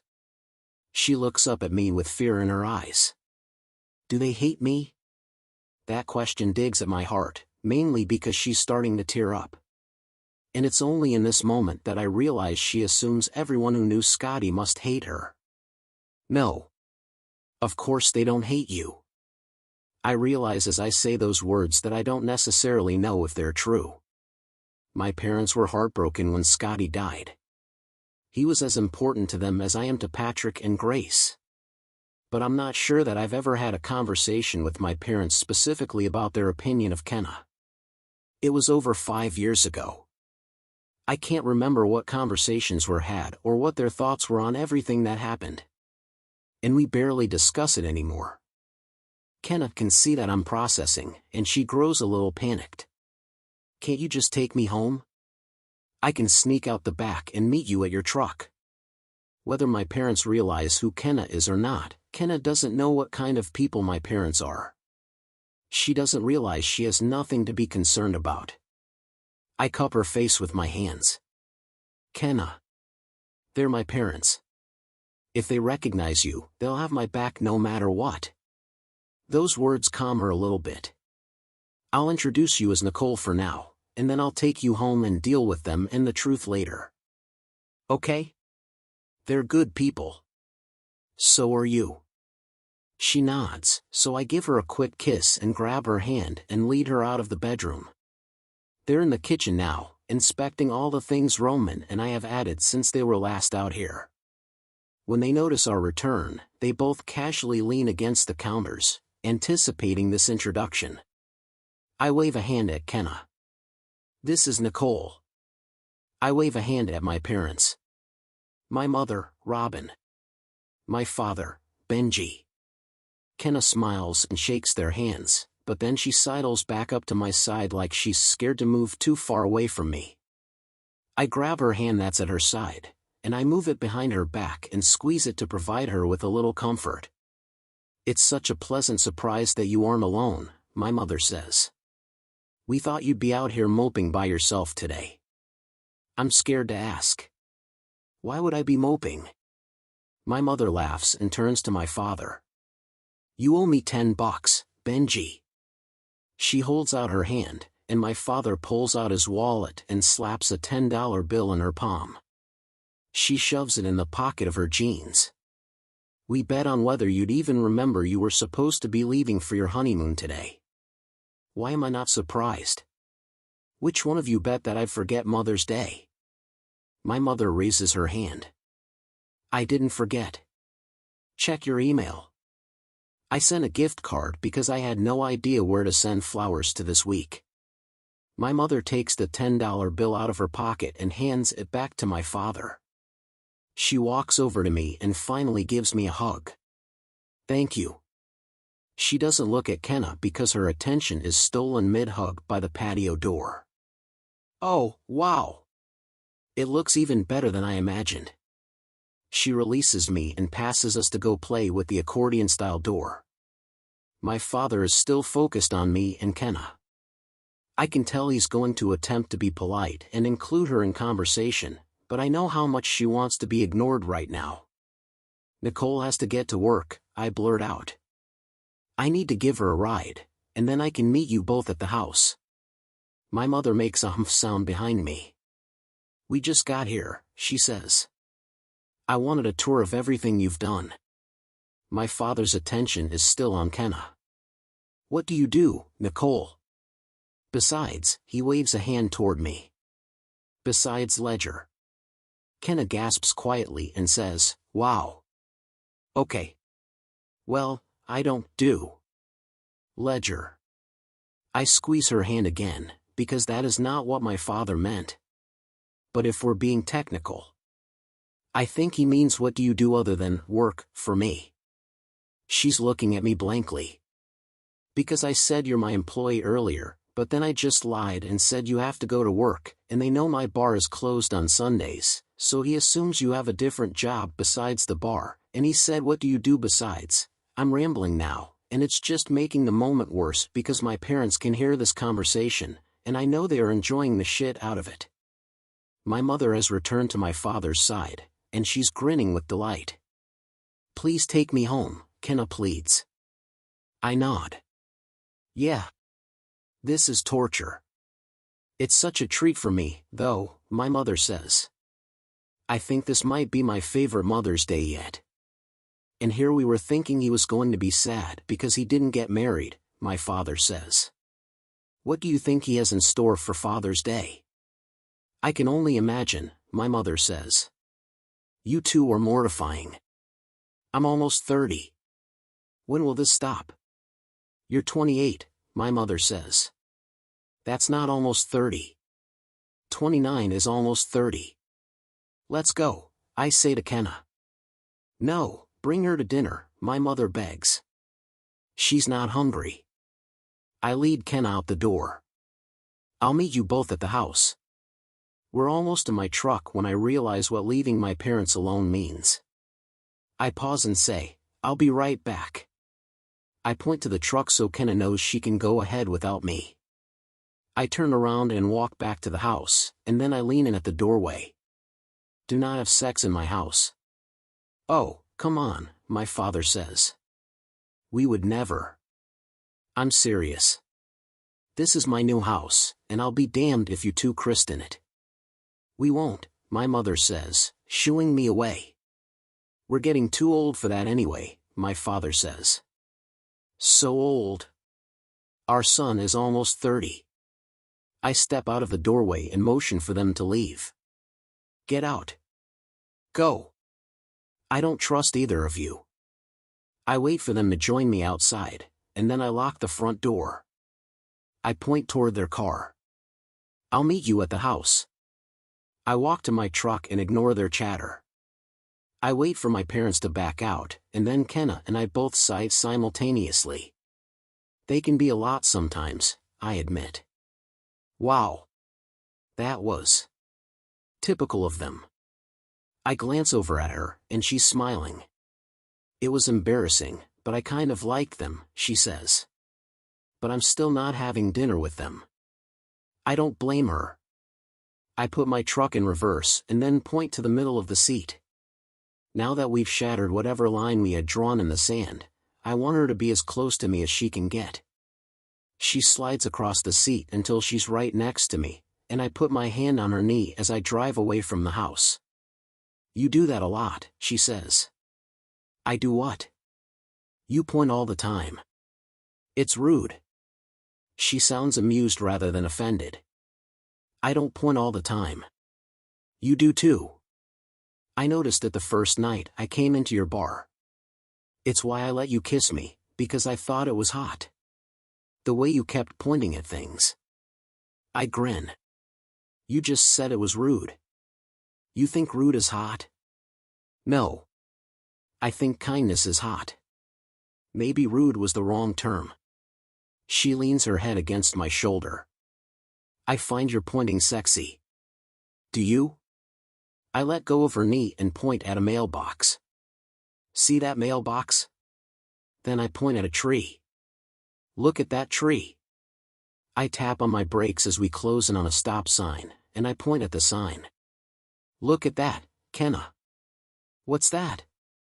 Is that a fucking pigeon? She tilts her head and looks at me curiously. When I come to a full stop at the sign, she says, Scotty used to say that sometimes. What does it mean? I shake my head. It was just something he used to say. Patrick is the only one who knows where that phrase originated, and even though there's no huge secret or story behind it, I still want to hold on to it. Kenna doesn't press me. She just lifts up and kisses me before I pull out onto the street. She's smiling, and it feels so good to see her smile like this. I look back at the road and put my hand on her knee again. She rests her head against my shoulder, and after a quiet moment, she says, I wish I could have seen you with Scotty. I bet you two were fun together. I love that she admitted that out loud. It feels good to hear, because at some point, we're all going to have to move past the fact that Scotty died the way he did. I think I'm at a point where I want his memory to be accompanied by only good feelings. I want to be able to talk about him with people, especially with his father, but in a way that doesn't make Patrick cry. We all knew Scotty, but we all knew him in different ways. We all carry different memories of him. I think it would be good for Patrick and Grace to get to hear the memories Kenna has of Scotty that none of the rest of us have. I wish I could have seen you with Scotty, I admit. Kenna kisses my shoulder and then rests her head there again. It's quiet until I lift my hand and point at a guy on a bicycle. Look at that bike. I point at an upcoming gas station. Look at those gas pumps. I point at a cloud. Look at that cloud. Kenna releases laughter mixed with a groan. Stop. You're ruining the sexiness of it. I reluctantly dropped Kenna off at her apartment 2 hours ago. It might have taken 15 minutes for me to stop kissing her long enough to walk back to my truck, but I didn't want to leave. I wanted to spend the rest of the evening, and possibly even the night with her, but my parents are assholes who don't believe in schedules, and they're always showing up at the worst times. At least this time it was in the middle of the day. They once showed up at 3 a.m., and I woke up to my father blasting Nirvana in the backyard and cooking steaks on the grill. My father made burgers tonight, and we just finished eating dinner about an hour ago. I waited throughout the whole dinner for them to ask me about Kenna. Or Nicole, rather. But neither of them brought it up. All we've talked about tonight has been their latest adventures on the road and my latest adventures with DM. They were disappointed to find out DM and the Landrys are out of town. I suggested they call ahead the next time they feel like dropping in. It would make it easier on all of us. My parents have always gotten along with Scotty's parents, but the Landrys had Scotty later in life, so they're a little older than my parents. I would say they're more mature than my parents, but immature isn't the right term to describe my parents. They're just a little more carefree and unstructured. But even though I wouldn't categorize the four of them as actively close, they share a bond because of Scotty and me. And because DM is like a daughter to me, she's been like a granddaughter to my parents. Which means DM is important to them, and they want the best for her. Which is probably why, as soon as my father goes to the backyard to clean up the grill, my mother slides onto the bar stool and gives me one of her many smiles. This is her "you have a secret, and you better spill it" smile. I ignore her smile, and continue to wash the rest of the dishes. But my mother says, "Get over here and talk to me before your father comes back inside." I dry my hands and sit across the bar from her. She's looking at me like she already knows my secrets. It doesn't surprise me. When I say my mother never forgets a face, I don't say that lightly. It's like a superpower. "Do the Landrys know?" she asks. I play dumb. "Know what?" Her head lilts to the side. "I know who she is, Ledger. I recognized her the day she walked into your bar." "Wait. What? The day you were drunk?" She nods. Now that I think about it, I remember her staring at Kenna when she walked into my bar that day. Why would she not say anything to me about that? She didn't even bring it up when I spoke to her on the phone a few days later and told her Kenna was back in town. "You told me she was leaving town last time we talked," she says. She is. I feel guilty when I say that because I'm hoping with everything in me that it isn't true. Or she was. I don't know anymore. Do Patrick and Grace know the two of you are? No. My mother blows out a soft breath. "What are you doing?"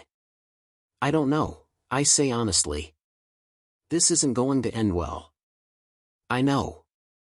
Do you love her?" I blow out a heavy, slow rush of air. I definitely don't hate her anymore. She takes a sip of her wine and gives this conversation a moment to settle. "Well, I hope you do the right thing." I lift an eyebrow. "What's the right thing?" My mother shrugs. "I don't know. I just hope you do it." I release a short laugh. "Thanks for the non-advice. That's what I'm here for. To tiptoe around this thing they call parenting." She smiles and reaches across the bar to squeeze my hand. "I know you'd rather be with her right now. We don't mind if you abandon us tonight." There's a moment of hesitation on my part, not because I don't want to go to Kenna's place, but because I'm surprised my mother knows who she is, yet she's still okay with it. "Do you blame Kenna?" I ask her after a short pause. My mother looks at me honestly. Scotty wasn't my child, so I felt sorry for everyone involved. Even Kenna. But if what happened to Scotty had happened to you, I can't say that I would make a different choice than Patrick and Grace. I think there's room in a tragedy this size for everyone to be both right and wrong. However, she says, "I'm your mother. And if you see something special in her, then I know there must be something special in her." I let her words ruminate, but then I grab my keys and my cell phone and I kiss her on the cheek. "Will you be here tomorrow?" "Yeah, we're staying 2 or 3 days." I'll tell your dad you said goodnight. Chapter 36. Kenna. I'm in the shower when I hear a knock at my front door. It startles me because it's more like an incessant pounding. Lady Diana wouldn't knock like that, and she's the only person who has ever been here other than Ledger. I've just rinsed the conditioner out of my hair, so I open the bathroom door and yell, "Hold on." I frantically try to dry myself and my hair with a towel as much as I can so I don't drip water all the way to my front door. I pull on a t-shirt and a pair of panties, and then grab my jeans and head to the door to check the peephole. When I see that it's Ledger, I unlock the door and then start pulling on the jeans as he makes his way inside. He seems jarred that I'm not fully dressed. He just stands there and stares at me until I get my jeans buttoned. I smile. "You ditched your parents?" He pulls me in for a kiss, but I'm caught off guard, because this kiss is more than just a kiss. There's so much behind the way his mouth presses against mine, it's like it's been weeks since he's seen me, but it's only been about 3 hours. "You smell so good," he says, pressing his face into my wet hair. He slides his hands down my thighs and then lifts me, wrapping my legs around his waist. He walks us to the couch and lowers us onto it. "This isn't a bed," I tease. He nips at my bottom lip with his teeth. "It's okay, I'm not as thoughtful as I tried to be earlier today. I'd have sex with you just about anywhere right now. If this is happening, you might want to move me to that inflatable mattress, because this couch is questionable." He doesn't miss a beat. He lifts me and drops me on the mattress, but as he's kissing my neck, Ivy begins to meow. She climbs up onto the mattress and starts licking Ledger's hand. He stops kissing me and looks at my kitten. This is awkward. I'll put her in the bathroom. I move the kitten to the bathroom and lock her in with her food and water. I lower myself on top of Ledger this time. I straddle him, sitting up, and he runs his hands up and down my thighs while his eyes scroll over me. "Are you still feeling good about this?" he asks. "About what?" "Us." He nods. "I've never felt good about us. Us is a terrible idea." He grabs the front of my shirt and pulls me down until our mouths are almost touching. He rolls his other hand over my ass. "I'm serious." I smile, because he can't expect me to be serious while also pressing himself against me like this. "Are you trying to have a legitimate conversation while I'm on top of you?" He flips us over so that he's hovering over me now. "I brought condoms. I want to take off your clothes. I want to have sex with you again, but I also feel like I should have a conversation with the Landrys before this goes any further. It's just sex." He sighs and then says, "Kenna." He just says my name like he's lecturing me, but then he presses his mouth to mine, and it's sweet and soft and so very different from every kiss that has come before it. I understand what he's saying, but I think I'm tired of circling around this discussion because I'd like to not think about it for a while. Every time I'm with him, my situation is all I think about. It's arduous, and to be honest, it's scary. I lift a hand to his cheek and brush a piece of couch fuzz away. "You really want to know how I feel?" "Yes. That's why I'm asking." We both keep going back and forth. You worry, and then I worry, and then you worry, but the worry won't solve this. I feel like this isn't going to end well. Or maybe it will. Either way, we like being with each other, so until it ends well or ends terribly, I don't really want to waste our time together going in circles about a future we can't predict. So just get me naked and make love to me. Ledger shakes his head, but he's smiling. "It's like you read my mind." Maybe, but everything I just said out loud isn't at all what I feel. What I feel is terrified. I know in my heart that there's nothing he can say that will change the Landrys' minds about me. They aren't even wrong. The decision they're making for themselves is the right decision because it's the decision that will bring them the most peace. I'm going to respect that decision. After tonight. But right now, I'm going to be selfish and focus on the one person in this world who sees me the way I wish everyone could see me. And if that means I have to lie to him and pretend this story can possibly have a happy ending, then that's what I'll do. I pull off his shirt, and then my shirt is next, followed by our jeans, and within seconds, we're both naked and he's putting on a condom.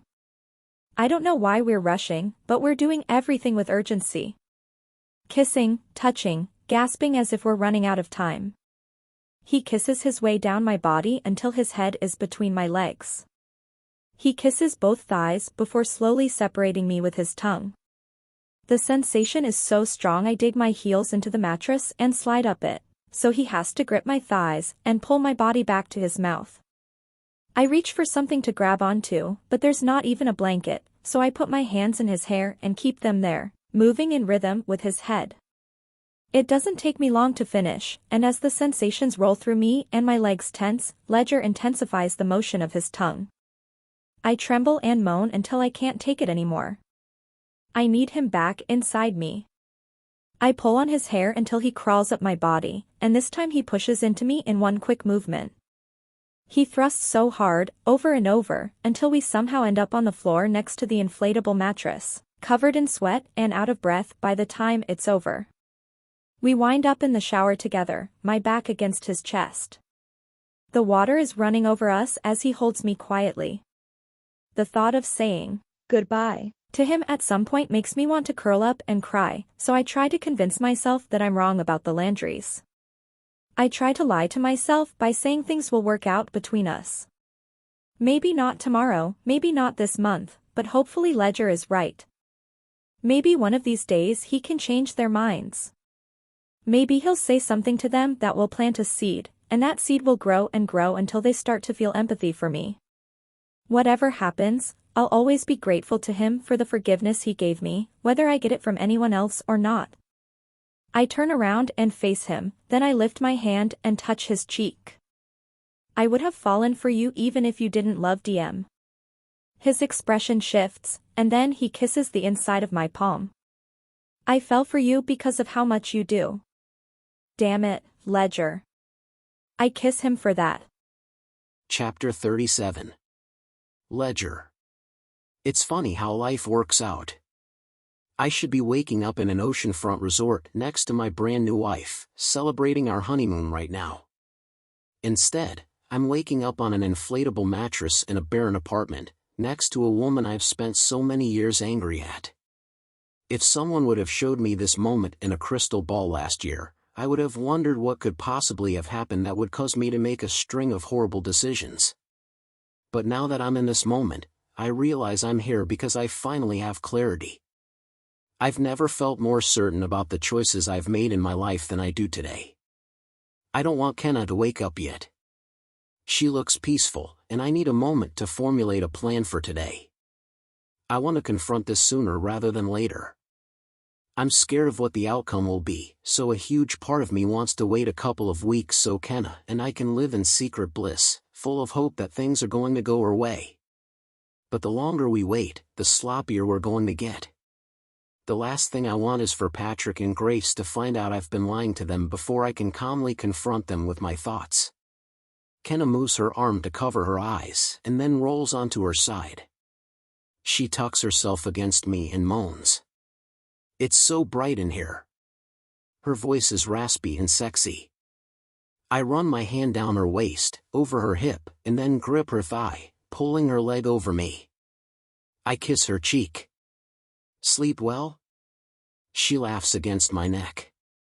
Sleep well?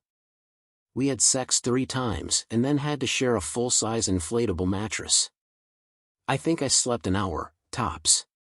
It's after 9. You slept more than an hour. Kenna sits up. What? I thought the sun just came up. She tosses the covers aside. I was supposed to be at work by 9. Oh, shit. I'll give you a ride. I search for my clothes. I find my shirt, but Kenna's kitten is curled up asleep inside of it. I lift her and set her on the couch and then start to pull on my jeans. Kenna is in the bathroom brushing her teeth.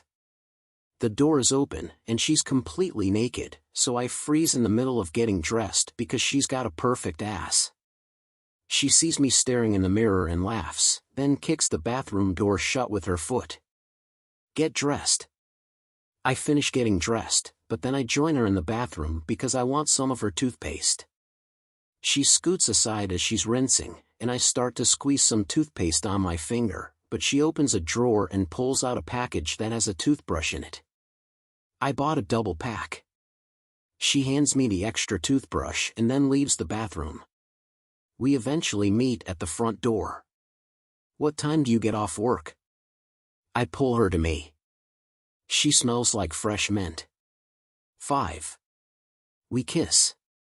Unless I get fired. We kiss some more. Ledger, I have to go, she mutters against my mouth. But we kiss again. We make it to the grocery store by 9:45. She's 45 minutes late, but by the time we stop saying goodbye, she's 50 minutes late. I'll be here at 5, I say as she goes to close her door. She smiles. Just because I put out now doesn't mean you have to be my chauffeur. I was your chauffeur before you put out. She closes the door but then comes around to my side of the truck. I already have my window down, and she leans in and gives me one final kiss. When she pulls back, she pauses for a moment. It looks like she wants to say something, but she doesn't. She just stares silently for a few seconds, like something is on the tip of her tongue, but then she backs away and runs into the store. I'm a mile from my house when I realize I've had a ridiculous smile on my face during the whole drive. I wipe it away, but it's the kind of smile that reappears with every thought I have about her. And all my thoughts this morning have been about her. My parents' RV is occupying the entire driveway, so I park in front of the house. Grace and Patrick are back already. He's out front watering his yard, and DM is sitting in their driveway with a bucket of chalk. I force the smile off my face. Not that a simple smile would give away everything that's happened in the last 24 hours. But Patrick knows me well enough that he might think my behavior is due to a girl. Then he'll ask questions. Then I'll have to lie to him even more than I have been. DM turns around when I close my truck door. Ledger, she looks both ways before meeting me in the middle of the street. I scoop her up and give her a big hug. Did you have fun at Grandma Nono's house? Yeah, we found a turtle, and Nono let me keep it. It's in my room in a glass thing. I want to see. I put her back down, and she grabs my hand, but before we even reach the grass, Patrick and I make eye contact. My heart immediately sinks. His face is hard. There's no hello. It's the most resigned I've ever seen him. His eyes fall to DM, and he says, "You can show him your turtle in a minute. I need to talk to Ledger." DM can't feel the tension radiating from him, which is why she skips into the house while I'm frozen at the edge of the grass Patrick has been mindlessly watering. When the front door closes, he doesn't say anything. He just continues to water the grass, like he's waiting for me to admit my fuck-up. I'm worried for more reasons than one. His demeanor is making it obvious something is wrong, but if I say something first, I could be off the mark. Anything could be wrong. Maybe his mother is ill, or they received bad news he doesn't want DM to hear. The way he's acting could be completely unrelated to Kenna, so I wait for him to say whatever it is that seems so hard for him to say. He releases the nozzle and drops the water hose. He walks closer to me, and each of his deliberate steps is aligned with the pounding of my heartbeat. He stops walking about 3 feet from me, but my heartbeats just keep pounding. I don't like how silent it is between us. I can tell he's about to confront me, and Patrick is not a confrontational person. The fact that he's not circling around what he wants to say with a whelp has me more than concerned. Something is bothering him, and it's serious. I attempt to alleviate the tension by casually saying, "When did you guys get back?" "This morning," he says. "Where were you?" He asks it like he's my father and he's pissed I snuck out in the middle of the night. I don't even know what to say. I'm searching for whatever lie would fit this moment the best, but none of them seem to fit. I can't say I was parked in my garage, because my parents' RV is in the way. I can't say I was home, because obviously my truck hasn't been here. Patrick shakes his head. His face is filled with galaxy-sized disappointment.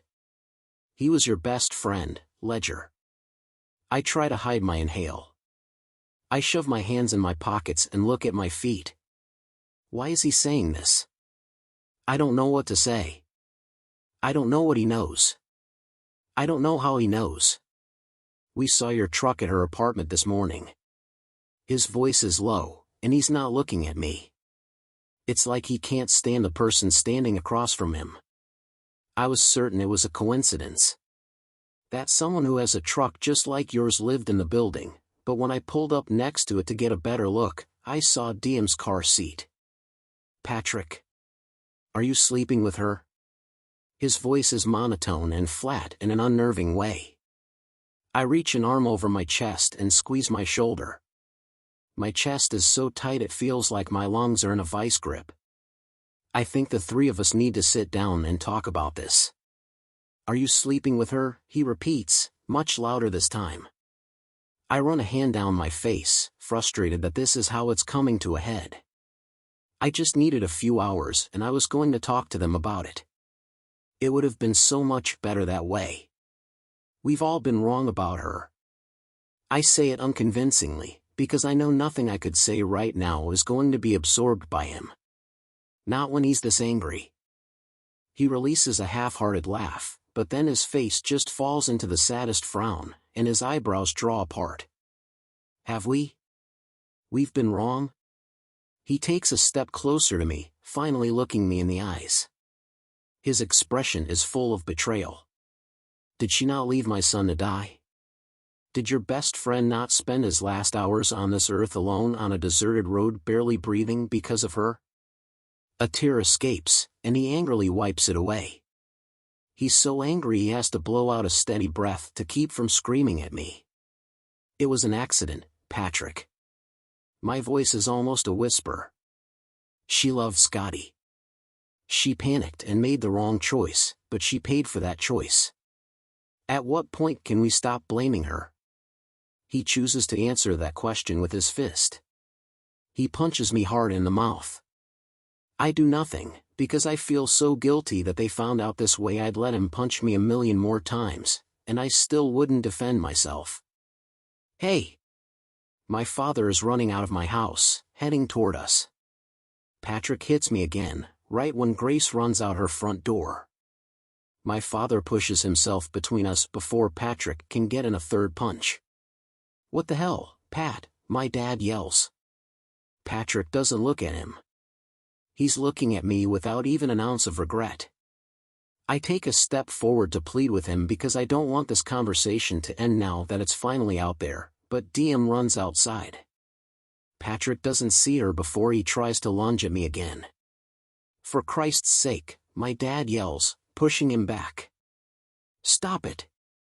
Diem starts crying when she takes in the commotion. Grace reaches for her and starts to take Diem in the house, but Diem wants me.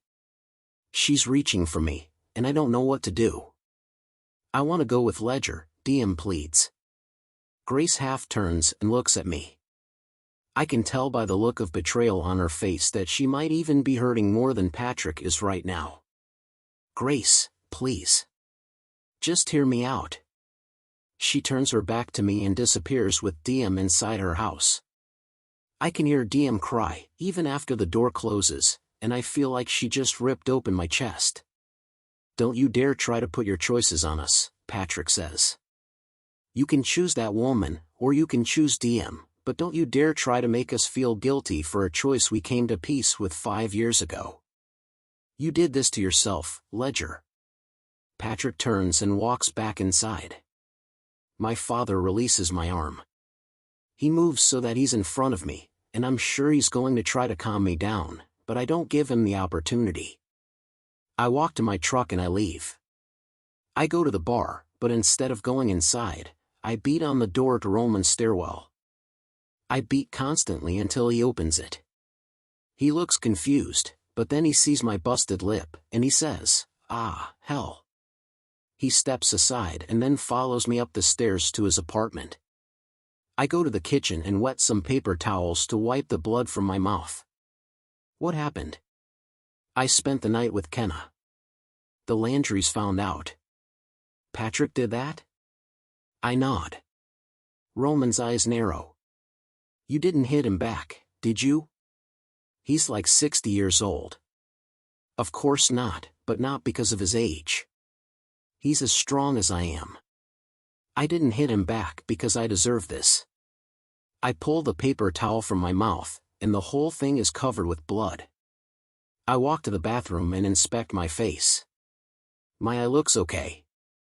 It'll probably be a little bruised, but my lip is sliced up on the inside. I think he hit me so hard my tooth cut through my lip. Fuck. Blood is pouring out of my mouth. I think I need stitches. Roman looks at my mouth and then winces. Shit, man. He grabs a washcloth and wets it, then hands it to me and says, "Come on, I'll drive you to the ER." Chapter 38. Kenna. There's a little more bounce in my step as soon as I walk out of the store and spot Ledger's truck across the parking lot. He sees me exit the store, so he drives across the lot to pick me up. I climb inside the truck and scoot across the seat to give him a kiss. He doesn't turn to face me, so my lips land on his cheek. I would sit in the middle, but his console is down, and he's got a drink in the cup holder, so I sit in the passenger seat and pull on my seat belt. He's wearing shades and hasn't looked at me since I got into the truck. I begin to grow concerned, but then he reaches across his console to hold my hand, and it puts me at ease. I was starting to worry that he spent the day regretting last night, but I can feel in the way he squeezes my hand that he's happy to see me. Paranoia is annoying. Guess what? What? I got a promotion. Cashier. It pays $2 more an hour. That's great, Kenna. He still doesn't look at me, though. He releases my hand and leans an elbow on his door, resting his head against his left hand while he drives with his right. I stare at him for a little bit, wondering why he seems different. Quieter. My mouth is starting to run dry, so I say, "Can I have a sip of your drink?" Ledger takes it out of the cup holder and hands it to me. It's sweet tea. A couple of hours old. I take a drink and stare at him the whole time. I put the cup back in the holder. What's wrong? He shakes his head. Nothing. Did you talk to them? Did something happen? It's nothing, he says, his voice thick with the lie. I think he recognizes how unconvincing he sounds, because after a pause, he adds, "Let's just get to your place first." I sink into my seat when he says that. Anxiety rolls through me like a wave. I don't push him to tell me now because I'm scared to know what has him so stiff. I stare out my window the whole way to my apartment with a gut feeling that this will be the last time Ledger Ward gives me a ride home. He pulls into the parking spot and kills his engine.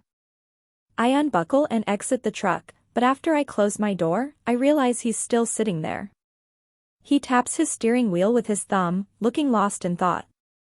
After several seconds, he finally opens his door and gets out. I walk around to meet him and get a better read on him, but I pause as soon as I'm face to face with him. Oh, my God. His lip is swollen. I rush up to him, just as he slides the sunglasses on top of his head. That's when I see the black eye. I'm scared to ask, so my voice is timid when I say, "What happened?" He closes the gap between us and wraps an arm around my shoulders, pulling me against him so that his chin is resting on top of my head. He just tucks me to him for a beat and then gives me a chaste kiss on the side of my head. Let's go inside. He slips his hand through mine and leads me up the stairs. Once we're inside my apartment, I barely have the door shut before I ask him again. What happened, Ledger? He leans against the counter and grabs my hand. He pulls me to him and smooths my hair back, looking down at me. They saw my truck here this morning. Any morsel of hope I left with this morning immediately dissipates. He hit you? Ledger nods, and I have to back away and compose myself because I feel nauseous. I want to cry, because how mad would Patrick have to be to hit someone? The way Scotty and Ledger have talked about him, he doesn't seem like the type to lose his temper easily. Which means, they hate me. They hate me so much the thought of Ledger and me together made a generally kind, calm man lose his mind on him. I was right. They're making him choose. The panic begins spreading from my chest to all the other parts of my body. I take a sip of water, and then I pick up Ivy, who has been meowing at my feet. I pet her. I try to find comfort in her presence. She's my only constant now, because this story is ending exactly how I predicted it. No plot twists at all. I came here with one goal, and that was to try to forge a relationship with the Landrys and with my daughter. But they've made it very clear that it's not something they want. Maybe it's just not something they can emotionally handle. I put Ivy back on the floor and then fold my arms across my chest. I can't even look at Ledger when I ask him this question. Did they ask you to stop seeing me? He exhales, and his sigh is everything I need to know. I try to hold it together, but I just want him to leave. Or maybe I need to leave. This apartment, this town, this state. I want as far away from my daughter as I can get, because the closer I am to her without being able to see her, the more tempting it becomes to just go to their house and take her. I'm desperate enough that if I stay here too much longer, I might do something stupid. I need money. Ledger looks at me like he didn't understand the question, or he can't process why I need money. I need to move, Ledger. I can pay you back, but I need to leave, and I don't have enough money to get a new place. I can't stay here. Wait, he says, stepping toward me. You're leaving? You're giving up. His choice of words makes me angry. I'd say I tried pretty damn hard. They have a restraining order against me. I wouldn't call that giving up. What about us? You're just going to walk away? Don't be an asshole. This is harder for me than it is for you. At least you still get DM in the end. He grips my shoulders, but I look away from him, so he moves his hands to the sides of my head. He tilts my face and directs my focus back to his. Kenna, don't. Please. Wait a few weeks. Let's just see what happens. We know what happens. We'll keep seeing each other in secret, and we'll fall in love, but they won't change their minds and I'll still have to leave. But it'll hurt a hell of a lot worse in a few weeks than if I were to just leave right now. I walk to the closet and grab my suitcase. I open it and toss it on the inflatable mattress and start throwing my shit in it. I can take a bus to the next town and then stay in a hotel until I figure out where to go. I need money, I say again. I'll pay you back every cent, Ledger. I promise. Ledger stomps over to me and shuts my suitcase. Stop it. He makes me turn and face him by pulling me in and wrapping me up in his arms. Stop. Please. We're too late. It already hurts so bad. I press my hands against his shirt and grip it in my fists. I start to cry. I can't bear the thought of not being around him, not seeing his smile, not feeling his support. I already miss him even though I'm still standing right here in his arms. But as much as the idea of leaving him hurts, I think my tears are for my daughter. They're always for her. Ledger. I say his name quietly, and then I lift my head from his chest and look up at him. The only thing you can do at this point is go over there and apologize to them. DM needs you. As much as it hurts, if they can't move past what I did to them, it isn't your job to repair or mend what's broken inside of them. It's your job to support them, and you can't do that with me in your life. His jaw is clenched. It looks like he's trying not to cry. But it also looks like he knows I'm right. He takes a step away from me and then opens his wallet. You want my credit card? He asks, pulling it out. He removes several $20 bills too. He seems so upset and mad and defeated as he angrily yanks stuff out of his wallet. He tosses his credit card and the cash on the counter, and then he steps toward me, kisses me on the forehead, and leaves. He slams the door as he goes. I lean forward and press my elbows into the counter, and I hold my head in my hands and I cry even harder, because I'm angry I allowed myself to get my hopes up. It's been well over 5 years since it happened. If they were ever going to forgive me, they'd have done it by now. They're just not the forgiving type. There are people who find peace in forgiveness, and then there are others who look at forgiveness as a betrayal. To them, forgiving me would feel like betraying their own son.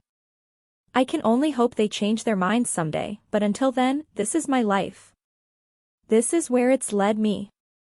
This is where I start over. Again. And I'm going to have to do it without Ledger or his encouragement or his belief in me. I'm sobbing now, but I'm still able to hear the front door when it swings back open. I lift my head as he slams the door shut and strides across the room. He lifts me, setting me down on the counter so that we're eye to eye, and then he kisses me with a sad desperation, as if it's the last kiss he'll ever give me. After breaking our kiss, he looks at me with determination when he says, "I am going to be the best person I can be for your daughter. I promise. I'm going to give her the best life, and when she asks about her mother, I'm going to tell her what a wonderful person you are. I'll make sure she grows up knowing how much you love her. I'm a fucking mess now, because I'm going to miss him so much." He presses his swollen mouth to mine, and I kiss him gently because I don't want to hurt him. Then our foreheads meet. It looks like he's struggling to keep his composure. "I'm sorry I couldn't do more for you." He starts to back away, pulling apart from me, and it hurts too much to watch him go, so I stare at the floor. There's something beneath my feet. It looks like a business card, so I slide off the counter and pick it up. It's Ledger's snow cone punch card. It must have fallen out of his wallet when he took everything out of it. "Ledger, wait." I meet him at the door and hand him his card. "You need this," I say, sniffling back tears. "You're so close to a free snow cone." He laughs through his pain, taking the card from me. But then he winces and drops his forehead to mine. "I'm so angry at them, Kenna. This isn't fair." It isn't. But it isn't up to us. I kiss him one last time, and then I squeeze his hand and look at him pleadingly. "Don't hate them. Okay? They're giving my little girl a good life. Please don't hate them." He barely nods, but it's a nod. When he lets go of my hand, I don't want to watch him leave, so I go to my bathroom and close the door. A few seconds later, I hear my apartment door shut. I slide to the floor and fall apart. Chapter 39. Ledger. I don't even go into my house when I get back home. I walk straight to Patrick and Grace's front door and I knock. It was never a choice. DM will always be the most important girl in my life, no matter what or who or when. But that doesn't mean I'm not torn the fuck up right now. It's Patrick who opens the door, but Grace quickly joins him. I think she's afraid there might be another fight. They both look a little surprised to see the state of my injuries, but Patrick offers up no apologies. I don't expect him to. I look them both in the eye. DM wanted to show me her turtle. The sentence is so simple, but I'm saying so much. That sentence translates to, I chose DM. Let's go back to how things were before. Patrick eyes me for a moment, but then Grace steps aside and says, she's in her bedroom. It's forgiveness and acceptance, but it's not the forgiveness I really want from them. But I take it. DM is on her floor when I get to her doorway. The turtle is a foot away from her, and she's trying to coax it toward her with a green Lego. So, this is your turtle, huh? DM sits up and beams a smile. Yep. She picks him up, and we meet at her bed. I sit down and lean against the headboard. She crawls to the middle of the bed and hands me the turtle, then curls up at my side. I place him on my leg, and he starts to crawl toward my knee. Why did Nono hit you? She's looking at my lip when she asks this. Sometimes adults make bad decisions, D. I said something that hurt his feelings, and he got upset. It's not his fault. It was my fault. Are you mad at him? No. Is Nono still mad? More than likely. No, I want to change the subject. What's your turtle's name? DM picks him up and lays him on her lap. Ledger. I laugh. You're naming the turtle after me? Yes. Because I love you. She says that in the sweetest voice, and it makes my heart clench. I wish Kenna could be the recipient of DM's words right now. I kiss her on top of the head. I love you, too, D. I put her turtle in its aquarium and then I crawl back onto her bed and stay with her until she nods off. And then I stay a little while longer just to be certain she's asleep. I know Patrick and Grace love her, and I know they love me, so the last thing they would ever do is separate the two of us. They can be angry, but they also know how much DM loves me, so even if the three of us can't work our shit out, I know I'll always be a huge part of DM's life. And as long as I'm a part of DM's life, I'm going to fight for what's best for her. I should have been doing it all along. And what's best for DM is having her mother in her life. It's why I did what I did before I left Kenna's apartment. As soon as Kenna closed her bathroom door, I closed her apartment door and pretended to leave. Instead, I grabbed her phone. The password was an easy guess, DM's birthday. I opened her Google Docs and found the file with all the letters she's written to Scotty, and I forwarded the file to my email address before sneaking out. I stay in DM's bedroom and pull up Patrick and Grace's printer network on my phone. I open my email and find the letter Kenna read to me, and I skip over all the rest of the letters she's written Scotty. I've already violated her privacy enough by using her phone and forwarding these to myself. I don't plan to read any of the others unless she tells me I can someday. Tonight, I just need one of the letters. I hit print, and I close my eyes and listen for the sound of the printer to activate in Patrick's office across the hall. I wait until it finishes printing, and then I sneak out of DM's bed and wait a moment in her room to make sure I didn't wake her up. She's sound asleep, so I slip out of her room and into Patrick's office. I grab the letter off the printer and make sure all of it printed. Wish me luck, Scotty, I whisper. When I emerge from the hallway, they're both in the kitchen. Grace is looking at her phone, and Patrick is emptying the dishwasher. They both look up at the same time. I have something I need to say, and I really don't want to yell, but I will if I have to, so I think we should go outside because I don't want to wake up DM. Patrick closes the dishwasher. We don't really want to hear what you have to say, Ledger. He motions toward the door. You should go. I have a lot of empathy for them, but I'm afraid I've just met my limit. A wave of heat climbs up my neck, and I try to push down my anger, but it's so hard when I've given them so much. I recall the words Kenna said to me right before I left her. Please don't hate them. I've given my life to that little girl, I say.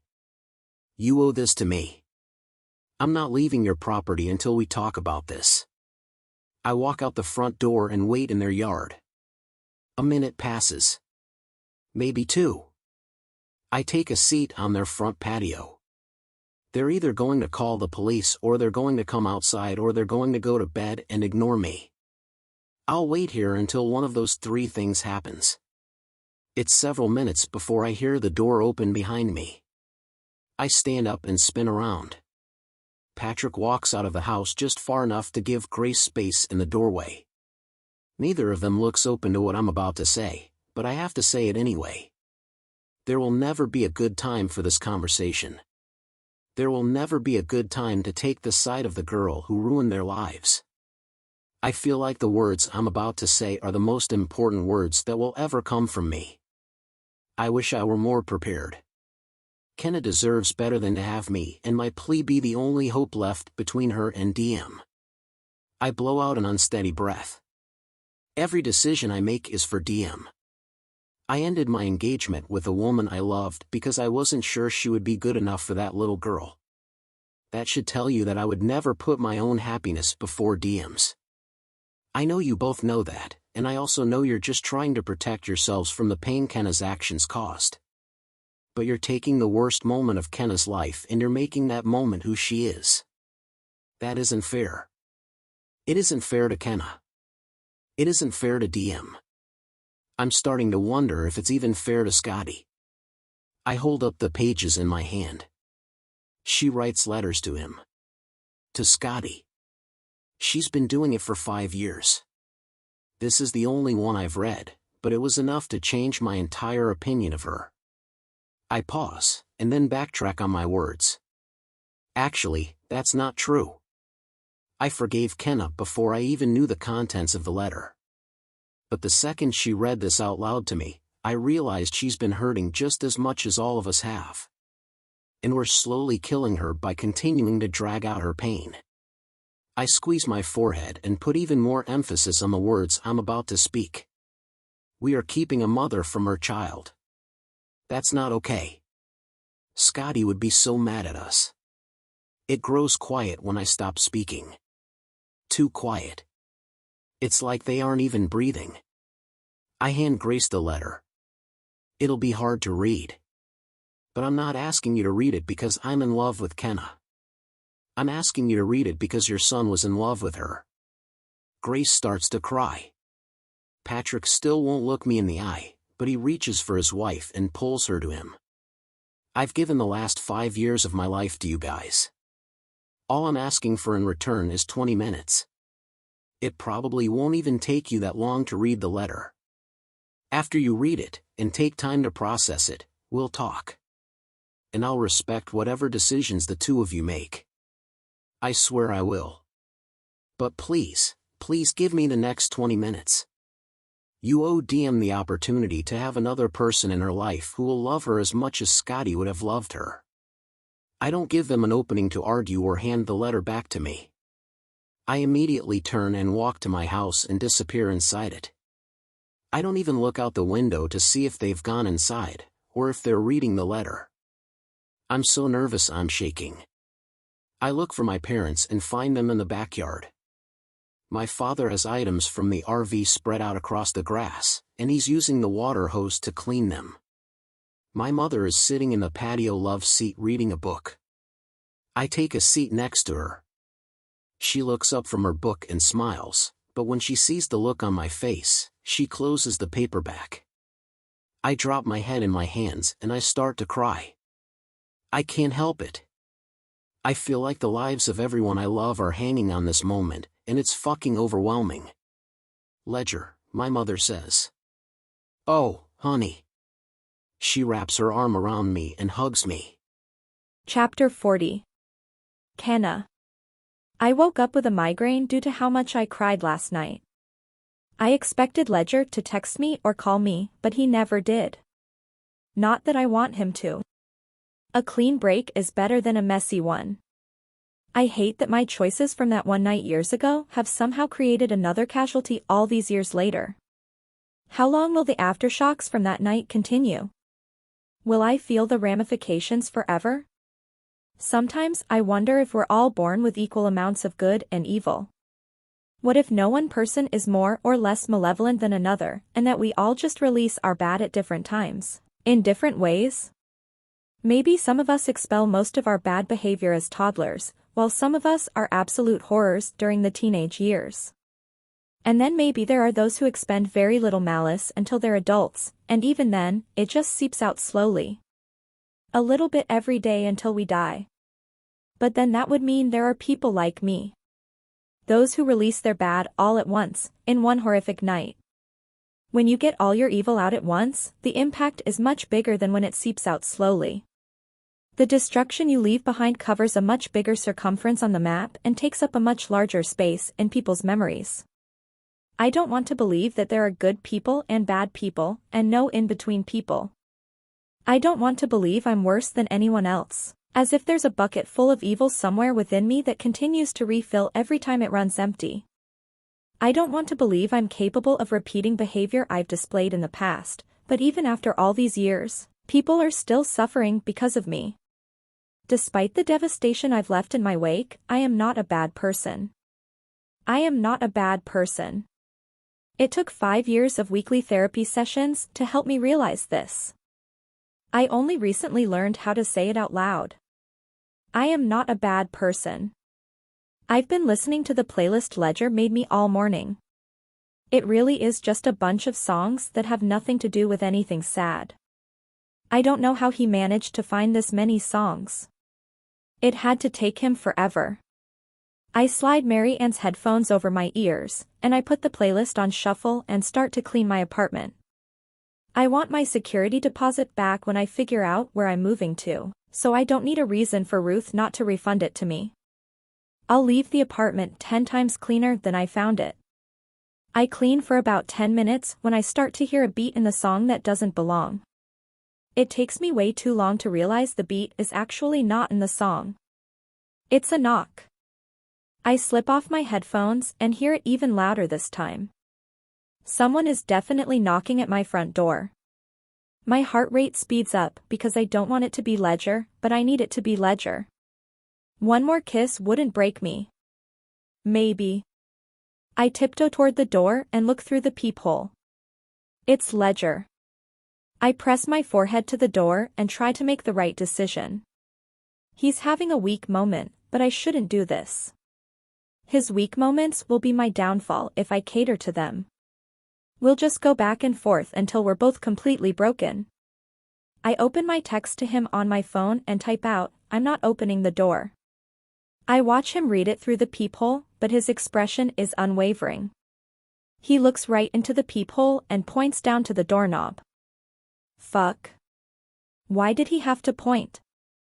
I unlock the deadbolt and open the door just 2 inches. Don't kiss me or touch me or say anything sweet. Ledger smiles. I'll do my best. I open the door cautiously, but he doesn't even try to come inside once I have the door open. He stands up straight and says, "Do you have a minute?" I nod. Yeah. Come in. He shakes his head. Not for me. His attention moves away from me, and he points inside my apartment, but then he steps away from the door. Grace walks into my line of sight. I immediately slap my hand over my mouth, because I wasn't expecting her and I haven't been face to face with her since before Scotty died and I had no idea it would knock the breath out of me. I don't know what it means. I refuse to let myself think this means anything at all, but there's too much hope inside me to keep buried in her presence. I back into my apartment, but tears are spilling from my eyes. There's so much I want to say to her. So many apologies. So many promises. Grace steps inside my apartment, and Ledger stays outside but closes the door to give us privacy. I grab a paper towel and wipe at my eyes. It's pointless. I don't think I've cried like this since I gave birth to DM and watched them take her away from me. I'm not here to upset you, Grace says. Her voice is gentle. So is her expression. I shake my head. It's not. I'm sorry. I need a minute before I can talk. Grace motions toward the sofa. Can we sit? I nod, and we both take a seat on the couch. Grace watches me for a moment, probably judging my tears, wondering if they're real or forced. She reaches into her pocket and pulls something out. At first I think it's a handkerchief, but upon closer inspection, I realize it's a small black velvet bag. Grace hands me the bag, and I have no idea why. I pull the strings to loosen the opening to the velvet bag, and then I dump the contents into my palm. I gasp. What? How? I'm holding the ring I fell in love with all those years ago when Scotty took me to the antique store. The $4,000 gold ring with the pink stone that he couldn't afford. I've never told anyone that story, so I'm extremely confused as to how Grace is in possession of this ring. How do you even have this? Scotty called me the day you two saw the ring. He said he wasn't ready to propose to you, but that he already knew what ring he was going to propose with when the time came. He couldn't afford it, but he was afraid someone else was going to buy it before he got the chance. We let him borrow the money. He gave me the ring and made me promise to keep it in a safe place until he could pay us back. My hands are shaking as I put the ring on my finger. I can't believe Scotty did that. Grace releases a quick rush of air. I'll be honest, Kenna. I didn't want that ring after he died. And I didn't want you to have it because I was so mad at you. But when we found out DM was a girl, I decided to hold on to it. Just in case I wanted to pass it on to her someday. But after giving it some thought, that's really not my decision to make. I want you to have it. Scotty bought it for you. There's too much coursing through me to process this, so it takes me a moment to recover. I shake my head. I'm too scared to believe her. I don't even allow the words to sink in. Thank you. Grace reaches over and squeezes my hand, prompting me to look at her. I promised Ledger I wouldn't tell you this, but he gave us one of the letters you wrote to Scotty. I'm shaking my head even though she isn't finished talking. How did Ledger get one of those letters? Which one did he give them? He made me read it last night. Her expression falls. After hearing your version of events, I was even more devastated and angry than I was before I read it. It was so hard, hearing all the details. I cried all night. But this morning when I woke up, it was as if an overwhelming sensation of peace had washed over me. Today was the first morning I didn't wake up angry at you. She wipes at the tears now sliding down her face.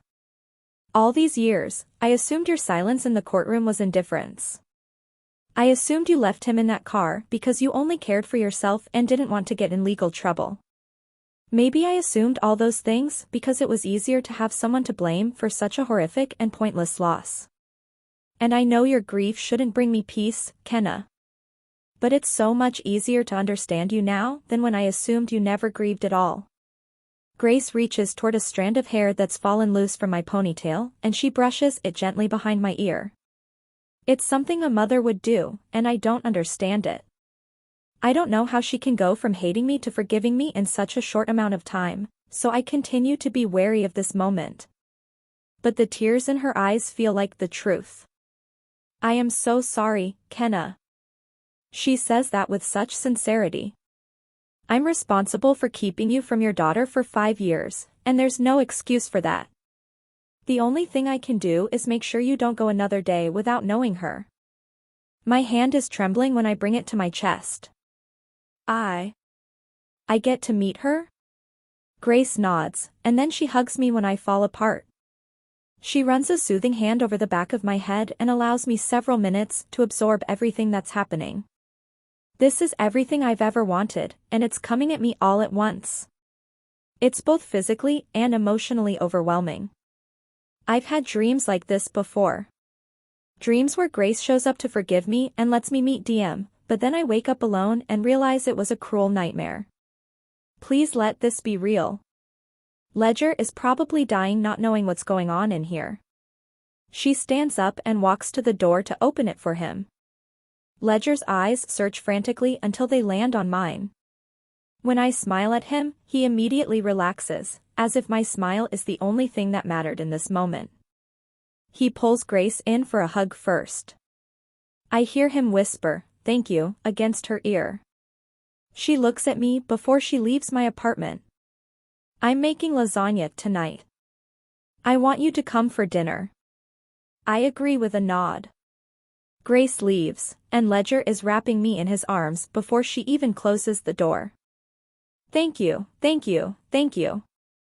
I say it over and over, because I know this would never have happened if it weren't for him. Thank you. I kiss him. Thank you. When I finally stop thanking and kissing him long enough to pull back and look him in the eye, I see he's crying too. It fills me with a sense of gratitude like I've never known. I am so grateful for him. To him. This might be the exact moment I fall in love with Ledger Ward. I'm about to be sick. Want me to pull over? I shake my head. No. Drive faster. Ledger squeezes my knee reassuringly. It was torture having to wait until this afternoon to make our way to Patrick and Grace's house. I wanted him to take me to DM as soon as Grace left my apartment, but I want everything to be on their terms. I'll be as patient as I need to be. I'm going to respect their rules. I'll respect their timeline, and their choices, and their wishes. I'm going to show them as much respect as I know they've shown my daughter. I know they're good people. Scotty loved them. They're just also hurt people, so I respect the time they needed to come to this decision. I'm nervous I'm going to do something wrong. Say something wrong. The only other time I've been inside their house was such a series of missteps, and I need this time to be different because there's so much at stake. We pull into Ledger's driveway, but we don't immediately get out of the truck. He gives me a pep talk and kisses me about 10 times, but then I become more nervous and excited than I've ever been, and the emotions all start to run together. If I don't get it over with, I might explode. He holds my hand tightly in his as we cross the street, and walk across grass DM has played on, and knock on the door to the house DM lives in. Don't cry. Don't cry. Don't cry. I'm squeezing Ledger's hand like I'm in the middle of an intense contraction. The door finally opens, and standing right in front of me is Patrick. He looks nervous, but he somehow smiles through it. He pulls me in for a hug, and it isn't just a forced hug because I'm standing in front of him, or because his wife encouraged him to hug me. It's a hug full of so many things. Enough things that when Patrick pulls away, he has to wipe at his eyes. DM is out back with her turtle, he says, motioning down the hallway. There are no harsh words from him, no negative energy. I don't know if now is the right time to apologize, but since Patrick is pointing us toward DM's location, I feel like they want to save whatever sits between the three of us for later. Ledger holds my hand as we walk into the house. I've been in the house before and I've been in the backyard before, so there's a sense of familiarity that's comforting. But everything else is frightening. What if she doesn't like me? What if she's mad at me? Grace appears from the kitchen, and I pause before we head to the backyard. I look at Grace. What have you told her? About my absence? I just want to make sure. Grace shakes her head. We really haven't talked to her about you at all. She asked once why she didn't live with her mother, and I told her your car wasn't big enough.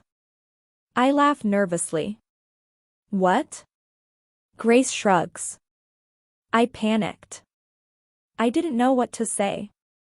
My car isn't big enough? I can work with that. In my mind, I had feared they had poisoned her against me. I should have known better.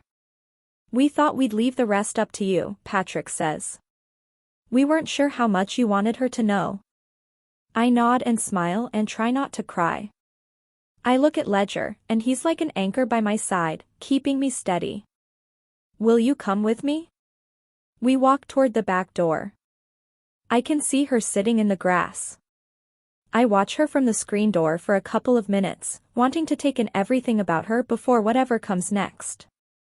I'm scared of what comes next. Terrified, really. This is almost the exact same feeling as being in labor with her. I was terrified, in uncharted territory, but also full of more hope and excitement and love than I'd ever felt. Ledger eventually gives me an encouraging nudge, so I open the door. DM looks up and sees Ledger and me standing on the back porch. She gives me a quick glance, but when her eyes land on Ledger, she lights up. She runs to him, and he catches her in his arms. I get a whiff of strawberry shampoo. I have a daughter who smells like strawberries. Ledger sits on the back porch swing with DM and points to the empty seat next to him, so I take a seat with them. DM is in his lap, looking at me as she curls up to Ledger. DM, this is my friend Kenna. DM smiles at me, and it almost sends me to the floor. Do you want to see my turtle? She asks, perking up. I'd love to. Her tiny little hand grips two of my fingers, and she slides off Ledger and pulls me. I glance at Ledger as I stand, and he gives me a reassuring nod. DM takes me to the grass, and she plops down next to her turtle. I lie down on the other side of her turtle so that I'm facing DM. What's his name? Ledger. She giggles and holds up the turtle. He looks just like him. I laugh, and she's trying to get her turtle to come out of his shell, but I can't stop staring at her. Seeing her on video is one experience, but getting to be near her and feel her energy is like a rebirth. Want to see my jungle gym? I got it for my birthday, I turn 5 next week. DM is running toward her jungle gym, so I follow her. I glance back at Ledger, and he's still sitting on the porch swing, watching us. DM pokes her head out of the jungle gym and says, Ledger, can you put Ledger in his tank so he doesn't get lost? Sure will, he says, standing. DM grabs my hand and pulls me inside the jungle gym, where she sits down in the center of it. I feel more comfortable here. No one can see us, and that puts me a little more at ease knowing people aren't judging how I interact with her in this moment. This used to be my daddy's, DM says. Nono and Ledger put it back together for me. I knew your daddy. Were you his friend? I smile. I was his girlfriend. I loved him very much. DM giggles. I didn't know my daddy had a girlfriend. I see so much of Scotty in her right now. In that laugh, I have to look away from her face because the tears start to fall. DM notices my tears, though. Why are you sad? Do you miss him? I nod, wiping away my tears.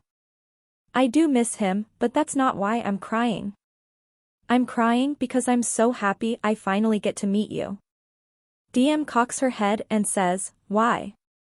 She's 3 whole feet away from me, and I just want to hold her and hug her.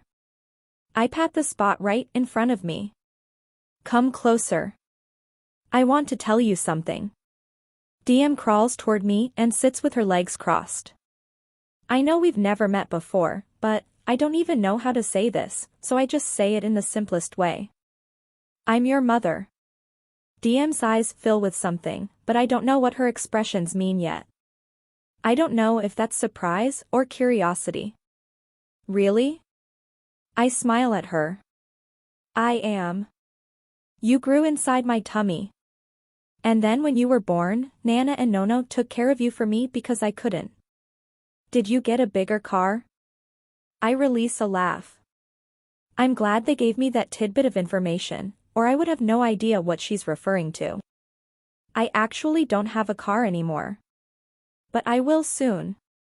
I just couldn't wait to meet you, so Ledger gave me a ride. I've been wanting to meet you for so long. DM doesn't have much of a reaction. She just smiles. And then she crawls across the grass and starts flipping tic-tac-toe squares that make up a part of the wall of the jungle gym. You should come to my t-ball game. It's my last one. She spins one of the letters on the wall. I would love to come watch you play t-ball. Someday I'm gonna do that thing with the swords, though, DM says. Hey, do you know how to play this game? I nod and move close to her so I can show her how to play tic-tac-toe. I realize that this moment isn't nearly as monumental to DM as it is to me. I've played out a million scenarios in my head of how this would go, and in every scenario, DM was either sad or angry that it took me so long to be a part of her life. But she truly didn't even know that I was missing. I'm so grateful for that. All these years of worry and devastation have all been one-sided, which means DM has been whole and happy and fulfilled. I couldn't have asked for a better outcome. It's like I just get to slip into her life without so much as a ripple. DM grabs my hand and says, I don't want to play this, let's go to the swings. She abandons the game, and we crawl out of the center of the jungle gym. She climbs into a swing and says, I forgot your name. It's Kenna. I say that with a smile because I know I'll never have to lie to anyone about my name again. Will you push me? I push her on the swing, and she starts telling me about a movie Ledger took her to see recently. Ledger walks out onto the porch and sees us talking. He comes over to us and stands behind me, wrapping his arms around me. He kisses the side of my head, right when DM turns and looks at us. Gross. Ledger kisses the side of my head again and says, "Get used to it, D." Ledger takes over pushing DM's swing, and I sit down in the swing next to her and watch them. DM tips her head back and looks at Ledger. "Are you gonna marry my mom?" I should probably have a reaction to the marriage part of that question, but my brain only focuses on the fact that she just said my mom. I don't know. We still need to get to know each other better. Ledger looks at me and smiles. Maybe one of these days I'll be worthy enough to marry her. "What does worthy mean?" she asks. "It means good enough." "You're good enough," DM says. "That's why I named my turtle Ledger." She tilts her head back again and looks at him. "I'm thirsty, will you bring me a juice?" "Go get it yourself," he says. I get out of the swing. "I'll get you a juice." I hear Ledger mutter to her, "You're so rotten," as I walk away. DM laughs. I am not. When I go inside, I watch them from the back door for a moment. They're adorable together. She's adorable. I'm scared I'm about to wake up and realize none of this actually happened, but I know it's happening. And I know I'll eventually embrace that I deserve this. Maybe after I finally have a real conversation with the Landrys. I walk into the kitchen to find Grace cooking. "She wants some juice," I say as I enter. Grace's hands are full of chopped tomatoes, and she drops them into a salad. "It's in the fridge." I grab a juice and observe Grace as she prepares dinner. I want to be more helpful and interactive with her than I was the first time Scotty brought me to this house. "How can I help?" Grace smiles at me. "You don't have to. Go spend time with your daughter." I start to walk out of the kitchen, but my steps feel so heavy. I have so much I want to say to Grace that I didn't have the chance to say to her earlier today at my apartment. I turn around, and "I'm sorry" is on the tip of my tongue, but I feel like if I open my mouth, I'll cry. My eyes meet Grace's, and she can see the agony in my expression. "Grace," my voice is a whisper. She immediately walks over to me and pulls me in for a hug. It's an amazing hug. A forgiving hug. "Hey," she says, soothingly. "Hey, listen to me." She pulls back, and we're about the same height, so we're eye to eye when she takes the juice from me and sets it aside. Then she squeezes both of my hands reassuringly. "We go forward," she says. That's it. It's that simple. I forgive you and you forgive me, and we go forward together and give that little girl the best life we can give her. Okay? I nod, because I can do that. I forgive them. I've always forgiven them. It's myself I've been hard on. But I think I've reached the point that forgiving myself finally feels okay. So I do. You're forgiven, Kenna. Chapter 41. Ledger. She fits. It's surreal and, to be honest, a little overwhelming. We just finished eating dinner, but we're all still sitting at the table. DM is curled up in my lap, and I'm sitting next to Kenna. She seemed nervous when we first sat down to dinner, but she's eased up a lot. Especially after Patrick started telling stories, giving Kenna a highlight reel of DM's life. He's telling her the story of when DM broke her arm 6 months ago. She spent the first 2 weeks thinking she had to wear the cast forever. None of us thought to tell her that breaks heal, and DM assumed when a person broke a bone, it stayed broken for good. Oh, no, Kenna says, laughing. She looks down at DM and runs a soothing hand over her head. You poor thing. DM reaches a hand toward Kenna, and she accepts it. DM effortlessly slips off my lap and onto Kenna's. It happens so fast and quietly. DM tucks herself into Kenna, and Kenna wraps her arms around DM like it's the most natural thing in the world. We're all staring at them, but Kenna doesn't notice because her cheek is pressed against the top of DM's head. I swear I'm about to lose it right here at the table. I clear my throat and push my chair back. I don't even excuse myself because I feel like my voice will crack if I try to speak, so I silently leave the table and walk out back. I want to give the four of them privacy. I've been somewhat of a buffer for all of them today, but I want them to interact without me there. I want Kenna to feel comfortable with them and not have to lean on me for that comfort, because it's important she have a relationship with them outside of me. I could tell Patrick and Grace were pleasantly surprised at how different she is from what we all expected her to be. It proves that time, distance, and devastation allow people enough opportunity to craft villains out of people they don't even know. But Kenna was never a villain. She was a victim. We all were. The sun hasn't set yet, but it's getting close to 8, and that's DM's bedtime. I'm sure Kenna is nowhere near ready to leave, but I'm looking forward to the aftermath of today. I want to get her alone and be near her while she processes what I'm sure has been the best day of her life. The back door opens, and Patrick walks onto the porch. He doesn't sit down in a chair.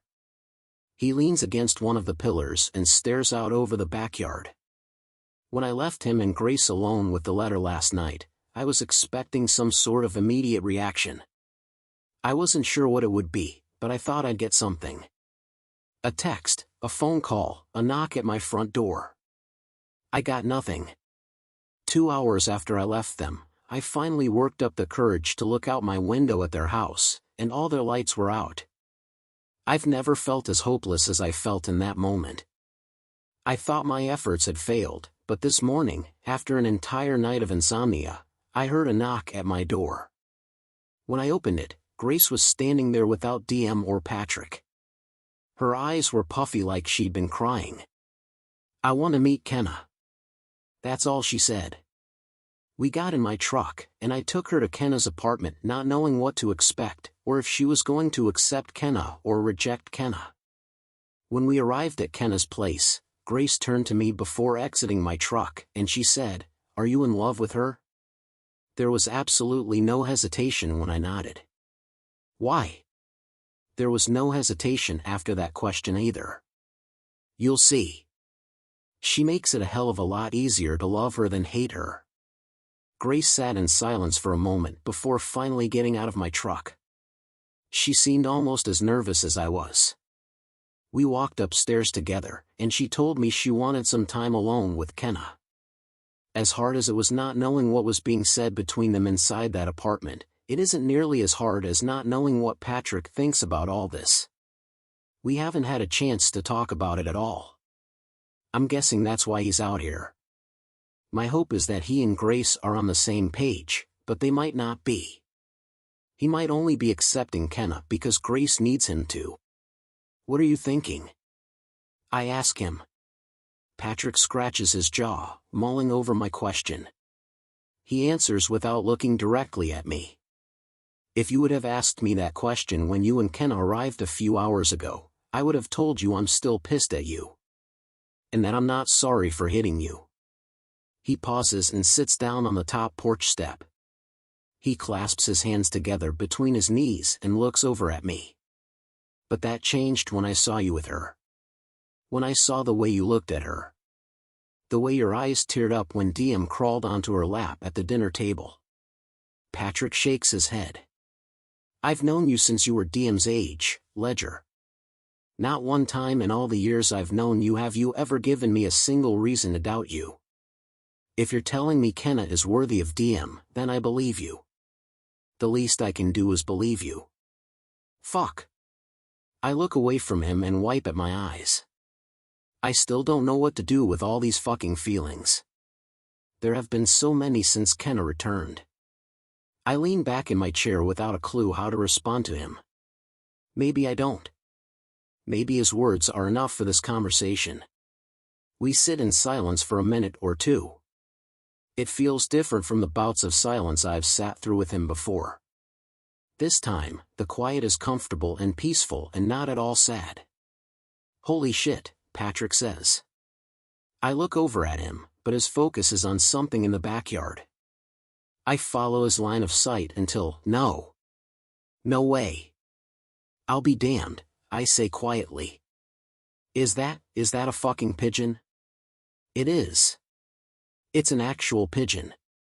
A real live white and gray pigeon just walking around in the backyard like this isn't the most miraculous timing a bird has ever had in the history of birds." Patrick laughs. It's a laugh full of bewilderment. He laughs so much it makes me laugh. But he doesn't cry. It's the first time a reminder of Scotty doesn't make him cry, and I feel like this is huge.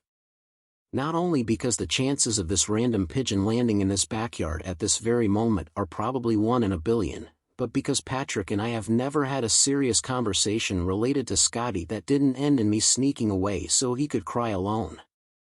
But he laughs, and that's all he does, and for the first time since Scotty died I feel a sense of hope for him. For all of us. The only other time Kenna has been inside my house was right after she showed up on this street unannounced. That wasn't a good experience for either of us, so when I open my front door and guide her inside, I want her to feel welcome. I'm looking forward to getting Kenna all to myself tonight, in an actual bed. The few times we've been together have been damn near perfect, but I've always felt she deserved better than an inflatable mattress, or my truck, or a hardwood floor. I want to show her around, but my need to kiss her is stronger. As soon as I close the front door, I pull her to me. I kiss her the way I've been wanting to kiss her all night. It's the first kiss without a little sadness or fear in it. This is my favorite kiss so far. It goes on for so long I forget about showing her around the house, and I pick her up and take her straight to my bed. When I lower her to the mattress, she sprawls out and sighs. "Oh, my God, Ledger. It's so soft."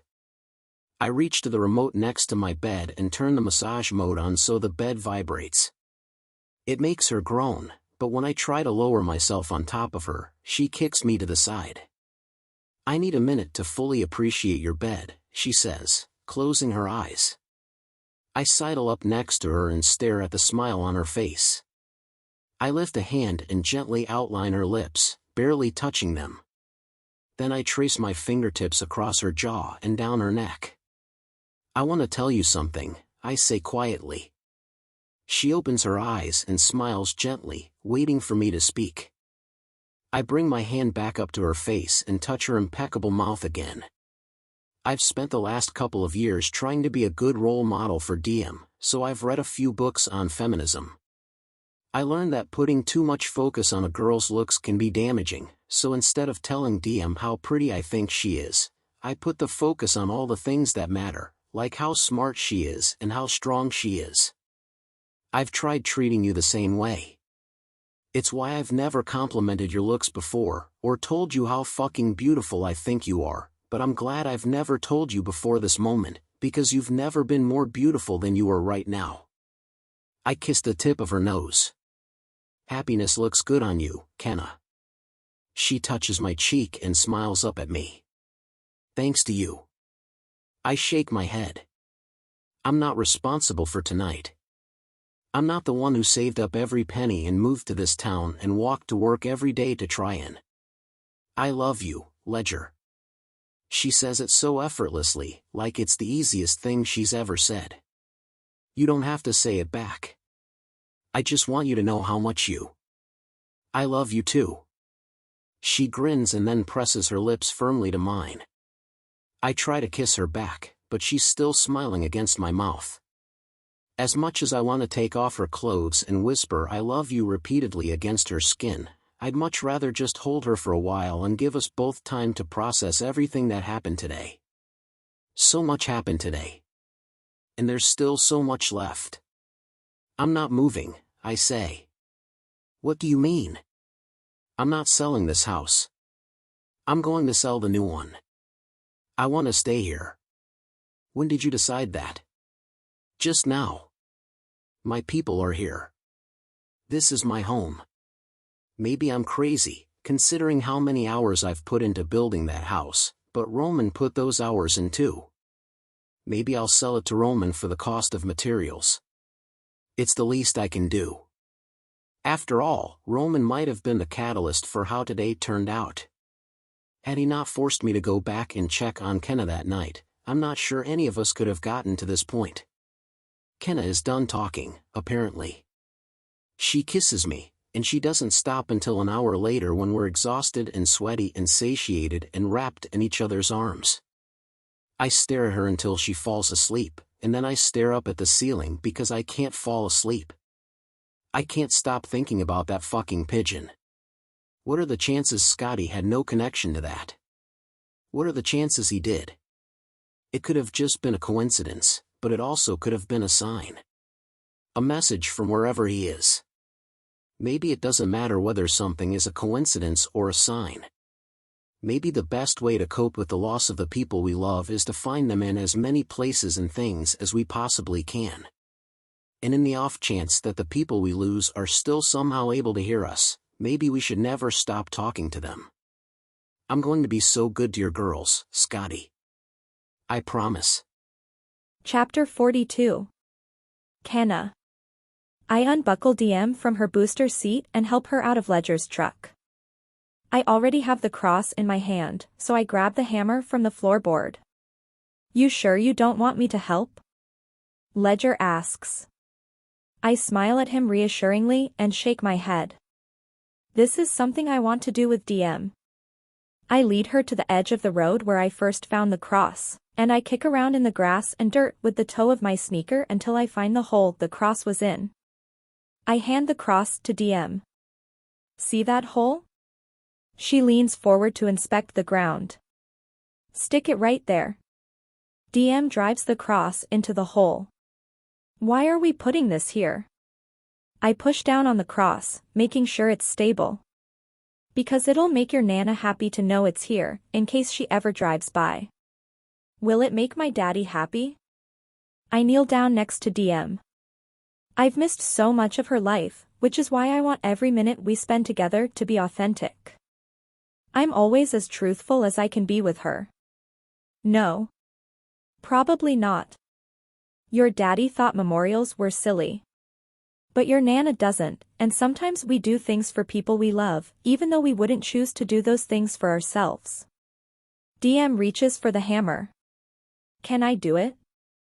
I hand her the hammer, and she hits the cross a few times. It doesn't do much, so when she hands the hammer back to me, I hit it 3 times until it's secured into the ground. I wrap my arms around DM and we stare at the cross. Is there anything you want to say to your daddy? DM thinks about it for a moment and then says, what do I say? Do I make a wish? I laugh. You can try, but he's not a genie or Santa Claus. I wish for a baby sister or a baby brother.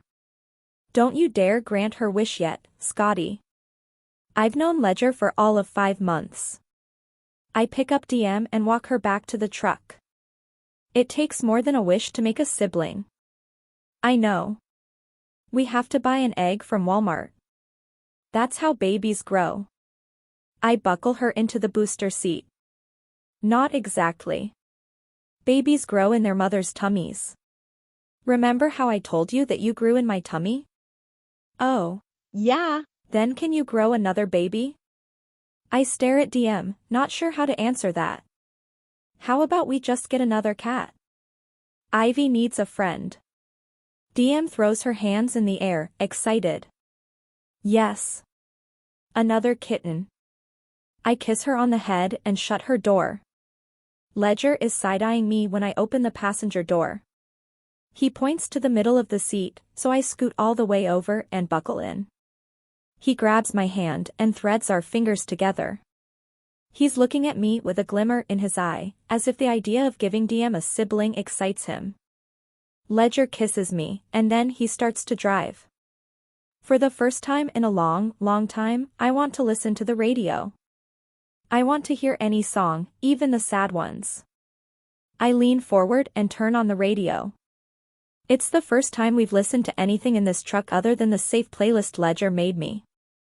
He glances at me when he realizes what I've done. I just smile at him and lean against his shoulder. Music still makes me think of Scotty, but thinking of Scotty no longer makes me sad. Now that I've forgiven myself, the reminders of him only make me smile. Epilogue. Dear Scotty. I'm sorry I hardly write to you anymore. I used to write to you because I was lonely, so I guess it's a good thing the letters are few and far between now. I still miss you. I'll always miss you. But I'm convinced that the holes you left behind are only holes felt by us. Wherever you are, you're complete. That's what matters. DM is growing so fast. She just turned 7. It's hard to wrap my mind around the idea that I wasn't here for the first 5 years of her life, because it feels like I've always been here. I'm sure that has a lot to do with Ledger and your parents. They tell me stories about her growing up and show me videos, so it sometimes seems like I missed nothing at all. I don't know that DM even remembers a life without me in it. To her, I've always been here. I know that's because all the people who loved you gave her everything she needed when you and I couldn't be there. She still lives with your parents, although I see her every day. She stays with Ledger and me at least 2 nights a week. She has her own bedroom at both houses. We eat dinner together every night. I'd love for her to live with me full-time, but I also know it's important she keep the routine she's had since birth. And Patrick and Grace deserve to be the major component in her life. I would never want to take that from them. Since the day they accepted me into her life, I've never felt unwelcome. Not for one day or even 1 second. They didn't accept me with conditions. They just accepted me like I belong here with all the people who loved you. You were surrounded by good people, Scotty. From your parents to your best friend to your best friend's parents, I have never met a family more loving. The people that were in your life are now the people who are in my life, and I'll do everything I can to continue to show them as much love and respect as you gave them.